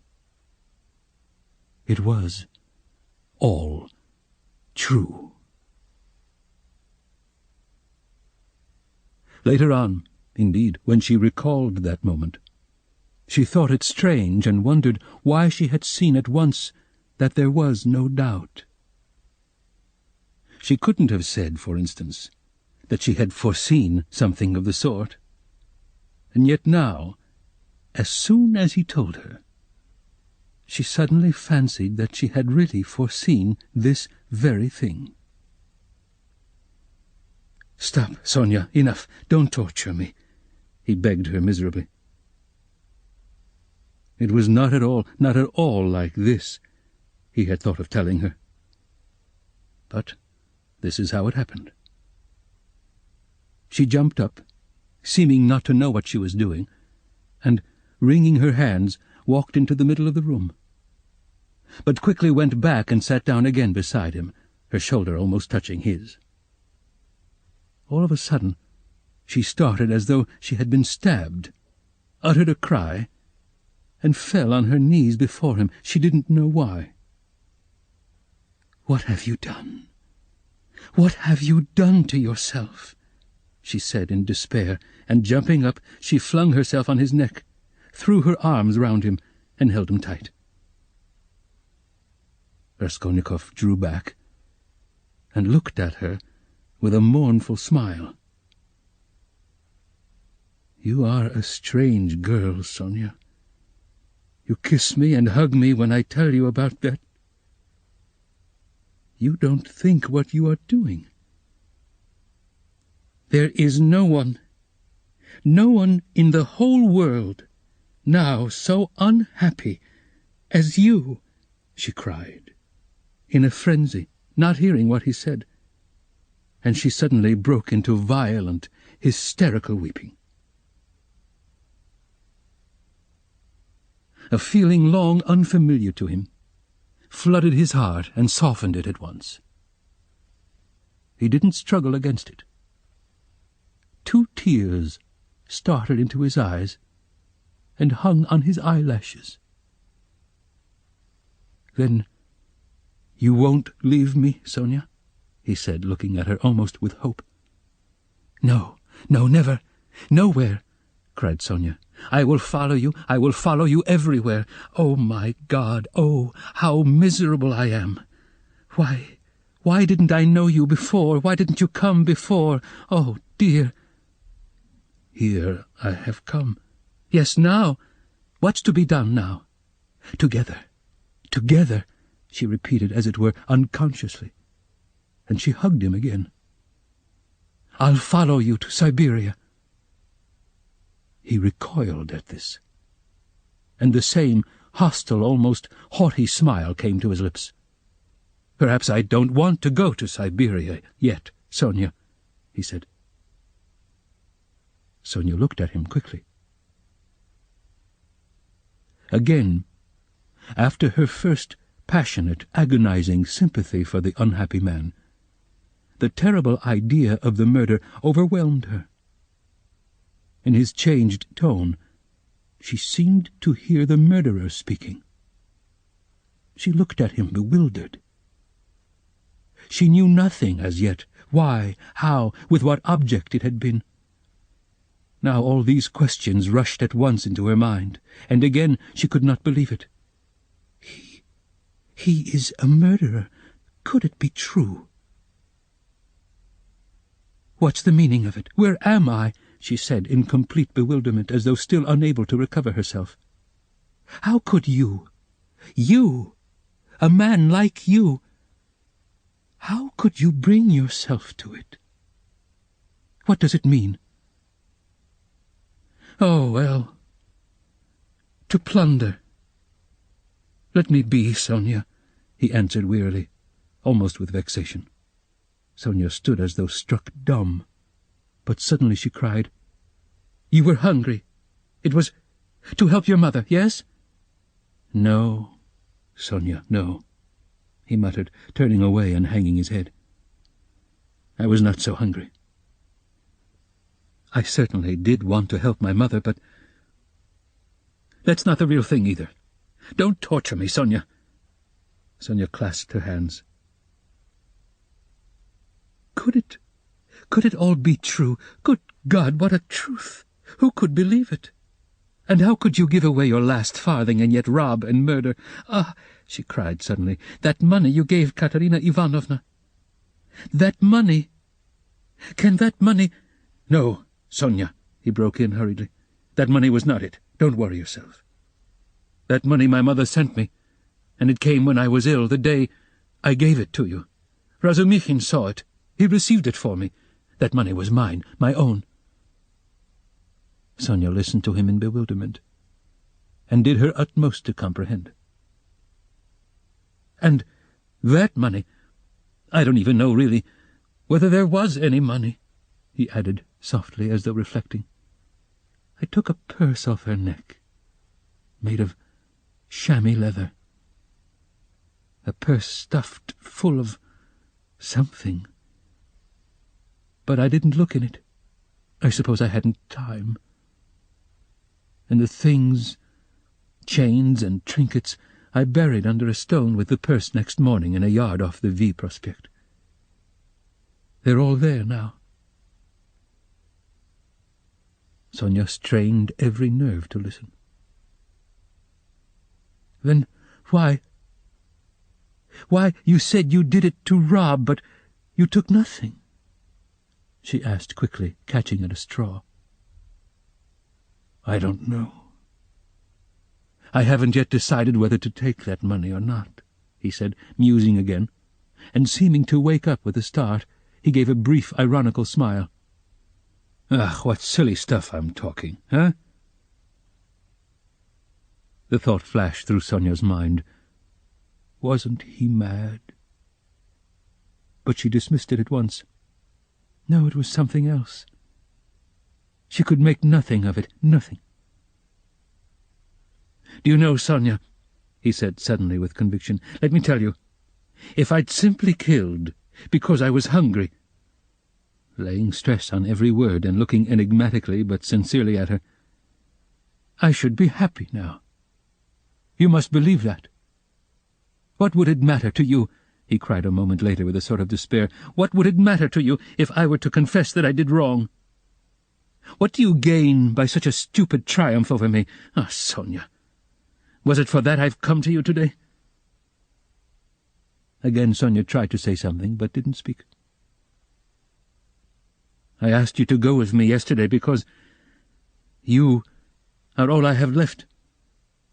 "Go where?" asked Sonia timidly. "Not to steal and not to murder. Don't be anxious," he smiled bitterly. "We are so different. And you know, Sonia, it's only now, only this moment, that I understand where I asked you to go with me yesterday. Yesterday, when I said it, I didn't know where. I asked you for one thing. I came to you for one thing, not to leave me. You won't leave me, Sonia." She squeezed his hand. "And why did I tell her? Why did I let her know?" he cried a minute later in despair, looking with infinite anguish at her. "Here you expect an explanation from me, Sonia. You are sitting and waiting for it, I see that. But what can I tell you? You won't understand and will only suffer misery on my account. Well, you are crying and embracing me again. Why do you do it?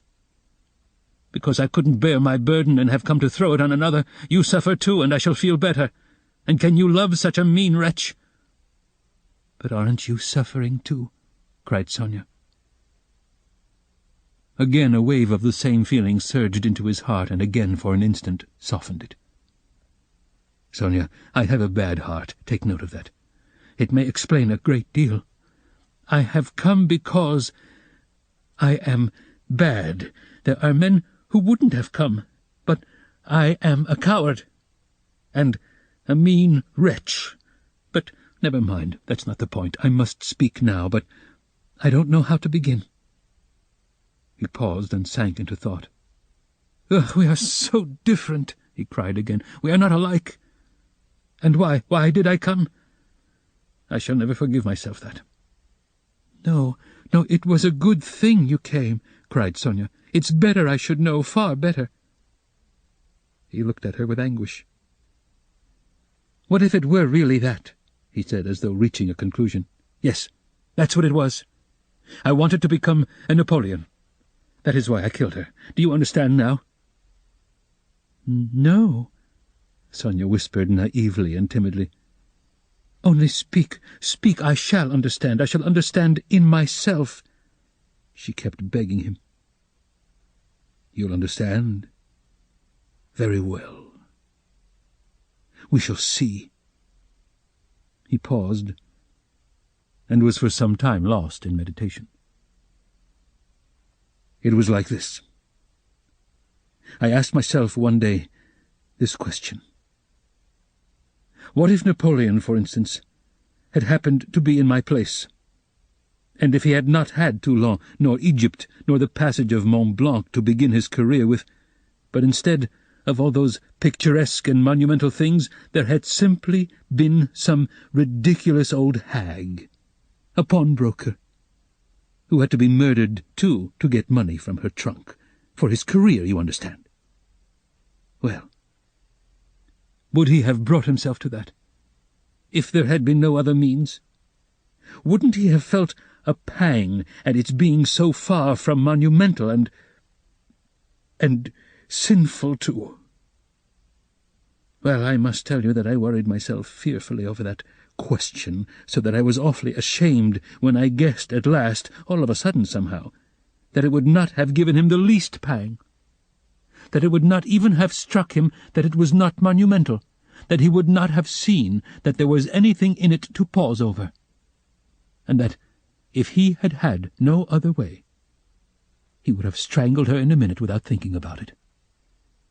Well, I, too, left off thinking about it. Murdered her, following his example. And that's exactly how it was. Do you think it's funny? Yes, Sonia, the funniest thing of all is that perhaps that's just how it was. Sonia didn't think it at all funny. You had better tell me straight out, without examples, she begged, still more timidly and scarcely audibly. He turned to her, looked sadly at her, and took her hands. You are right again, Sonia. Of course that's all nonsense. It's almost all talk. You see, you know, of course, that my mother has scarcely anything. My sister happened to have a good education, and was condemned to drudge as a governess. All their hopes were centered on me. I was a student, but I couldn't keep myself at the university, and was forced for a time to leave it. Even if I had lingered on like that, in 10 or 12 years I might, with luck, hope to be some sort of teacher or clerk with a salary of 1,000 rubles. He repeated it as though it were a lesson. And by that time my mother would be worn out with grief and anxiety, and I could not succeed in keeping her in comfort, while my sister— well, my sister might well have fared worse. And it's a hard thing to pass everything by all one's life, to turn one's back upon everything, to forget one's mother and decorously accept the insults inflicted on one's sister. Why should one? When one has buried them to burden oneself with others, wife and children, and to leave them again without a farthing. So I resolved to gain possession of the old woman's money, and to use it for my first years without worrying my mother, to keep myself at the university, and for a little while after leaving it, and to do this all on a broad, thorough scale, so as to build up a completely new career and enter upon a new life of independence. Well, that's all. Well, of course, in killing the old woman I did wrong. Well, that's enough. He struggled to the end of his speech in exhaustion, and let his head sink. "Oh, that's not it! That's not it!" Sonia cried in distress. "How could one? No, that's not right, not right." "You see yourself that it's not right. But I've spoken truly. It's the truth." "As though that could be the truth. Good God!" "I've only killed a louse, Sonia. A useless, loathsome, harmful creature. A human being. A louse?" "I too know it wasn't a louse," he answered, looking strangely at her. "But I am talking nonsense, Sonia," he added. "I've been talking nonsense a long time. That's not it. You are right there. There were quite other causes for it. I haven't talked to anyone for so long, Sonia. My head aches dreadfully now." His eyes shone with feverish brilliance. He was almost delirious. An uneasy smile strayed on his lips. His terrible exhaustion could be seen through his excitement. Sonia saw how he was suffering. She too was growing dizzy. And he talked so strangely. It seemed somehow comprehensible, but yet— But how? Good God! And she wrung her hands in despair. "No, Sonia, that's not it," he began again suddenly, raising his head as though a new and sudden train of thought had struck, and as it were roused him. "That's not it. Better. Imagine— yes, it's certainly better. Imagine that I am vain, envious, malicious, base, vindictive, and— well, perhaps with a tendency to insanity. Let's have it all out at once. They've talked of madness already, I noticed. I told you just now I couldn't keep myself at the university, but do you know that perhaps I might have done? My mother would have sent me what I needed for the fees, and I could have earned enough for clothes, boots, and food, no doubt. Lessons had turned up at 1/2 ruble, Razumichin works. But I turned sulky and wouldn't. Yes, sulkiness, that's the right word for it. I sat in my room, like a spider. You've been in my den, you've seen it. And do you know, Sonia, that low ceilings and tiny rooms cramp the soul and the mind? Oh, how I hated that garret. And yet I wouldn't go out of it. I wouldn't on purpose. I didn't go out for days together, and I wouldn't work. I wouldn't even eat.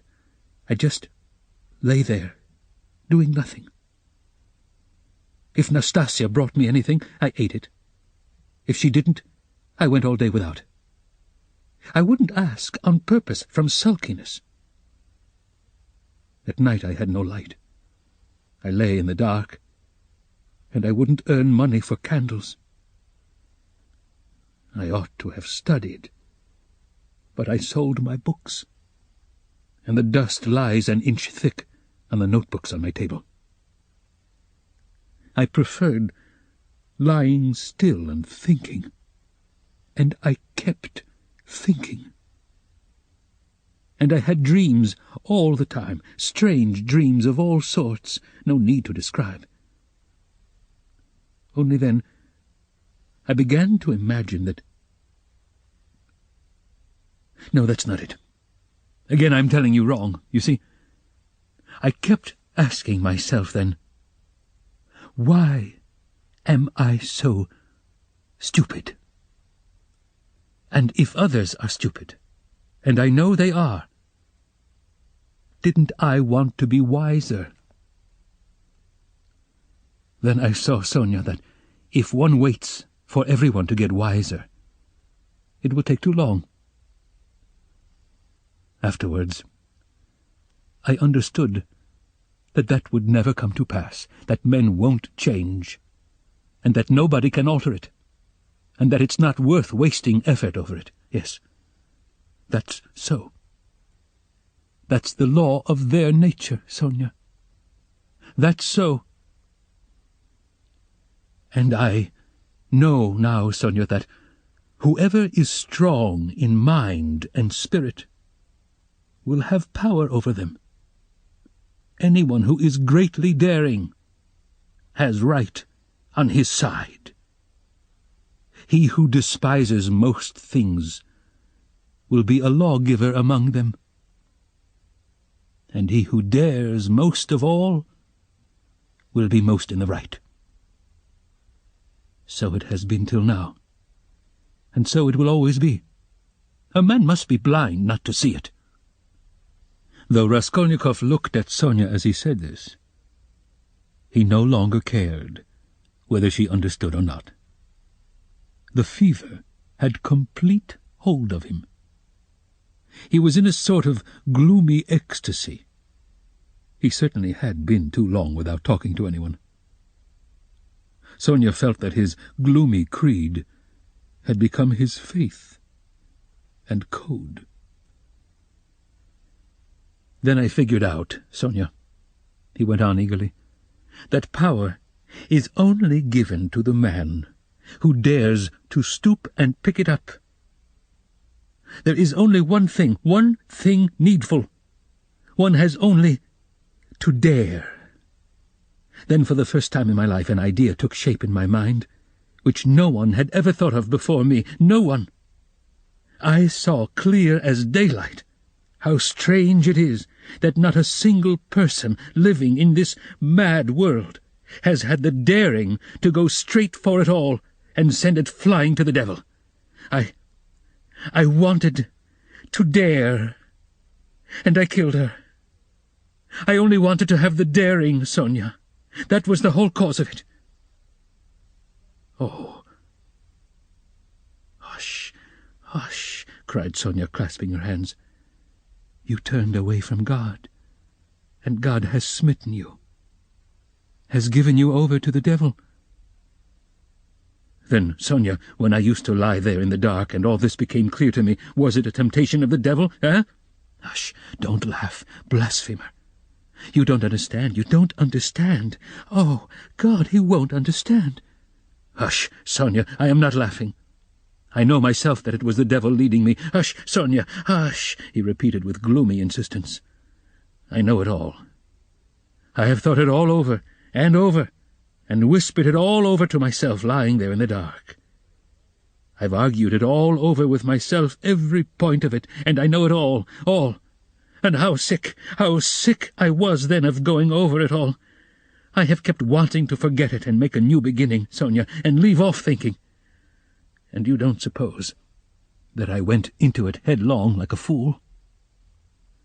I went into it like a wise man, and that was just my destruction. And you mustn't suppose that I didn't know, for instance, that if I began to question myself whether I had the right to gain power or not, the conclusion would follow that I didn't have the right. Or that if I asked myself whether a human being is a louse, it proved that it wasn't so for me, though it might be for a man who would go straight to his goal without asking questions. If I worried myself all those days, wondering whether Napoleon would have done it or not, I felt clearly, of course, that I wasn't Napoleon. I had to endure all the agony of that battle of ideas, Sonia, and I longed to throw it off. I wanted to murder without casuistry, to murder for my own sake, for myself alone. I didn't want to lie about it even to myself. It wasn't to help my mother I did the murder. That's nonsense. I didn't do the murder to gain wealth and power and to become a benefactor of mankind. Nonsense. I simply did it. I did the murder for myself alone. And whether I became a benefactor to others or spent my life like a spider catching men in my web and sucking the life out of men, I couldn't have cared at that moment. And it was not the money I wanted, Sonia, when I did it. It was not so much the money I wanted, but something else. I know it all now. Understand me. Perhaps I should never have committed a murder again. I wanted to find out something else. It was something else led me on. I wanted to find out then, and quickly, whether I was a louse like everybody else, or a man. Whether I can step over barriers or not. Whether I dare stoop to pick up or not. Whether I am a trembling creature, or whether I have the right to kill. Have the right to kill? Sonia clasped her hands. Ah, Sonia! He cried irritably, and seemed about to make some retort, but was contemptuously silent. Don't interrupt me, Sonia. I want to prove one thing only, that the devil led me on then, and he has shown me since that I had not the right to take that path, because I am just such a louse as all the rest. He was mocking me, and here I've come to you now. Welcome your guest. If I were not a louse, should I have come to you? Listen, when I went then to the old woman's, I only went to try. You may be sure of that. And you murdered her? But how did I murder her? Is that how men do murders? Do men go to commit a murder as I went then? I will tell you some day how I went. Did I murder the old woman? I murdered myself, not her. I crushed myself once for all, forever. But it was the devil that killed that old woman, not I. Enough, Sonia, enough. Let me be. He cried in a sudden spasm of agony. Let me be. He leaned his elbows on his knees and squeezed his head in his hands as in a vice. What suffering! A wail of anguish broke from Sonia. Well, what am I to do now? He asked, suddenly raising his head and looking at her with a face hideously distorted by despair. What are you to do? She cried, jumping up, and her eyes, that had been full of tears, suddenly began to shine. Stand up! She seized him by the shoulder. He got up, looking at her almost bewildered. Go at once, this very minute. Stand at the crossroads. Bow down, First kiss the earth which you have defiled, and then bow down to all the world and say to all men aloud, 'I am a murderer.' Then God will send you life again. Will you go? Will you go?" she asked him, trembling all over, snatching his 2 hands, squeezing them tight in hers and gazing at him with eyes full of fire. He was amazed at her sudden ecstasy. "You mean Siberia, Sonia?" "I must give myself up?" he asked gloomily. "Suffer and expiate your sin by it, that's what you must do." "No, I am not going to them, Sonia." "But how will you go on living? What would you live for?" cried Sonia. "How is it possible now? Why, how can you talk to your mother? Oh, what will become of them now?" "But what am I saying? You have abandoned your mother and your sister already." "He has abandoned them already. Oh, God!" she cried. "Why, he knows it all himself. How can he live by himself? What will become of you now?" "Don't be a child, Sonia," he said softly. "What wrong have I done them? Why should I go to them?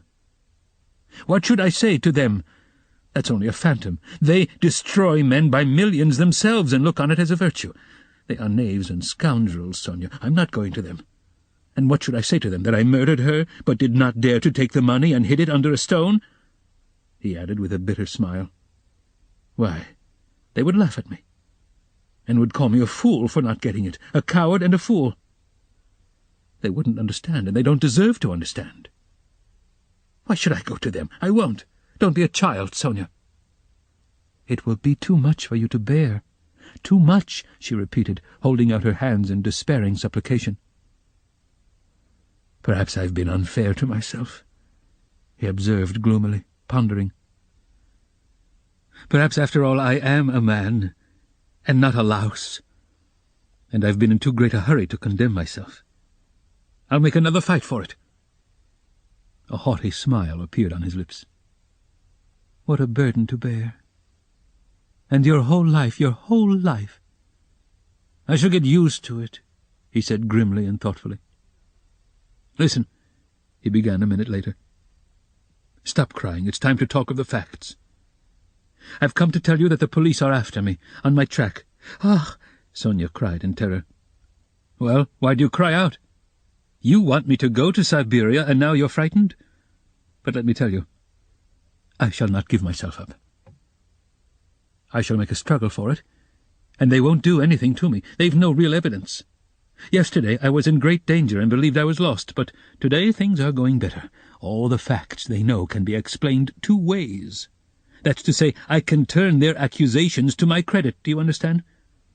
And I shall, for I have learnt my lesson. But they will certainly arrest me. If it had not been for something that happened, they would have done so today, for certain.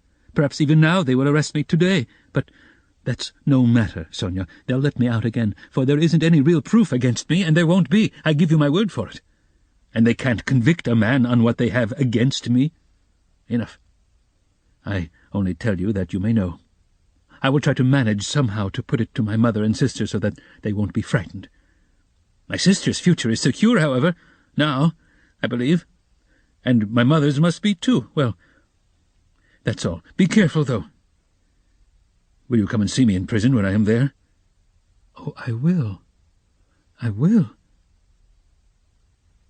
They sat side by side, both mournful and dejected, as though they had been cast up by the tempest alone on some deserted shore.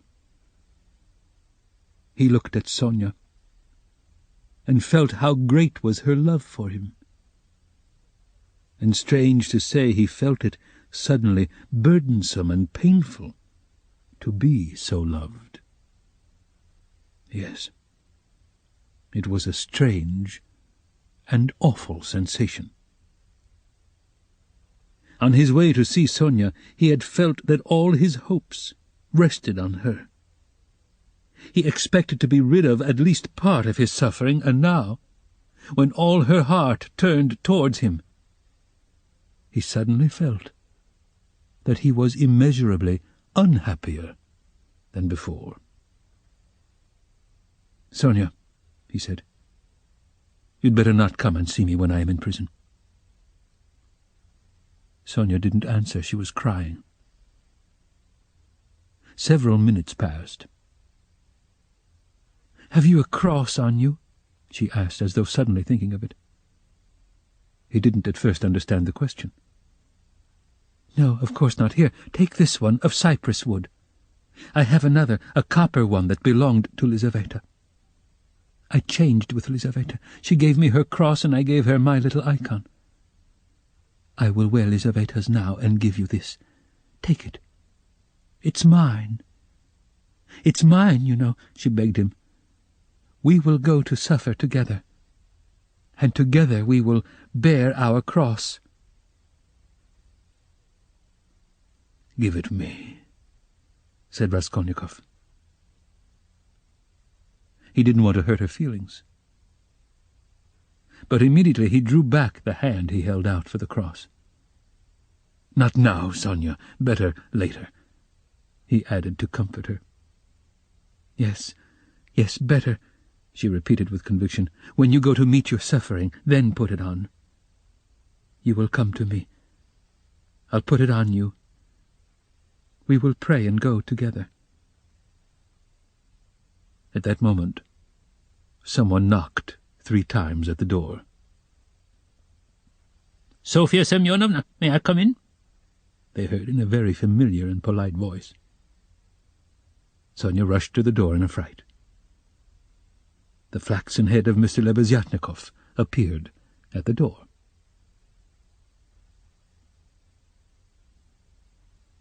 Chapter 5. Lebeziatnikov looked perturbed. "I've come to you, Sofia Semyonovna," he began. "Excuse me. I thought I should find you," he said, addressing Raskolnikov suddenly. "That is, I didn't mean anything of that sort, but I just thought—" "Katerina Ivanovna has gone out of her mind," he blurted out suddenly, turning from Raskolnikov to Sonia. Sonia screamed. "At least it seems so. But we don't know what to do, you see. She came back. She seems to have been turned out somewhere, perhaps beaten. So it seems, at least. She had run to your father's former chief. She didn't find him at home. He was dining at some other general's.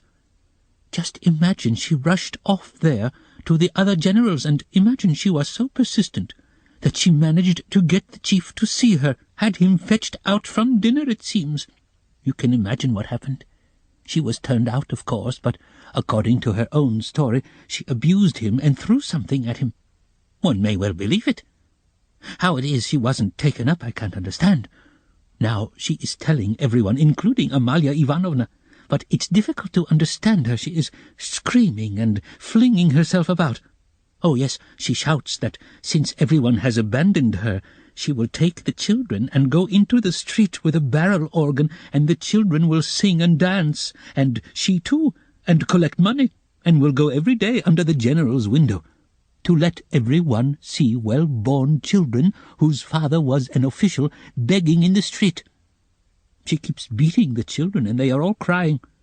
She is teaching Lida to sing My Village, the boy to dance, Polyanka the same. She is tearing up all the clothes and making them little caps like actors. She means to carry a tin basin and make it tinkle instead of music. She won't listen to anything. Imagine the state of things. It's beyond anything." Lebeziatnikov would have gone on, but Sonia, who had heard him, almost breathless, snatched up her cloak and hat and ran out of the room, putting on her things as she went. Raskolnikov followed her, and Lebeziatnikov came after him. "She has certainly gone mad," he said to Raskolnikov as they went out into the street. "I didn't want to frighten Sofia Semyonovna, so I said it seemed like it, but there isn't a doubt of it. They say that in consumption the tubercles sometimes occur in the brain. It's a pity I know nothing of medicine. I did try to persuade her, but she wouldn't listen." "Did you talk to her about the tubercles?" "Not precisely of the tubercles. Besides, she wouldn't have understood. But what I say is that if you convince a person logically that he has nothing to cry about, He'll stop crying. That's clear. Is it your conviction that he won't?" "Life would be too easy if it were so," answered Raskolnikov. Excuse me. Of course, it would be rather difficult for Katerina Ivanovna to understand, but do you know that in Paris they have been conducting serious experiments as to the possibility of curing the insane simply by logical argument? One professor there, a scientific man of standing, lately dead, believed in the possibility of such treatment.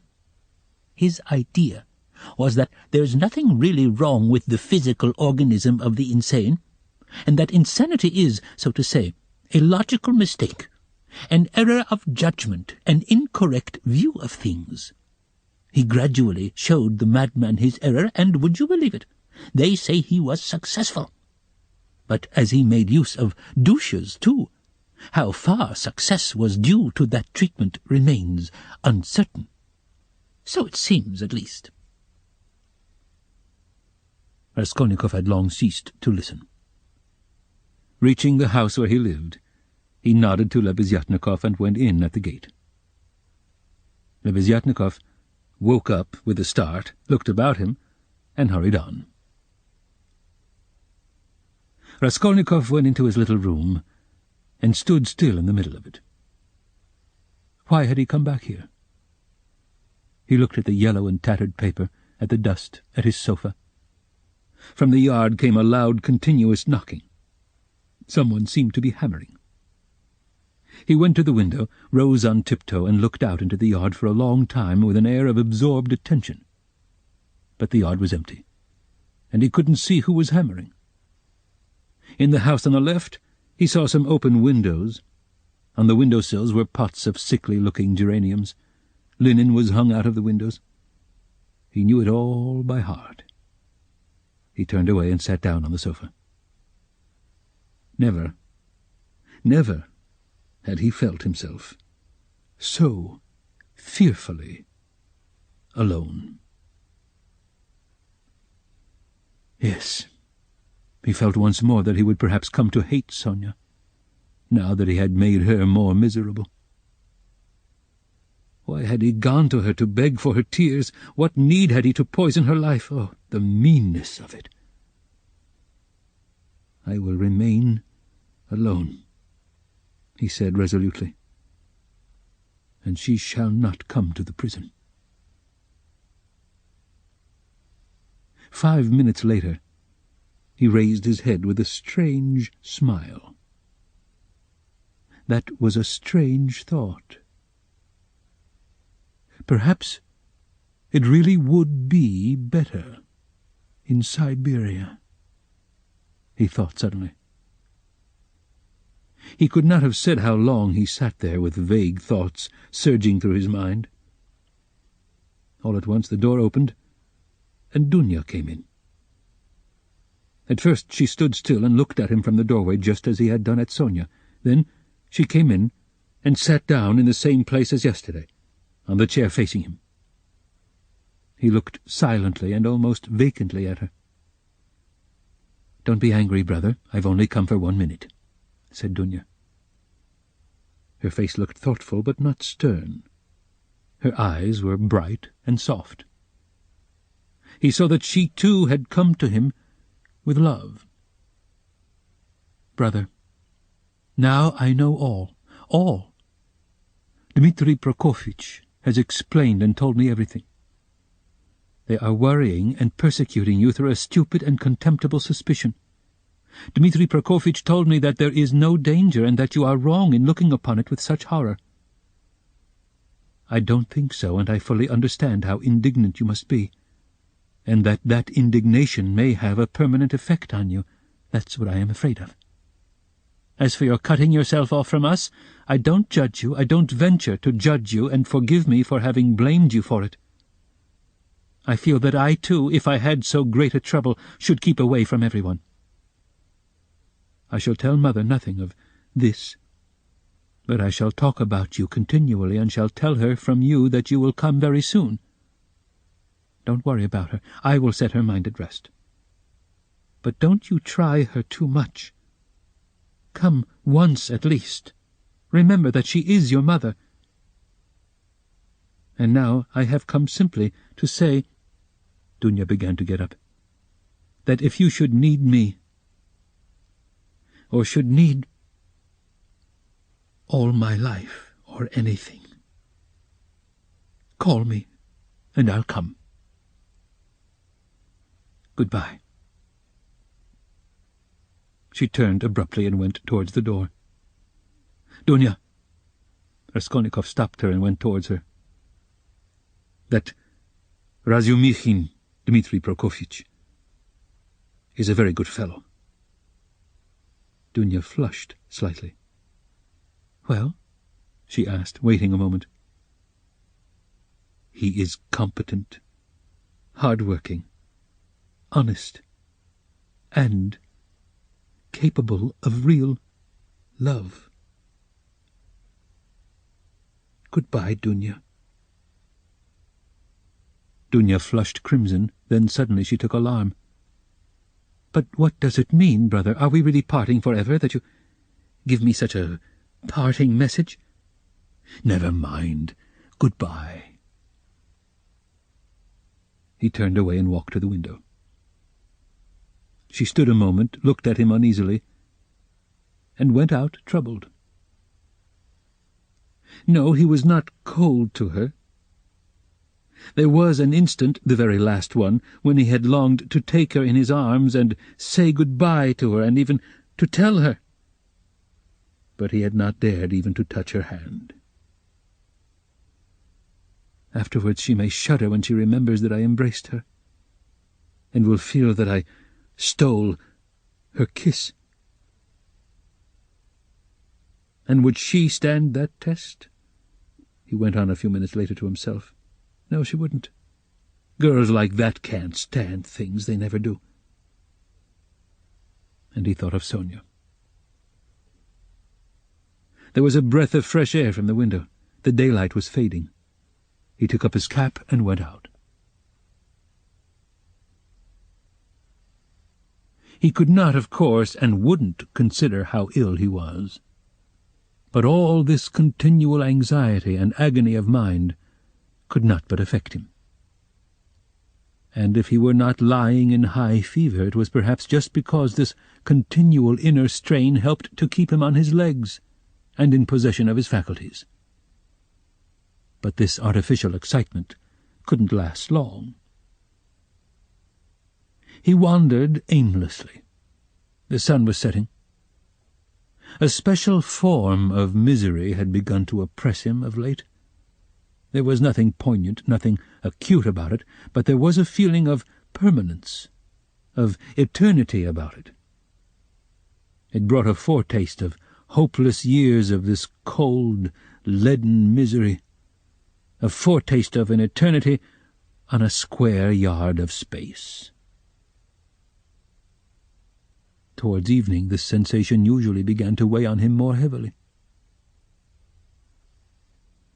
With this idiotic, purely physical weakness, depending on the sunset or something, one can't help doing something stupid. You'll go to Dunya as well as to Sonia, he muttered bitterly.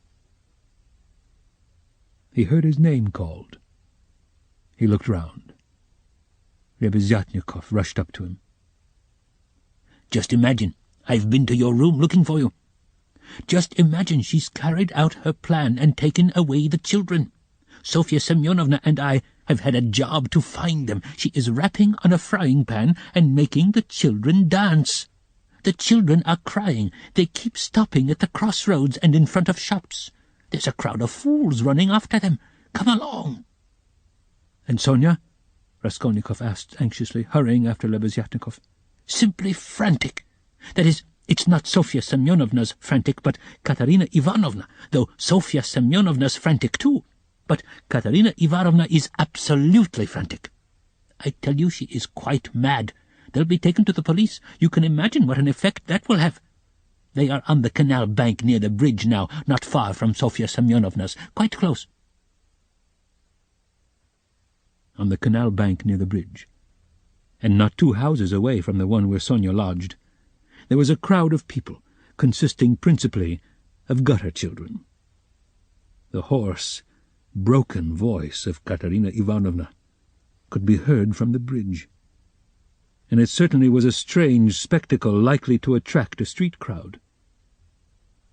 Katerina Ivanovna, in her old dress with the green shawl, wearing a torn straw hat crushed in a hideous way on one side, was really frantic. She was exhausted and breathless.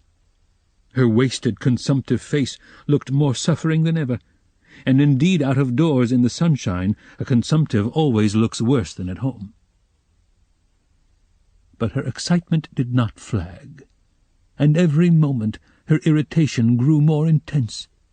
She rushed at the children, shouted at them, coaxed them, told them before the crowd how to dance and what to sing, began explaining to them why it was necessary, and, driven to desperation by their not understanding, beat them. Then she would make a rush at the crowd. If she noticed any decently dressed person stopping to look, she immediately appealed to him to see what these children from a genteel, one may say aristocratic house, had been brought to. If she heard laughter or jeering in the crowd, she would rush at once at the scoffers and begin squabbling with them. Some people laughed, others shook their heads, but everyone felt curious at the sight of the madwoman with the frightened children. The frying pan of which Lebeziatnikov had spoken was not there. At least Raskolnikov didn't see it. But instead of rapping on the pan, Katerina Ivanovna began clapping her wasted hands, when she made Lida and Kolya dance and Polyenka sing. She too joined in the singing, but broke down at the second note with a fearful cough, which made her curse in despair and even shed tears. What made her most furious was the weeping and terror of Kolya and Lida. Some effort had been made to dress the children up as street singers are dressed. The boy had on a turban made of something red and white to look like a Turk. There had been no costume for Lida. She simply had a red knitted cap, or rather a nightcap that had belonged to Marmeladov, decorated with a broken piece of white ostrich feather, which had been Katerina Ivanovna's grandmother's and had been preserved as a family possession. Polyenka was in her everyday dress. She looked in timid perplexity at her mother, and kept at her side, hiding her tears. She dimly realized her mother's condition and looked uneasily about her. She was terribly frightened of the street and the crowd. Sonia followed Katerina Ivanovna, weeping and beseeching her to return home. But Katerina Ivanovna was not to be persuaded. "Leave off, Sonia! Leave off!" she shouted, speaking fast, panting and coughing. "You don't know what you ask. You are like a child. I've told you before that I am not coming back to that drunken German. Let everyone, let all Petersburg see the children begging in the streets, though their father was an honorable man who served all his life in truth and fidelity, and one may say died in the service." Katerina Ivanovna had by now invented this fantastic story and thoroughly believed it. "Let that wretch of a general see it. And you are silly, Sonia. What have we to eat? Tell me that. We have worried you enough. I won't go on so. Ah, Rodion Romanovich, is that you?" she cried, seeing Raskolnikov and rushing up to him. "Explain to this silly girl, please, that nothing better could be done. Even organ grinders earn their living, and everyone will see at once that we are different, that we are an honorable and bereaved family reduced to beggary. And that general will lose his post, you'll see. We shall perform under his windows every day, and if the Tsar drives by, I'll fall on my knees. Put the children before me, show them to him, and say, 'Defend us, Father.' He is the father of the fatherless. He is merciful. He'll protect us, you'll see, and that wretch of a general, Lida, tenez-vous droit. Kolya, you'll dance again. Why are you whimpering again? What are you afraid of, stupid? Goodness, what am I to do with them, Rodion Romanovich? If you only knew how stupid they are. What's one to do with such children? And she, almost crying herself, which did not stop her uninterrupted rapid flow of talk, pointed to the crying children. Raskolnikov tried to persuade her to go home, and even said, hoping to work on her vanity, that it was unseemly for her to be wandering about the streets like an organ-grinder, as she was intending to become the principal of a boarding school. This ends Disc 16.